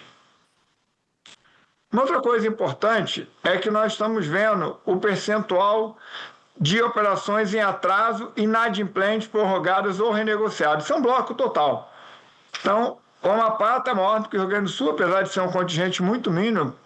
Isso aí não é uma situação tão específica. O Rio Grande do Sul é o maior contingente hoje, enquanto que a média do país é 15, o Rio Grande do Sul está em 30. E boa parte delas já conseguiram, uma parte delas considerável já conseguiu ser renegociada na MP 13 e 14, conforme eu vou mostrar num dado logo mais na frente. Então, essa é a situação de renegociação. Como a parte da renegociação com os recursos do Tesouro Nacional foi a que mais saiu na frente, foi o BNDES e todos já começaram a fazer, o Rio Grande do Sul hoje já tem 3,47 bilhões de reais renegociados, com uma participação de 97,2% em relação a todas as unidades da federação. Ou seja, a medida foi plenamente voltada ao Rio Grande do Sul e já permitiu quase 3 bilhões e meio de renegociação no Rio Grande do Sul, enquanto que as demais unidades da federação estão chegando aí em 100 milhões de reais, representando 2,8% de participação. Então, a medida, nessa parte do Tesouro Nacional, já conseguiu rodar bem. Com relação a outra parcela da medida, que é o artigo 2º, esse é o artigo 1º, o artigo 2º, ele trata dos recursos livres que podem juntar as operações. Nos recursos livres, nós temos uma situação muito importante para colocar. Por quê? Nos recursos livres, nós tivemos que fazer uma nova medida, foi publicada sexta-feira, a resolução do Conselho Monetário Nacional 5263, onde essa resolução do Conselho Monetário Nacional permitiu o quê? Permitiu que as instituições que têm operações cumprindo o direcionamento, poupança, LCA, possam pegar os seus recursos livres, fazer uma renegociação e continuar cumprindo o que estava cumprindo o direcionamento da poupança e da LCA. Então, é uma medida que andou bem. A outra parcela dela, como a resolução saiu na sexta-feira, somente vamos ter um posicionamento daqui a alguns dias. Mas, pelo posicionamento que eu recebi das instituições, algumas delas estão fazendo 100 milhões de reais dia de renegociação depois que a medida de sexta-feira foi publicada. Foi publicada na sexta-feira, reunião extraordinária do Conselho Monetário Nacional. Um outro detalhe importante, que é uma síntese, esse crescimento significativo de operações atraso, inadimplentes, prorrogados e renegociados, ela tem um impacto não só no Rio Grande do Sul, como tem nos demais, no Rio Grande do Sul, um impacto grande, mas eu acho que é importante a gente pensar um pouco, como o senhor Arley falou, talvez não tenha só o clima, a parte de tecnificação, o período de plantio, algumas situações técnicas que a gente tem visto que talvez tenham sido responsáveis por grande parte disso. É óbvio que a agricultura ela é feita a céu aberto, ela tem os problemas, e é sempre importante, como eu sempre falo, a crédito rural, a agricultura tem que ter uma educação financeira muito forte por trás. Se o produtor perdeu esse ano, talvez ano que vem não seja o ano de se alavancar, seja o ano de fazer um pouco menos, conter, olhar, verificar se aquele tipo de produto naquela região ele vai ter alguma condição de dar o retorno para ele necessário, como aquelas tabelas que nós mostramos ali. Então, acho que é algo que tem que se pensar. A política pública é importante, ela vai chegar na população, mas ela tem que também ser voltada. Se nós já estamos há 4, 5 anos, 6 anos, uma atividade que há 6 anos perde, de forma desigual em alguns locais, talvez onde perde todos os anos, em outros lugares não tão longe, perca um pouco menos, é hora de parar e pensar em onde a política pública tem que entrar para redesenhar toda essa situação que nós estamos vivenciando. E esses recursos livres que vão poder ser utilizados para cumprimento, um recurso livre, é diferente do 6, 8 e 10, é um recurso livre da instituição, ele sai numa taxa mais cara, porque ele tem que remunerar algumas coisas. Não tem recurso público aí, recurso integralmente privado. E é importante olhar que alguma parte desses recursos, que às vezes a gente acha que o crédito é todo público, é um recurso privado onde o poder público ele paga um pedaço das taxas de juros, mas aquele recurso não pode ser doado. Ele volta para o poder público, ele volta para o Tesouro Nacional, como é o caso das operações do BNDES, e a instituição financeira, se o produtor inadimplir, ela vai ter que honrar e pagar isso aí com os recursos próprios dela ou dos seus depositantes. Então, acho que isso é importante para nós entendermos. Se fosse ter recurso integralmente público, podia fazer o que estava previsto na Lei 8427, pegar uma parcela 15 e doar. segundos. Pegar uma parcela e doar, tá bom? Essa é a minha explicação. Eu vou cruzar meu prazo de 10 minutos e encerrar dentro dos 15 segundos. Muito obrigado. Doutor Cláudio, eu lhe concedi mais 2 minutos. Se o senhor está me ouvindo, eu sei que o senhor deve estar se preparando para pegar o voo de retorno a Brasília, porque o senhor disse que estava no Rio Grande do Sul. Né? Eu tenho só uma pergunta para o senhor, né? Para tirar uma dúvida. Pois não, senador. Tirar uma dúvida minha. O senhor considera correto uma instituição financeira fazer um negócio com pagamento em soja, uma vez que eu não vejo que isso seja uma moeda corrente aqui no Brasil? Senador, isso não é permitido. A instituição financeira, ela negocia dinheiro. São os recursos de dinheiro. O pagamento em soja normalmente se faz com barter, se faz com um fornecedor de insumos, com a trader, normalmente não é a instituição financeira que faz. E é importante a gente verificar se realmente isso que o senhor Arley falou, para mim foi uma surpresa. As instituições financeiras, inclusive, elas nem podem ficar com terra, nada disso. Se uma instituição financeira retomar um bem, ela tem que imediatamente fazer o leilão e vender esse bem. E essa parte de soja, na minha experiência, que é à frente do crédito rural, já são há mais de 8 anos, eu nunca vi nenhuma instituição financeira receber soja. Normalmente ela recebe os recursos. Ela pode indexar o preço da soja, que é o contrato que indexa algum indicador. Dólar, preço de soja, alguma commodity, mas ela não recebe a soja. Isso não é o padrão de uma instituição financeira. Muito obrigado pela sua resposta, né? Lhe agradeço aí a sua participação. Né? E vamos passar aqui para o nosso próximo orador, que é o senhor Irajá Lacerda, secretário executivo do Ministério da Agricultura e Pecuária, o MAPA. Obrigado, senador. Estamos aqui sempre à disposição do Banco Central poder atender todas as demandas que receber do Senado e da sociedade. Obrigado.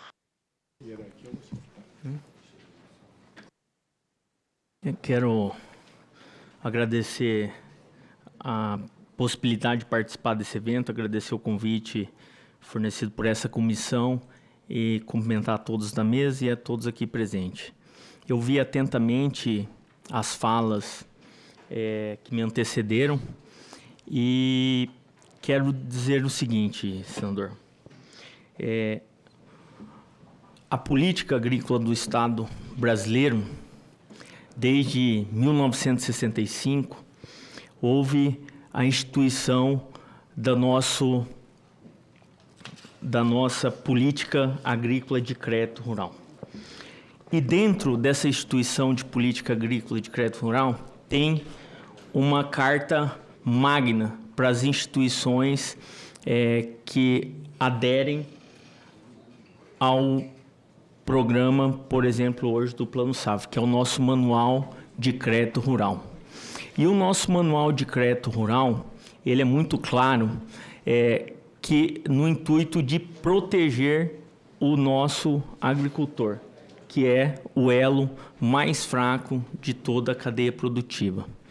E pensando nisso, e pensando num ambiente neutro, o Ministério da Agricultura e Pecuária, através do programa AgroBrasil Mais Sustentável, veio estudando metodologias para atender as exigências do mercado externo, mas também para atender as necessidades tanto dos agricultores, quanto do Estado e quanto do sistema financeiro.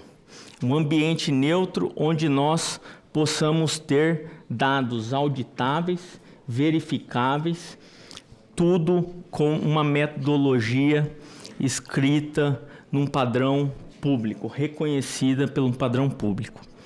E nós observamos, como o Cláudio, do Banco Central, disse, que a responsabilidade de fazer a política pública é vinculada a outros agentes, entre nós somos um desses agentes, o Ministério da Agricultura e Pecuária. e reafirmar para todos os produtores, para essa comissão, que o Ministério da Agricultura e Pecuária, através da sua Secretaria de Política Agrícola, quero aqui cumprimentar o Guilherme, parabenizá-lo, Wilson, e também a nossa Secretaria de Desenvolvimento Rural vem trabalhando fortemente nisso.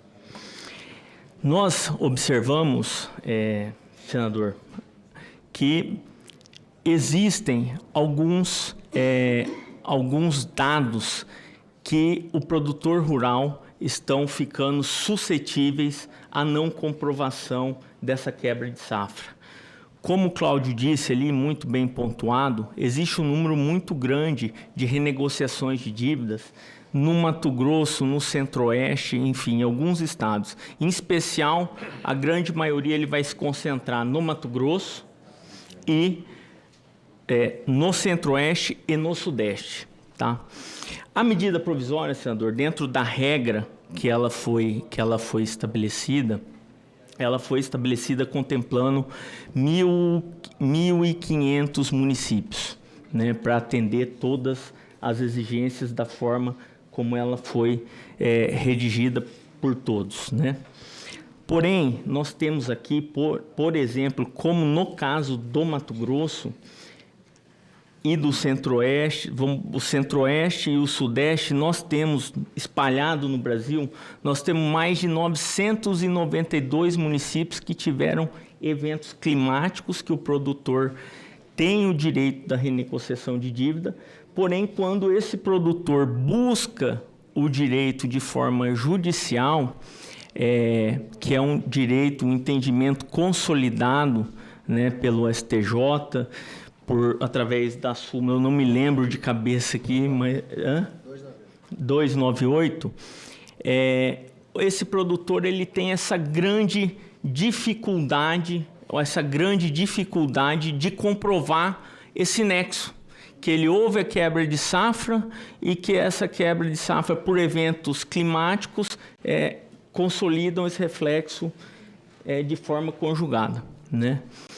E paralelo a isso, nós temos do outro lado também, né, a questão do sistema financeiro, né? Nós estamos vendo aí a dificuldade que está havendo cada vez mais no sentido da concessão desse crédito subsidiado, né? Por virtude do grande número de recuperações judiciais, né?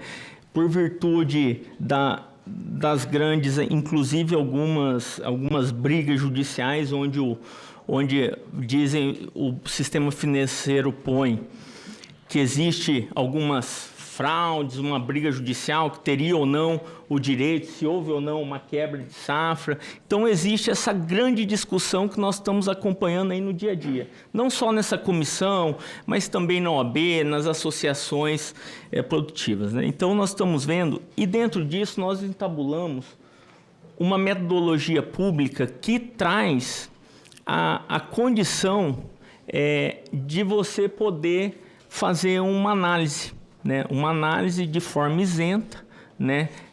Técnica através de imagens de satélites, através de verificação de inteligência artificial, onde nós tiramos, né, as interpretações técnicas, né? Então, nós instituímos, né, essa tecnologia. Por exemplo, eu vou pedir licença, senador, se puder. Queria mostrar para o senhor aqui, por exemplo, aqui nós pegamos alguns exemplos, um GT através de uma auditoria que o ministro Nardes instaurou, né, sobre a questão do crédito rural, e nós trabalhamos, né, por determinação do ministro, uma sugestão, uma recomendação dele, elogiando uma tecnologia que a gente usava, que ela também poderia servir, né, como um critério, né, para que nós pudéssemos cada vez mais estar aperfeiçoando a nossa política pública do crédito rural, né? E nós identificamos, depois eu não vim preparado para fazer a apresentação, mas diante disso aqui eu queria mostrar, por exemplo, aqui, ministro, aqui nós temos aqui, ó, alguns dados. Isso aqui é uma recuperação judicial. Tirei os nomes aqui para poder deixar a questão Lei de Proteção de Dados aqui. Essa aqui é uma recuperação judicial. Nós estamos vendo aqui que não houve a quebra. Então, verificado por sistema público, né? Nós estamos vendo aqui, de outro lado, nesse mesmo consenso, o que eu quero dizer? Nesse mesmo consenso, eu estou trazendo aqui para mostrar, por exemplo, aqui é um caso de um produtor do Rio Grande do Sul, vou preservar o nome, né, que buscou também a renegociação de dívida, né, perante as instituições financeiras e também aqui a quebra por ano, os milímetros, tudo isso, as quebras, mas também não foi concedida, né, através desse processo de renegociação, que é a garantia constitucional, né? Nós temos o que é a obrigação nossa, né, do governo federal, mas também nós temos o que é a obrigação dos bancos credenciados. Então, acho que o primeiro passo para a gente conseguir evoluir é separar esse ambiente, né? Por exemplo, no município de Cáceres, a minha cidade natal, no município de Cáceres, é uma cidade que ela não se enquadra na medida provisória, mas existiu alguns eventos climáticos, né, que alguns produtores têm a proteção legal, né, da nossa política pública, a proteção legal de fazer essa renegociação desse crédito, né? E também por falta do projeto técnico, né, de um projeto técnico consiga, né, comprovar esse nexo, né, e a questão do tempo disso, para que você comprove isso de forma judicial, perícia, sistema financeiro, tudo isso, os produtores se veem também direcionados a ter que buscar um outro caminho para poder salvar, né, o seu patrimônio, tentar começar de novo. Então, nós temos isso aqui muito claro, senador, a todos aqui presentes, né? Nós temos aqui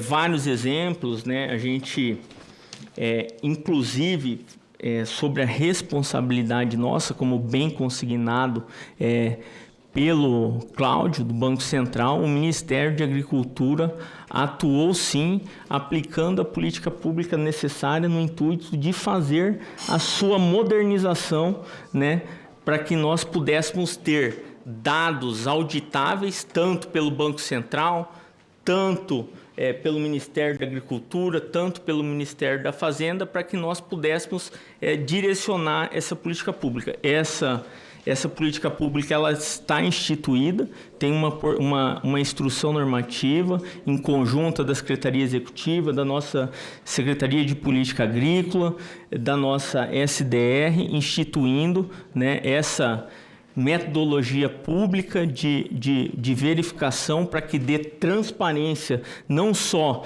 nas concessões de crédito, mas também nas renegociações, assegurando o direito de todos, tanto da União em fazer a melhor aplicação do recurso público, porque o recurso público ele é finito, né? E tanto também para que os produtores possam buscar, né, o seu direito com base num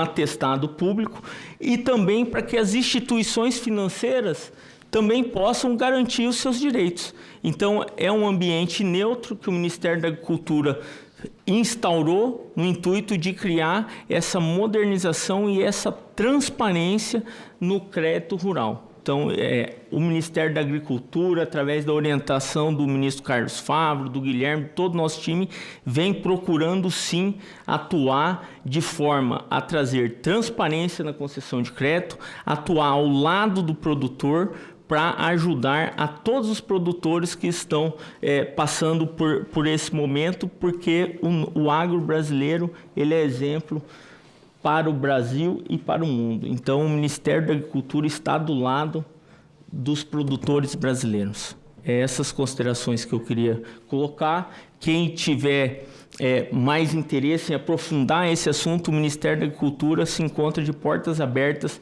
para fazer as apresentações, fazer as discussões. Temos vários GTs instaurados, onde estamos trazendo todos os casos, inclusive dos indeferimentos, ministro, das concessões do Proagro, fazendo a análise, porque dentro do Ministério da Agricultura fica o CER. Né? Então, nós temos lá também, dentro da política agrícola, e nós estamos usando todo esse ambiente que o Ministério da Agricultura está fazendo para trazer transparência, segurança para o produtor e eficiência na política pública do governo federal. Pois não, senadora Damares. Me permita, eu não posso deixar passar a palavra do secretário. Primeiro, quero cumprimentar todos os nossos expositores. Talvez alguns estejam perguntando por que a Comissão de Direitos Humanos está nisso. Porque a dignidade humana está em risco. Eu estou acompanhando o que está acontecendo. Tem criança na área, tem idosos na área, tem mulher, tem pessoas com deficiência, tem suicídio acontecendo, tem angústia, tristeza, desespero. E isso é com a nossa comissão. Essa comissão aqui vai discutir toda a parte técnica, mas a gente vai acompanhar tudo que está acontecendo. E aí, secretário, primeiro eu quero cumprimentar por o senhor estar aqui, tá? Porque a gente tem visto alguns ministros e secretários que a gente faz uma audiência dessa, estão a 50 metros de distância da gente, preferem entrar online para não olhar nos olhos das pessoas. O senhor estar aqui presencialmente, olhar para eles, olhar para nós, já mostra que o Ministério não quer fugir dessa grande discussão. O senhor falou que nós temos grupos de trabalho lá no Ministério. Existe algum grupo de trabalho especificamente voltado aos agricultores do Rio Grande do Sul endividados?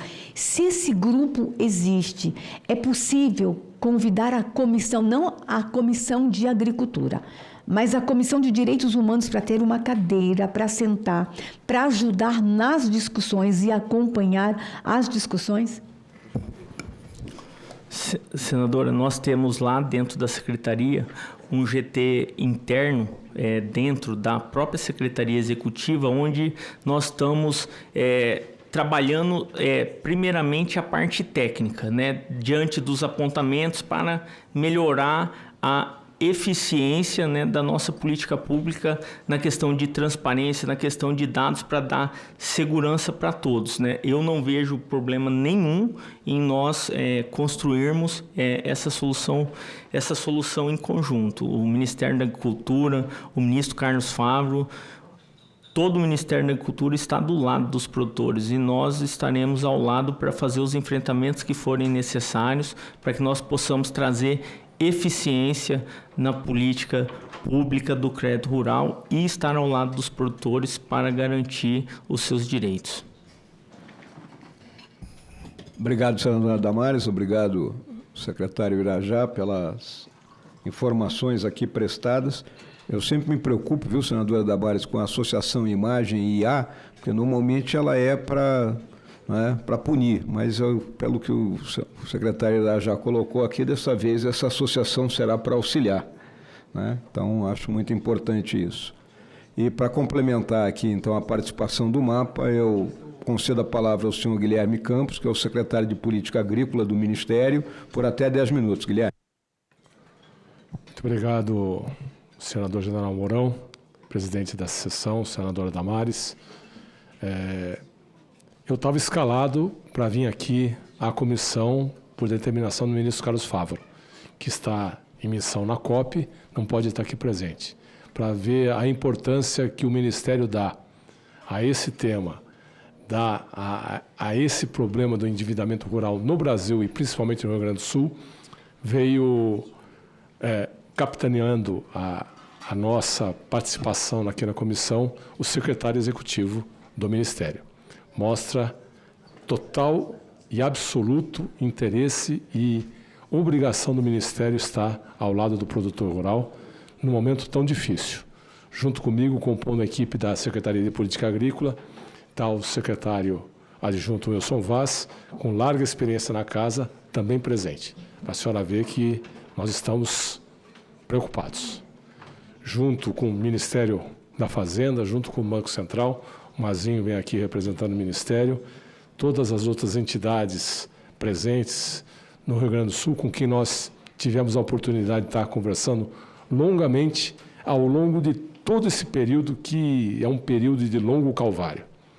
O que o Rio Grande do Sul vem passando é algo absolutamente inédito, absolutamente fora da curva, pegou a todos nós no momento onde o agro como um todo tem os seus problemas e são agravados pelas condições climáticas do Rio Grande do Sul. A Farsul sempre presente, com o Gideon e agora com o Domingos, com o Antônio acompanhando, e todas as entidades. Ao longo de todo esse processo, o governo federal, por determinação do presidente Lula, sempre deu uma atenção especial para o Rio Grande do Sul. Foi criado o Ministério de Crise, o Ministério de Emergência, com o ministro Pimenta, o deputado Pimenta, esteve presente no Estado, esteve sempre na busca do recurso. E a culpa do recurso está aqui, está na Fazenda. A Fazenda não tinha a quantidade de recursos suficiente para fazer frente à demanda tão grande. Ministro Fávaro, por diversas vezes, esteve no Rio Grande do Sul, por diversas vezes esteve junto com os agricultores e procurando conjuntamente levar as possibilidades de ajuda do governo federal.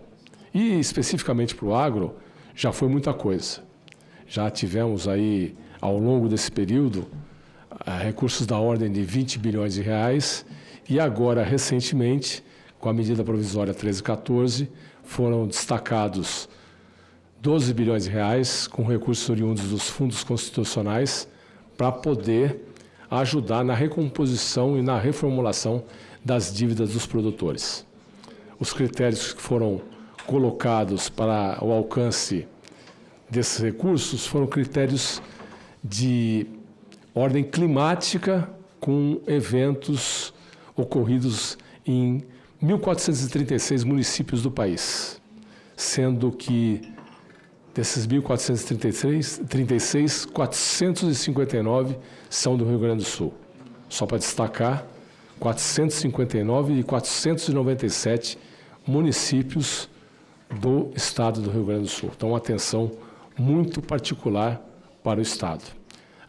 O processo vem em andamento, existe um movimento de cada uma das instituições financeiras. Como vocês sabem, quem formula as políticas públicas, como bem disse o nosso querido Cláudio Filgueiras do Banco Central, é Ministério da Agricultura e Ministério da Fazenda. O Banco Central fiscaliza todo o conjunto através do Conselho Monetário Nacional, coloca as normas e portarias e se põe em execução. Mas quem faz esse recurso chegar na ponta para o agricultor é a instituição financeira, são os bancos. E para nosso azar, e para um azar ainda maior do produtor do Rio Grande do Sul, o Brasil vem passando por uma verdadeira doença de RJs, recuperações judiciais muito discutíveis, onde colocou todos os agentes das instituições financeiras com muita preocupação na concessão de crédito. E isso vem colocando critérios cada vez mais rigorosos na concessão de crédito, porque no frigir dos ovos, quem corre o risco é a instituição financeira.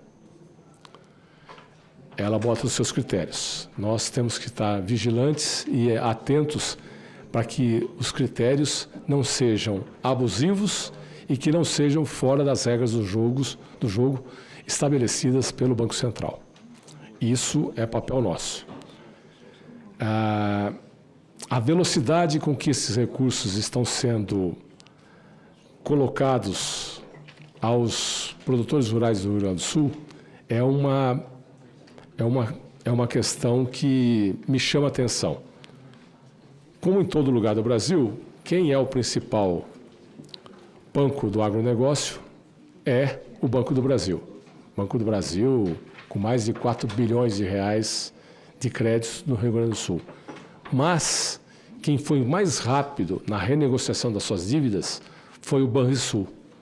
Ele renegociou 880 milhões, que era o crédito que ele tinha rodando no Estado. O Banco do Brasil renegociou 20% disso, 864. O Badesul negociou 16% do seu crédito. O Badesul 20% do seu crédito, o Sicredi 13% do seu crédito e a Cressol 2,3% do seu crédito. Então, essas velocidades em função das diversas instituições financeiras é algo que mereceria uma atenção maior da nossa parte para ver os critérios que estão sendo colocados. E na exposição do secretário Irajá, foi colocado recursos que existem e estão à disposição dos produtores através da certificação que acontece no Agro Mais Brasil, que permitem ter avaliações objetivas, técnicas, muito precisas de como está o impacto na produção e nas propriedades. E isso serve como um grande norteador na hora das renegociações para comprovar se houve ou não houve e qual a extensão do dano em cada uma das propriedades ao longo desses períodos. É um recurso que a tecnologia nos propicia e dá oportunidade ao produtor rural ter mais consistência nas suas demandas. Nós estamos aqui para construir e para ajudar. Estamos conversando com o Ministério da Fazenda, levando a nossa proposta de uma reconfiguração do PSR, do Seguro Rural Brasileiro. É uma proposta muito mais abrangente, que se já estivesse em curso, nós não estaríamos discutindo esse tipo de problema hoje, porque quem tomasse o recurso equalizado, tomasse o recurso com a subvenção por parte do Estado, estaria coberto pelo seguro. É algo que nós estamos construindo. O ministro Carlos Fávaro é um grande defensor dessa nova proposta para seguro e que vem ao lado dessas ações que são colocadas hoje em curso, dar a oportunidade de ter mais segurança para o produtor rural. Não para esse momento, mas para as futuras operações de crédito diante do Plano Safra, que vem fazendo aí um grande papel em financiar a atividade do agro brasileiro. Senhor presidente, era isso que eu tinha para colocar. Agradeço pela oportunidade. Agradeço ao secretário Guilherme Campos, que coloca informações aqui muito importantes, principalmente a questão do seguro rural, que é, inclusive, um projeto que circula aqui dentro do Senado Federal, de autoria do senador Jaime Campos, senadora Tereza Cristina. Importante isso aí. Agora, nós vivemos na época da comunicação veloz. Fala, Guilherme, por favor. Só aproveitando a deixa, tem aqui o projeto da senadora Tereza Cristina, com a relatoria do senador Jaime Campos, que vai ao encontro de tudo aquilo que nós estamos construindo. E se pudéssemos ter uma celeridade na sua aprovação, conseguiríamos tê-lo já em ação o quanto antes, para o ano que vem, de preferência. Importante, Guilherme, é só o pessoal do governo aqui não pedir vista, que normalmente eles pedem vista, né? Essa é a realidade. Mas é importante também destacar, viu, Guilherme, nessa questão de comunicação, nós vivemos num universo de comunicações cruzadas. Então, quando, por exemplo, se edita a MP 1314 e diz que vai ter 12 bilhões para o produtor rural e a imprensa publica que vai ter 20 bilhões para salvar uma empresa falida, que é o Correio, isso aí repercute, né? Então, esses números são sempre complicados de serem lidados, principalmente com quem está, né, na situação que os produtores rurais estão enfrentando. Eu reconheço, né, o trabalho do MAPA, né, o ministro Carlos Fávaro tem sido, né, alguém que tem cooperado incansavelmente, né, e às vezes isso não é compreendido. Eu vou passar a palavra agora para um dos nossos oradores à distância, que é o senhor Antônio Carlos Ferreira Neto, assessor de gabinete da Secretaria de Agricultura, Pecuária, Produção Sustentável e Irrigação do Rio Grande do Sul, a SEAP. Senhor Antônio Carlos, o senhor tem a palavra por até 10 minutos. Tchê. Boa tarde, senador. Boa tarde a todos. Com certeza, a gente vem discutindo aqui no Estado essa situação muito importante dos produtores. Entendemos, senador, que tudo que foi feito até o momento, essas medidas necessitam, sim, elas foram insuficientes e necessitam de uma solução definitiva. Eu acho que uma reunião como hoje, ela vai nos trazer alguma situação nesse sentido. Também entendemos, senador, da necessidade do PL que está sendo discutido nessa casa, que é o PL da securitização, na necessidade de aprovação dele. É a única maneira que a gente entende da garantia da sustentabilidade e evitar o colapso do setor. Nesse momento, a gente está acompanhado aqui por um técnico da nossa área econômica e fica à disposição da palavra.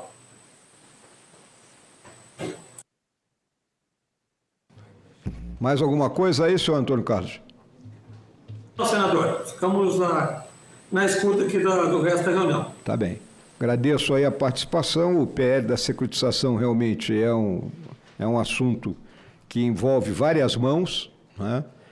Já foi feito no passado uma securitização lá no governo do presidente Fernando Henrique Cardoso, em outras condições, digamos assim, do Tesouro Nacional, e agora, não é um troço que terá que haver uma aproximação bem grande para que ele consiga ir avante. Hoje, acho difícil, acho complicado.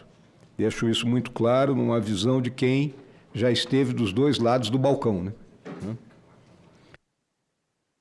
A palavra agora ao senhor Francisco Erismar Albuquerque, subsecretário substituto de Política Agrícola e Meio Ambiente do Ministério da Fazenda. O senhor tem a palavra, senhor Francisco, por até 10 minutos. Bom, gente, boa tarde. Boa tarde, senador. Muito obrigado pela oportunidade de colocar aqui de apresentar as ações que o Ministério da Fazenda tem feito para o setor agro. Tá? Eu gostaria... Eu vou tentar não ser muito repetitivo com o que disse nosso colega Cláudio, que disse aqui o Irajá e o Guilherme, exceto por uma coisa. Eu vou repetir, os recursos da União são muito escassos, gente. Então, para essa última medida, em que houve a participação de representantes do setor agropecuário, de setores produtivos do Rio Grande do Sul, do Ministério do Desenvolvimento Agrário, do Ministério da Agricultura, do Banco Central, e a negociação com representantes da Câmara dos Deputados e do Senado Federal, a gente conseguiu chegar no termo que deu essa medida provisória, que tem duas linhas, uma de 12 bilhões de reais, que já estão aí na execução da linha de 12 bilhões de reais em torno de 20%. A gente acredita que ela vai acelerar um pouco mais daqui para frente, tá? Porque os bancos precisavam montar sistema, o Banco Central precisava aceitar as operações lá no sistema do Banco Central. E tem a outra linha, que a gente estava estimando aí 30, 40 bilhões de reais, que é com uma taxa de juros um pouco mais caro, mas que para algumas finalidades e com o prazo de um ano de carência, que na verdade ele vai ser, a primeira parcela será paga ao final de 24 meses, e 9 anos para pagar a operação, dá para atender, conforme as negociações, conforme foi discutido, para atender bastante a esse público. Só ressaltando que a proposta inicial nas discussões para essa renegociação estava previsto 10 bilhões do governo. No final das discussões foi aumentado para 12 bilhões, né? Então, são 2 bilhões a mais aí, 20% já executado dessa linha. O que vale aqui ressaltar também é que a ideia de focalizar naqueles produtores que mais precisaram. E isso todos nós concordamos durante as discussões. Vamos tentar focalizar nos produtores que mais precisaram, nos municípios onde houve perda comprovada e nos municípios onde houve a decretação de situação de emergência ou estado de calamidade, que é um critério que já é usado há muitos anos e é um critério bom de observar as perdas ou onde houve problemas climáticos. Eu gostaria de ressaltar também que todos os produtores rurais que têm crédito rural com recursos controlados, a eles está assegurado o direito de renegociar, assegurado o direito de pleitear a renegociação junto aos bancos. E essa renegociação já existe e está disciplinada no Manual de Crédito Rural por uma decisão do Conselho Monetário Nacional, onde o produtor pode pegar uma operação de custeio que estiver vencendo e prorrogá-las por até 3 anos, em alguns casos até 4 anos. E a operação de investimento que estiver vencendo, a parcela que estiver vencendo no ano, ela pode ser jogada para o final do contrato. Portanto, se o contrato vai finalizar em 8 anos, ele vai ganhar mais 1 ano. Se vai finalizar em 2 anos, ele ganha mais 1 ano para jogar essa operação. Então, essas renegociações, elas também custam muito recurso para a União. E, normalmente, esses recursos, eles saem do Plano Safra, que é definido pelo governo todos os anos.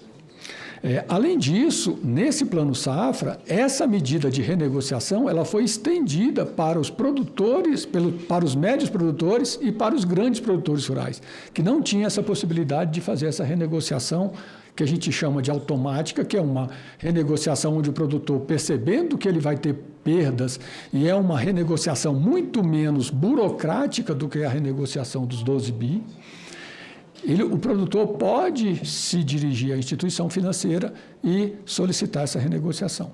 Obviamente, o Conselho Monetário Nacional só pode autorizar essa renegociação. Quem vai fazer essa renegociação lá no final das contas é a instituição financeira, que vai avaliar a capacidade de crédito, vai avaliar a capacidade econômica de cada um dos beneficiários. Mas a norma, ela está... ela garante ou ela autoriza que o produtor vá buscar essa renegociação. Eu fiz aqui um resuminho desde quando houve as enchentes no ano passado, das ações que o governo fez. Por conta da pandemia, o governo federal colocou aí um volume de recursos na casa das dezenas de bilhões de reais destinados ao Rio Grande do Sul para as mais diversas tentativas de soluções de problemas. No agro, a primeira alternativa que foi feita foi lá em março de 2024, onde o governo autorizou a prorrogação das parcelas automaticamente. Todas as parcelas de operações de crédito rural que tinham vencimento naquele período foram prorrogadas. Essa medida custou aí aos cofres públicos algo em torno de 3,2 bilhões de reais.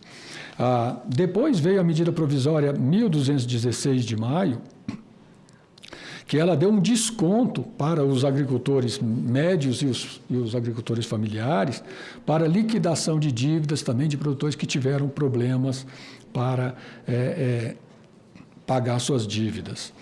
Depois, o governo ainda fez... essa medida aí, foram 1 bilhão de reais, 600 milhões para o Pronaf e 400 milhões para os médios produtores do Pronamp. Depois foi feita a resolução 532, de 10 de maio de 2024, que autorizou a prorrogação das operações de crédito rural, essa daqui especificamente para os produtores do Rio Grande do Sul que apresentaram problemas por conta das enchentes. Essa linha aí, ela custou outros 95 milhões de reais. Então, em 2025, foram feitas outras várias medidas, inclusive medidas destinadas a melhorar a garantia ou destinar recursos aos fundos garantidores para beneficiar os produtores rurais, né? Então, o Ministério da Fazenda, em parceria com o Ministério da Agricultura, com o Ministério do Desenvolvimento Agrário, com o Banco Central, com o Parlamento, tem adotado as medidas necessárias com foco para aqueles agricultores que tiveram problemas, seja eles climáticos, sejam eles de comercialização. Então, se o produtor teve problema, ele tem todas essas possibilidades de fazer a renegociação. Então, ele tem aí algumas alternativas que o produtor pode utilizar. Bom, eu gostaria aqui, pedir licença para o Irajá e para o Guilherme aqui, de comentar 2 assuntos aqui em relação às perguntas que me foram passadas aqui do público, que é o seguinte. Em relação à tecnologia, nós lá da Subsecretaria, ou da Secretaria de Política Econômica do Ministério da Fazenda, estivemos lá no Rio Grande do Sul, o Cláudio está lá agora, muitos, o pessoal do MAPA também sempre foi, e foi constatada, em conversas também com os nossos amigos aqui, representantes de produtores rurais ou de empresários lá da área agrícola, que em muitos casos a tecnologia utilizada para a produção de diversos produtos no Rio Grande do Sul, por diversos fatores, não estavam observando a tecnologia adequada, preconizada para a utilização adequada do solo.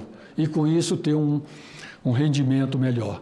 Então, capitaneada pelo MAPA, a Embrapa fez um estudo de solos e nós estamos trabalhando lá no Ministério da Fazenda para aprovar mais uma vez a portaria que define as empresas que podem dizer quais produtores que praticam boas práticas agropecuárias e que poderiam ter direito de desconto de 0,5 ponto percentual na taxa de juros com recursos controlados do crédito rural. Então, essa parte tecnológica também é bom.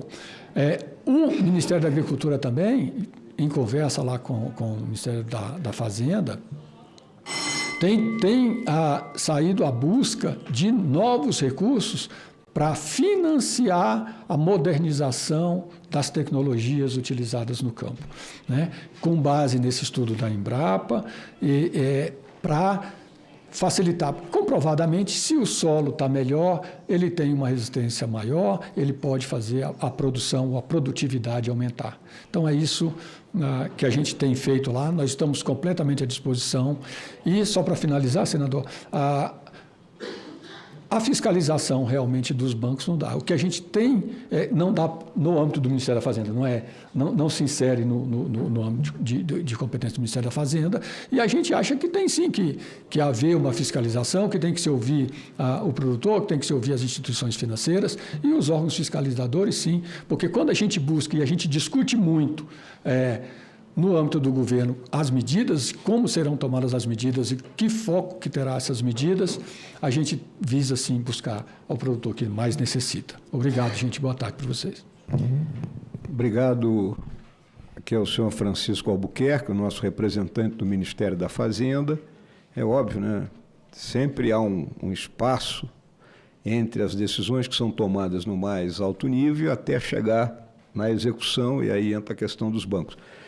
Quando a gente discute saúde, senadora Damares, eu sempre falo que na saúde tem 4 atores que todo mundo quer se dar bem, que é o paciente, o médico, o plano de saúde e o hospital, né? Aqui também tem atores que todo mundo quer chegar numa situação positiva, que é o governo, os bancos, né, o produtor rural, todo mundo quer uma situação positiva. Então não é simples, por isso que exige e demanda coordenação e controle. Presidente, pois não, senadora Damares. Eu não posso ouvir o Ministério da Fazenda e ficar em silêncio, não posso.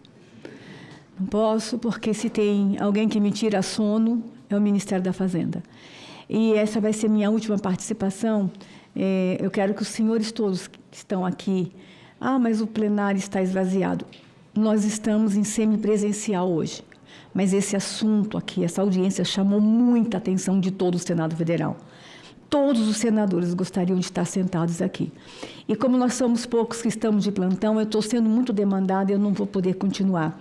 Mas eu fiquei preocupada com uma frase do Ministério da Fazenda. E aqui, Ministério da Agricultura, eles não são amiguinhos não, tá? Eu fui ministra. Cuidado com o Ministério da Fazenda. Senta até longe deles, tá? Trate bem. Mas esta equipe econômica, como é complicada. Não é só deste governante, de todo governo, tá? Todo governo. Seu Francisco, a minha única preocupação é a seguinte: boas práticas e tecnologia. Isso será critério. Esses critérios serão olhados. Esses critérios serão considerados para toda e qualquer análise dentro da equipe econômica. Como exigir de endividados boas práticas e tecnologia. E eu me preocupo, Ministério da Fazenda, com as recomendações que vão vir da COP agora. Cuidado com as exigências, com esses homens que estão aqui endividados. E a grande maioria, até o primeiro expositor trouxe aí, nosso endividamento vem muito antes do acidente climático, mas claro que aquele acidente climático ali os levou ao caos. Então, não exija de quem está no caos as boas práticas impostas para qualquer consideração ao endividamento deles.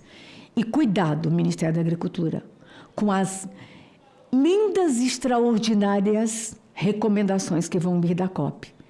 Esses homens já deram sangue. Não vamos exigir mais do que eles possam dar. Senador Mourão, parabéns por essa iniciativa. A essa Comissão da Agricultura, parabéns. E obrigada por ter nos chamado para fazer parte. Mas, assim, é bom ver a equipe econômica sentada aqui querendo dialogar. É bom ver o mapa sentado aqui. Tem 3, isso é quase que inédito, sentado aqui. Mas cuidado em exigir deles mais do que eles podem dar neste momento. E aí, com certeza, essa discussão, secretário Guilherme, essa discussão ela vai alcançar outros estados. Não se assuste, daqui a pouco a gente tiver uma audiência para os endividados do Acre, os endividados de Rondônia. O tema vai... Essa audiência aqui, eu acho que ela abre uma discussão de uma outra forma dentro do Congresso. E outra coisa, secretário Guilherme, pode contar com o Congresso, muito. Todas as vezes que precisarem, corram para cá. Venham conversar conosco, porque esse tema aqui une o Congresso. Por incrível que pareça, esse tema aqui une todo mundo de todos os partidos. Então, não sejam tímidos em nos procurar para conversar, para juntos darmos a resposta. É dividir em 2 situações. A situação de resolver o problema daqueles que estão com as suas dívidas e com os seus problemas e, paralelo a isso, disponibilizar a oportunidade de uma linha de financiamento, uma linha de crédito focada na recuperação do solo, principalmente no Rio Grande do Sul, que passou por catástrofes e precisa ser recomposto. São 2 coisas distintas que se complementam. Obrigado, Guilherme. Eu vou passar... Quer falar, Irajá? Pode não, Irajá. Senadora, quero reafirmar que, por parte nossa do governo, nós temos uma diretriz que nós seguimos lá dentro do Ministério da Agricultura, que independente de posicionamento político, ideológico, partidário, nós estaremos de mãos dadas ao lado dos produtores brasileiros. O que nós estamos procurando fazer, que é encontrar uma solução onde nós consigamos em conjunto acomodar, como disse o senador Mourão, todos os interesses. A gente sabe que o recurso público ele é finito e eu acredito que o instrumento de nós acomodarmos esses interesses é ter um diagnóstico afinco do que é responsabilidade da União, do que é a nossa responsabilidade dos produtores, do sistema financeiro, de todos nós em conjuntos, para que nós possamos ter números exatos, para que em conjunto possamos construir a política pública necessária para atender realmente os produtores que foram atingidos. O senhor Arley vai fazer só um complemento aqui.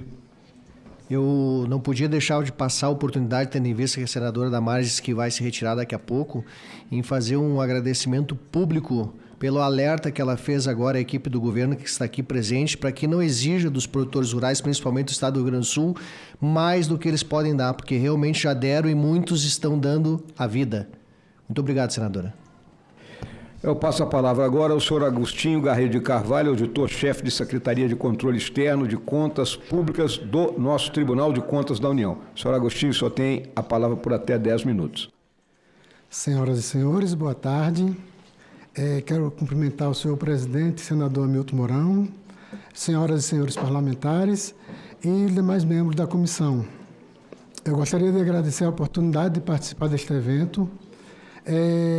Para nós, do TCU, é muito importante apoiar as atividades do Congresso Nacional, que essa é uma das principais missões do TCU.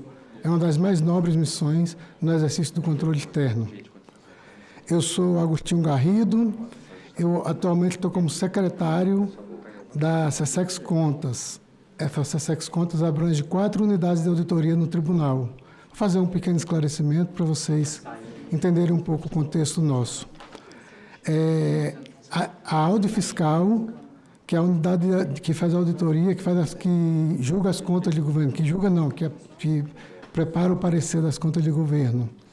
Temos a Audi Financeira, ela faz as auditorias financeiras que visam subsidiar o balanço geral da União para as contas de governo. Temos a Audi Previdência, que é a unidade de auditoria que cuida da Previdência Social. E temos a Audi Bancos, que é a unidade de auditoria que cuida dos bancos públicos, dos reguladores financeiros e dos fundos, diversos fundos governamentais e fundos de pensão. E dentro da Audi Bancos, nós temos a auditoria dos bancos federais, a auditoria do Banco Central, CVM, BNDES, de todas essas unidades que fazem empréstimo para o setor agrícola. Também no âmbito do TCU, nós temos a Audissustentabilidade, que não puderam estar presentes, eles cuidam da política, eles trabalham com a política agrícola, né, no subsídio à política agrícola. Então, nós não trabalhamos, a nossa unidade não trabalha com a política, e sim com a parte de bancos. O viés da nossa equipe é totalmente financeiro. Tá? Então, eu entendo a finalidade da presente audiência, que é debater as providências do governo federal diante da gravidade da situação de endividamento dos produtores do Rio Grande do Sul, afetados por eventos adversos. E realmente o ocorrido no Estado nos sensibiliza, realmente é uma situação que merece a atenção de todo o povo brasileiro. Né? No entanto, a nossa atividade na Audi Bancos, ela se insere no contexto de proteção ao erário, no sentido de proteger os bancos, de proteger que os bancos federais, em especial, tenham lucratividade para que ele não seja mais um problema de prejuízo para o país.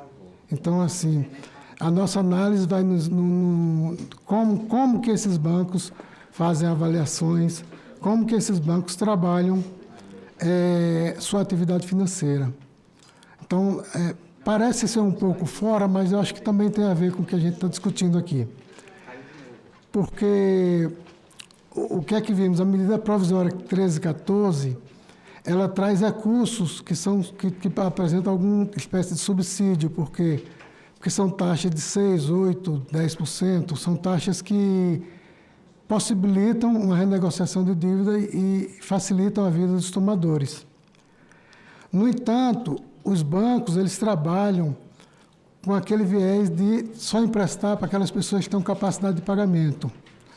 Sob esse aspecto, verificamos na apresentação do Cláudio que ele trouxe que tem uma parcela daqueles tomadores que não tem a menor condição de tomar empréstimo. Então, eu entendo que os bancos não vão conseguir socorrer aquelas pessoas que na avaliação do banco, porque o risco de todas as operações, até mesmo as subsidiadas, são do banco. Caso haja uma inadimplência, quem assume o prejuízo são os bancos. Então, eu entendo, na minha visão pessoal, que para aqueles devedores que não têm, que o Banco Central apresentou naquele gráfico, que não têm as condições de mínimo ele tomar um empréstimo, talvez a política precise dar um outro encaminhamento que não seja através de financiamento, que não seja através de onerar mais ainda aquele já sofrido pequeno agricultor. Então, talvez uma outra solução tenha que ser apresentada para esses casos. Outro ponto que eu gostaria de destacar, que falou Arley Romero, que muito nos sensibilizou à situação de dificuldade, e ele nos apresentou uma ficha de uma conversa de WhatsApp de um determinado banco, não nos cabe se é federal ou se é público ou privado, mas, no meu entender, aquele tipo de negociação onde o gerente sinaliza que a pessoa está enquadrada naquela possibilidade de tomar um empréstimo subsidiado e depois não leva aquela pessoa a tomar um empréstimo mais caro, eu acho que ali é uma vez que viu que a pessoa tem a capacidade de pagamento, que exonerar mais ainda. Eu acho que é uma situação que caberia via judicial ou qualquer coisa assim, porque não é uma prudência. Acho que ele não agiu. Ali a pessoa não agiu com... Não tem nem como uma auditoria alcançar esse tipo de situação. Você entende? É difícil porque nenhuma auditoria alcançaria uma coisa que, na minha visão, não é descumprimento de norma, não é nada, é falta de caráter, talvez, né? Que mais que eu gostaria de falar? Então, os bancos não concedem subsídio. Então, é importante frisar bem que não são os bancos que são responsáveis por conceder subsídios. É a política que tem que trazer os subsídios e os bancos vão analisar os riscos, vão analisar, por exemplo, no bojo da medida 1314, foram concedidos 12 bi com subsídio, ou seja, taxa reduzida. E os bancos vão trabalhar analisando a capacidade de pagamento de cada um. Se o tomador não tiver capacidade de pagamento, infelizmente, muito provavelmente o banco vai negar aquela concessão daquele empréstimo, daquela renegociação. E não há o que fazer no âmbito de dizer que uma auditoria vai resolver isso. Infelizmente, a auditoria não vai alcançar, porque o banco está protegido pelo fato de que não haver condição de pagamento por parte do tomador. Aquele tomador está com a sua capacidade estrangulada e, como eu falei anteriormente, talvez uma outra medida pública tenha que ser tomada com aquele grupo de pessoas, de agricultores. Finalmente, nos foi solicitado uma solicitação do Congresso Nacional. O processo é o TC 020-692-2025-0, de relatoria do ministro Augusto Nardes, onde são solicitados diversos procedimentos. Esse processo está na mão do ministro para deliberar. E, assim, a nossa proposta de encaminhamento é fazer uma análise junto ao Banco Central, para a gente verificar o que pode ser feito se está havendo algum descumprimento do Manual de Crédito Rural. Essas são as considerações que eu teria a fazer e agradeço a oportunidade mais uma vez. Me sinto honrado de estar aqui perante vocês e me coloco à disposição para qualquer dúvida. Obrigado. Queria agradecer ao senhor Agostinho Carvalho, principalmente mencionando o papel do ministro Augusto Nardes na questão da análise que pode ser feita em relação, né, à forma como o crédito rural vem sendo empregado. Nós vamos agora, então, fazer uma troca aqui na bancada. Se fosse na minha antiga profissão, a qual fiquei por 46 anos, eu comandaria trocar postos. Mas eu vou convidar a todos para retornarem a seus assentos para poder chamar a próxima equipe. Lhes agradeço todas as apresentações que foram feitas, todos os comentários e, principalmente, a forma como conduziram isso aqui. Muito obrigado. Obrigado, Arley. Um abraço aí.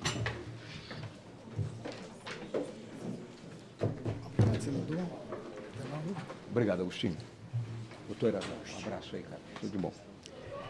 Eu convido agora para compor aqui a mesa o senhor Rafael Barra, presidente da Associação Brasileira de Defesa do Agronegócio, a ABDEAGRO, o senhor Domingos Velho Lopes, presidente da Federação de Agricultura do Estado do Rio Grande do Sul, FARSUL, e representante da Confederação da Agricultura e Pecuária do Brasil, a CNA.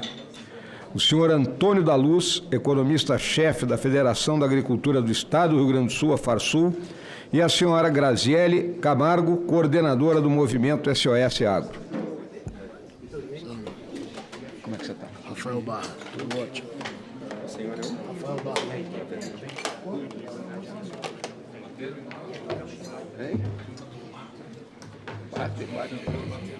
Bate sempre.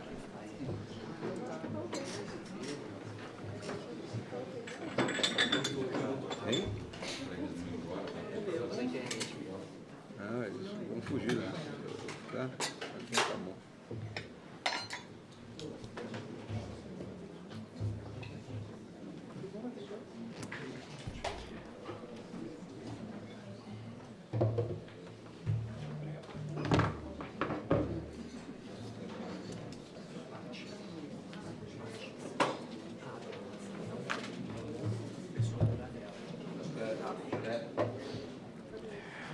Muito bem, da mesma forma como nós conduzimos a primeira parte desse painel, nós vamos alternar entre as autoridades que estão aqui presenciais e aquelas que estão nos acompanhando aí à distância e que em todos os momentos estiveram presentes aqui com a gente. E iniciamos agora essa segunda fase pelo senhor Rafael Barra, presidente da Associação Brasileira de Defesa do Agronegócio. Senhor Rafael, o senhor tem até 10 minutos para a sua exposição. Senador Mourão e a todos aqui presentes, muito obrigado pelo convite, é um prazer estar aqui defendendo os produtores brasileiros do nosso querido país. Pergunto aos senhores, temos algum produtor rural aqui hoje? Ótimo, muito bom ver todos vocês aqui unidos. Assim como vocês, também sou produtor rural com muito orgulho e trago aos senhores aqui de fato que esse assunto, o crédito rural e o endividamento, principalmente dos nossos irmãos aí do Rio Grande do Sul, é endêmico, ele é a nível nacional. E aí temos aqui a análise e a reflexão de todos que nos antecederam e trago alguns fatos para contrapor e gerarmos aqui de fato uma discussão justa e ampla. Quanto vale uma vida? Quanto vale a vida de Vossas Excelências? Quanto vale a minha vida? Algum recurso financeiro seria justo para pagar? Óbvio que não. Porém, o sistema financeiro brasileiro, o sistema bancário, ele não vê cada um de nós, produtores rurais, com os olhos de fato quem produz, mas sim como números. E números esses que estão sendo subjugados. Trago aos senhores que o endividamento nada mais é que a falta de condição de adimplir os seus compromissos. Isso vem de onde? O meio produtivo não gera divisas o suficiente para que seja possível pagar aquilo que foi contratado. E aí temos um caso explícito agora. Com a Selic a 15%, senhores, é impossível a atividade rural lícita cumprir com os seus pagamentos no sistema financeiro. Haja vista que temos contratos aí ultrapassando os 25%. Isso tirando, né, a questão ainda da venda casada no crédito rural, que é um outro problema sistêmico. Este, inclusive, que fica ali, senador Mourão, de 5% a 15% de todo o recurso financeiro liberado, já é retido na fonte, para ali benesses do próprio banco, sendo eles ali cartões, consórcios, capitalizações, enfim, seguros, né? Inclusive ações aí recentes, julgados, em que estamos ganhando em todas as instâncias, justamente por estarem aí contrários à própria lei.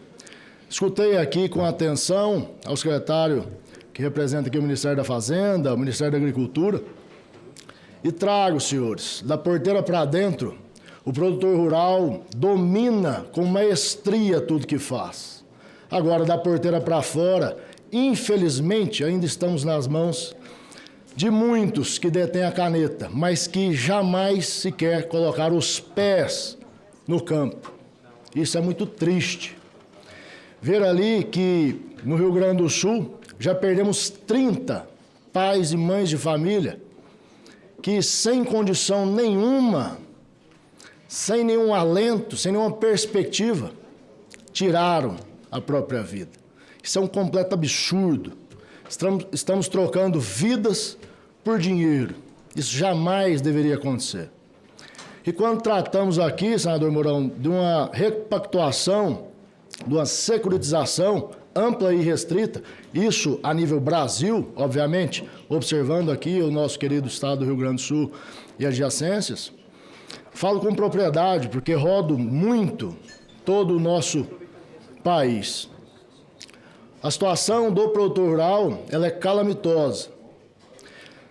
Você empregar ali milhões de reais a céu aberto, de fato, é para homens e mulheres de muita fibra, de muita força e caráter. E quando chegamos ali ao banco, né, que trata, principalmente bancos aí que tratam do recurso público, né, parece que estamos pedindo um grande favor, onde, na verdade, estamos aqui representando quase 1/3 do PIB brasileiro. E aí vamos aos números, porque a matemática, diferente de muitos, ela não mente. Quando falamos de plano safra histórico, anunciado aí na casa acima de 500 bilhões de reais, muitos enchem a boca e falam como se fosse a salvação, porém não é. Temos aí, senador Mourão, Vossa Excelência bem sabe, um PIB brasileiro hoje projetado para 2025 na casa de quase 13 trilhões de reais e o agro brasileiro representando aí quase 4 trilhões de reais. Ou seja, estamos aí com um plano safra de aproximadamente 11%, 12% de todo o PIB do agro brasileiro. Isso é muito, senhores. E os outros 85%, 90% são recursos privados, recursos próprios, inclusive muitos ali a duras penas. Só para exemplificar mais uma vez, o número de CPRs nesse último ano safra corresponde inclusive a mais do que 500 bilhões de reais, ou seja, mais do que o plano safra oferecido pelo governo federal. Isso sem contar as operações de barter, que muitas vezes não conseguem passar ali por auditoria, como o auditor federal que nos antecedeu bem disse.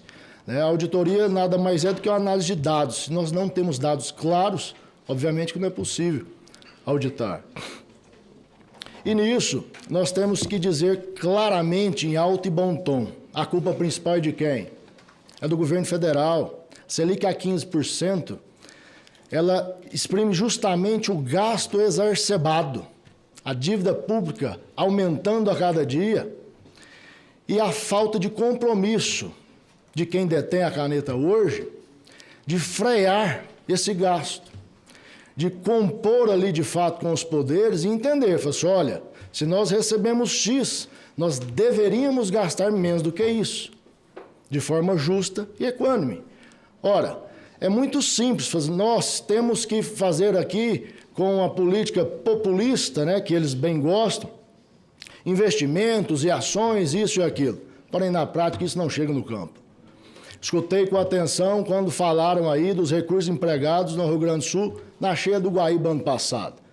Se Vossas Excelências bem se lembram, estamos ali datados na parte ali de maio, né, do ano passado, 5 de maio. Esses recursos chegaram na ponta meses depois. É justo? O Rio Grande do Sul foi arrasado. Ouvi também, senador Mourão, tratarem aqui que vai ser agora quesito do banco a questão do uso da terra com políticas ali, práticas justas. Pois bem, o Rio Grande do Sul teve suas terras arrasadas. Quais são as práticas, então? A reconstrução, sem dúvida nenhuma, é o começo. Agora, exigir de quem já produz, dia a dia, sol a sol, pedindo a Deus uma chuva, né, é muito mais do que o necessário e o que deveria ser feito. O produtor rural deveria ter ali e ser muito mais respeitado nesse país. Estamos falando de quase 1/3 do PIB. Vossa Excelência tem noção disso? Quase 50% de todos os postos de empregos no país vêm diretamente ou indiretamente do campo. Tudo, senador Mourão, neste belo plenário, veio do agro. Essas madeiras de lei vieram do agro. E aí, falar de investimentos ali na ordem de 2 bilhões, 50 milhões, 90 milhões, é claro, é um vultuoso volume financeiro, mas muito aquém do que deveria. Ora, somente na COP agora, né? Tivemos ali um gasto aproximado de 5 bilhões de reais, senhores. É justo isso? Tratar ali, colocar ali centenas de geradores a diesel para rodar toda a estrutura, climatização, energia, enfim, para pessoas bem trajadas, bonitinhas, falarem do agro sem nunca terem pisado no campo. É muita hipocrisia. Isso deve acabar. E só vai acabar, senador Mourão, que de fato, quando nós do agro tivermos voz nesse país, estamos trabalhando para isso, para que cada vez mais o agro se aproxime, né, do poder legislativo, para que de fato a discussão seja justa. E não apenas escutamos ouvimos falar, olha, o discurso foi bonito ou isso ou aquilo. Porque da porteira para dentro, senhores, nós já fazemos e fazemos muito bem feitos. Agora, a matemática, ela não mente. A criação de gado, senador Mourão, a engorda, a recria, a plantação de soja, ela não dá livre mais do que 25% ao ano. Então é impossível arcar com esse custo financeiro. E não adianta falar, olha, senhor Rafael, mas a Selic está a 15 por culpa de quem? Culpa do governo federal, que tanto gasta e pouco faz de fato. Então, agradeço aqui, senador Mourão, mais uma vez e a todos que nos ouvem, porque aqui de fato trazemos a voz ao homem do campo. Eu, como produtor rural, representando aqui muitos e muitos que estão hoje, né, fazendo aí pulverização e replantio de suas lavouras, que infelizmente estão sofrendo aí com estiagem pelo nosso grande Brasil. Já fizeram inclusive replantio por 2 vezes. Então, muito obrigado. É um prazer sempre estar aqui e trazer dados e fatos reais a todos vocês. Muito obrigado, senhor Rafael Barra, que nos coloca muito claramente todos os problemas que vêm sendo enfrentados de uma maneira geral pela mulher e o homem do campo no Brasil, e em particular no Rio Grande do Sul, e principalmente a questão da elevada taxa de juros, né? A taxa de juros Selic 15, descontada a inflação, a taxa real vai a 10,5%, 10,6%. Agora, é importante que todo mundo tenha consciência que isso é o que eu chamo do cachorro comendo rabo, porque se a taxa de juros é alta, é porque o governo gasta mais do que arrecada e precisa se endividar.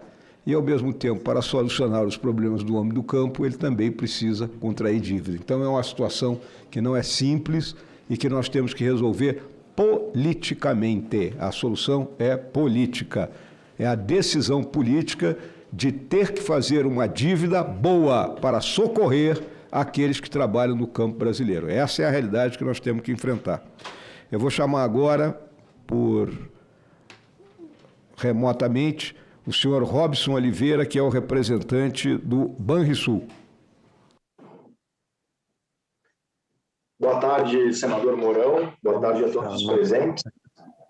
Quero agradecer pela oportunidade de falar um pouco aqui nessa audiência pública sobre as ações que o Banrisul vem empreendendo aqui no Rio Grande do Sul, buscando apoiar o setor mais importante da nossa economia, que é o agronegócio. Mas tu mandou para a Ju?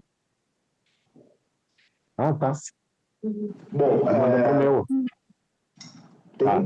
tem prazo? Tem ausência de som aqui para mim, não sei se para vocês também. Mas eu vou ver se eu respondo aqui. Mater, fecha aí o teu microfone, ô bom, para deixar o Robson falar. Depois eu te chamo, tia. Muito bem. Quero iniciar comentando que o Banrisul, acredito que todos tenham ciência, mas ele é um banco público, estadual, aqui do Rio Grande do Sul.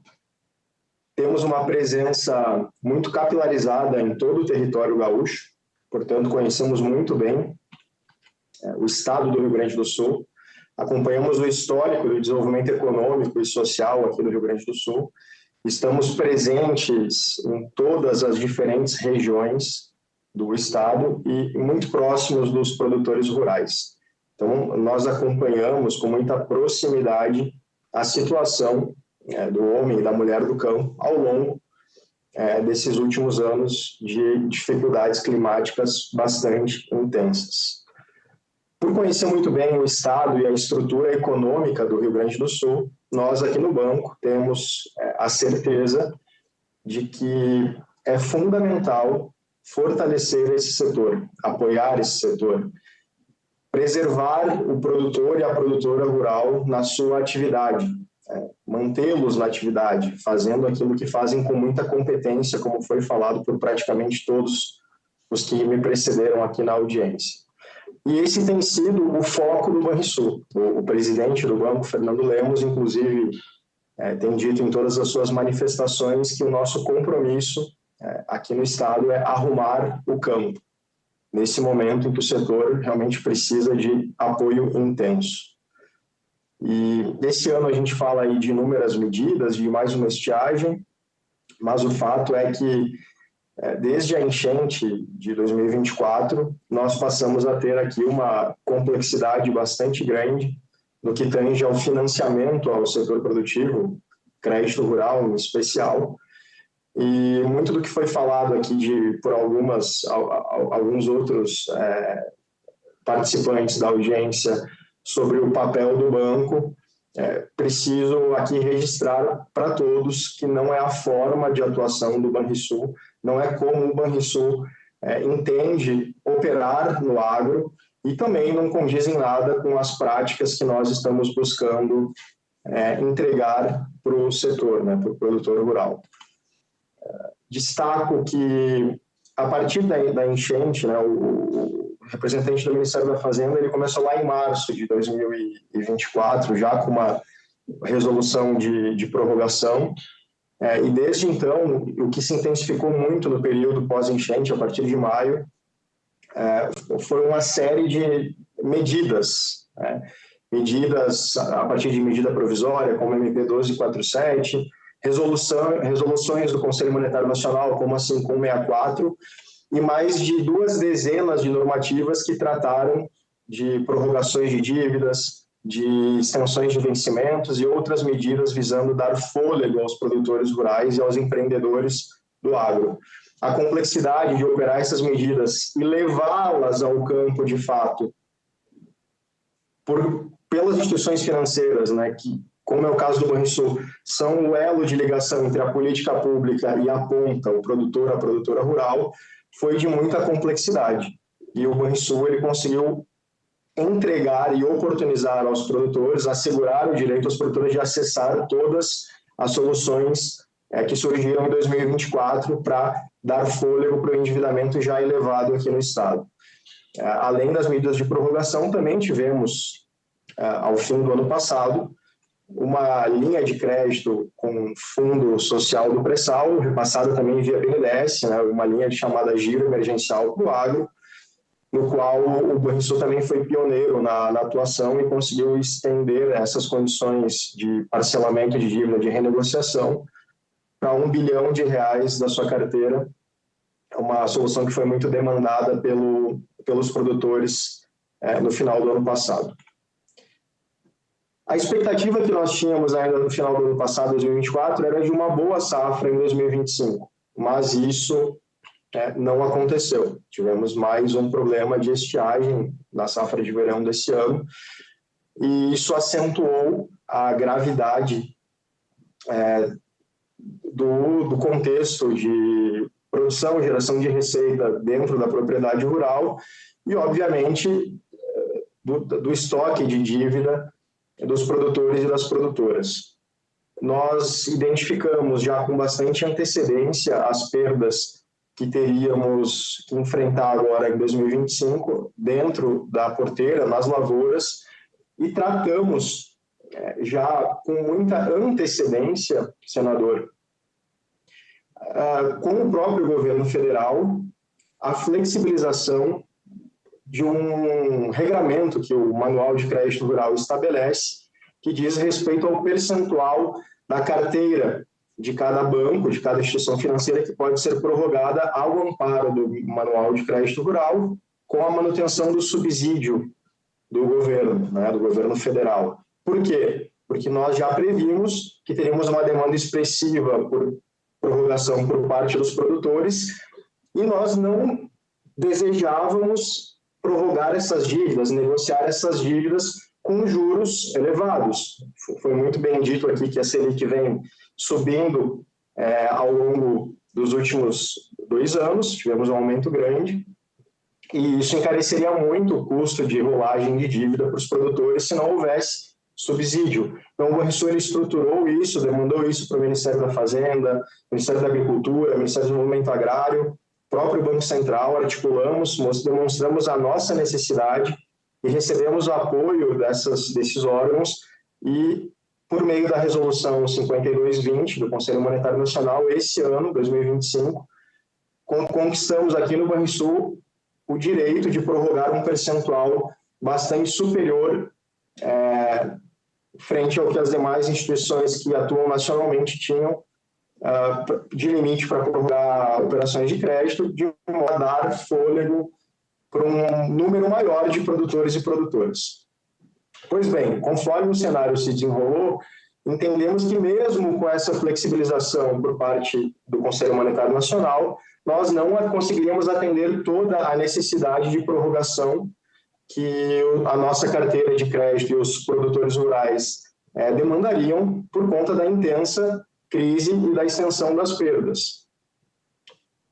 Dessa forma, também viabilizamos aqui no Rio Grande do Sul um aporte do governo local, do governo estadual, de 150 milhões de reais no Banrisul, para também subsidiar juros aos produtores rurais que foram atingidos pelas intempéries climáticas e viabilizar, assim, a prorrogação de mais um valor, mais uma parte importante da nossa carteira de crédito, também buscando sempre manter os juros originais de crédito rural naquelas operações que fossem prorrogadas e renegociadas. Com a medida do governo federal e do governo estadual, a gente ultrapassou a possibilidade de prorrogação de mais de 3 bilhões de reais, preservando a taxa de juro original dos contratos dos produtores e dando um prazo de vencimento das dívidas de 3 anos, como disciplinou a Resolução 5220.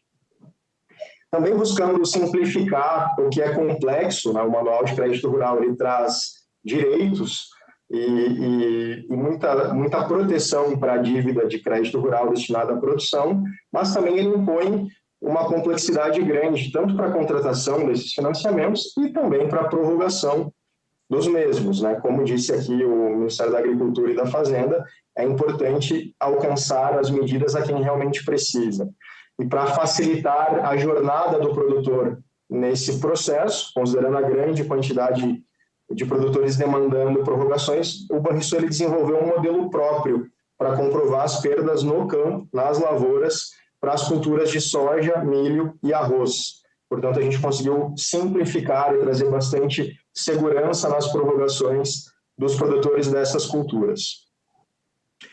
Para não me estender aqui, também quero destacar, agora por fim, a medida atual que está em curso de socorro, né? Vou classificar assim como foi tratado aqui na audiência pública, de socorro ao agro, que surge a partir da medida provisória 1314.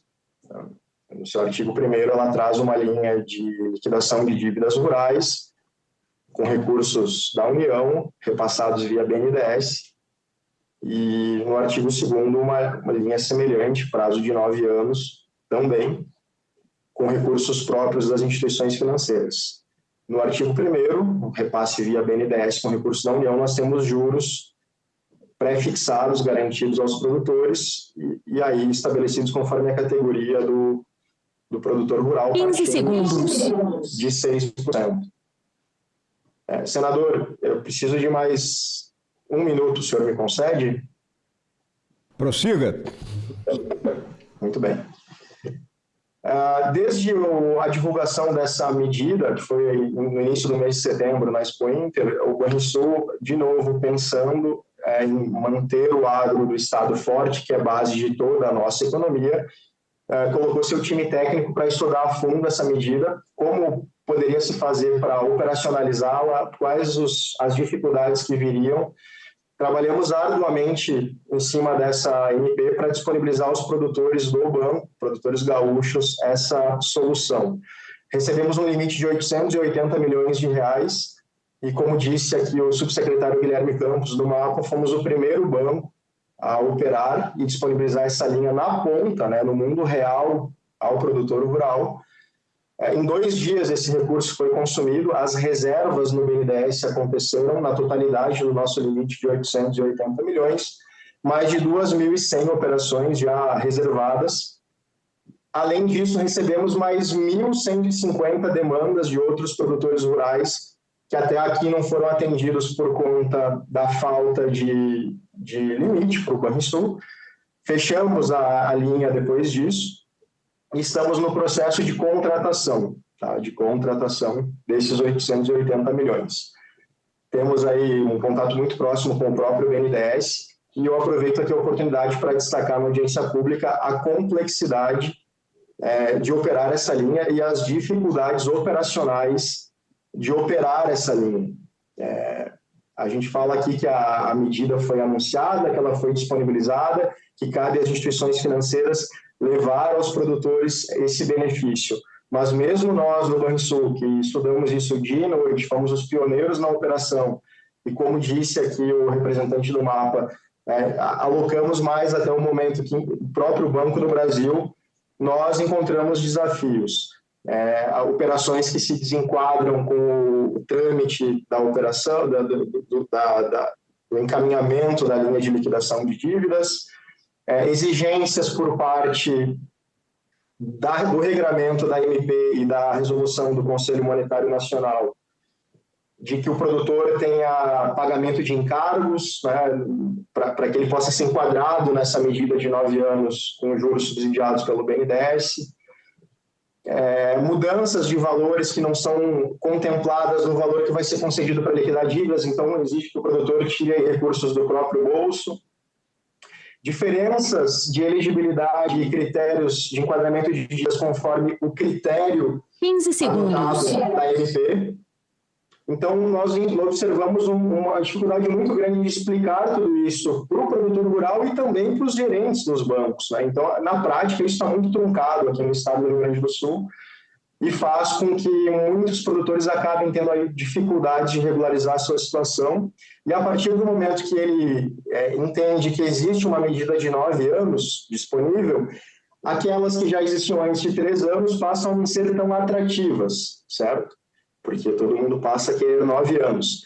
Mas as regras estabelecidas pela MP para acessar 9 anos, ela exclui a maior parte do produtor que tem mais dificuldades hoje em crédito, que já está em atraso, por exemplo. Portanto, aqui tem um ponto bastante truncado que nós precisamos tratar e resolver sob pena de não alocarmos, talvez, o volume aí total de recursos de 12 bi. E lembrando que esse volume de 12 bi, no nosso caso aqui com 880 milhões, ele já era bem aquém do que o percentual potencial de enquadramento e a demanda dos produtores rurais. Mas fecho minha fala, então, trazendo isso, o foco do banco em manter o produtor na atividade, apoiar o setor primário aqui no Rio Grande do Sul. Para todos os clientes que têm enquadramento em MCR, a gente mantém os juros e flexibiliza ao máximo as condições de renegociação de dívida, não liquidamos dívida de crédito rural com CPR e temos nos engajado muito em conceder custeios novos àqueles que renegociam também, para que eles possam se manter produzindo e gerando valor para o Estado, para a economia, para as suas localidades e também, obviamente, gerando receita para fazer frente às dívidas que já possuem. Fico à disposição para qualquer comentário, pergunta ou contribuição adicional. Queria agradecer ao Robson Oliveira, representante aqui do Banrisul, que colocou muito claramente, né, o espaço que existe entre a medida, as normas e principalmente a operacionalização dessas normas. E aí a dificuldade que o nosso produtor rural tem, né, de acessar aquelas linhas que são importantes para que ele consiga, eu vou usar um termo aqui, voltar ao jogo, né, já que ele, na situação que se encontra, está fora do jogo. O nosso próximo orador é o senhor Domingos Velho Lopes, é o vice-presidente da nossa Federação da Agricultura do Estado do Rio Grande do Sul, a FARSUL, e é o representante da Confederação Nacional da Agricultura, CNA. Senhor Domingos Lopes, o senhor tem 10 minutos. Muito boa tarde a todos, uma satisfação nós estarmos aqui no Senado Federal, nessa audiência pública, parabenizando o senador Hamilton Mourão pela iniciativa, junto com a senadora Damares e os demais senadores. Queria cumprimentar todas as pessoas que falaram antes de nós, instituições a qual respeitamos e muito dialogamos todos os dias. Estamos aqui pela Confederação Nacional da Agricultura, nossa CNA, e representando também a Federação da Agricultura, a entidade mais antiga representativa do país, inclusive mais antiga que a nossa confederação, no auge do seu quase centenário, completando 99 anos agora senador. E gostaria de pedir a todos a máxima atenção, porque como brasileiro, especialmente gaúcho, eu estou decepcionado comigo mesmo. Porque Guilherme, Irajá, Wilson, Francisco, pena o Tribunal de Contas ter sido retirado, eu me considero um completo incompetente como gaúcho de não ter conseguido levar à sociedade brasileira o que aconteceu com o Rio Grande do Sul. Eu tinha uma outra fala, senador Mourão, mas eu observei aqui que eu fui incompetente junto com meus pares gaúchos. Eu tive a oportunidade de ir a Nova York na Semana do Clima para ver o monitoramento de enchentes e depois também no Porto de Roterdã para ver como é que é a questão das enchentes, como é que trabalham as comportas, Guilherme. E lá me disseram, se nós tivéssemos a situação das chuvas do estado do Rio Grande do Sul, do final de abril a início de maio, Nova York tinha ficado 45 dias debaixo d'água e Roterdã tinha ficado sem operar por mais de 25 dias. Vocês foram gigantes na gestão, mesmo sem estar preparados. Ouvir aqui a agricultura por parte do Bacen, eu respeito o Bacen, Francisco, também respeito o teu trabalho, mas ouvir aqui que a responsabilidade está nas técnicas agrícolas e práticas agronômicas do Rio Grande do Sul, que é o berço da agricultura de baixo carbono, que na COP agora de Belém, a ONU e a FAO nos determinaram como grupo e Estado mais resiliente e modelo a ser preconizado desde Glasgow, com índices de produtividade de primeiríssimo mundo. Não pode. Não podemos admitir e essa toca não cabe no estado do Rio Grande do Sul. E com todo respeito e toda a história da federação, que tem muita maturidade e muita disciplina e principalmente muito cuidado nas relações institucionais, o governo erra neste pensamento e as instituições erram. Nenhuma situação em cima das 5 secas extremas desde 2020, onde só tivemos em 21 uma safra normal, e a enchente de 24, nenhum lugar do mundo teria condições de sobreviver. E, de fato, houve um apoio de alguns bilhões, e aqui a gente agradece e tem que ser enaltecido, não só para a cadeia do agro, e o Guilherme foi muito preciso, foram 20 bilhões, quase isso sim, depois mais 12, agora sim, e nós agradecemos isso. Mas de longe não é a solução. Nós perdemos mais de 320 bilhões só no agro, de 2020 para cá. O Rio Grande do Sul perdeu meio PIB, e eu gosto de traçar analogias. Se nós pegarmos um caminhão atrás do outro e botar os 48 milhões de toneladas que o Rio Grande do Sul botou, nós vamos de Porto Alegre a Belém, voltamos a Porto Alegre e viemos a Brasília. Este é o nosso prejuízo, este é o prejuízo do agro em grãos, sem falar em fertilidade, pastos, solos, vidas. Então, como gaúcho, eu estou me considerando incompetente hoje aqui, porque o Brasil, pelas falas que me antecederam, não está entendendo o que aconteceu conosco. Extremamente importante as ajudas e, de fato, Não quero relatar a história, porque os senhores conhecem das utilizações desde maio de 24, os recursos que vieram, e o Guilherme foi muito preciso nas formas, só que esses recursos são insuficientes. O Brasil é essa potência agroambiental devido à Embrapa e aos gaúchos que estão em todos os rincões do Cerrado, do Mato Piba, de todos os locais. Está na hora, senador Mourão, do país devolver ao Rio Grande do Sul um pouco que nós demos durante toda a nossa história. É este o entendimento que precisamos. E a solução é uma única. As medidas todas foram excelentes, tem dificuldades, tem outras formas nas resoluções, medida provisória, mas a solução todos nós que estamos nesse ambiente conhecemos. É o PL 5122, que está no Senado, que foi construído na Câmara, apoiado pelo setor produtivo, por esta casa, a Casa da Câmara, que construiu ele, que não deixava ninguém para trás, que não tinha... Os critérios eram os municípios afetados, os mais necessitados, da agricultura familiar, passando pela agricultura do médio produtor, chegando à agricultura empresarial. E vejo outro fato, comentar que os grandes produtores, ou os demais produtores, são os grandes devedores. Claro, estão todos dentro dos recursos livres. Qual das senhoras e dos senhores consegue suportar 20% ao ano na sua atividade? Não tem. E esses todos estão nos recursos livres.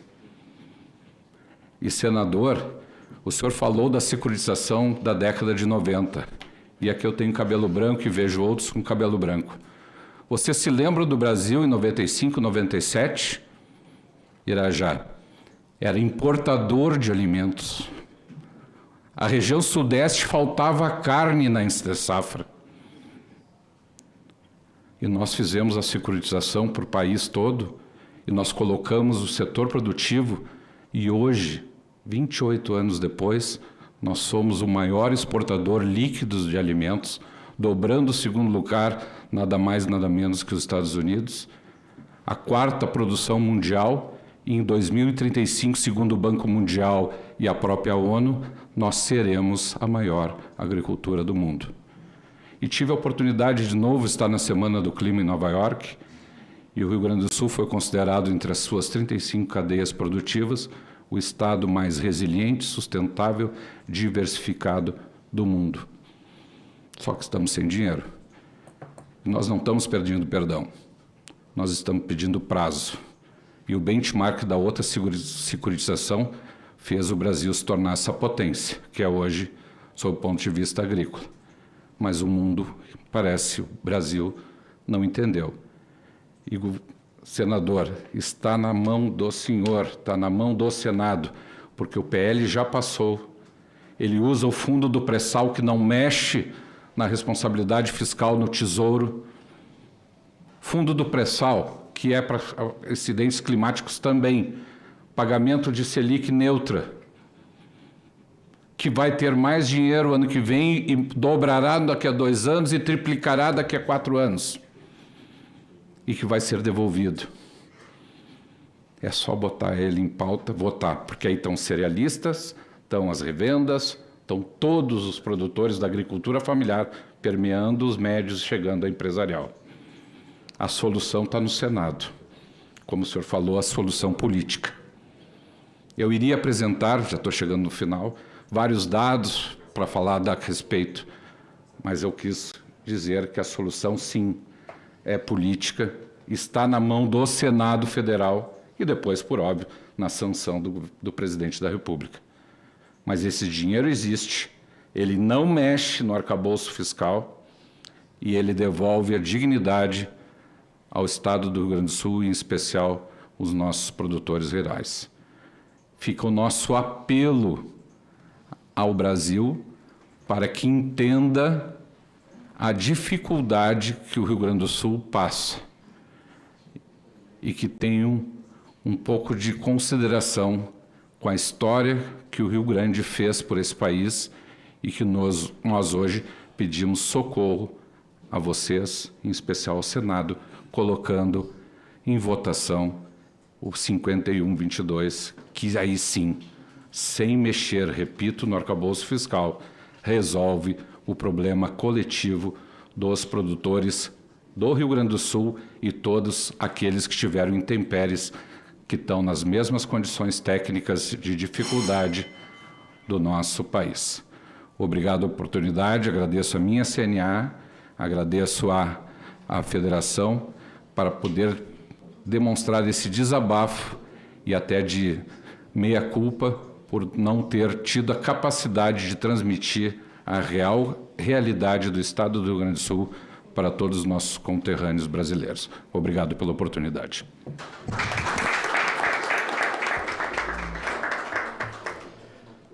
Eu queria agradecer ao senhor Domingos Lopes, que faz um depoimento contundente sobre a realidade do Estado do Rio Grande do Sul, lastrado na sua enorme experiência com a atividade agrícola e pela posição que ocupa. Eu até iria fazer esse comentário no final, mas eu vou fazer agora aqui. Ele coloca a solução, e eu disse aqui que a solução é política. A gente pressiona o Ministério da Fazenda, os representantes que vêm aqui, mas a solução é política, que passa por dentro dessa casa e passa pelo outro lado da rua, ali no Palácio do Planalto. E pode-se usar o pré-sal. Agora, quanto é que precisa? 60 bilhões? Vamos falar assim. Para um país que tem uma dívida de 9 trilhões, o que é 60 bilhões? Há dívida ruim. E aí a gente coloca até, vamos fazer uma analogia com a nossa vida particular. Quando eu faço uma dívida para fazer uma viagem para a Europa, eu estou fazendo uma dívida ruim.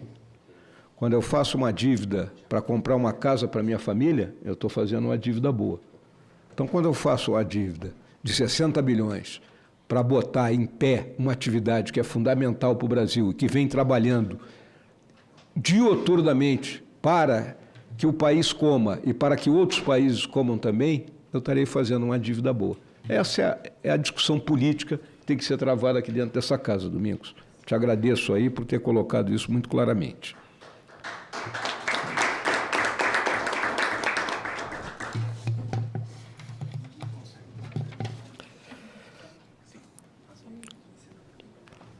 Concedo a palavra agora ao Luiz Bon, que é o gerente técnico estadual da Associação Rio-Grandense de Empreendimentos e Assistência Técnica e Extensão Rural, a nossa Emater, para até 10 minutos fazer suas considerações diretamente lá do Rio Grande do Sul. Boa tarde a todos. Perdão antes pela interferência, não era da nossa intenção. Agradecemos aqui em nome da diretoria técnica do Gabinete da Presidência o convite para esse importante evento e também respaldo a importância do evento e por isso nós também agradecemos a atenção por toda essa causa da agricultura gaúcha que está muito bem sendo manifestada por todos, principalmente para as representações dos agricultores. Nós também sentimos essa sensação que o Domingos acaba de manifestar, porque nós somos um dos responsáveis, uma das entidades responsáveis pelo levantamento das questões de perdas e justamente respaldamos essa preocupação sobre a situação dos agricultores, né? Só na última safra tivemos uma situação de perda de em torno de 39%, em relação à cultura da soja, isso representa 8 milhões de toneladas a menos, né, em relação, claro, conforme a tua referência, mas é importante a gente estar consciente que isso está refletindo como um todo na sociedade e, como também já foi falado, nós estamos, de alguma forma, já há anos convivendo e lidando com essa situação numa constância, principalmente nas culturas de verão. E do que foi falado também, já pelos que nos antecederam, que nós que trabalhamos nos 497 municípios do estado, sempre manifestamos, quando somos entrevistados, em relação à preocupação econômica, mas também queremos sempre reforçar a preocupação do que a gente sabe, que reflete sobre a frustração, sobre a questão da perda de moral, a questão de entusiasmo e coragem que é necessária para o agricultor, que é uma das características intrínsecas ao agricultor, porque ele faz a cultura, ele faz a produção em céu aberto e vulnerável diante de uma situação que se apresenta. Situação que nós estamos sabendo, né, de toda uma questão climática, de mudança ou de intensificação, e com isso nós temos essa questão bem, realmente, uma situação caótica que envolve nossos agricultores. Outro aspecto que nós queremos chamar a atenção, né, que talvez é evidente que nós estamos com situações de lavouras e agricultores em produção com sua unidade solo bastante desgastada. Então, há também a perspectiva, levantar a perspectiva da possibilidade de recuperação ou de implementação, criando uma maior resiliência nos produtores através das tecnologias, então, de irrigação e solos, para o nosso ver também é muito importante. Nós disponibilizamos para toda a sociedade a questão de crédito, né? E para nós isso acho que é fundamental, porque começa a haver o debate também da questão das expectativas de cada família e até na expectativa, então, como eu falei, de resiliência pelo investimento, pela possibilidade de nós criarmos melhores capacidades de produção, mas também, em alguns casos, a questão da reconversão. Então, nessas situações, também eu acho que o grupo que toma as decisões tem que ser muito bem norteado para que isso também ocorra, não só em relação às dívidas, mas como perspectiva de investimentos futuros. A questão de renegociação de dívida, nós, em debate, justamente dentro do grupo do governo do Estado, que fazemos parte, uma das situações que a Defesa Civil nos chama a atenção é que esse vínculo da renegociação com homologação de situação de emergência, muitas vezes, pelo arranjo econômico que tem um município, municípios que, por exemplo, têm uma estrutura mais industrial, fica difícil pela questão da situação econômica do todo, a homologação da situação de emergência. Isso é uma situação que poderia ser analisada melhor via manual ou instrução aos agentes de crédito, para que, quando há a questão estiagem, a gente sabe que a questão de outras linhas de produção, a industrial, a comercial, não tem tanto impacto, mas mesmo que pequenos grupos de agricultores sejam beneficiados com a renegociação, sem que isso tenha um vínculo com a homologação, então, da situação de emergência. Agradecemos o espaço, estamos atentos à situação, trabalhamos junto com os agricultores, com todos os parceiros que estão aí presentes, e agradecemos mais uma vez essa possibilidade de participação aqui. Muito obrigado. Agradeço ao Luiz Bon pela participação, principalmente pelo papel importante que a Emater representa no nosso estado, no Rio Grande do Sul, e principalmente no momento que nós precisamos dessa expertise para auxiliar os nossos agricultores na recuperação da terra que foi consumida, seja pela enchente, seja pela seca. Eu vou passar a palavra agora ao próximo orador, que é o nosso homem dos números, o Antônio da Luz, economista-chefe da Farsul. Muito boa tarde, senhor senador Hamilton Mourão. Cumprimentando o senhor, eu cumprimento todos os demais parlamentares que estão acompanhando por vídeo. Quero cumprimentando o secretário Irajá e o secretário Guilherme, todos os membros do governo, seus servidores, e cumprimentando o doutor Domingos, meu futuro presidente. Cumprimento todos os produtores que aqui estão. Senador Mourão, todos os abris ou setembros, eu sou convidado pelo Comando Maior do Sul para ser instrutor da ESEM, da Escola do Comando Maior do Exército, e sei o quanto os militares se preparam, sobretudo intelectualmente. E o senhor é um general. O senhor lembra quem foi Clement Attlee? inglês. O senhor lembra quem foi Winston Churchill? O que o antecedeu. É o que todo mundo lembra. Todo mundo lembra do Churchill. Ninguém lembra de quem veio depois dele. Porque o Churchill, ele teve a grandeza e a coragem de ser firme e ser forte no momento que o país dele precisava.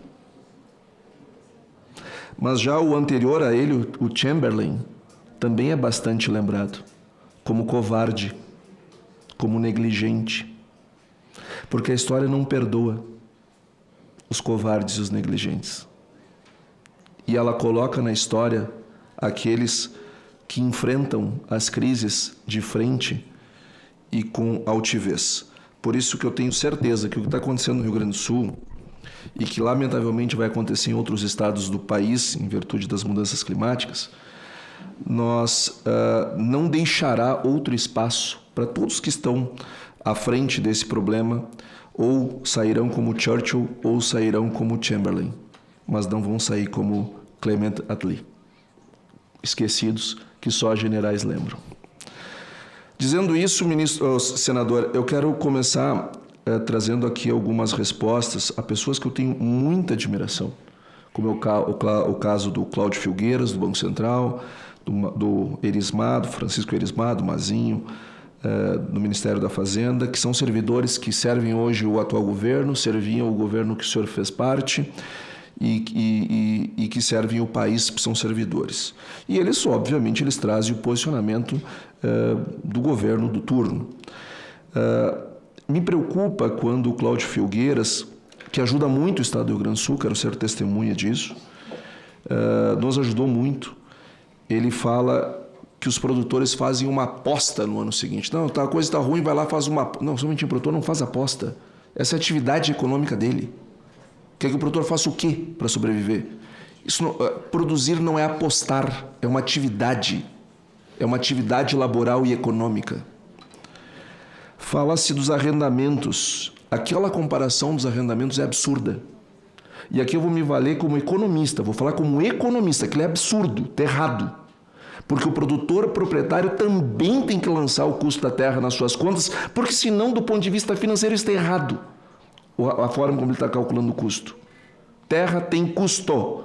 Assim como um dono de uma farmácia paga aluguel, assim como o dono do supermercado paga aluguel, o dono do supermercado paga aluguel para o dono do prédio, assim como o dono do posto de gasolina paga aluguel para o dono do terreno do posto. Isto é assim. Por que no agro tem que ser diferente? Não é diferente. Isso faz parte da estrutura econômica que nós temos. Outro ponto, nós temos que rever as técnicas que o presidente Domingos já muito bem falou. Eu acho que nem eu como economista, como um burocrata, nem um burocrata de Brasília tem que dar esse recado para quem criou a agricultura brasileira e para quem vem passando por um ciclo de perdas que não tem paralelo. Não tem paralelo na história. Nós precisamos levar isso em consideração, com todo respeito aos meus queridos amigos e colegas. Secretário Guilherme, o senhor falou que a Fazenda não tem dinheiro. Nos últimos 12 meses, o governo federal arrecadou 2 trilhões, 823 bilhões, 890 milhões de reais. É a maior arrecadação da história do Brasil. Também pudera. Temos aumentado a carga tributária a cada 37 dias. Nós temos dinheiro, sim. Há dinheiro. A questão é como é que nós estamos gastando esse dinheiro e as prioridades que nós estamos tomando e as escolhas que nós estamos fazendo. Mazinho, tu enalteceste a linha livre, de recursos livres, que os produtores podem pegar no banco com ano de carência mais 9. É verdade, tu está certo. Eu só quero complementar a tua fala dizendo que um produtor que adotar esse caminho, se ele pegar um juro médio de 14% ao ano, que é um juro baixo, a dívida dele vai aumentar em 3,7 vezes nesse período. Eu, se sou produtor, não assino esse contrato. Eu buscaria outro caminho. Porque as safras vindouras não conseguirão pagar 3,7 vezes mais do que esse endividamento. Então nós temos que levar isso em consideração, o efeito multiplicador dos juros. Porque, senador, embora seja anunciado todo ano em plano safras, e todo ano é recorde, isso é assim desde sempre, não é uma característica desse governo, sempre foi assim, 516 bilhões, de acordo com o próprio governo, nós temos que 113 apenas, eles recebem algum tipo de subsídio, eles são equalizados. Ou seja, 22% dos recursos são equalizados. 22% dos recursos são equalizados. 78% não são. Então, quando nós temos problemas dessa natureza, a maior parte dos recursos é, por óbvio, os mais caros. Porque a maior parte do recurso é livre. É livre. E nem vou falar na execução do Plano Safra atual, que para ficar próximo do zero está usando CPR, né, na conta. Qualquer dia nós vamos botar o que o produtor pega com a J, a gente vai botar na conta também do Plano Safra. 12 bilhões, senador, é de fato um valor importante para o Tesouro. Foi um esforço muito grande do Ministério da Fazenda e precisa ser reconhecido. Com um grande trabalho do Ministério da Agricultura para sair esse dinheiro. Realmente para o Tesouro é muito dinheiro. Mas para o problema é pouco. Os produtores gaúchos, eles têm uma dívida somente nos bancos. E é bom lembrar, o presidente Domingos já falou, vou repetir, que esta medida provisória, essas linhas, deixam de fora as dívidas com cooperativas de grãos, com cerealistas, com revendas de insumos, que hoje formam uma parte importantíssima do financiamento rural. E que ficou totalmente de fora. Isso aqui foi voltado somente para as instituições financeiras, para as dívidas dentro das instituições financeiras. Pois muito bem, só dentro das instituições financeiras a dívida chega a 73 bi, dos quais 27 bilhões são dívidas estressadas, ou seja, são dívidas que ou estão inadimplentes ou estão renegociadas. Ou seja, pode vir para inadimplência somente no Rio Grande do Sul. 27 bi. Esses dados são do Banco Central. É importante ressaltar, o Cláudio Filgueiras falou dos 3,47 bi que foram tomados até este momento. 3,47 bi. Nós temos uma dívida de 27.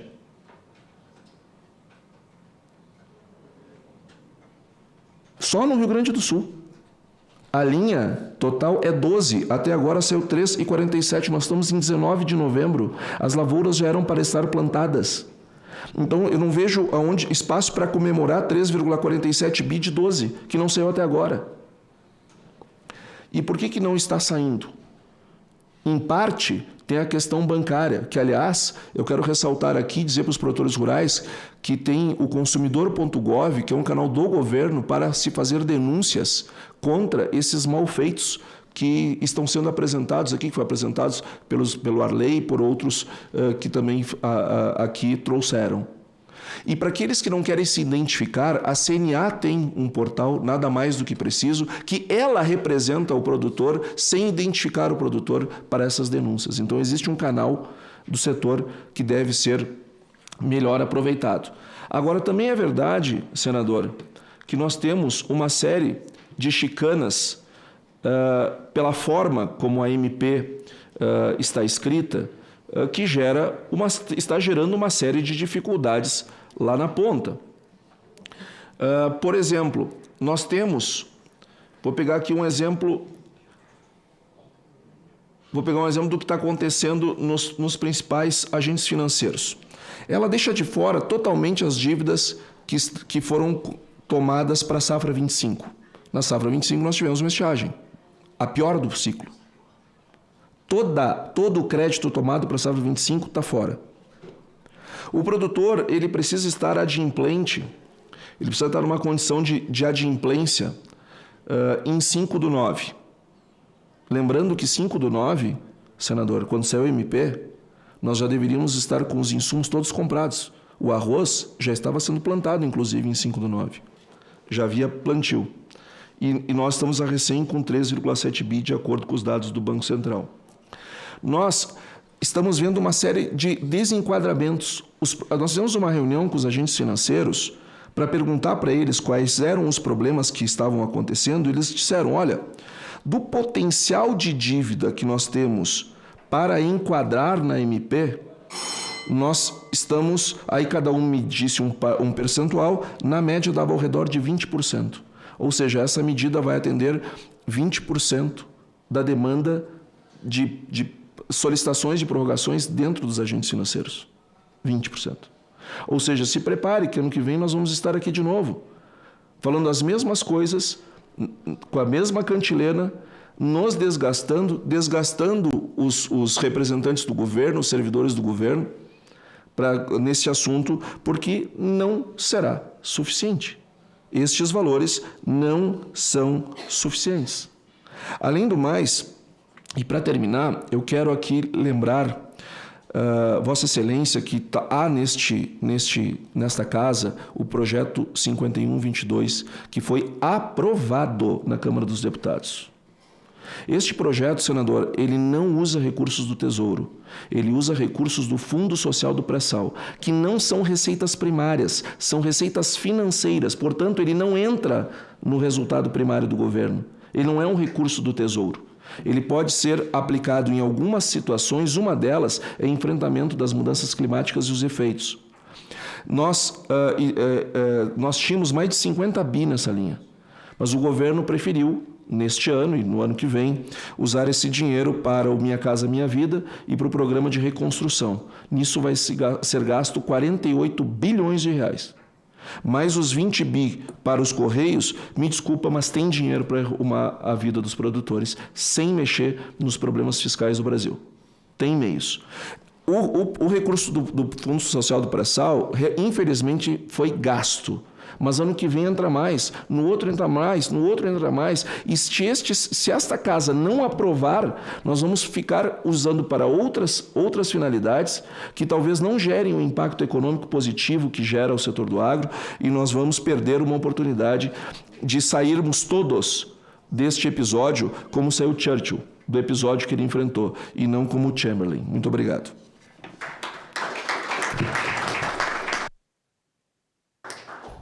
Bem, eu agradeço ao economista Antônio da Luz, que é um economista-chefe da Farsul, coloca muito claramente, com números, toda essa situação.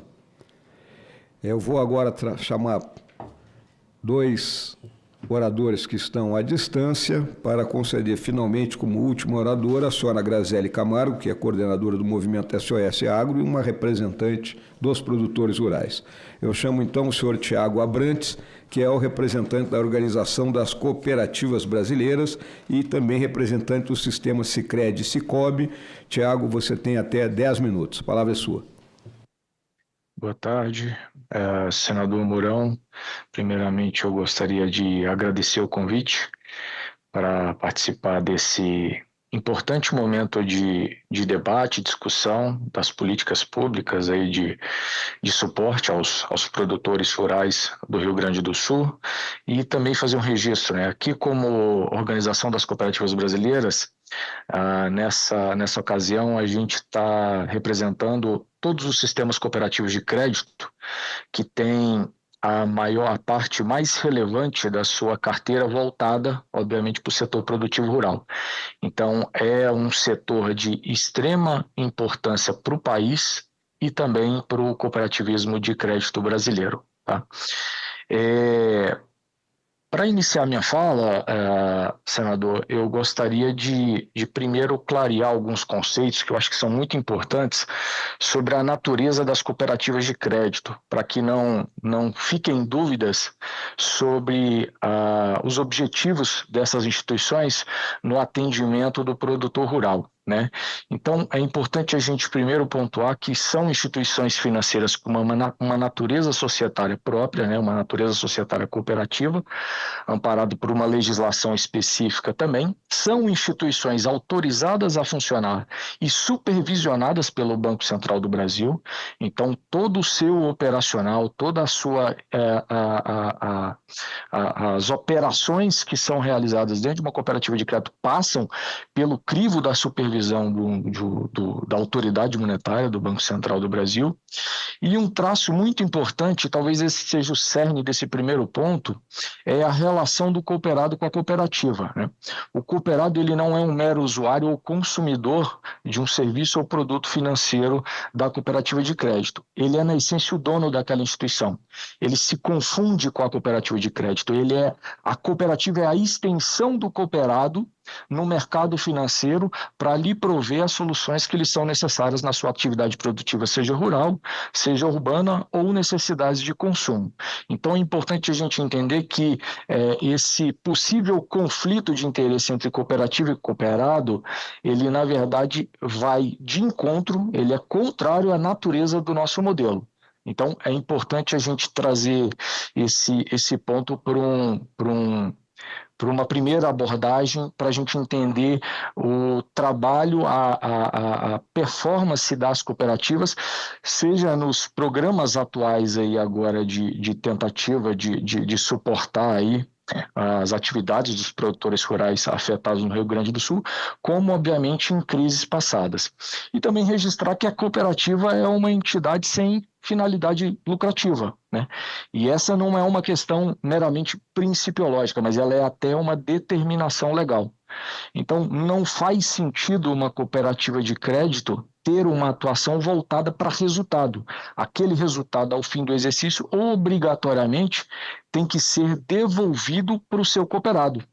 Então, as cooperativas não podem, não devem, não têm como objetivo a atuação voltada para a aferição de resultados ou lucros, né? O lucro, inclusive, é um termo vedado pela legislação de regência das cooperativas de crédito. E também fazer uma leitura aqui sobre o papel das cooperativas em tempos de crise, senador Mourão, que é muito importante, né? A gente relembrar o passado para entender o que a gente está passando agora e como as cooperativas atuam nesses momentos. Então, fazendo uma leitura de um tempo muito recente, obviamente a pandemia do Covid ali em 2020, se a gente faz avaliações de cenário de como se comportaram os atores do mercado financeiro e as cooperativas de crédito, isso está reportado em diversos relatórios do Banco Central, a gente tem relatórios de economia bancária que demonstram isso, enquanto os demais agentes retraíam o crédito, o cooperativismo de crédito, por conta da sua natureza e por conta desse traço característico de ser uma entidade de propriedade do seu próprio cooperado, manteve, né, a concessão, né, a torneira do crédito aberta para sustentar as atividades produtivas do associado. Então, mantiveram renegociações massivas, né, evitaram rupturas contratuais, fizeram diversas renegociações e prorrogações de operações e mantiveram esse atendimento, mesmo com diversas restrições sanitárias, próximas do cooperado, tá, senador Mourão? Então é importante a gente registrar isso. E fazendo uma leitura mais recente aqui, pegando as enchentes ali no Rio Grande do Sul do ano passado, essas unidades, essas cooperativas de crédito, se mantiveram presentes e atuantes, inclusive naquelas áreas mais isoladas, né? Prorrogando, flexibilizando as condições das operações, com linhas de apoio, sendo agentes repassadores de linhas também de políticas públicas, linhas do próprio BNDES, linhas do Tesouro, né? Com a equipe das cooperativas prestando essa assistência próxima, direta ao cooperado. Então, isso mostra, de fato, que o modelo cooperativo ele é resiliente, por consequência dele ser enraizado e ter essa conexão direta com aquele território, com aquela região, com aquela localidade. E aí, olhando especificamente para o Rio Grande do Sul, a gente tem um recorte muito particular, né? O Rio Grande do Sul, hoje, em números de cooperados de cooperativas de crédito no Brasil, é o estado que tem maior número. 30% dos gaúchos são associados em cooperativas de crédito. Dos 497 municípios do Rio Grande do Sul, em 98% deles, ou seja, em 487, as cooperativas estão fisicamente presentes, através de unidade de atendimento ou sedes. Essas características, elas garantem, né, um atendimento próximo, um entendimento da situação particular daquele cooperado, mas aí trazendo para a realidade hoje da medida provisória 1314, regulamentada pela resolução 5247, enfim, e as outras normas emanadas ali pelo poder público, a gente tem que entender que tudo isso tem que ser feito dentro de limites legais. Isso já foi falado pelos expositores que me precederam, né? Então, a gente tem que seguir regras emanadas pela administração pública, MCR e várias das regras que saíram na própria resolução.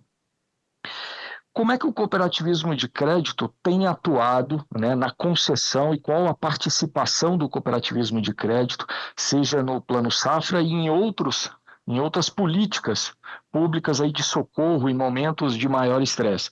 No crédito rural, na safra 24 e 25, é importante dizer que as cooperativas de crédito foram responsáveis por 44% dos contratos de custeio, o que representa 27% do valor total financiado no custeio. Quando a gente faz uma leitura mais voltada para a Pronaf, né, o pequeno produtor, o produtor em regime de economia familiar, o valor repassado pelas cooperativas foi 50% do total. Então, o cooperativismo tem essa participação muito expressiva no agro, né? E esses números, que são números do Banco Central do Brasil, não deixam dúvida.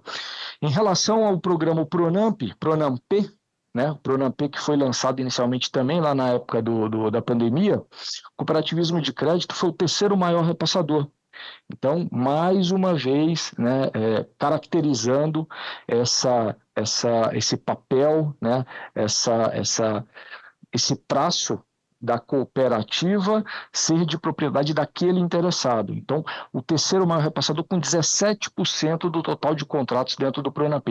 No Pronamp Solidário, que foi um programa, que foi uma linha específica dentro do Pronamp lá em 2024 para a questão das enchentes no Rio Grande do Sul, as cooperativas de crédito responderam por 37% dessas operações, né, figurando ali, salvo engano, entre primeiro ou segundo maior agente financeiro executor dessa linha. É inegável, né, que o setor rural atualmente passa por um ciclo de dificuldades, né, pressão de custo. Vários dos que me antecederam trouxeram essas variáveis, né, clima, queda de preço, as questões específicas aí do Rio Grande do Sul, e é importante, né, que o poder público, ouvindo a sociedade, sejam os agentes financeiros, as cooperativas agropecuárias, as entidades que representam o produtor rural, possam estar presentes para a gente discutir melhorias nos programas que eventualmente o governo federal venham a lançar.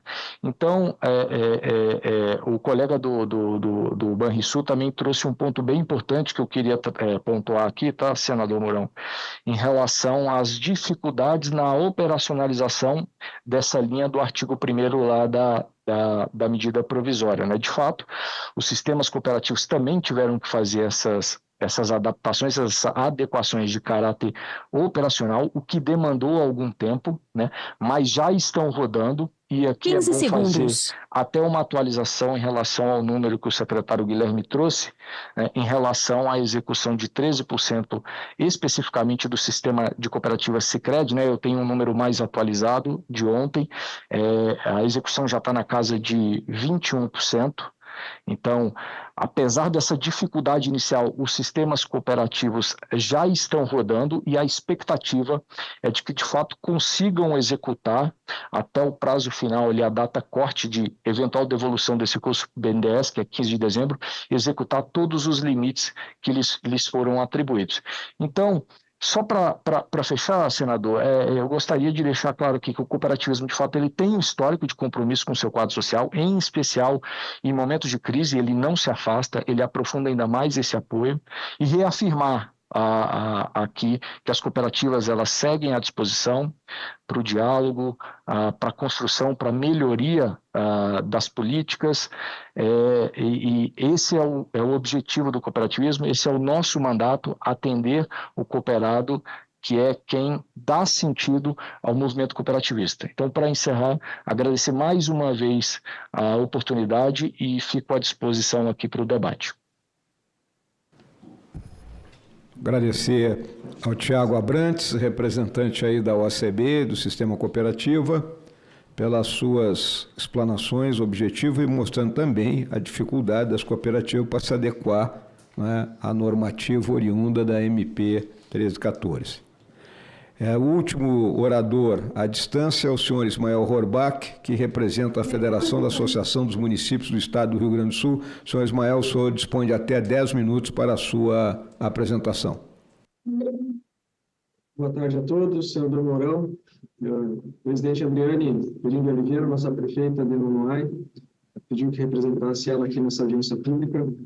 E serei bem breve. Eu acredito que as exposições já que me antecederam pelo setor produtivo contemplam aí a demanda do produtor rural.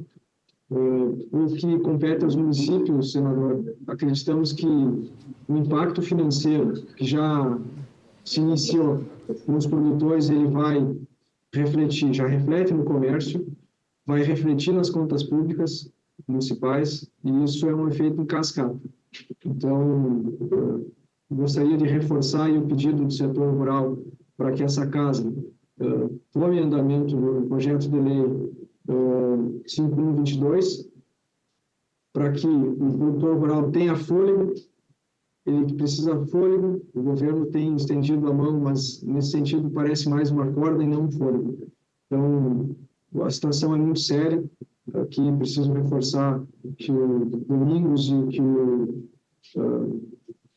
nosso economista-chefe da Farsul, Antônio da Luz, acabou de mencionar, é preciso essa ação ao produtor rural. E o recurso já muito bem apontado está lá, e nós não temos mais tempo a perder. Acreditamos que o quanto antes seja votado, e em nome da presidente Adriane, aí, reforçar esse pedido aí, para que a gente dê andamento.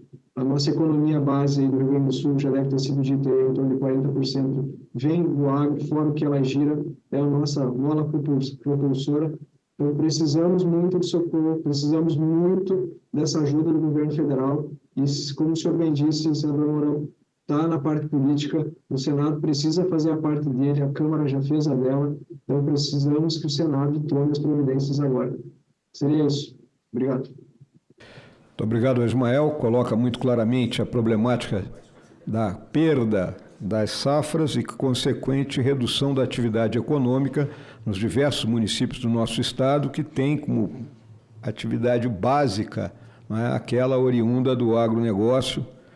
E a gente conhece bem o nosso estado, vários municípios que são pequenos, com 2.000, 3.000 habitantes, e que dependem desse giro, não é, da economia para a sua sustentabilidade.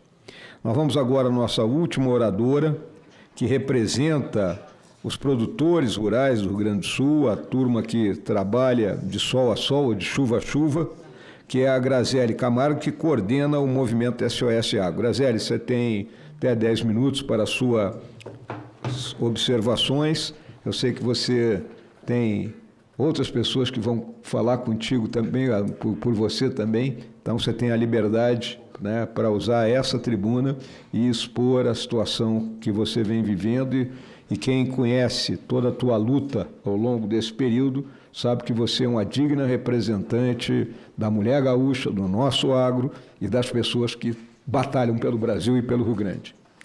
Muito obrigada, boa tarde a todos. Fiquei emocionada porque já faz quase 2 anos que a gente está aqui dentro.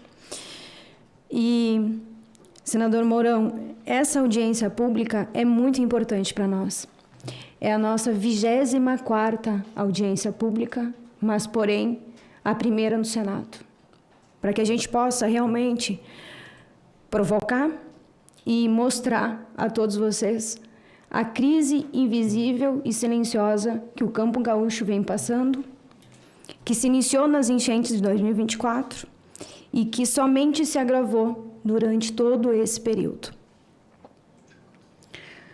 Eu trouxe aqui uma apresentação para poder mostrar e relembrar a todos vocês o que nós passamos na enchente de 2024, onde 95% do estado foi devastado.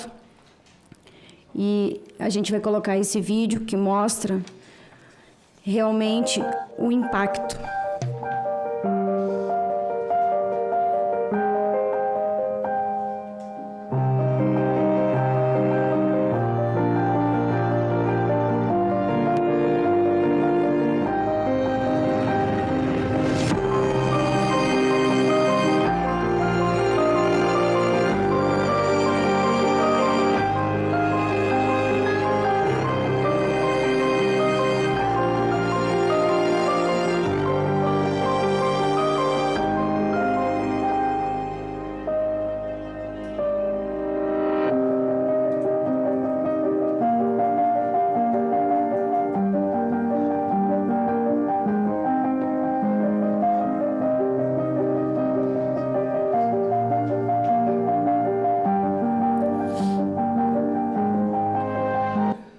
Então, nós tivemos 2,4 milhões de pessoas afetadas em 2024. Tivemos desaparecidos, tivemos 183 mortes em 478 municípios.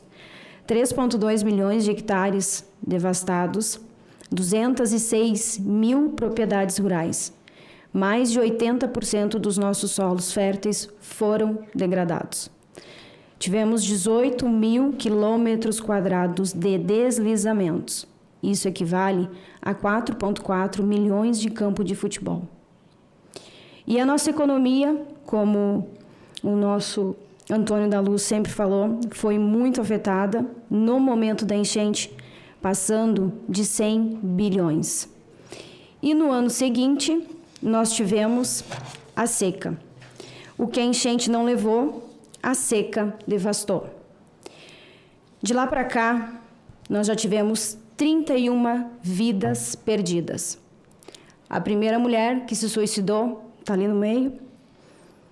E é algo que a gente não está conseguindo controlar. Eu vou ler para vocês relatos de amigos e familiares de pessoas que tiraram a sua própria vida pela falta de solução concreta. A seca levou a primeira safra, a segunda safra e a terceira. As chuvas de maio. Ele plantou com a certeza que iria pagar o banco, mas a certeza nunca chegou. Não é incapacidade, é o medo de se levantar sabendo que o céu pode roubar tudo de novo. Ele só queria uma chance de trabalhar, mas o empréstimo para a próxima safra virou uma porta fechada e um nome sujo. O que mais doía nele não era o dinheiro, era o não do gerente. Quando a dívida aperta e você está negativado, não consegue mais plantar. É como se a sociedade dissesse: você falhou, assim como o Domingos falou aqui. Não é mais produtor. Ele tinha terra, tinha trator, mas não tinha mais a sua honra. Perder a esperança de se reerguer foi o que quebrou ele. De lá para cá, com todos esses relatos e tudo isso que vem acontecendo, nós estamos vivendo uma epidemia psicológica. Nós, como movimento, tivemos a iniciativa de começar um projeto voluntário, juntamente com psicólogos, para oferecer esse apoio psicológico gratuito, sigiloso, aos produtores rurais do Rio Grande do Sul e aos seus familiares atingidos pelas sucessivas crises climáticas e pelas enchentes. O principal objetivo é fornecer acolhimento emocional, fortalecer a resiliência e combater o aumento de casos de depressão e suicídio no campo, decorrente, sim, do endividamento, das perdas e da exclusão financeira. Atualmente, o SOS Encoragem Rural conta com 24 profissionais da saúde mental voluntários de 7 estados brasileiros. O atendimento é totalmente gratuito, sigiloso, conduzido por esses psicólogos qualificados, de forma online. Além disso, nós também temos a IVE, que é uma plataforma de escuta.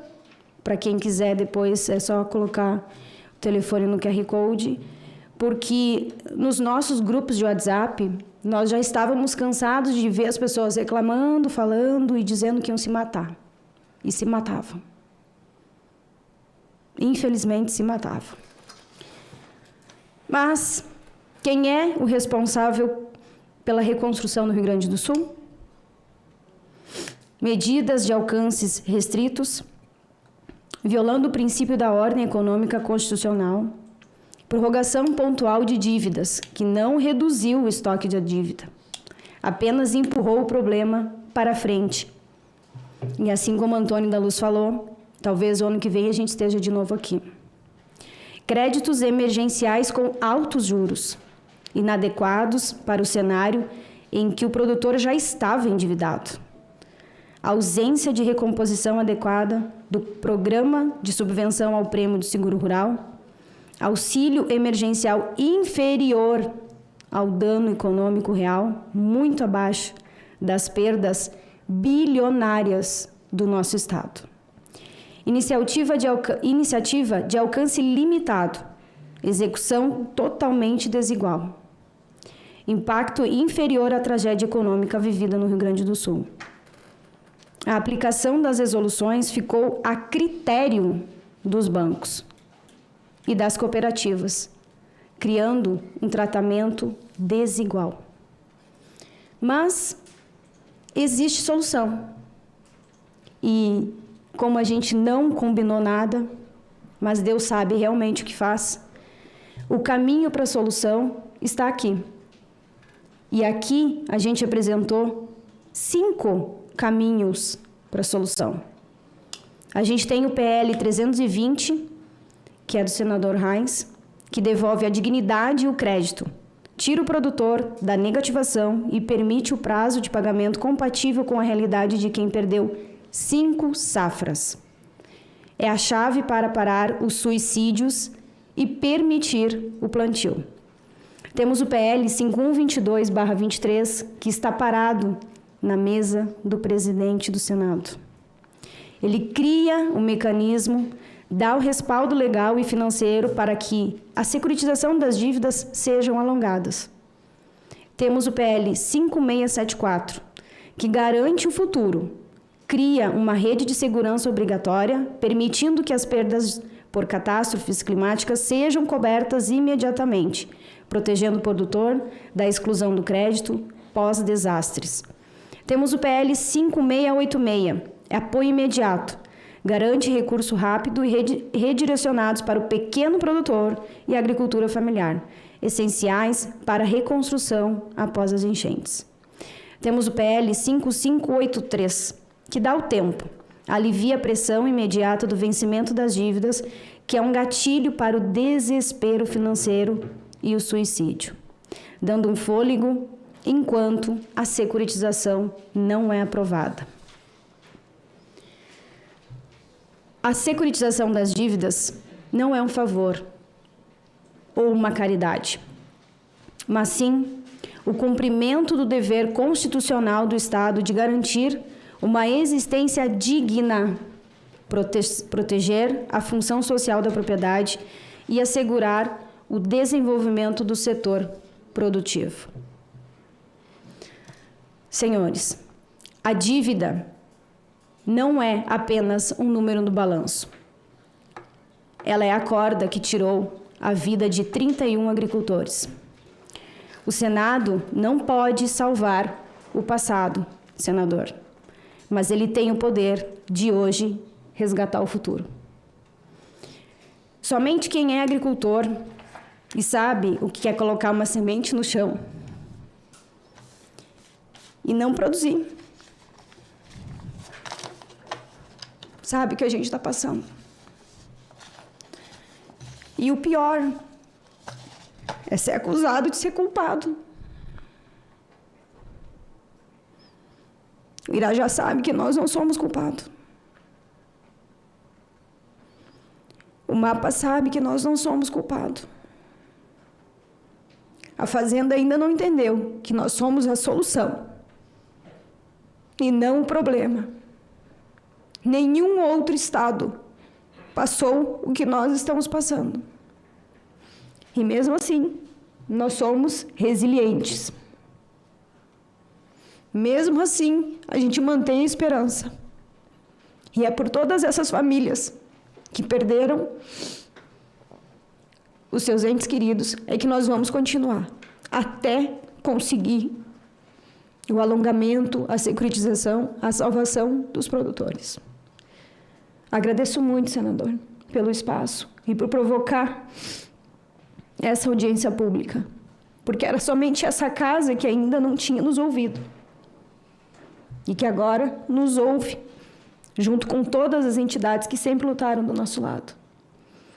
E eu gostaria de passar agora a palavra para a Fernanda, que ela vai ler uma carta que a gente elaborou junto com os agricultores dos grupos, que são mais de 40 mil agricultores, que estão aguardando dos senadores a solução tão esperada.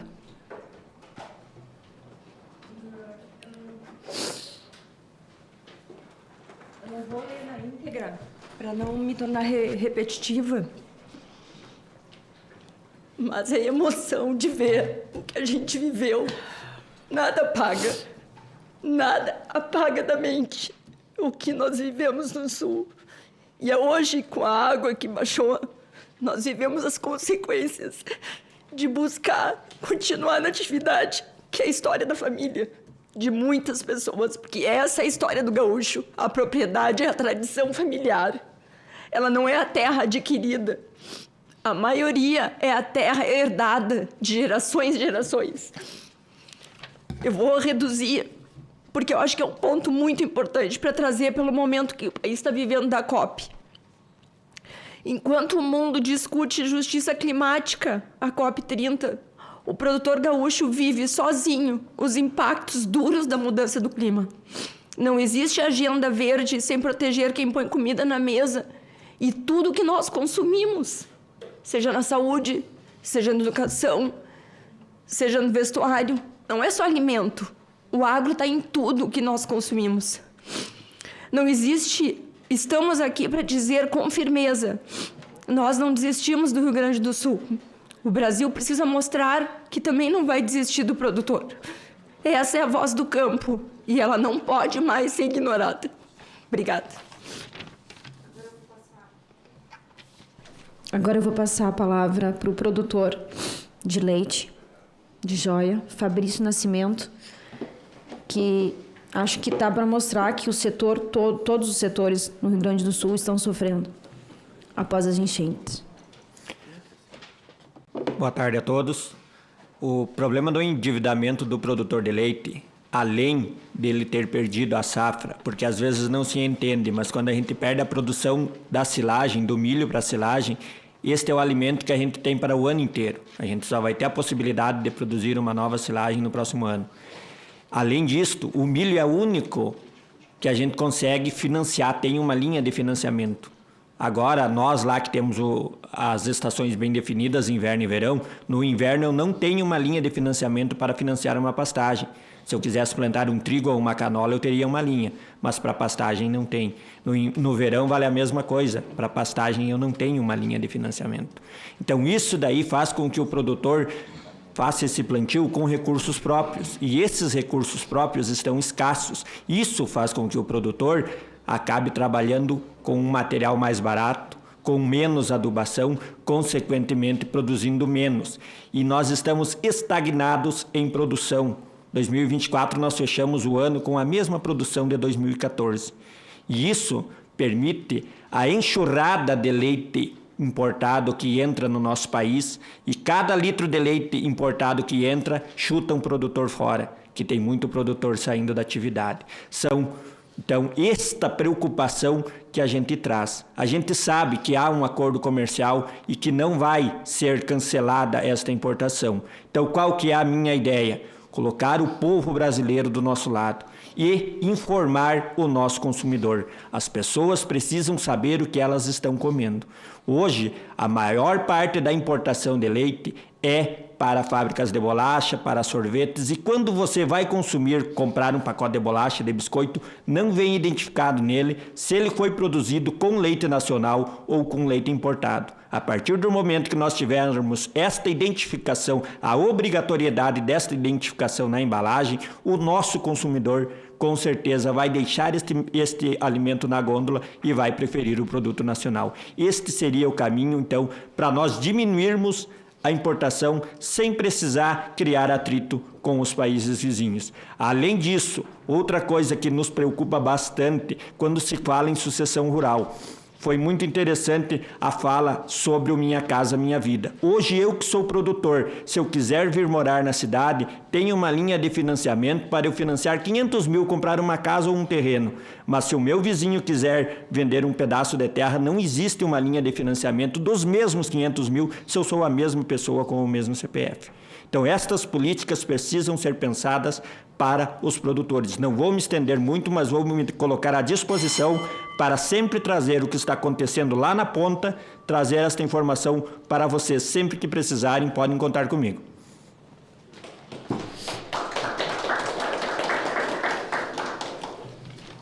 Boa tarde a todos.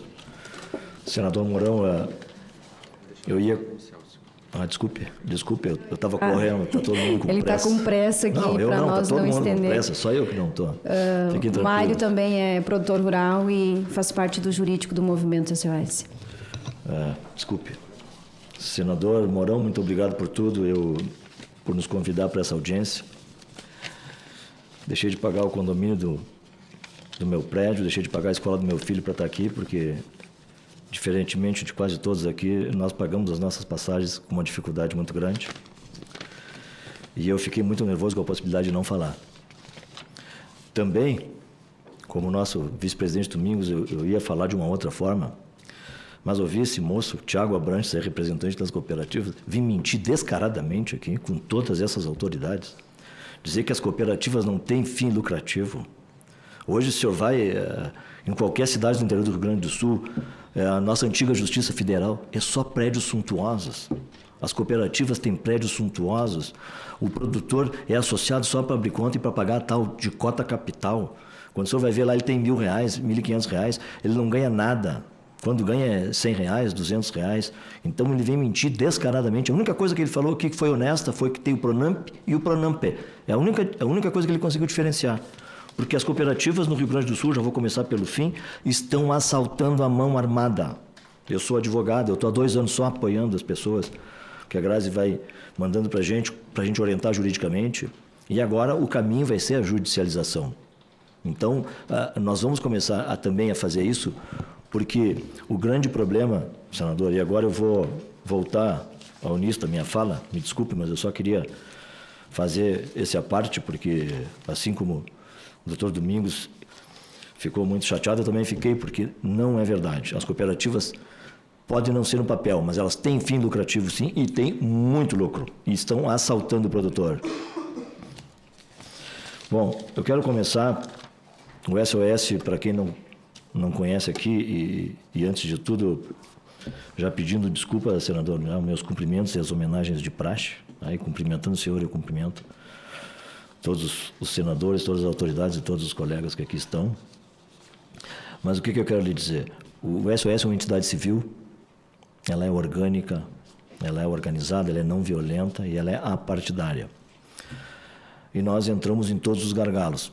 Nos gargalos dos sindicatos, nos gargalos das federações, nos gargalos das confederações, no gargalo do nosso Congresso, e esperamos agora entrar nos gargalos do Senado. Nós não queremos competir com ninguém.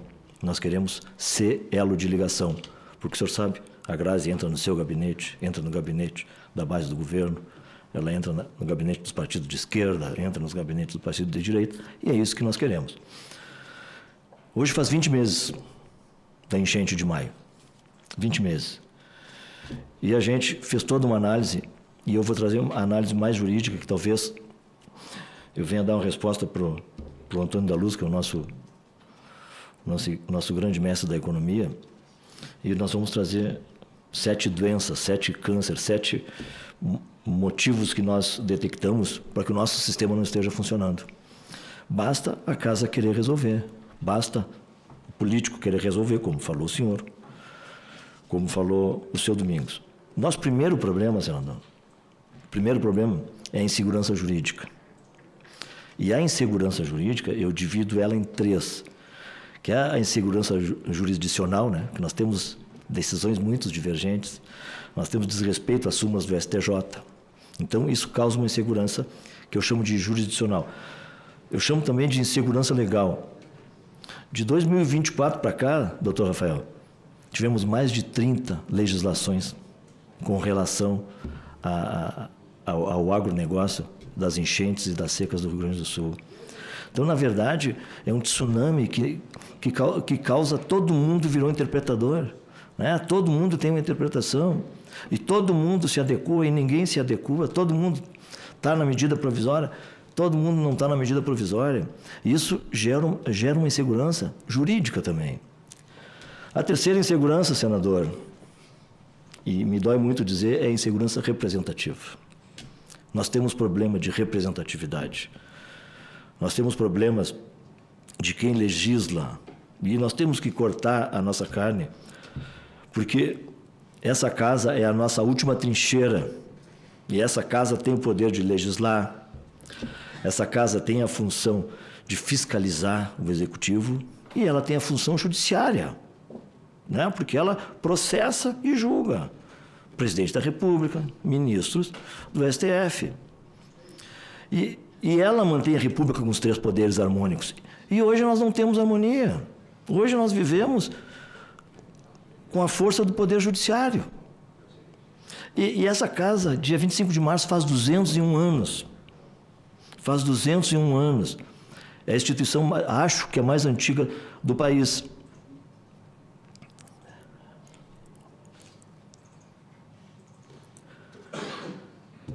E a gente fica muito chateado, isso nos causa insegurança também, senador.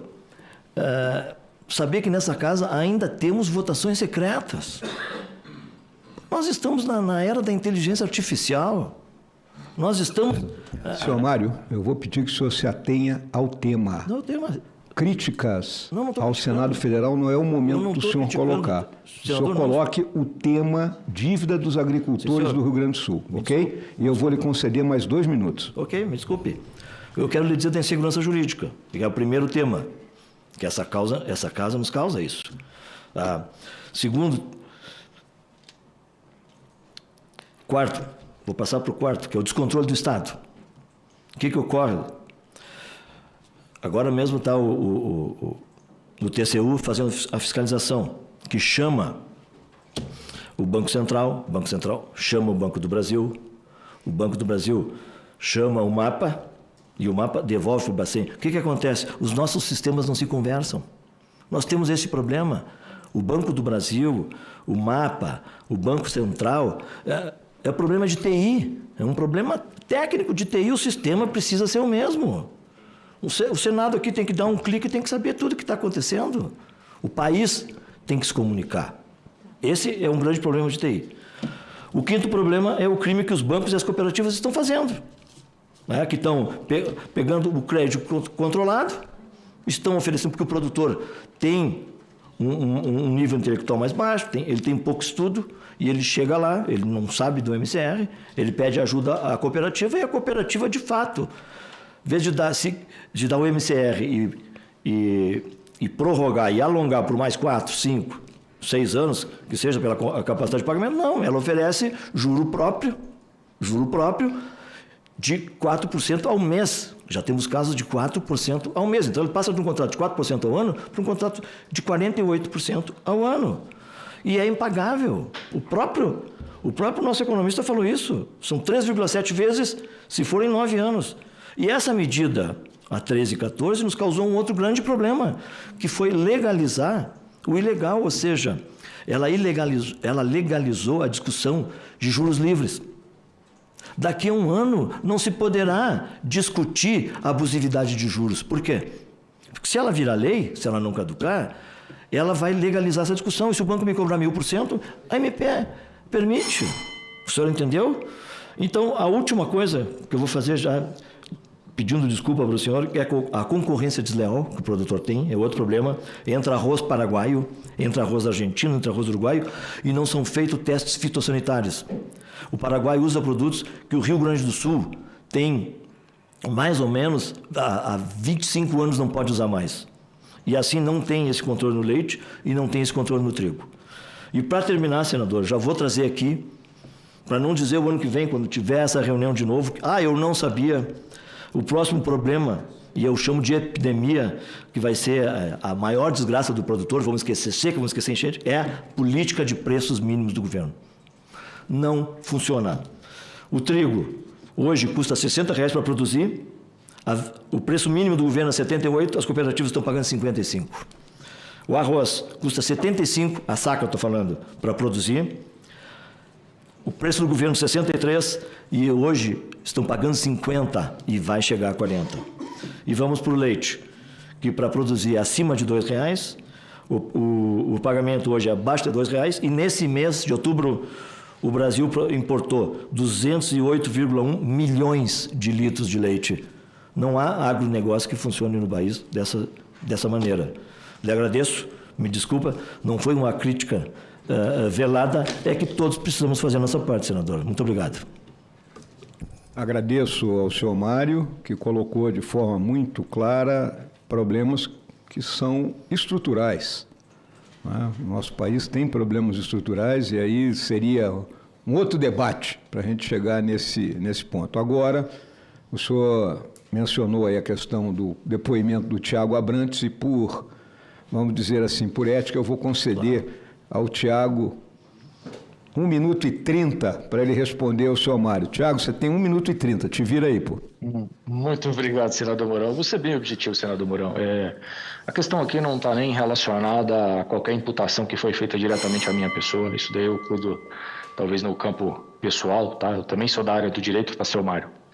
É que eu não posso me furtar aqui de fazer uma defesa do modelo societário e da instituição que aqui eu estou representando.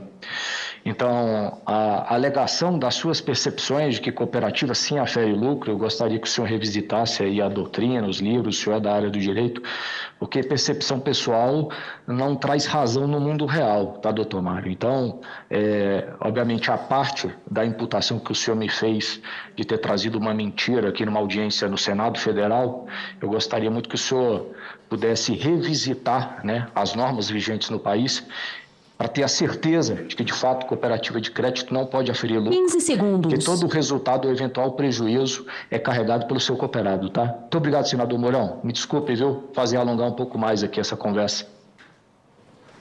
É necessário. Muito bem.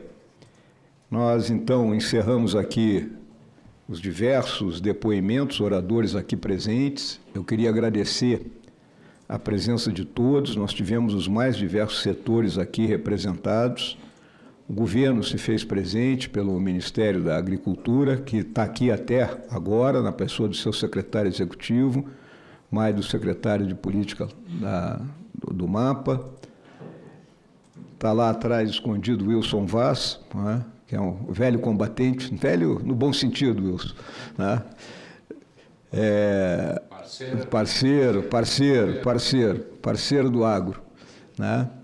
O nosso representante do Ministério da Fazenda teve que se retirar, obviamente. Eu acho que para todas as senhoras e senhores que estão aqui, eu acho que muita gente que está aí no fundão não conhece o agronegócio, não conhece o Rio Grande do Sul. E hoje teve a oportunidade de entender a extensão da crise que aflige o Estado, e um Estado que é responsável, como falou muito bem aqui o Domingos, pelo salto de qualidade que houve na produção agrícola do nosso país. Se as senhoras chegarem lá no Paraná, em Santa Catarina, vão encontrar ou gaúchos ou descendentes de gaúchos. Se chegarem no Mato Grosso do Sul, no Mato Grosso, também os encontrarão. Se chegarem no Mato Piba, também os encontrarão.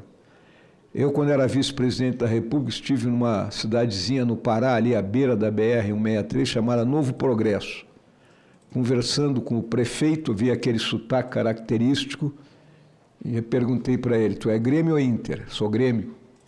Então, até onde... Desculpe a minha emoção.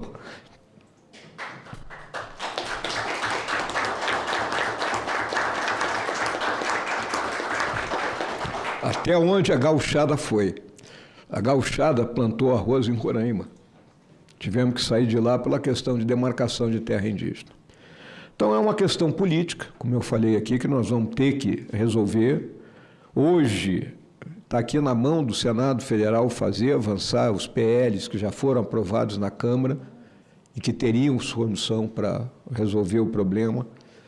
O governo ele tem as limitações, eu falo isso porque eu tive dos dois lados do balcão, eu fui vice-presidente da República, eu entendo a questão fiscal, que é um dos problemas, né, que ocorre, o governo tem limites para isso, e quem pode dar novos limites ao governo é o Legislativo. O Legislativo pode balizar esses novos limites e dizer, olha, governo, você pode fazer mais dívidas, você pode gastar o recurso do pré-sal, não é? Em outras atividades que não sejam aquelas que são a tua prioridade no atual momento. E eu quero lembrar o seguinte, a crise climática, ela está aí. E ela se abateu muito fortemente no Rio Grande do Sul. Se há um epicentro dessa crise, está ali, com as secas continuadas. Não foi só a enchente do ano passado. No ano de 2023, nós tínhamos tido enchentes também. Tá? Parece que ela ficou esquecida. Foram duas. Foi uma em setembro e outra em novembro de 2023. Parece que isso ficou para trás, mas não ficou. E aí, seguida, as secas. Então, enchente, entra a seca.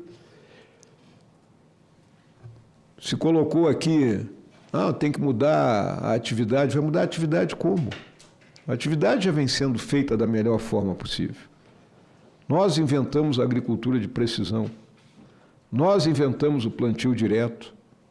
Então, nós temos um cabedal de conhecimento que vem de 50 anos atrás, quando se criou a Embrapa. No ano 320 da nossa era, houve uma crise climática enorme no mundo. E ela se abateu principalmente ali no norte da China, naquelas estepes, não é? Além dos Urais, onde se encontrava o povo chamado os hunos. E os hunos tiveram que migrar. E vieram migrando e empurrando os outros grupos que viviam entre eles e o que era o antigo Império Romano. E isso causou a queda do Império Romano. Eu não quero dizer que essa crise climática que atinge o Rio Grande do Sul vai causar a nossa queda, mas pode acontecer se o Rio Grande do Sul não for socorrido a contento. Era isso que eu gostaria de colocar. Muito obrigado a todos.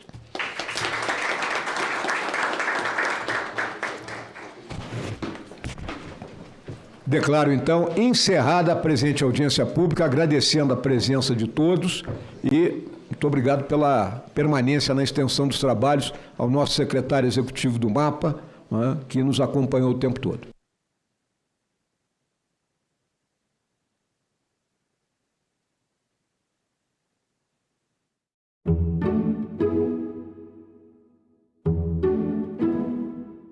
Eu acho que esse xadrez aí geopolítico é que nós precisamos estar muito atentos. A The Economist considerou a soja como uma grande vencedora nessa crise comercial por ter conseguido redirecionar a produção para a China. Nós já exportamos mais soja esse ano do que o ano passado. Mas será que isso é interessante para o Brasil, para a China e para os Estados Unidos nem um pouco? Salão Nobre, hoje, 8 horas da noite, aqui na TV Senado. Décadas atrás, se entendia que a agenda ambiental era contraditória com a agenda do desenvolvimento.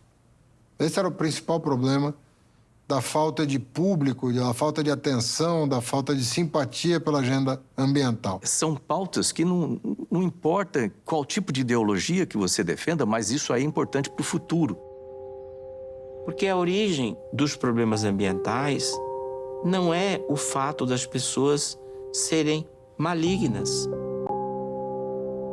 gostarem de destruir o meio ambiente. Não. A origem está no abuso do direito de propriedade, o individualismo exagerado no direito de propriedade. Eu sou dono, então eu posso fazer o que eu quiser. O direito de propriedade traz consigo obrigações.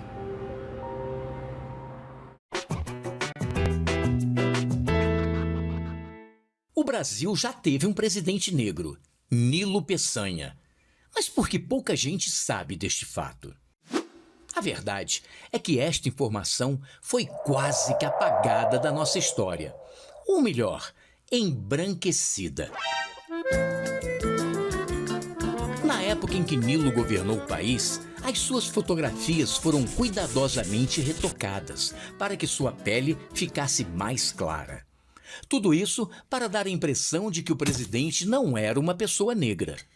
O Brasil tinha abolido recentemente a escravidão, mas o preconceito racial continuava. Nilo era pardo, mestiço ou mulato, como alguns jornais o descreviam. Sua vida não foi fácil. Filho de um padeiro pobre do interior do Rio de Janeiro, ele conseguiu com muito custo se formar em Direito e tornar-se deputado federal, assinando inclusive a primeira Constituição da República. Seu romance com Anita Belisário escandalizou a sociedade da época, pois ela era de uma família rica e aristocrática e teve que fugir de casa para se casar com Nilo. Boa parte da imprensa debochou do noivo, chamando-o de mestiço do Morro do Coco. Pouco tempo depois, tornou-se senador e logo estaria governando o Rio de Janeiro. Eleito vice-presidente da República em 1906, assumiu a presidência em 1909, com a morte de Afonso Pena. No pouco tempo que esteve no poder, criou o Serviço de Proteção ao Índio, que se transformaria na FUNAI, e as primeiras escolas de ensino técnico do Brasil, que iriam profissionalizar milhares de pessoas de baixa renda.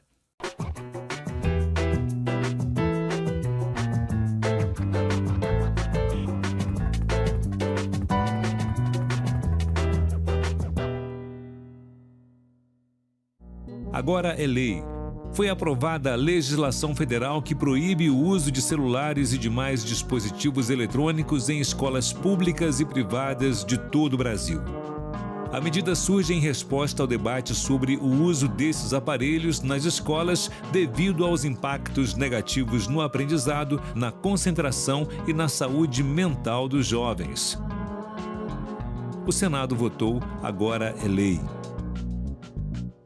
O maior desafio dentre eles é realmente a gente oportunizar a prática esportiva. O esporte ainda é esse espaço que a gente tem de socialização, né, de humanização. Ele ajuda uma criança a desenvolver outras habilidades inclusive hoje essas muito requisitadas no mercado de trabalho. Em discussão, nesta quinta, 20h, aqui na TV Senado.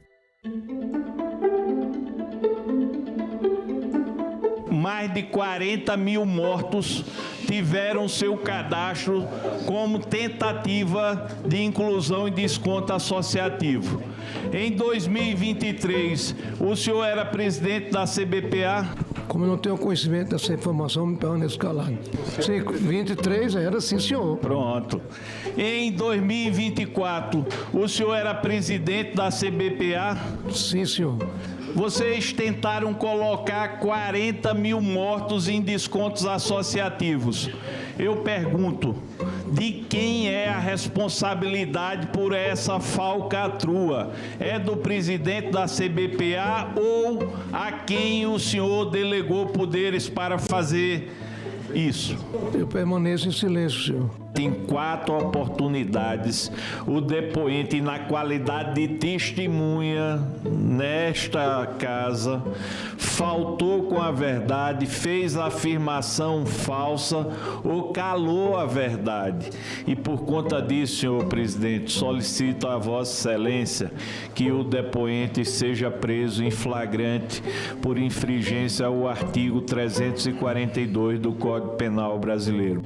Diante do exposto, a comissão, com fundamento no artigo 58, parágrafo 3º da Constituição Federal, determina a prisão em flagrante do senhor Abraão Lincoln Ferreira da Cruz pelo crime próprio de falso testemunho que trata o inciso 2 do artigo 4º da Lei 1579 de 1952. Em nome dos aposentados, quase 240 mil que a CBPA enganou, o senhor Abraão Lincoln Ferreira da Cruz, o senhor está preso. Determino que a Secretaria e a Polícia adotem as providências com relação à determinação de prisão dessa presidência. O mundo cabe dentro de um museu. É só entrar e deixar a curiosidade te guiar. Ciências, descobertas, invenções e curiosidades. No Museu de Ciência e Tecnologia, máquinas, invenções, experiências e desafios mostram como a humanidade transformou o mundo e como você também pode transformar. Museus, onde o passado encontra o presente e inspira o futuro. Visite, descubra, valorize. Assim, eu estou tão cansado, mas não pra dizer que eu não acredito mais em você. Com minhas calças vermelhas, meu casaco de general, cheio de anéis, eu vou descendo por todas as ruas e vou tomar aquele velho navio. Eu não preciso de muito dinheiro e não me importa, honey. Baby, baby, baby, baby, baby, baby. Quais as expectativas para a COP30? Como deve ser a participação do Senado na conferência? E como o Legislativo tem atuado no combate às mudanças climáticas? Nossos convidados respondem a essas e outras perguntas ao vivo. TV Senado Live nesta sexta, 9 horas da manhã.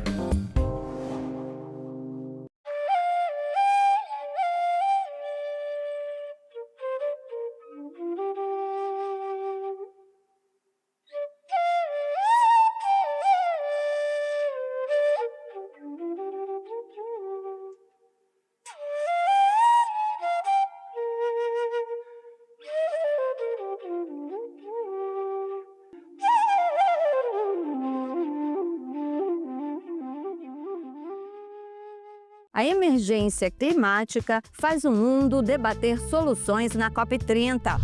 Mato Grosso quer um fundo específico para o Pantanal. Minas Gerais colhe frutos de projetos ambientais. Veja também a reconstrução de Rio Bonito do Iguaçu, destruída por um tornado. Tudo isso no Parlamento Brasil. Parlamento Brasil, toda sexta, 8 horas da noite, aqui na TV Senado. No mês da Consciência Negra, a TV Senado traz uma programação especial.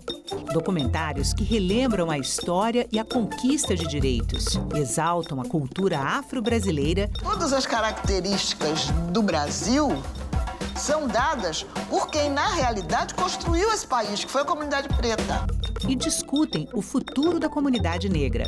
Senadoc Especial, toda sexta, a partir das 9 horas da noite, aqui, na TV Senado. Não é interessante uma ecovila chegar numa mata e desmatar para construir.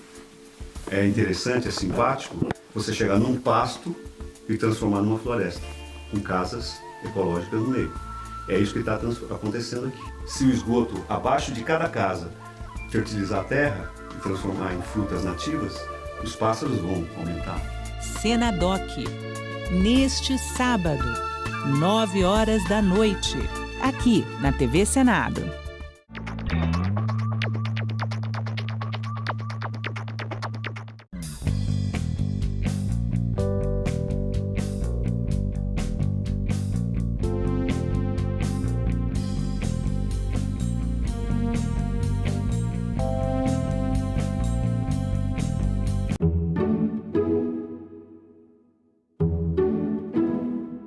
Meu nome é Ana Reis, eu nasci em 1985 e sou farmacêutica e cantora.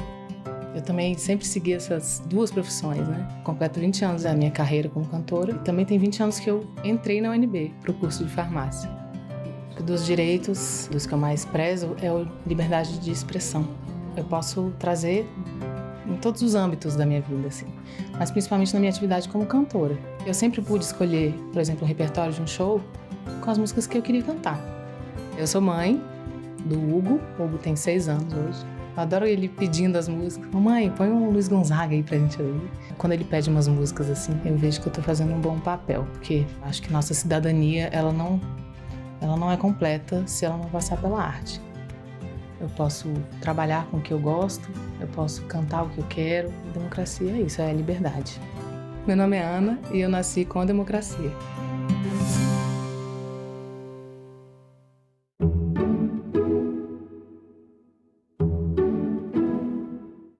O programa a seguir é livre para todos os públicos.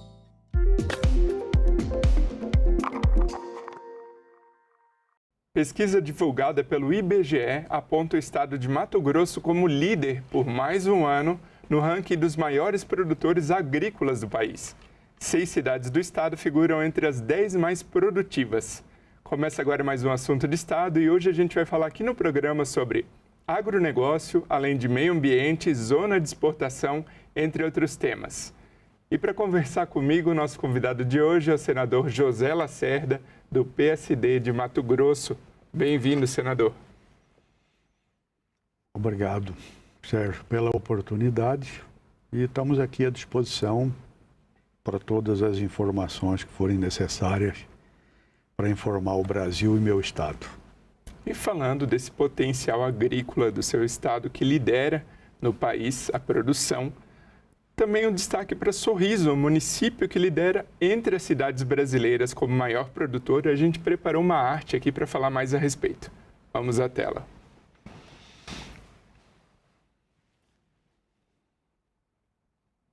Então, destaque para Sorriso, capital do agro brasileiro, segundo o IBGE, maior PIB agrícola do Brasil, mais de 7 bilhões. A soja tem o destaque com mais de 3 bilhões movimentados de produção, mais de 2 mil toneladas. E o milho em segundo lugar, com mais de 2 bilhões de reais. Em Sorriso, 6 cidades, 6 municípios de Mato Grosso, seu estado, figuram entre as 10 maiores produtores do país. E Mato Grosso manteve a liderança, agora encurtou um pouquinho o percentual para São Paulo, mas ainda segue líder com 15,4%. Como garantir, senador, que esse destaque na agricultura do seu estado também tenha políticas que beneficiem a agricultura familiar? O estado, com a divisão com a Lei Complementar 31 de 77, o estado ficou com 38 municípios e um PIB de 0,40. 50 anos apenas após a divisão do estado, nós saímos de uma população de 480 mil habitantes para 3 milhões e 800 e de um PIB de 0,4 para 5,8. Então nós demos um salto de qualidade extraordinário. Mato Grosso hoje, individualmente, seria o 5º maior produtor de alimentos do mundo, de forma individual, o estado do Mato Grosso. Nós temos uma base territorial representativa. Isso, eu fui secretário de Estado de Meio Ambiente lá no estado, isso conservando 60,8% do território estadual ainda está intacto. Então nós temos como fazer um crescimento extraordinário. Se nós pegarmos a produção do estado do Mato Grosso e industrializar essa produção, então nós vamos ter um estado extremamente enriquecido, porque hoje nós somos um grande produtor. Nós vendemos tudo bruto. Nós precisamos industrializar o estado. O ponto central hoje do estado é a última fase de transformação e de evolução do estado. É a nossa transformação industrial, né? Para ter um crescimento científico, tecnológico, né? Aproveitando este momento que nós estamos na era digital, né? Inteligência artificial. Então, o Mato Grosso precisa se desenvolver nessa área da transformação industrial, porque aí vai gerar emprego, renda. Mas esse crescimento que o estado teve ainda mantém uma população pobre. Não se socializou a distribuição da renda. Nós sabemos que miséria não se divide. Miséria, o máximo que pode acontecer é você compartilhar, né? Riqueza se divide. Então, nós precisamos que os ricos fiquem ricos, mas que os mais humildes, os mais pobres, também fiquem com uma qualidade de vida melhor, como está na Constituição Federal, né? Quem tem qualidade de vida é quem tem dinheiro, quem tem dignidade de vida é quem come, quem tem residência, quem tem direito ao lazer e tem direito à educação, à segurança pública, né? E à saúde. Então, eu acho que esse é um ponto que nós precisamos transformar as políticas públicas, não só do Estado, como dos 142 municípios, como da União, em relação não só a Mato Grosso, a todos os estados da Federação. que nós precisamos respeitar o Pacto Federativo, né? E está uma divergência muito grande ainda em relação ao Pacto Federativo.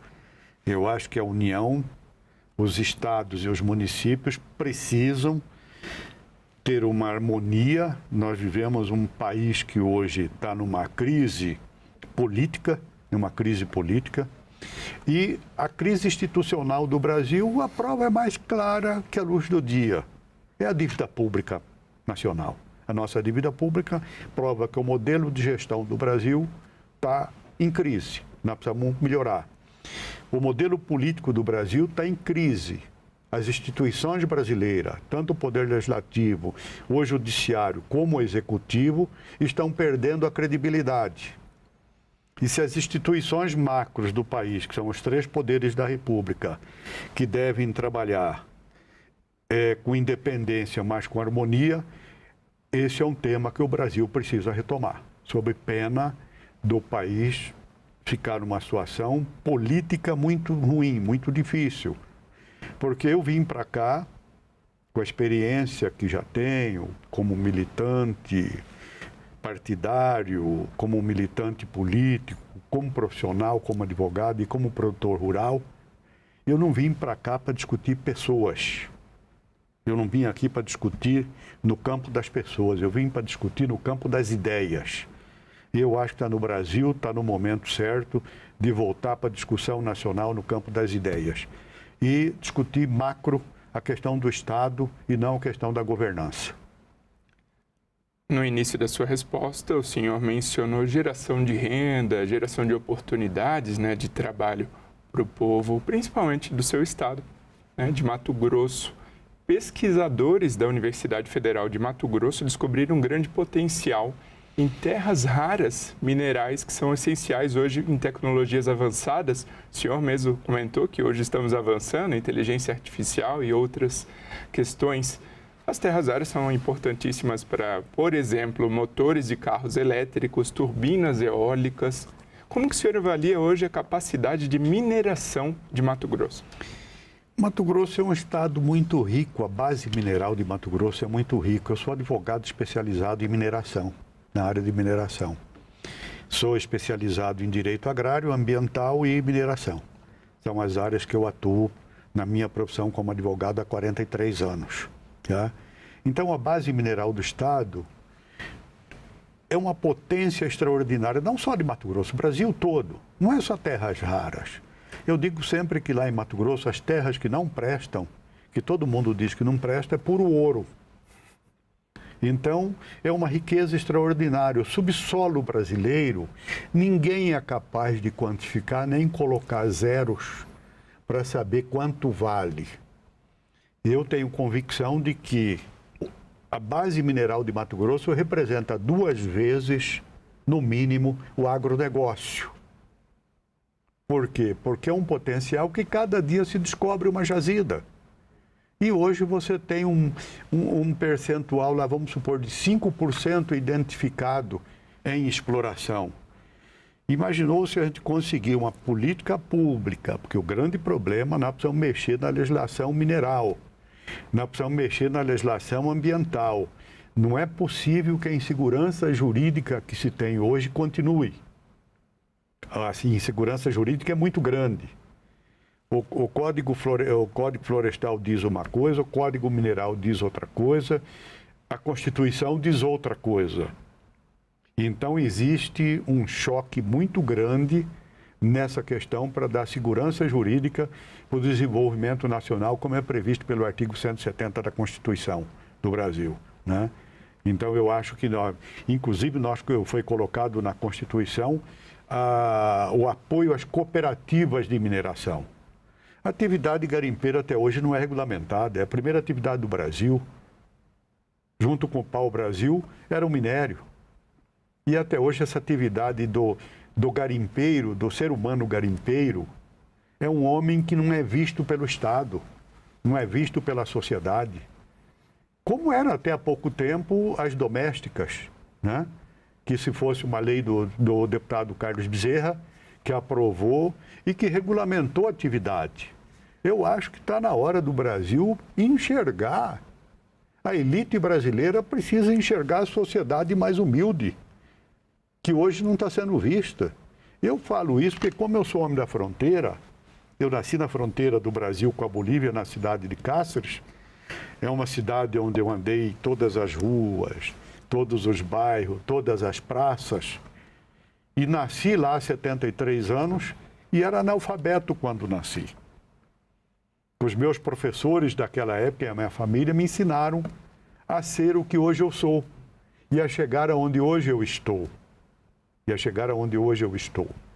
Então eu acredito que nós precisamos ver essa classe mais pobre, que tem menos capacidade não é intelectual, menos oportunidade para ter um desenvolvimento intelectual. Precisamos investir muito na educação.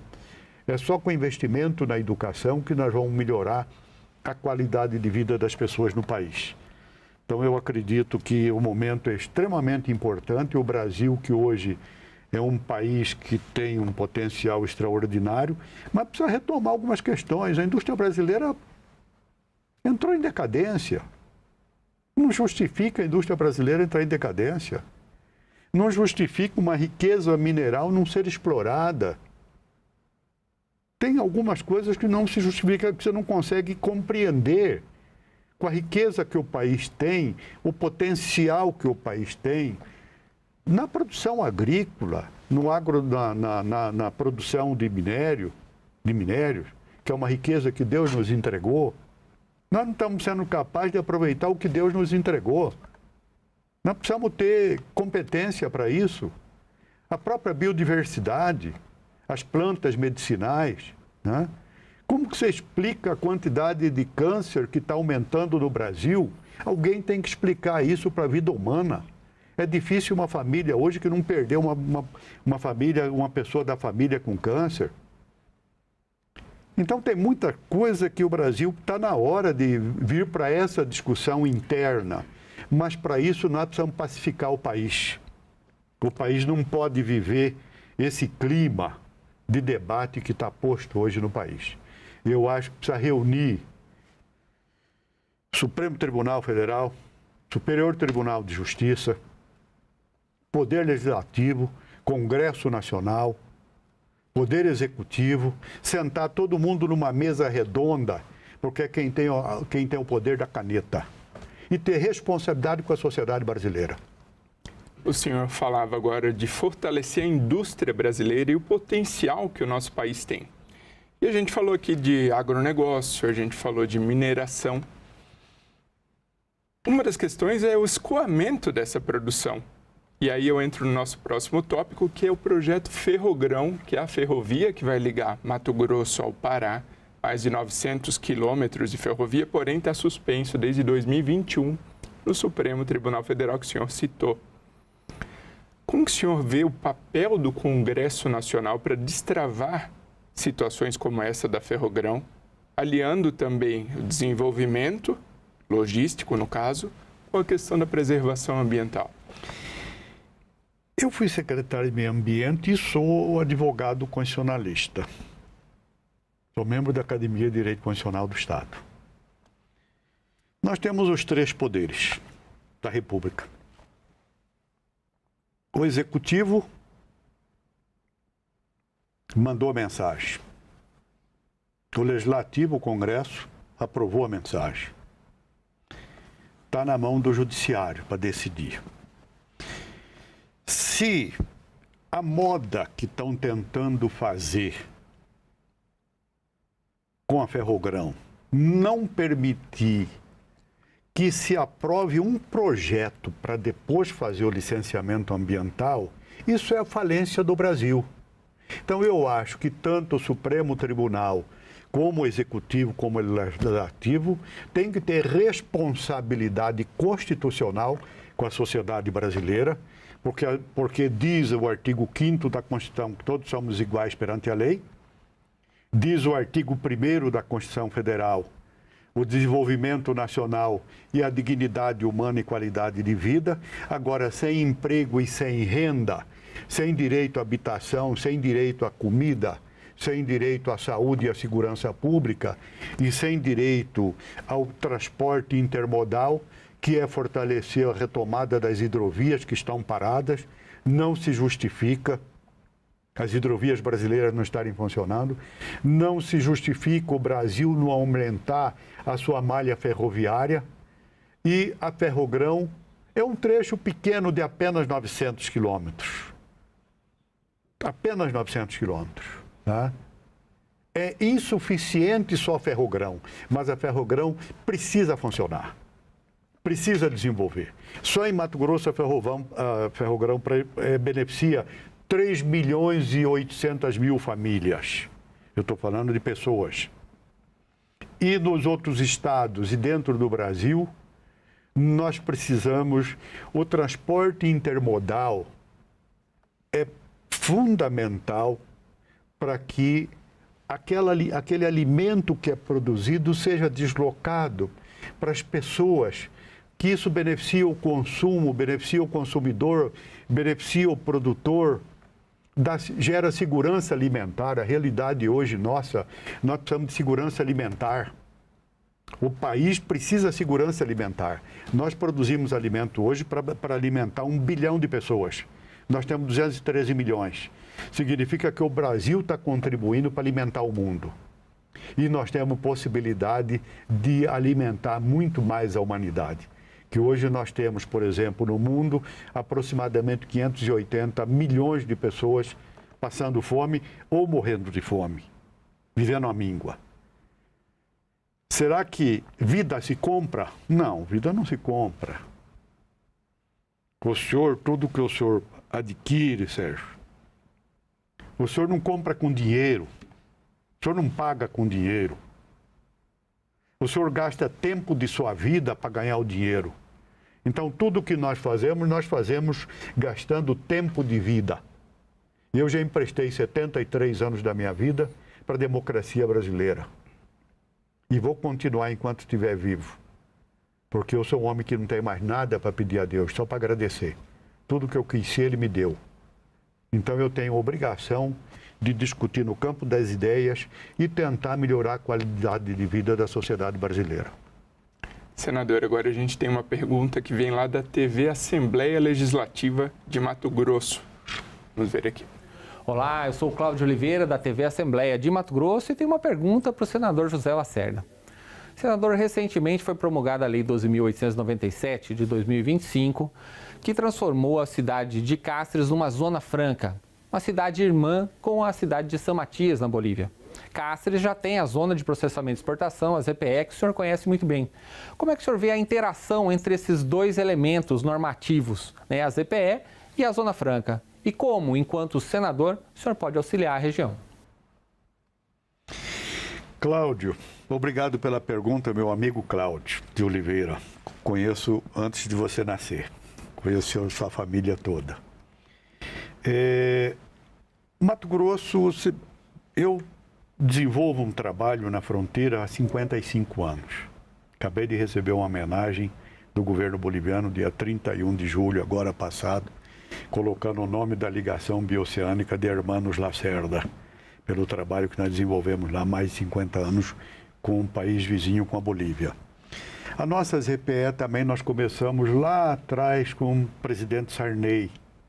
Eu era deputado, meu irmão era senador, Márcio Lacerda, e Sarney, nosso presidente. Tivemos, inclusive, várias missões naqueles países vizinhos lá. Inclusive, o Acordo do Gás foi em agosto de 88 com o presidente Sarney, lá na Bolívia, com o presidente Vítor Paz Tensor, que era presidente na Bolívia à época, né? Essa cidade gêmeas que nós acabamos de ser aprovado em Cáceres e a zona de processamento de exportação, inclusive eu tive a oportunidade de apresentar mais uma emenda à lei que define sobre a zona de processamento de exportação, que é a questão da venda para o mercado interno.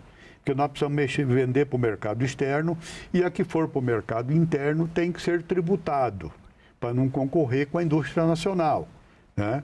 Mas para o mercado externo é isento. E nós precisamos agora criar a área de livre comércio, que tinha sido aprovada lá atrás, na década de 90 também, e que o Marco Maciel vetou, quando o presidente da República em exercício, né? Então, nós precisamos aprovar e criar a Zona Franca na cidade de São Matias, na divisa da Bolívia.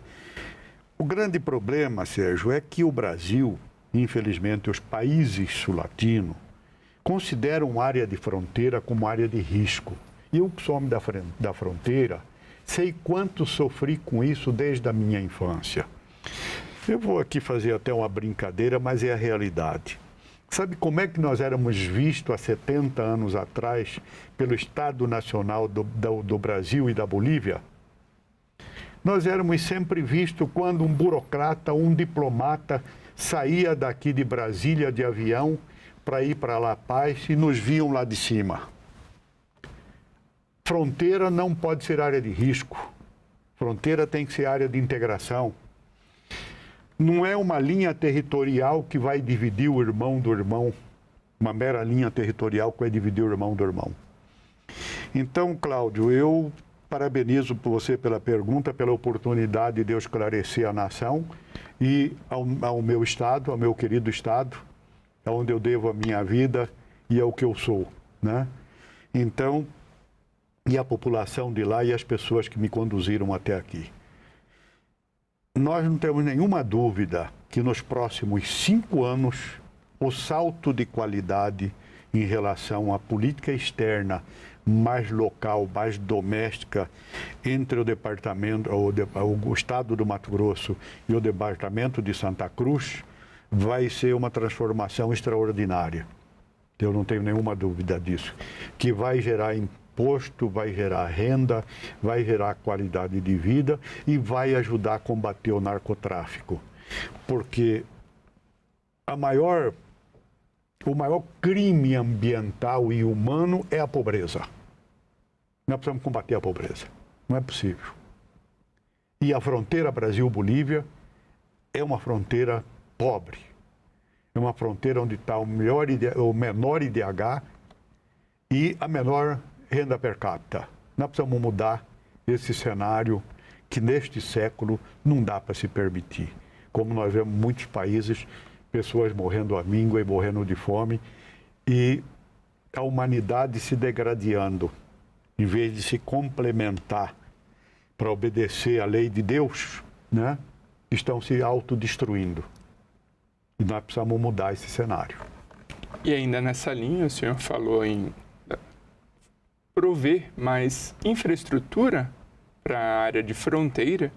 Em poucos dias aqui como senador na casa, o senhor apresentou um projeto com relação às EPS, Zonas de Processamento de Exportação, justamente para viabilizar a venda desses produtos industrializados a um preço acessível, sem juros e multa, né, senador? Eu gostaria que o senhor explicasse mais essa questão. Eu vou até fazer questão, porque é um trecho bem simples, né? O que acontece? A legislação brasileira penalizava o empresário que entrasse dentro das EPE para montar uma indústria, para vender para o mercado, para exportação, e para o mercado interno. Então, ele era penalizado antes de comercializar. Ele tinha que pagar o imposto e multa, juro e correção monetária sem que ele tivesse vendido o produto. Quer dizer, ninguém vai entrar para uma zona de processamento de exportação para ser criminalizado antes de vender. Já pagando multa, juros, penalizados. Então, isso vai abrir, e eu coloquei isso só na faixa de fronteira. Porque a fronteira maior, qual que é a finalidade de uma zona de processamento de exportação? É desenvolver as regiões menos produtoras, desenvolver as regiões onde tem o maior índice de pobreza. E a fronteira, ela sempre teve esse índice. Por quê? Porque o conceito do Estado Nacional é que fronteira é área de risco, é área de segurança nacional.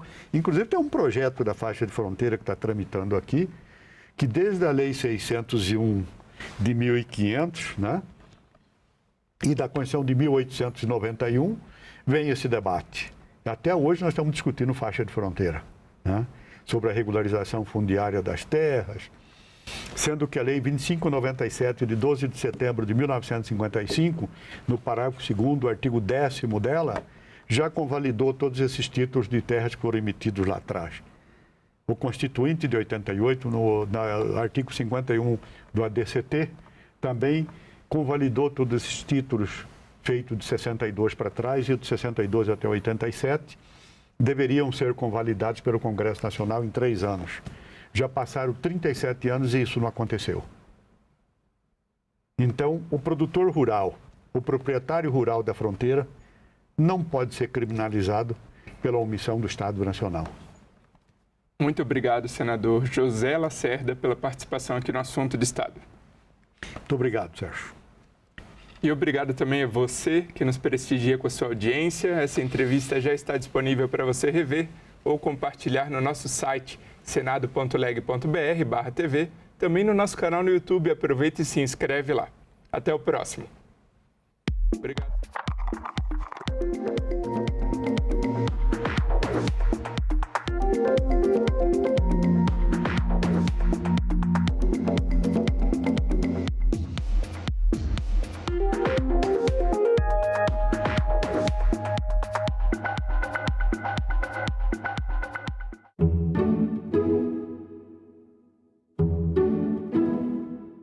Eu acho que esse xadrez aí geopolítico é que nós precisamos estar muito atentos. A The Economist considerou a soja como uma grande vencedora nessa crise comercial por ter conseguido redirecionar a produção para a China. Nós já exportamos mais soja esse ano do que o ano passado. Mas será que isso é interessante para o Brasil, para a China e para os Estados Unidos nem um pouco? Salão Nobre, hoje, 20h, aqui na TV Senado.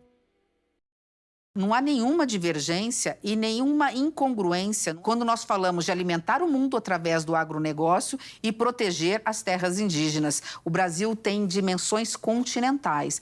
Se a gente recuperar as terras improdutivas do Cerrado e da própria Amazônia, que estão socadas, cheias de cupins, estão assim, a água não consegue penetrar mais no solo, não é? Justamente essas áreas degradadas podem ser usadas para a agricultura. Não precisa mais desmatar. O Brasil tem 40 milhões de hectares. Nós identificamos no Código Florestal que estão subutilizadas ou abandonadas. A China já está mudando muito a agricultura da China.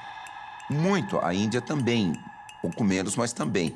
Então, o agronegócio brasileiro precisa acordar que as mudanças climáticas são uma realidade que nós estamos causando e um dos setores mais afetados pelas mudanças climáticas é o setor da agricultura.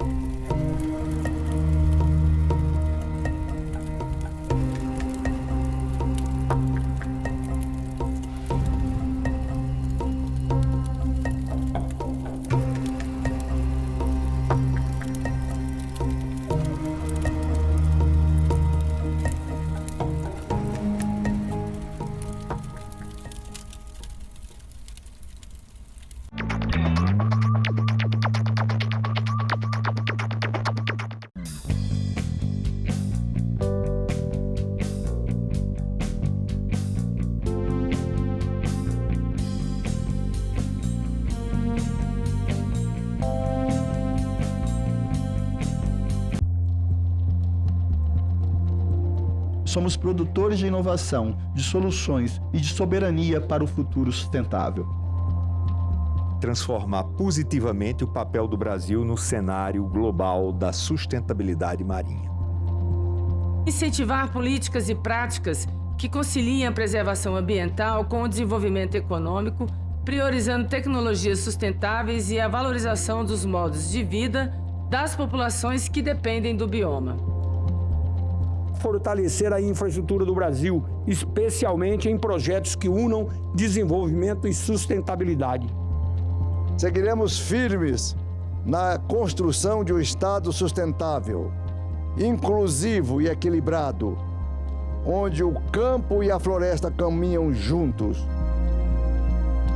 TV Senado. Democracia todo dia.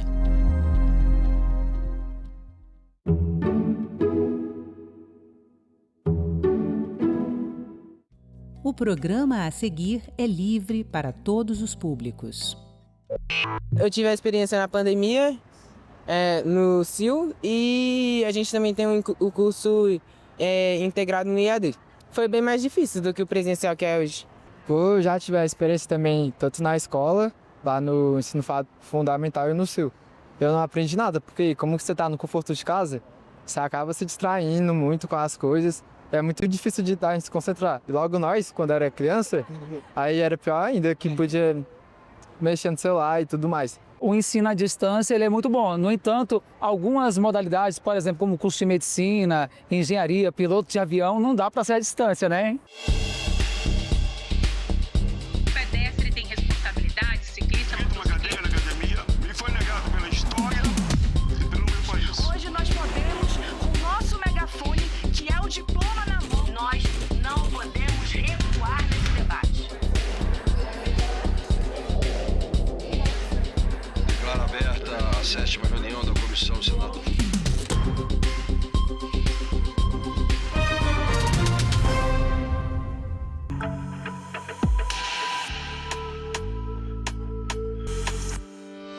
O país ganhou um marco regulatório da educação à distância. A partir de agora, nenhum curso de graduação poderá ser 100% no formato EAD. E entre os formatos disponíveis, uma novidade. Além dos cursos presencial e à distância, surge o modelo semipresencial, um híbrido de presencial com aulas online em tempo real. Que mudanças nós tivemos com esse decreto em relação a essas graduações? Não havia nenhuma regra escrita sobre quais cursos poderiam ser feitos à distância e quais não poderiam. Então, eu vou pegar o exemplo da medicina. Medicina nunca foi ofertada à distância, nem há demandas para oferta de medicina à distância no Ministério. Mas nunca esteve escrito em lugar nenhum que não podia ser ofertado à distância, apenas nas diretrizes curriculares nacionais. Mas não havia um documento do Ministério dizendo quais cursos poderiam e não poderiam ser ofertados em cada um dos formatos. Só muito recentemente iniciou-se a oferta da enfermagem à distância.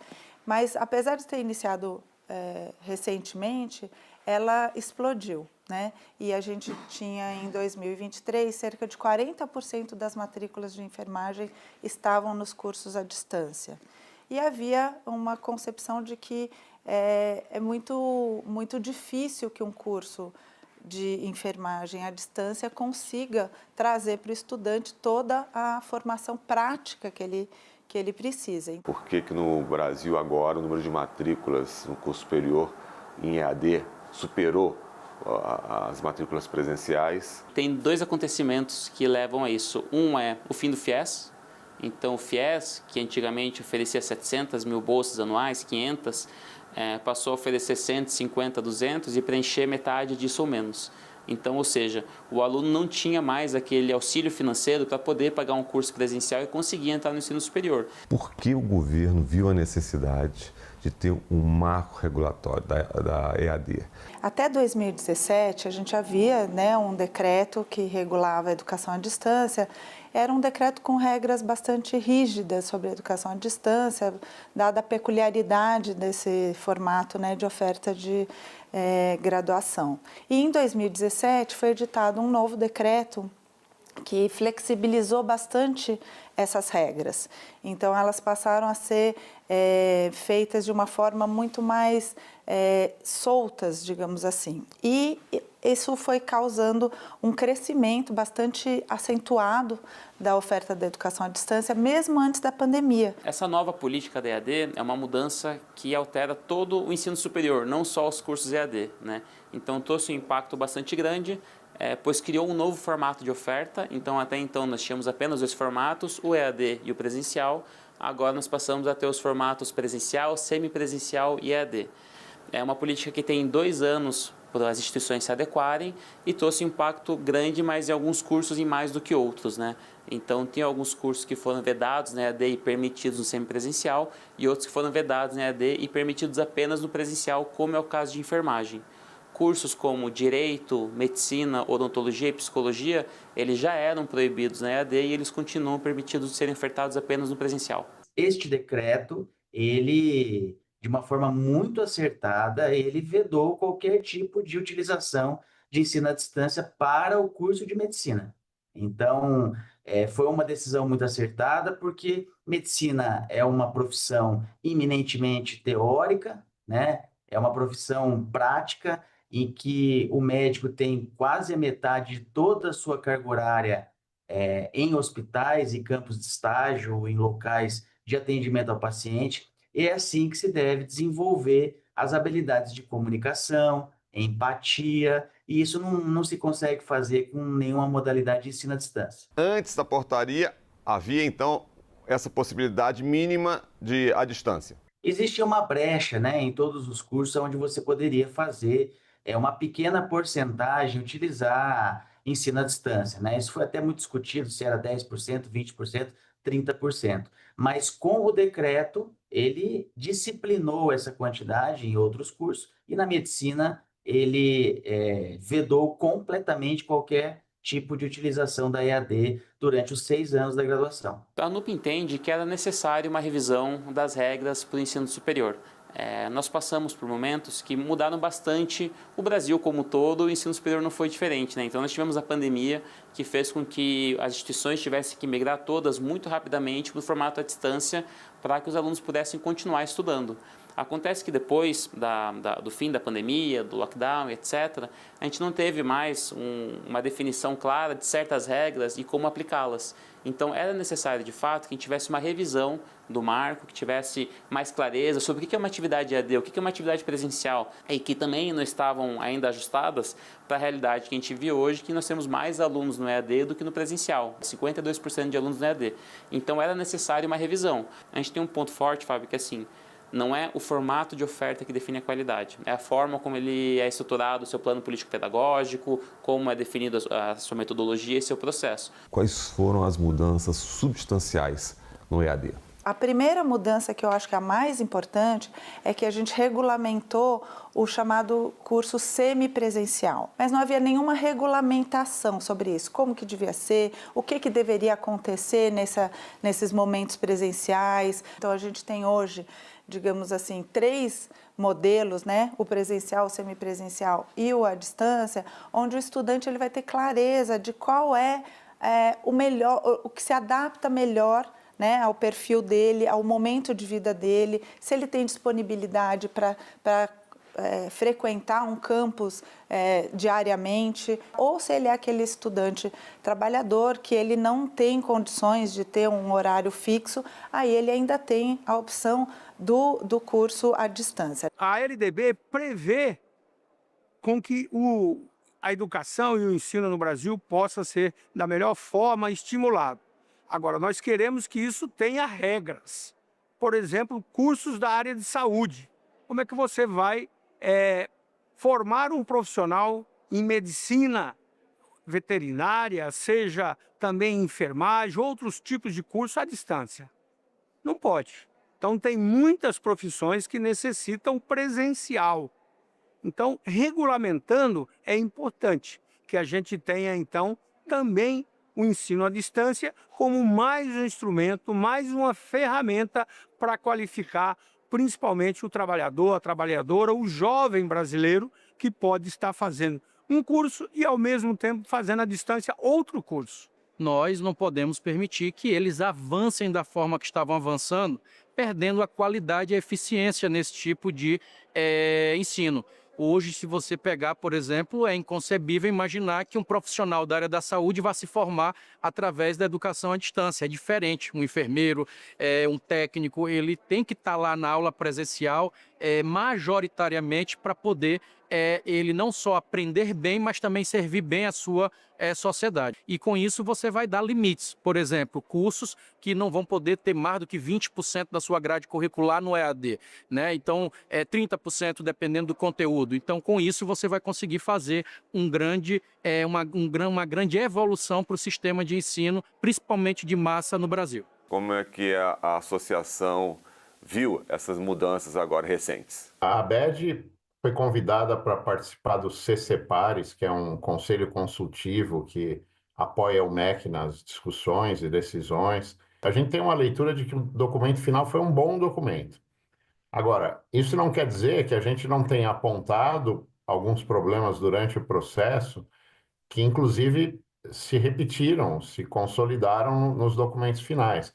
Enfermagem, que podia ser oferecida à distância, não passou nem a poder ser oferecido semipresencial, passou a ser só poder ser oferecido presencial. E a gente entende que é muito ruim.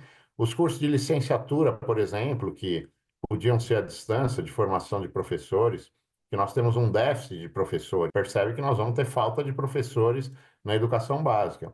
Como é que formam esses professores? Nos cursos de licenciatura. Então, a ABED sempre entendeu que esses cursos poderiam ser oferecidos à distância, claro que com qualidade, sempre defendendo a qualidade, tanto que esse é um primeiro ponto que eu acho que já está sendo revisto pelo próprio Ministério da Educação. Estava havendo uma certa pressão para que isso acontecesse? Hoje nós temos 80% dos cursos de medicina que são sediados em universidades particulares. E certamente nós não temos campos de estágio e nós não temos professores suficientes. Então, se pressionava muito para que o ensino à distância fosse mais uma ferramenta facilitadora destes cursos, no sentido de não temos professores, então vamos utilizar aulas gravadas ou professores de forma síncrona ou assíncrona, que eles podem dar aula para mais grupos e mais turmas, para suprir esta clara falta de professores de medicina que a gente tem no mercado por essa abertura desenfreada de cursos de medicina que a gente teve. Qual é o alerta que eu gostaria de fazer para a educação à distância? Primeiro, nós temos hoje um número muito alto de professores que estão sendo formados só no ensino à distância e muitas vezes sem qualidade. Então é preciso ter um processo de monitoramento e acompanhamento, fiscalização em relação à qualidade do ensino à distância. Pela extensão territorial do Brasil, o alcance que o ensino à distância pode chegar e pode alcançar, eu acho isso extremamente positivo. Esse é um ponto que eu queria destacar.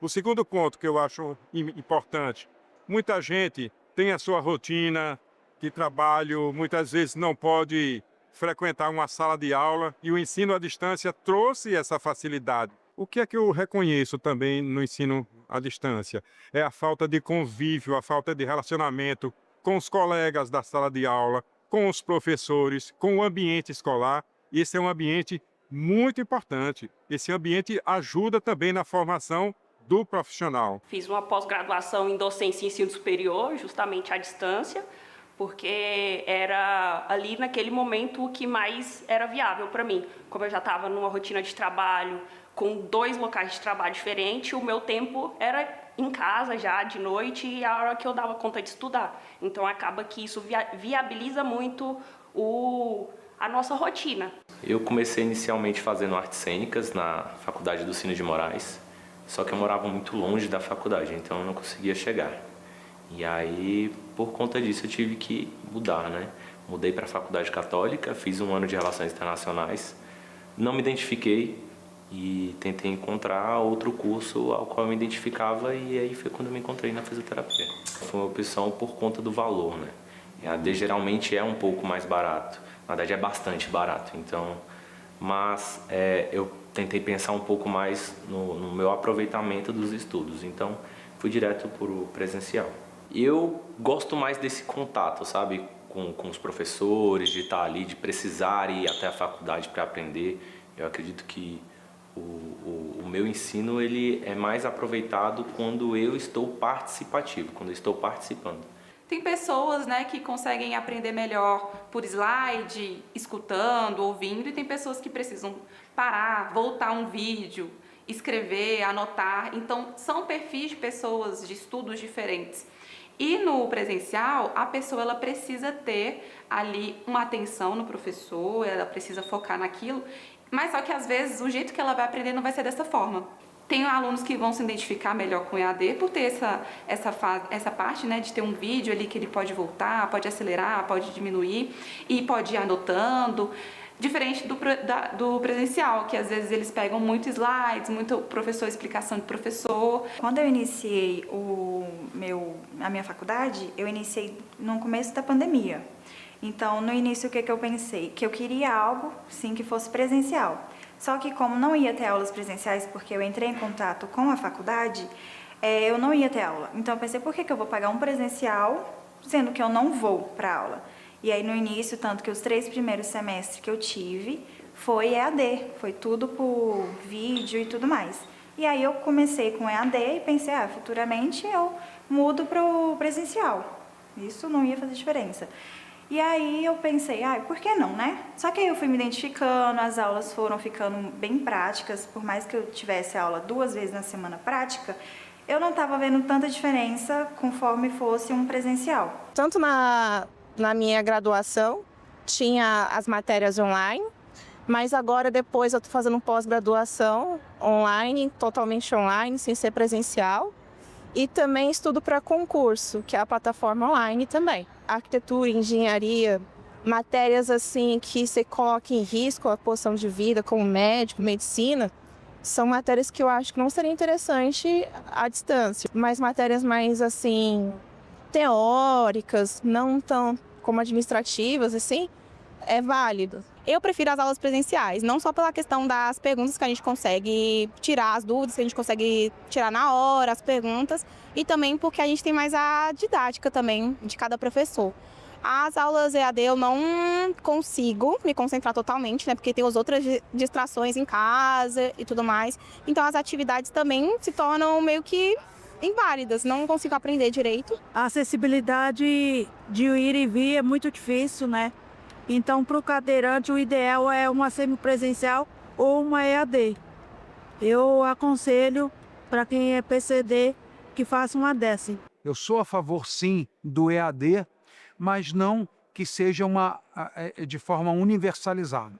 Eu creio que nada substitui a presença, nada substitui o olho no olho, nada substitui o convívio social que a escola, a universidade promove. Então, sim, sou a favor em casos específicos. E, na minha visão, ao longo prazo, e nós veremos isso no futuro, com certeza, um profissional que se qualifica através de sala de aula, com professores, com colegas, tirando dúvida, com seminários, com workshop, com discussões, com certeza, na minha opinião, ele estará muito mais preparado para os desafios que uma pessoa que fez esse estudo de forma solitária e autônoma. O perfil do aluno EAD é aquele perfil de aluno que precisa trabalhar CLT, né, durante ali de 7 às 6, às 7 da noite, e ele só tem aquele período para estudar à noite. Então, o padrão desse aluno é um aluno que muitas vezes tem família, é um aluno que tem um trabalho, ele não pode deixar esse trabalho, ele precisa desse trabalho, mas ele quer mudar de vida, ele quer uma graduação para conseguir algo melhor, para conquistar e almejar mais coisas na vida. Por que, no seu ponto de vista, há um equívoco em relação à questão da enfermagem? O que significa o semipresencial? Eu reconheço que há necessidade de atividades práticas em ambientes profissionais, nos polos de apoio presencial, mas eu também reconheço que algumas disciplinas mais teóricas podem ser oferecidas à distância. Então, há mais ou menos um equilíbrio entre a atividade presencial e a distância, né? Só que a enfermagem foi a única que voltou 2 casinhas, quer dizer, criou-se uma casinha no meio, que é o semipresencial. Os cursos de saúde que podiam ser à distância passaram a ser semipresencial, veterinária, fisioterapia, educação física, que está nessa lista também, só que a enfermagem passou apenas para o presencial. Vai ter mais atividade presencial, ok, pode ser que isso até contribua na formação. Agora, o problema é saber quantas pessoas vão deixar de poder estudar enfermagem por causa desse formato, porque as mensalidades vão aumentar e a exigência de presença é total, né? É muito maior também. E como é que isso vai impactar no mercado profissional? Nós ouvíamos muito falar que é absurdo enfermeiro se formar em EAD se nunca ter aplicado uma injeção. É um absurdo, tanto que isso não acontece, né? Sempre tem uma presencialidade e uma atividade prática. Então, tem que entender os formatos de oferta para você saber onde você está se comprometendo a estudar os próximos 4, 5 anos. Então, entender os formatos de oferta, verificar a instituição que você está estudando, ir atrás dos indicadores, das notas dela no MEC. Hoje em dia você tem que disponibilizar também as notas deles para eles verem o curso, a seriedade que ele tem, a tradição que ele tem. É muito igual o que eles têm do presencial. Fui aluna do presencial, passei pela parte remota ali da pandemia também, quando fui terminar a fase final da faculdade. E aí eu tenho essa experiência com eles do EAD e do presencial. E aquela os alunos têm o mesmo material, o mesmo conteúdo. O do EAD precisa correr um pouquinho mais, porque precisa de muita dedicação, muita disciplina. Os meninos do presencial têm um pouco mais de facilidade, porque é o contato direto com o professor, mas na hora que chega aqui no estágio, a gente quase não nota a diferença. O fato de ter a prática, muitas vezes, não diferencia o aluno presencial do aluno EAD, porque aqui eles têm que aprender na prática.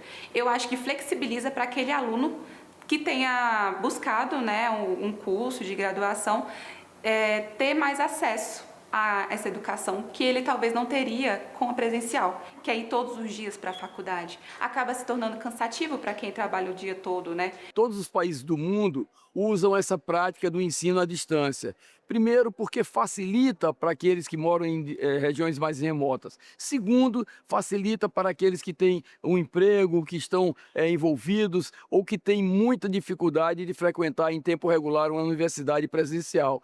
Portanto, o ensino à distância, o EAD, ele, se for qualificado, se tiver os instrumentos tecnológicos necessários para que o aluno, para que esse futuro profissional se qualifique, ele, na verdade, terá toda a condição de se capacitar e conseguir o seu diploma na área específica que seja, com muita competência, com muita informação e com muita qualidade. Agora, tem que haver acompanhamento, fiscalização, controle do MEC, para que não se implante cursos que não levam o conhecimento devido àqueles que, na verdade, precisam de uma formação clássica, acadêmica. Na verdade, eu tive duas experiências com ensino à distância. Na pandemia, em que eu fiz grande parte do meu ensino fundamental com ensino à distância e eu gostava muito.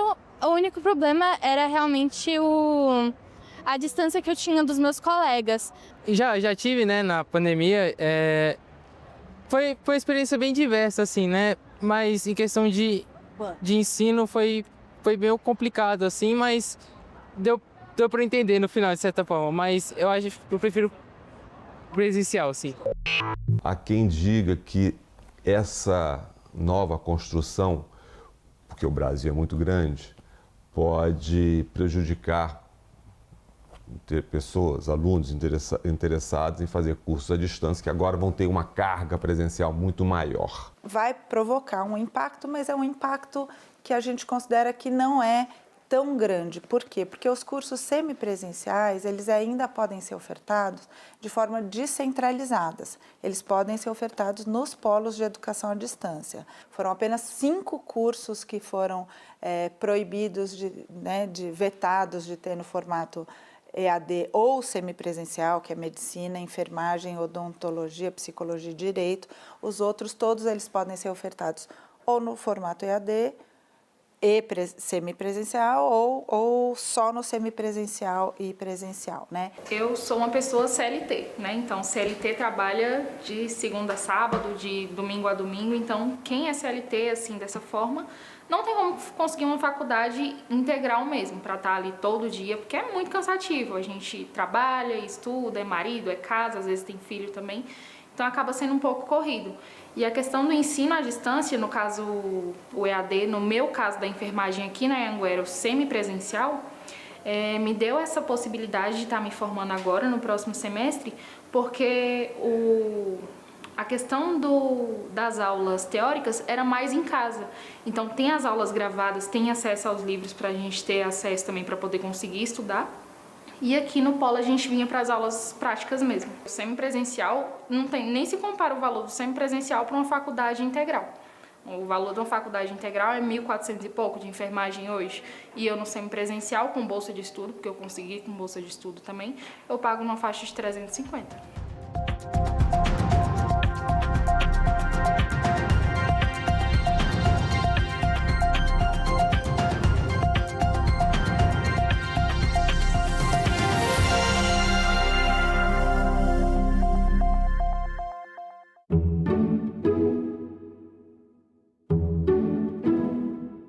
Eu acho que esse xadrez aí geopolítico é que nós precisamos estar muito atentos. A The Economist considerou a soja como uma grande vencedora nessa crise comercial por ter conseguido redirecionar a produção para a China. Nós já exportamos mais soja esse ano do que o ano passado. Mas será que isso é interessante para o Brasil, para a China e para os Estados Unidos nem um pouco? Salão Nobre, hoje, 20h, aqui na TV Senado. A vida e a liberdade são nossos bens mais preciosos. Assim, a liberdade é onde o Estado acaba mais nos atingindo. Historicamente, o Brasil se vale de mecanismos legais para controle de corpos pretos, devido à escravidão. Então, assim, me colocar nessa posição de advogado criminal, de defesa de jovens jovens negros e negras estigmatizados e criminalizados e atuar na defesa deles, eu acho que é dar um fim social para a minha profissão. Eu fui descobrir que a abolição não foi feita pela Princesa Isabel depois de velho, depois dos 20 anos.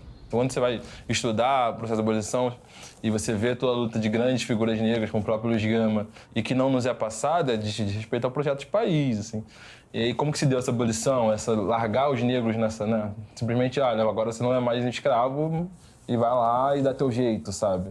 De que maneira que isso foi feito diz muito do que nós vivemos hoje, né? Hoje, a pobreza no Brasil ela não é exclusivamente negra, mas ela é majoritariamente negra. No Dia da Consciência Negra, a TV Senado preparou uma maratona da série Libertários. Eu fui descobrir que a abolição não foi feita pela Princesa Isabel depois de velho. Em cada episódio, um paralelo é traçado entre pessoas negras que atuam no presente e a gente transgride ocupando espaço para que outros venham depois da gente.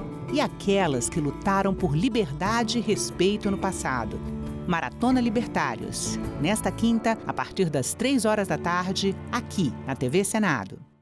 Ó, atenção. Todos são iguais perante a lei. Um momento que se pensa em gênero, em raça, outras diversidades, nós estamos aumentando a representatividade, estamos melhorando o voto, estamos melhorando o eleitor e o candidato.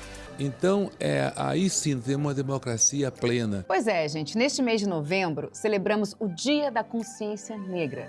E hoje, o Então É Isso vai falar sobre representatividade. Porque falar de racismo, resistência e protagonismo negro também é falar de democracia. Roda a vinheta, diretor.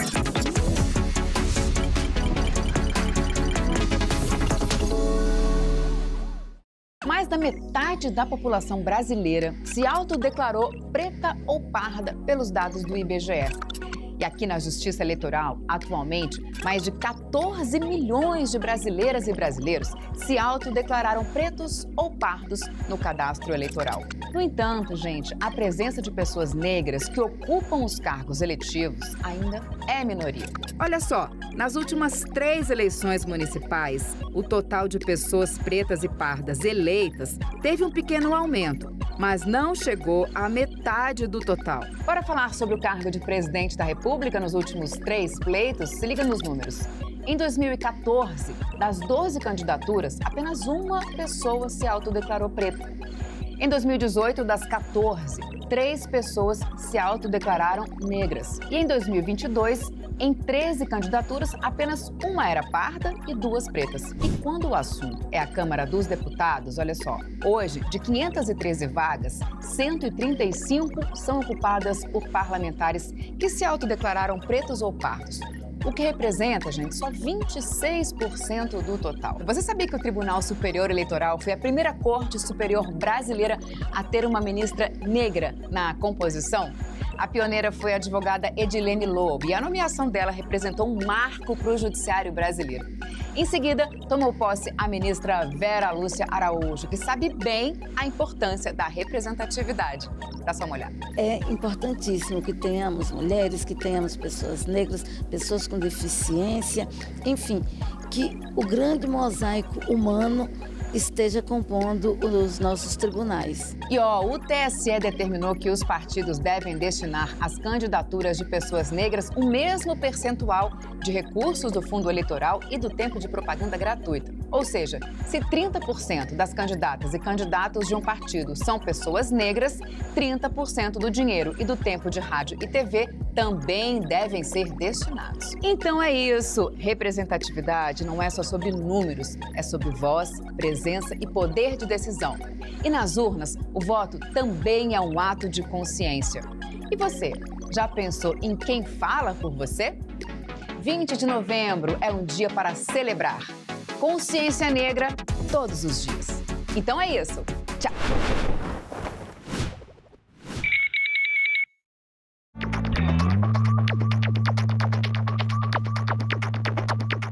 Declaro aberta a sessão solene. Sim, não existe parlamento, não existe democracia. O governo via todos como se fosse comunista. A fila não para de crescer para a passagem da revista lá na esplanada dos ministérios. Deve ser sempre lembrado o que foi dito por Ulisses Guimarães. Traidor da Constituição é traidor da pátria. Eu disse logo, quem fala? Eu disse Ariano Suassuna.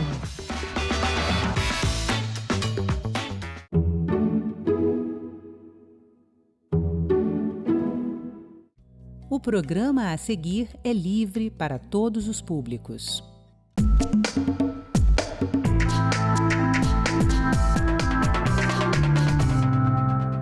Manaus analisa proposta para entregar remédio de uso contínuo diretamente na casa de pessoas com mobilidade reduzida. Senado aprova a Política Nacional de Promoção da Atividade Física para pessoa idosa. Projeto de lei quer garantir internet gratuita nas ruas do Distrito Federal. Hoje em dia a internet é como um item de necessidade básica, né? Como água, energia elétrica, né? A gente não vive mais sem internet. Vai tirar muita gente assim do aperto. Você sabe que é daqui e de casas de leis como esta que são tomadas decisões importantes para você. E são mais de 5.000 em todo o Brasil. Que tal saber o que acontece país afora? Eu sou Andréa Alves e este é o Parlamento Brasil, um programa que há 19 anos é feito em parceria com as TVs legislativas de todo o país. Vamos para um giro?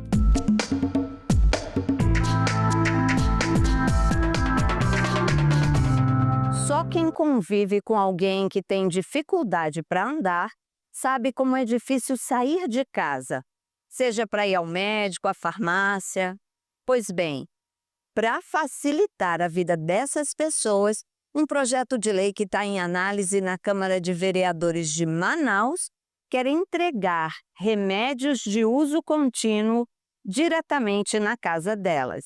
Em Manaus, milhares de pessoas dependem do Sistema Único de Saúde para receber seus medicamentos de uso contínuo. Mas, para muitos pacientes, especialmente os acamados, idosos e pessoas com mobilidade reduzida, o simples ato de ir até uma unidade básica pode se tornar um verdadeiro desafio. Foi pensando nessa realidade que surgiu um projeto de lei que pode mudar a forma como a saúde pública chega até quem mais precisa. O projeto de lei número 418 de 2024, de autoria do vereador Gilmar Nascimento, propõe a criação do programa de distribuição domiciliar de medicamentos no município de Manaus.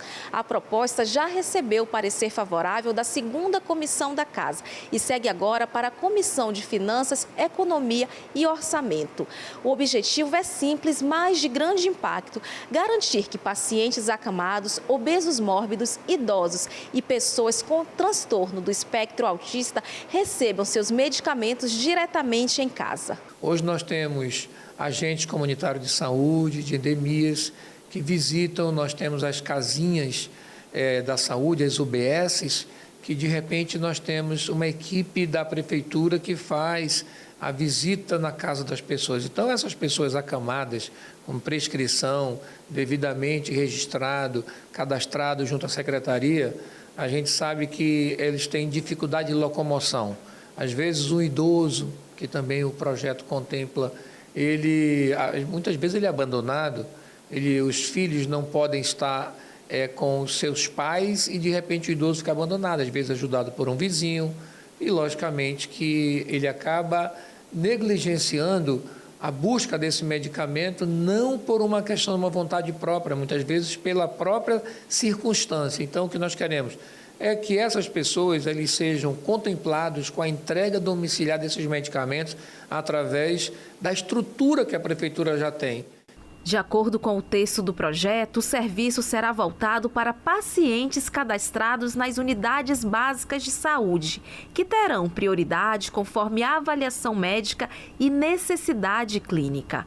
A entrega dos remédios deverá ser feita por equipes de saúde da própria prefeitura, aproveitando as visitas já realizadas pelos agentes comunitários. O vereador explica que o programa não cria novas despesas, apenas organiza o que já existe, transformando o cuidado em ação efetiva. Se aprovado em todas as comissões e no plenário, o projeto pode representar um avanço significativo para o sistema público de saúde em Manaus. Mais do que garantir o remédio, é uma iniciativa que leva dignidade e atenção a quem muitas vezes não tem condições de sair de casa. Imagina grupos de K-pop no Carnaval de Salvador. Será que dá axé? Pois esse foi um dos assuntos conversados no encontro entre o embaixador da Coreia do Sul no Brasil e a presidente da Assembleia Legislativa da Bahia. O encontro marca o fortalecimento das relações institucionais. A presidente da ALBA, a deputada Ivana Bastos, e o embaixador da República da Coreia no Brasil, Yohan Che, discutiram sobre parcerias nas áreas da economia, energia renovável e cultura.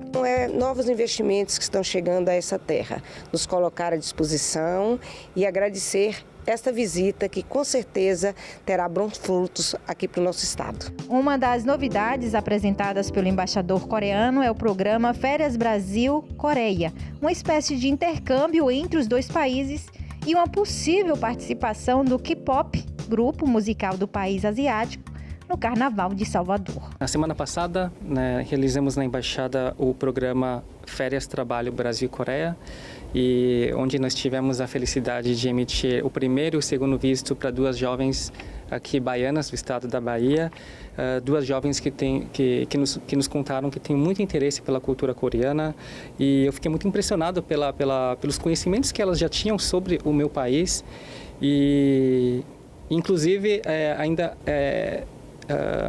teve essa viagem para Salvador e tudo coincidiu, então teve um significado maior para mim.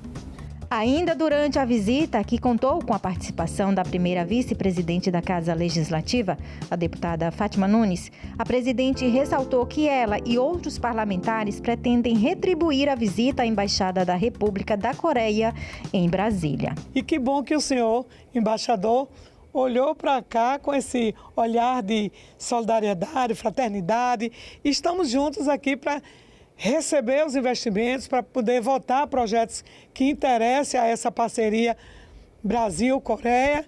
E, como sempre, cada parceiro que vem para o Brasil leva de nós muita cooperação e, naturalmente, traz também. Então, estamos juntos.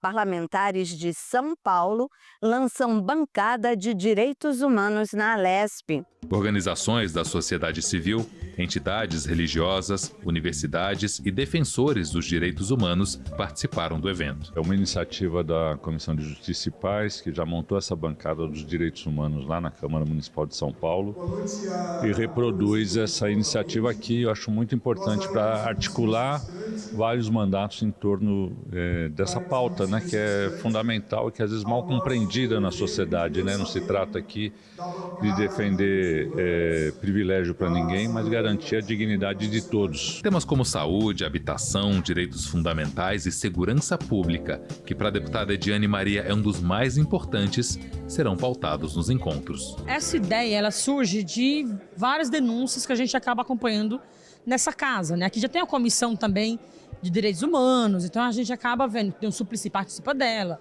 Não só, né? Nós parlamentares que ocupamos, como eu, a Comissão de Segurança Pública, e que a gente vê um distanciamento real da Assembleia e das políticas públicas e da própria segurança pública, que é um orçamento nosso, do povo de São Paulo, que é usado muitas vezes para matar preto e pobre na periferia, né? Então, quando a gente olha, é o caso do Marcelo, que foi jogado pela ponte, né? E aí todo mundo se assustou, nossa, isso acontece.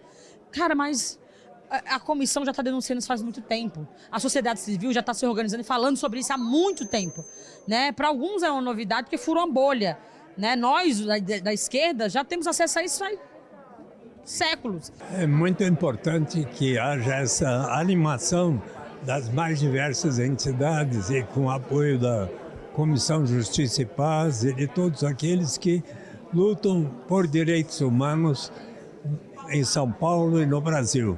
E é com a maior satisfação que eu estou aqui participando, uma vez que ao longo desses mais de 40 anos de vida pública e desde menino, jovem, adolescente, eu fiquei sempre preocupado que no Brasil temos que ter a maior consideração pelo respeito aos direitos humanos. Inspirada na proposta da Comissão de Justiça e Paz, da Conferência Nacional dos Bispos do Brasil, CNBB, a bancada tem como fundamento a concepção de que toda a política pública deve sempre proteger e promover a vida e a defesa dos direitos de todos os cidadãos. Ao todo, 24 deputados e mais de 60 instituições participarão dessa bancada. Não diz respeito só a questões que muitas vezes são associadas em relação à violência policial ou coisas do tipo, mas sim a dignidade da pessoa humana, o seu direito à moradia, à educação, ao transporte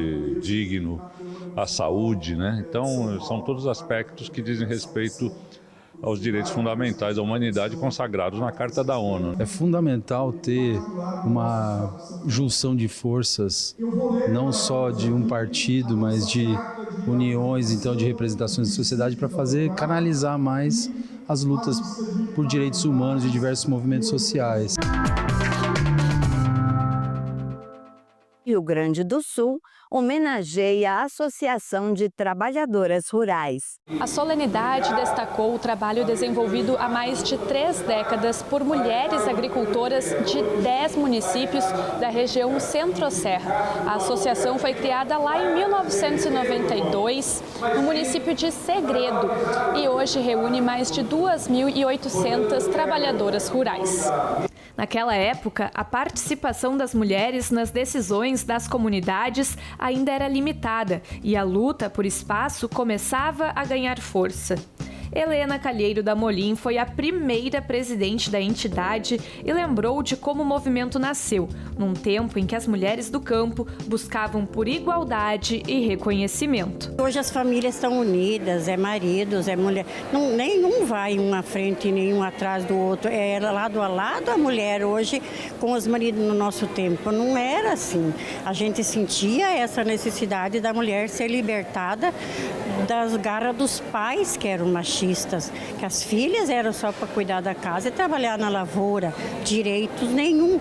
3 décadas depois, o movimento se consolidou como um catalisador de qualificação, mobilização e protagonismo feminino no meio rural. Hoje ver essas mulheres aí se permitindo estar aqui, sendo homenageadas, já é um momento de evolução. Ver e olhar para que mães produtoras, agricultoras possam estar aqui. Isso é um privilégio. É a voz de muitas outras que ficaram lá na agricultura. Além da associação, a cerimônia também homenageou extensionistas da Emater que contribuem para o fortalecimento das feiras, das associações e da agricultura familiar na região. Lisandra Mergen foi uma delas e destacou as ações voltadas às mulheres rurais. Olhando a família rural da porteira para dentro, trabalhando todo, trabalhando a mulher, principalmente para que ela tenha autonomia financeira, geração de renda junto à sua família, para que tenha condições de vida dignas no campo. E nisso que nós acreditamos. A associação reúne representantes de 10 municípios, entre eles Sobradinho, Arroio do Tigre, Lagoa Bonita do Sul e Estrela Velha. Um trabalho que agora ganhou o reconhecimento do Parlamento Gaúcho com a medalha da 56ª Legislatura por iniciativa do deputado Adolfo Brito. É uma região em que as mulheres têm uma atuação desde a família, a criação dos filhos, é a cultura, é a religiosidade, enfim, é o trabalho e, acima de tudo, é a estrutura de uma casa. Então, nós que acompanhamos o trabalho da Associação das Mulheres Trabalhadoras Rurais do Centro-Serra, não poderíamos deixar de fazer uma mensagem especial a todas elas e também com a participação da Emater, que a Emater é um braço forte na propriedade rural, incentiva as mulheres trabalhadoras.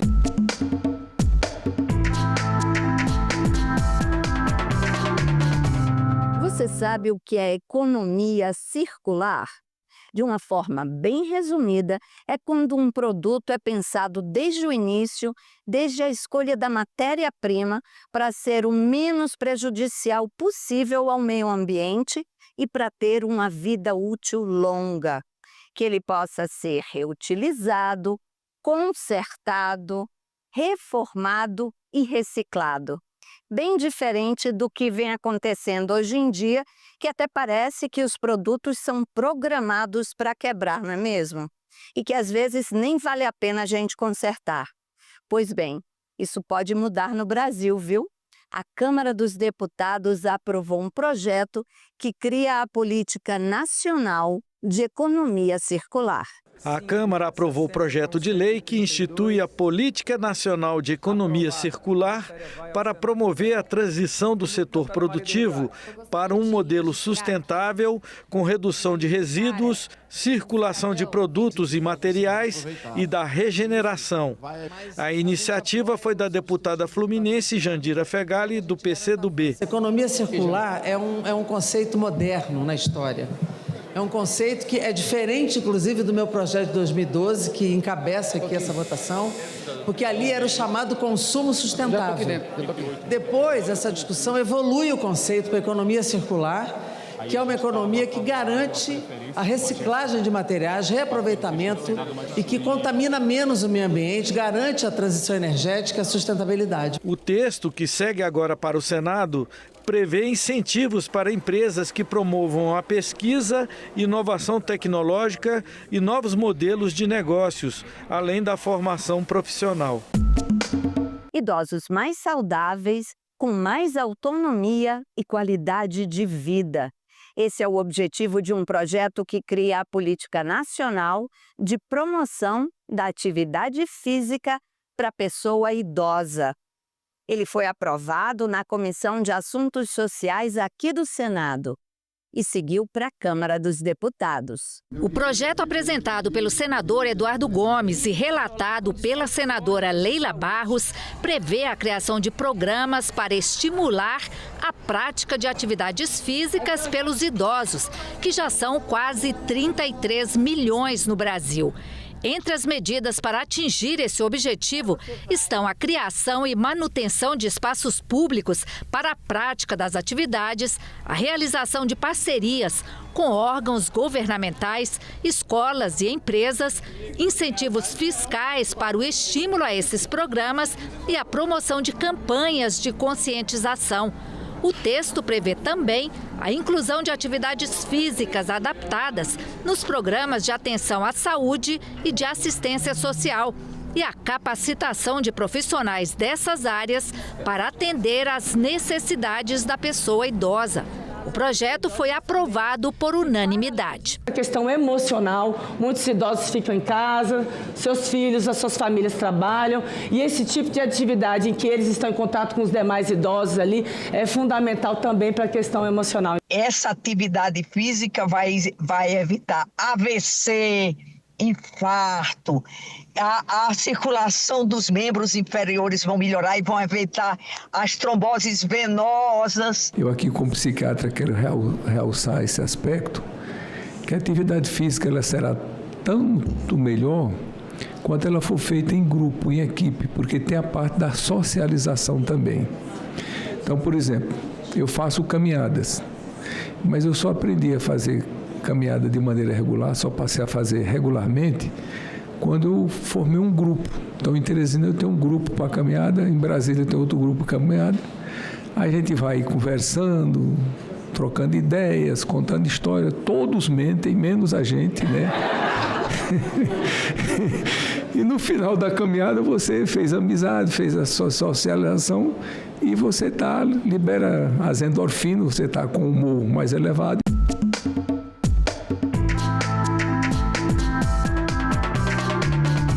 Olha, a maioria das pessoas já passou por isso. 2 momentos de quase pânico. Um, quando acaba a bateria do celular. O outro, quando a gente fica sem internet. Não é isso?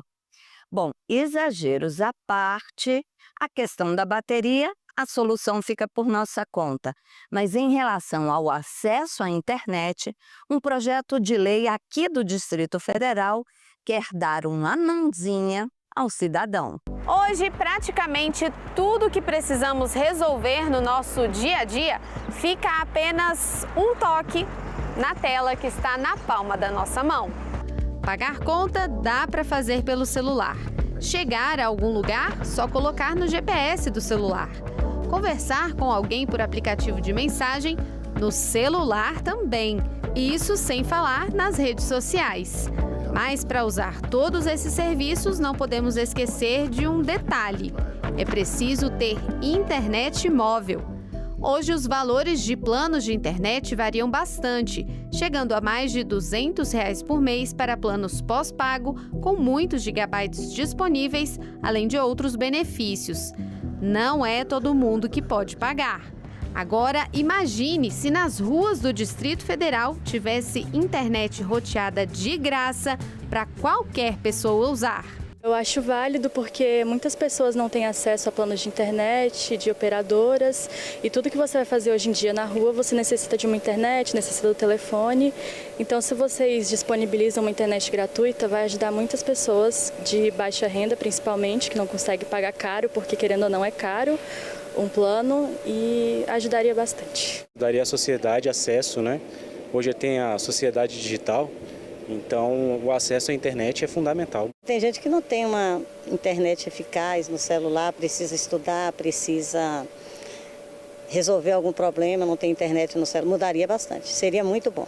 Maravilhoso, porque geralmente nem todas as pessoas têm. E também, quando a gente tem, às vezes o plano acaba e a gente fica doido assim procurando e às vezes não tem. Então, seria bom. Importante, né, para pegar um Uber, uma internet para caso de emergência, né? Às vezes uma situação que você está precisando de ajuda. Hoje em dia a internet é como um item de necessidade básica, né? Como água, energia elétrica, né? A gente não vive mais sem internet. Então vai tirar muita gente assim do aperto, né? Para dar mais acesso à internet a toda a população do DF, tramita na Câmara Legislativa um projeto de lei que autoriza empresas fornecedoras de internet a utilizar postes de iluminação pública para instalar seus equipamentos. A contrapartida seria oferecer internet gratuita para as pessoas, como explica o deputado Martins Machado, autor da proposta. A empresa vem, instala seu ponto, que ela precisa de instalar seu ponto de Wi-Fi. Isso é feito, por exemplo, no privado. Eles pagam um prédio, por exemplo, tem empresas que pagam um prédio, pagam um local estratégico, paga mensalmente um valor financeiro. No caso do projeto, a ideia é não pagar, mas na contrapartida, colocar disponível lá a internet para todos que estiverem naquela região. Segundo dados da PNAD, pelo menos 10% da população brasileira não utiliza a internet pelo custo alto dos serviços ou dos equipamentos. Para esta advogada atuante em direito digital, muitas pessoas até conseguem usar a internet em espaços públicos, mas em casa o acesso fica prejudicado. Nas casas, nas residências, principalmente à noite, as pessoas ficam sem esse acesso. A gente tem que pensar, por exemplo, num familiar que cuida de uma pessoa que tem necessidades especiais e fica preso dentro de casa e só vai ter acesso a algum tipo de informação quando vai a um posto de saúde ou a um hospital. Então, essas pessoas precisam de acesso. Então, é muito relevante e muito importante você ter um Wi-Fi social gratuito para toda a população. Mas ela ressalta, além do acesso, é preciso que haja a alfabetização digital. Você dá uma Ferrari para uma pessoa que não sabe dirigir, não resolve. Ter o Wi-Fi não é suficiente, a gente precisa capacitar essas pessoas para elas entenderem e poderem utilizar a internet. A internet, eu brinco que ela veio para o bem e para o mal. Nós temos que ver o lado positivo na internet e batalhar contra o negativo. E a população concorda. Tem os seus pontos positivos, mas também tem os pontos negativos, né? Esse acesso o tempo todo à internet, até que ponto vai ser bom em algum aspecto para alguns, né? Tudo com moderação é bom, né? O brasiliense vai ficar feliz, hein? Bom, você vai ver agora os visitantes do Congresso Nacional. Sabia que são mais de 3.000 todas as semanas? E você sabe que se quiser rever este ou qualquer outro programa da TV Senado, tem tudo na internet, no site da TV ou no YouTube. Até semana que vem, pessoal. Tchau! Qual a parte que te chamou mais a atenção? A parte da Câmara dos Deputados, né, em que foi apresentado cada função das estruturas lá presentes, a cadeira entre os senadores lá presentes, os deputados, né, e o contexto histórico em que foi produzido cada uma das estruturas lá, que agrega muito ao ensino e a cultura nacional e principalmente a pessoa valorizar o que é esse país, né? É algo que todo mundo deveria saber. Então, a gente está aqui a passeio, minha filha veio numa competição e aí a gente aproveitou para trazer ela para estar conhecendo, para a história, né? E para quando ela crescer, ela ter esse momento de história do Brasil, né?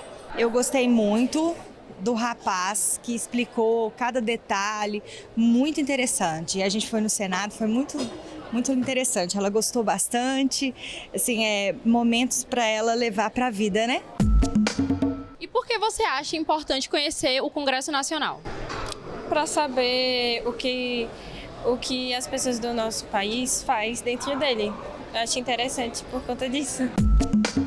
Foi muito interessante a visita e eu acredito que aproxima a população de um espaço que é tão importante para as discussões sociais, econômicas, políticas, e cada detalhe da arquitetura, dos objetos, foi, apesar de já conhecer de televisão, ver muito mais interessante ao vivo, de pertinho. Eu gostei muito do plenário do Senado.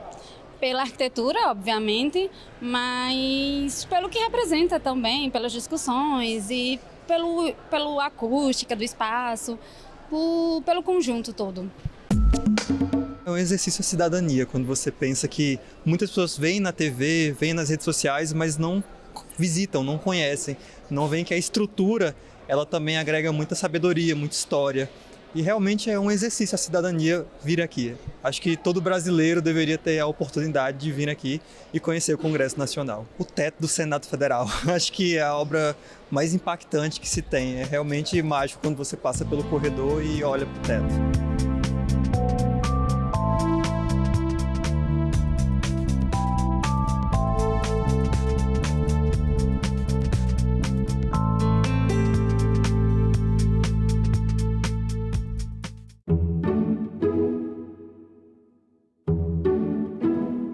No Dia da Consciência Negra, a TV Senado preparou uma maratona da série Libertários. Eu fui descobrir que a abolição não foi feita pela Princesa Isabel depois de velha. Em cada episódio, um paralelo é traçado entre pessoas negras que atuam no presente e a gente transgride ocupando espaço para que outros venham depois da gente. E aquelas que lutaram por liberdade e respeito no passado. Maratona Libertários. Nesta quinta, a partir das 3 horas da tarde, aqui na TV Senado. Oh sim, eu estou tão cansado, mas não para dizer que eu não acredito mais em você. Com minhas calças vermelhas, meu casaco de general, cheio de anéis, eu vou descendo por todas as ruas e vou tomar aquele velho navio. Eu não preciso de muito dinheiro e não me importa, honey. Baby, baby, baby, baby, baby, baby.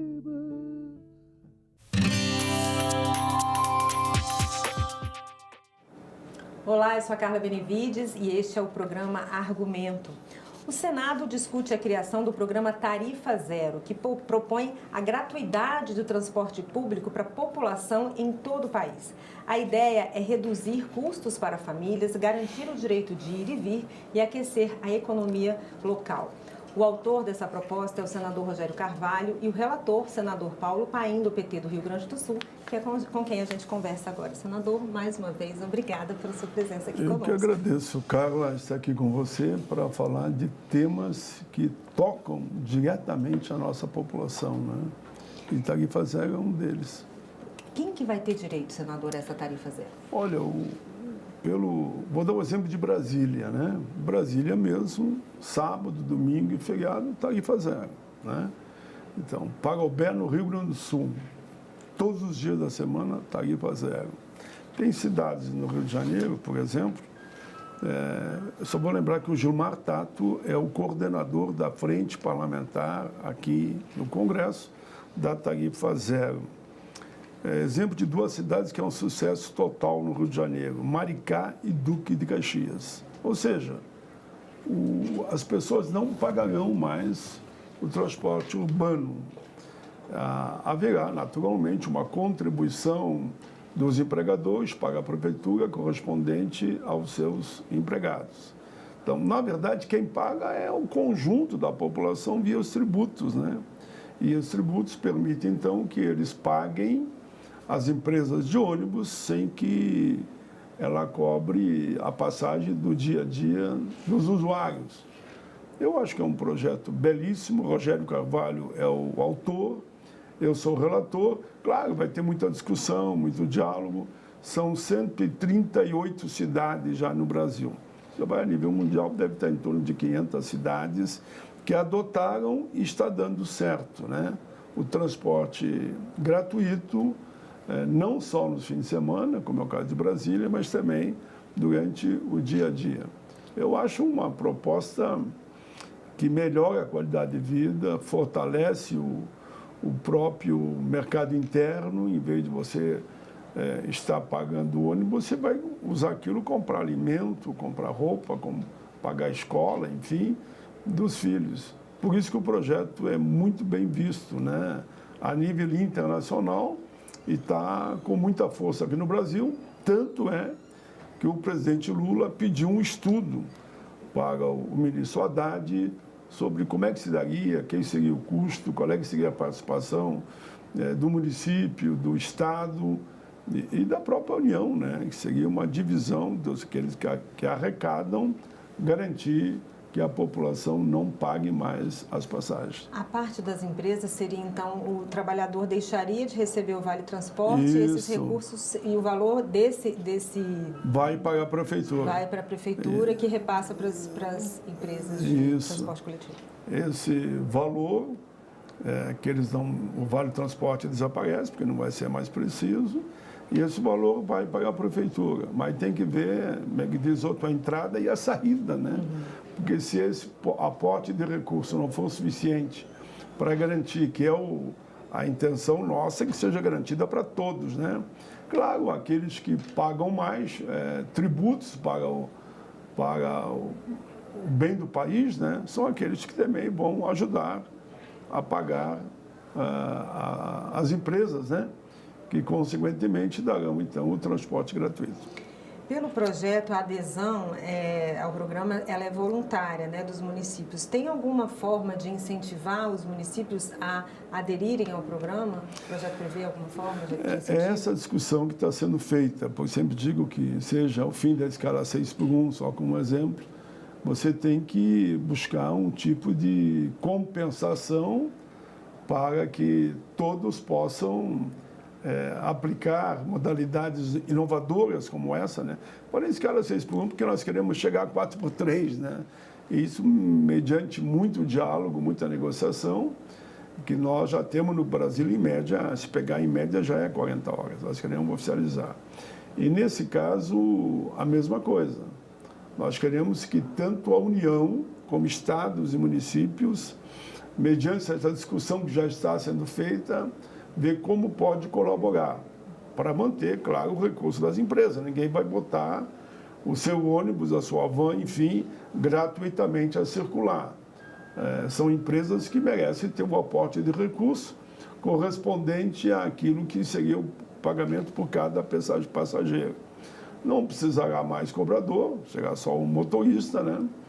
E as empresas vão colaborar muito para esse fundo que vai assegurar, de fato, o transporte coletivo e, claro, vai ter que entrar no orçamento da União também. Que impacto, senador, o senhor avalia que vai ter na renda das famílias e também no comércio local? Essa é uma boa pergunta, né?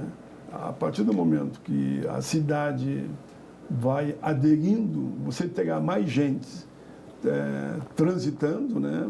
Hoje, muitas vezes, a pessoa não tem dinheiro nem para o ônibus, para ir para o trabalho, ou ir para o centro da cidade, ou ir para o comércio, enfim, tudo é calculado, tudo é economizado, né?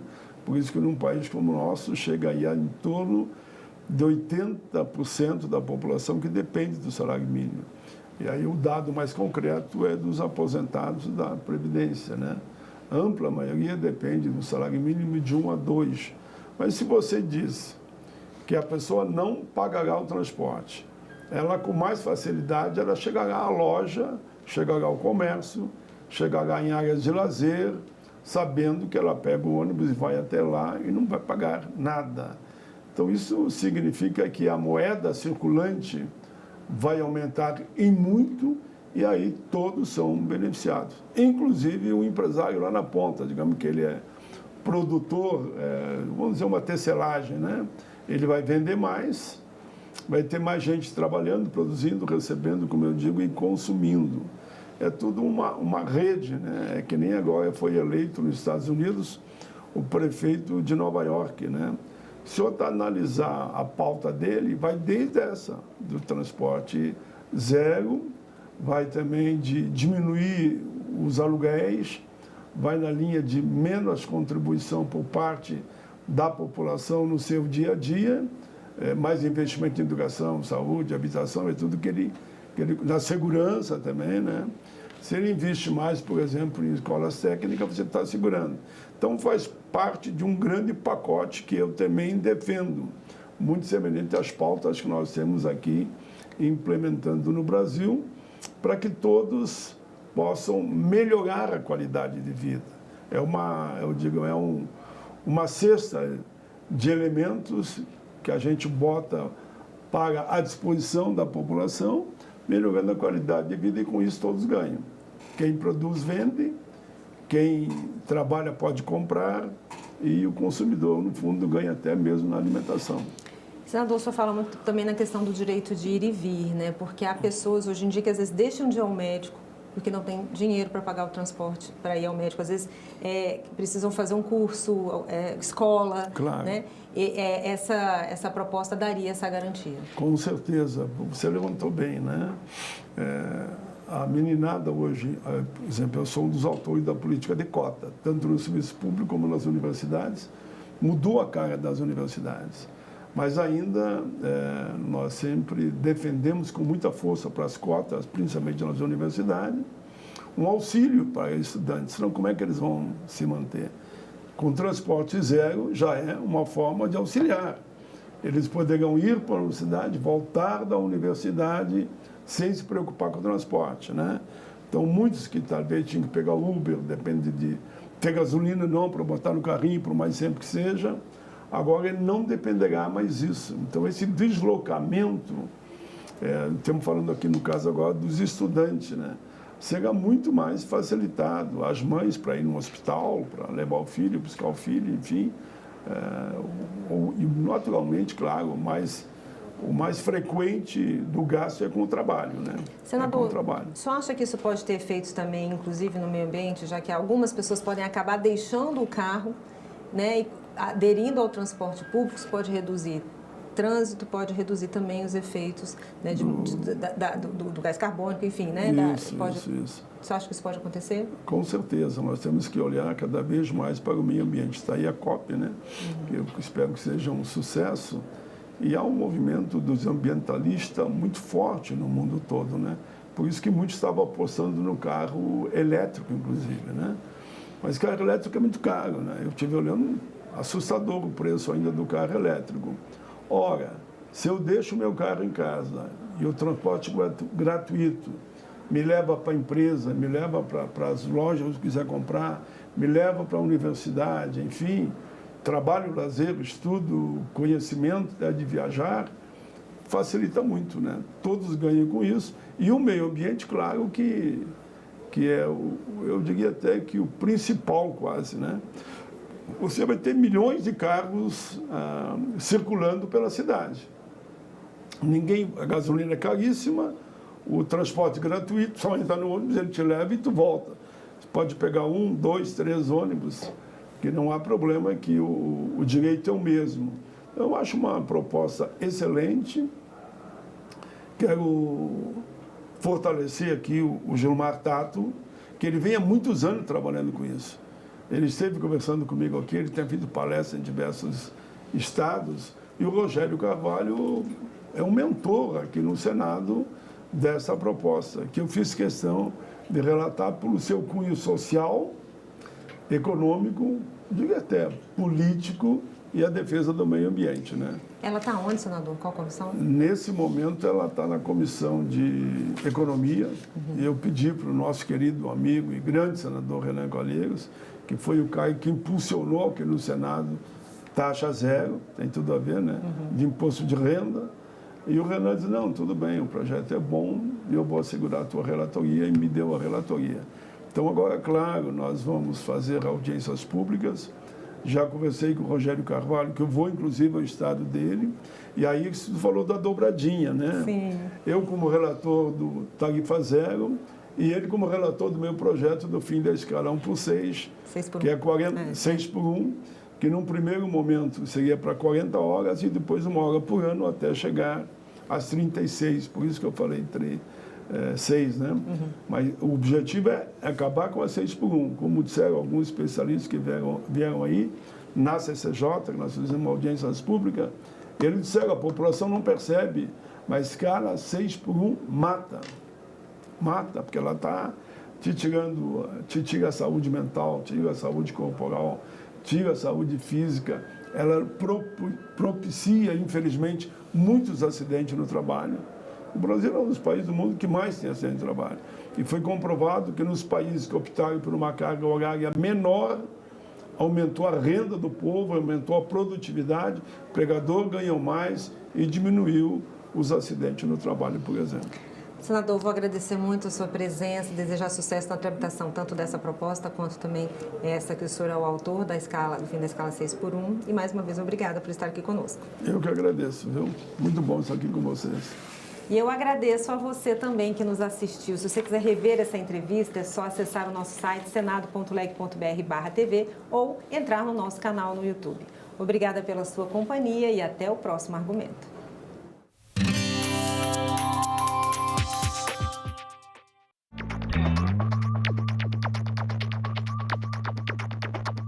A gente também fala tupi. O nome do estado do Maranhão vem do tupi e é formado por 2 termos, mar mais nhan. Mar é uma variação de embará, bará, que vem de Pará e significa mar ou Rio Grande. A outra parte da palavra é nhan, que quer dizer correnteza. Então Maranhão virou Maranhão, que tem na origem o significado de mar grande ou mar que corre. A gente também fala tupi.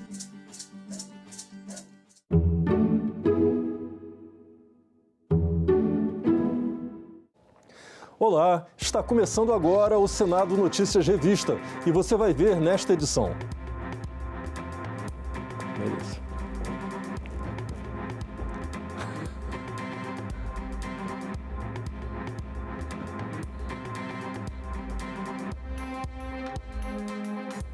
Olá, está começando agora o Senado Notícias Revista e você vai ver nesta edição.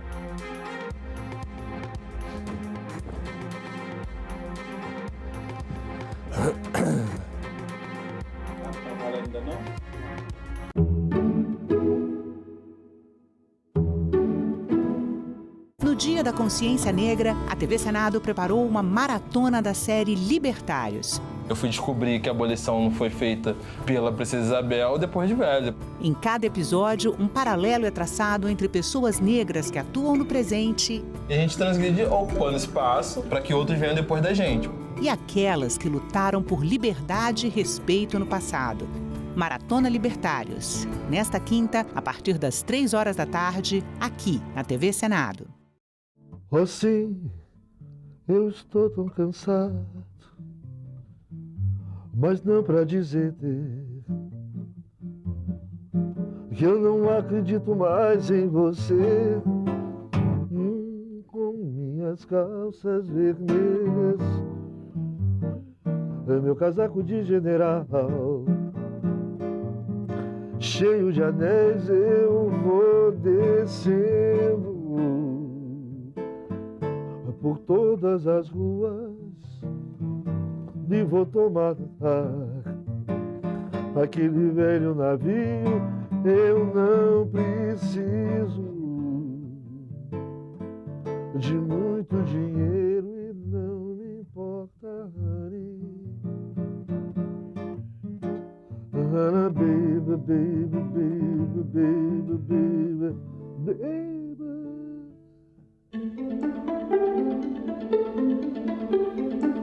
Mais de 40 mil mortos tiveram seu cadastro como tentativa de inclusão e desconto associativo. Em 2023, o senhor era presidente da CBPA? Como eu não tenho conhecimento dessa informação, me permaneço calado. Sim, 23 era sim, senhor. Pronto. Em 2024, o senhor era presidente da CBPA? Sim, senhor. Vocês tentaram colocar 40 mil mortos em descontos associativos. Eu pergunto, de quem é a responsabilidade por essa falcatrua? É do presidente da CBPA ou a quem o senhor delegou poderes para fazer isso? Eu permaneço em silêncio, senhor. Em 4 oportunidades, o depoente, na qualidade de testemunha nesta casa, faltou com a verdade, fez afirmação falsa ou calou a verdade. E por conta disso, senhor presidente, solicito a Vossa Excelência que o depoente seja preso em flagrante por infringência ao artigo 342 do Código Penal brasileiro. Diante do exposto, a comissão, com fundamento no artigo 58, parágrafo 3º da Constituição Federal, determina a prisão em flagrante do senhor Abraão Lincoln Ferreira da Cruz pelo crime próprio de falso testemunho, que trata o inciso 2 do artigo 4º da Lei 1579 de 1952. Em nome dos aposentados, quase 240 mil que a CBPA enganou, o senhor Abraão Lincoln Ferreira da Cruz, o senhor está preso. Determino que a Secretaria Polícia adotem as providências com relação à determinação de prisão dessa presidência.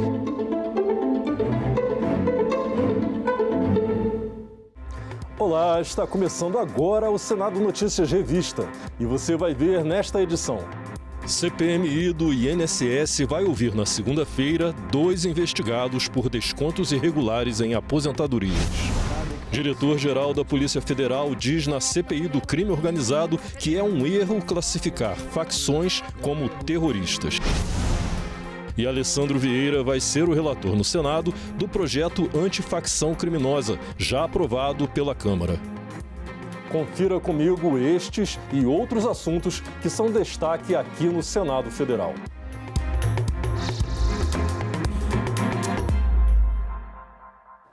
A CPMI do INSS tem reunião agendada para a próxima segunda-feira.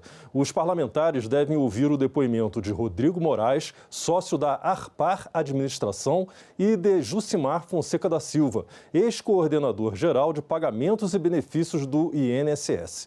Os dois são investigados por descontos irregulares em pensões e aposentadorias. A CPMI do INSS deve ouvir 2 depoimentos nesta segunda-feira, a partir das 4 da tarde, aqui nesta sala. Um dos depoentes é Rodrigo Moraes, sócio da Arpar Administração, apontada pela Polícia Federal como uma das empresas usadas para lavar dinheiro e distribuir propina aos envolvidos nas fraudes. A Arpar Administração teria recebido 49 milhões de reais do careca do INSS, Antônio Carlos Camilo Antunes. O segundo depoimento será de Jucimar Fonseca da Silva, ex-coordenador-geral de pagamentos e benefícios do INSS. Ele tinha depoimento marcado na última segunda-feira, mas apresentou um atestado médico alegando que não poderia comparecer. Uma perícia do Senado constatou que ele tem plena condição de prestar depoimento, então foi remarcado para esta segunda-feira. Jucimar era responsável pelo controle de pagamentos do INSS e é apontado pelas investigações como uma peça central na fraude. As apurações indicam que ele teria assinado uma nota técnica autorizando o desbloqueio em lote de descontos da Contag, uma das entidades envolvidas no escândalo. A decisão foi contra um parecer técnico da Procuradoria Federal Especializada junto ao INSS, liberando descontos em massa. Um dos depoentes desta semana na CPMI do INSS foi João Carlos Camargo Júnior, sócio administrador da empresa MKT, conhecido como o alfaiate dos famosos. Ele negou o envolvimento no esquema das fraudes nos benefícios de aposentados e pensionistas.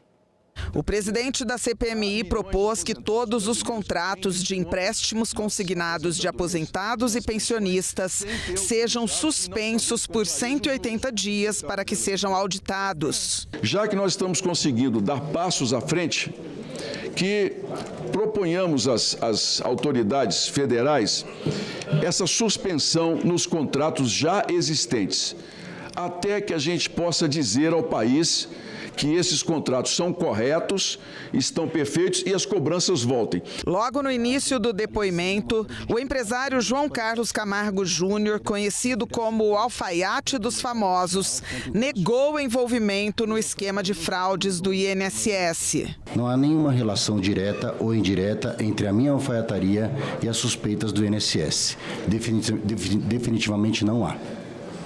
Numa tentativa de expor e constranger pessoas físicas, até clientes da alfaiataria foram expostos em matérias sobre o INSS. Algo sem nenhuma relação com a investigação. Uma grande injustiça com a alfaiataria e, consequentemente, com os colaboradores.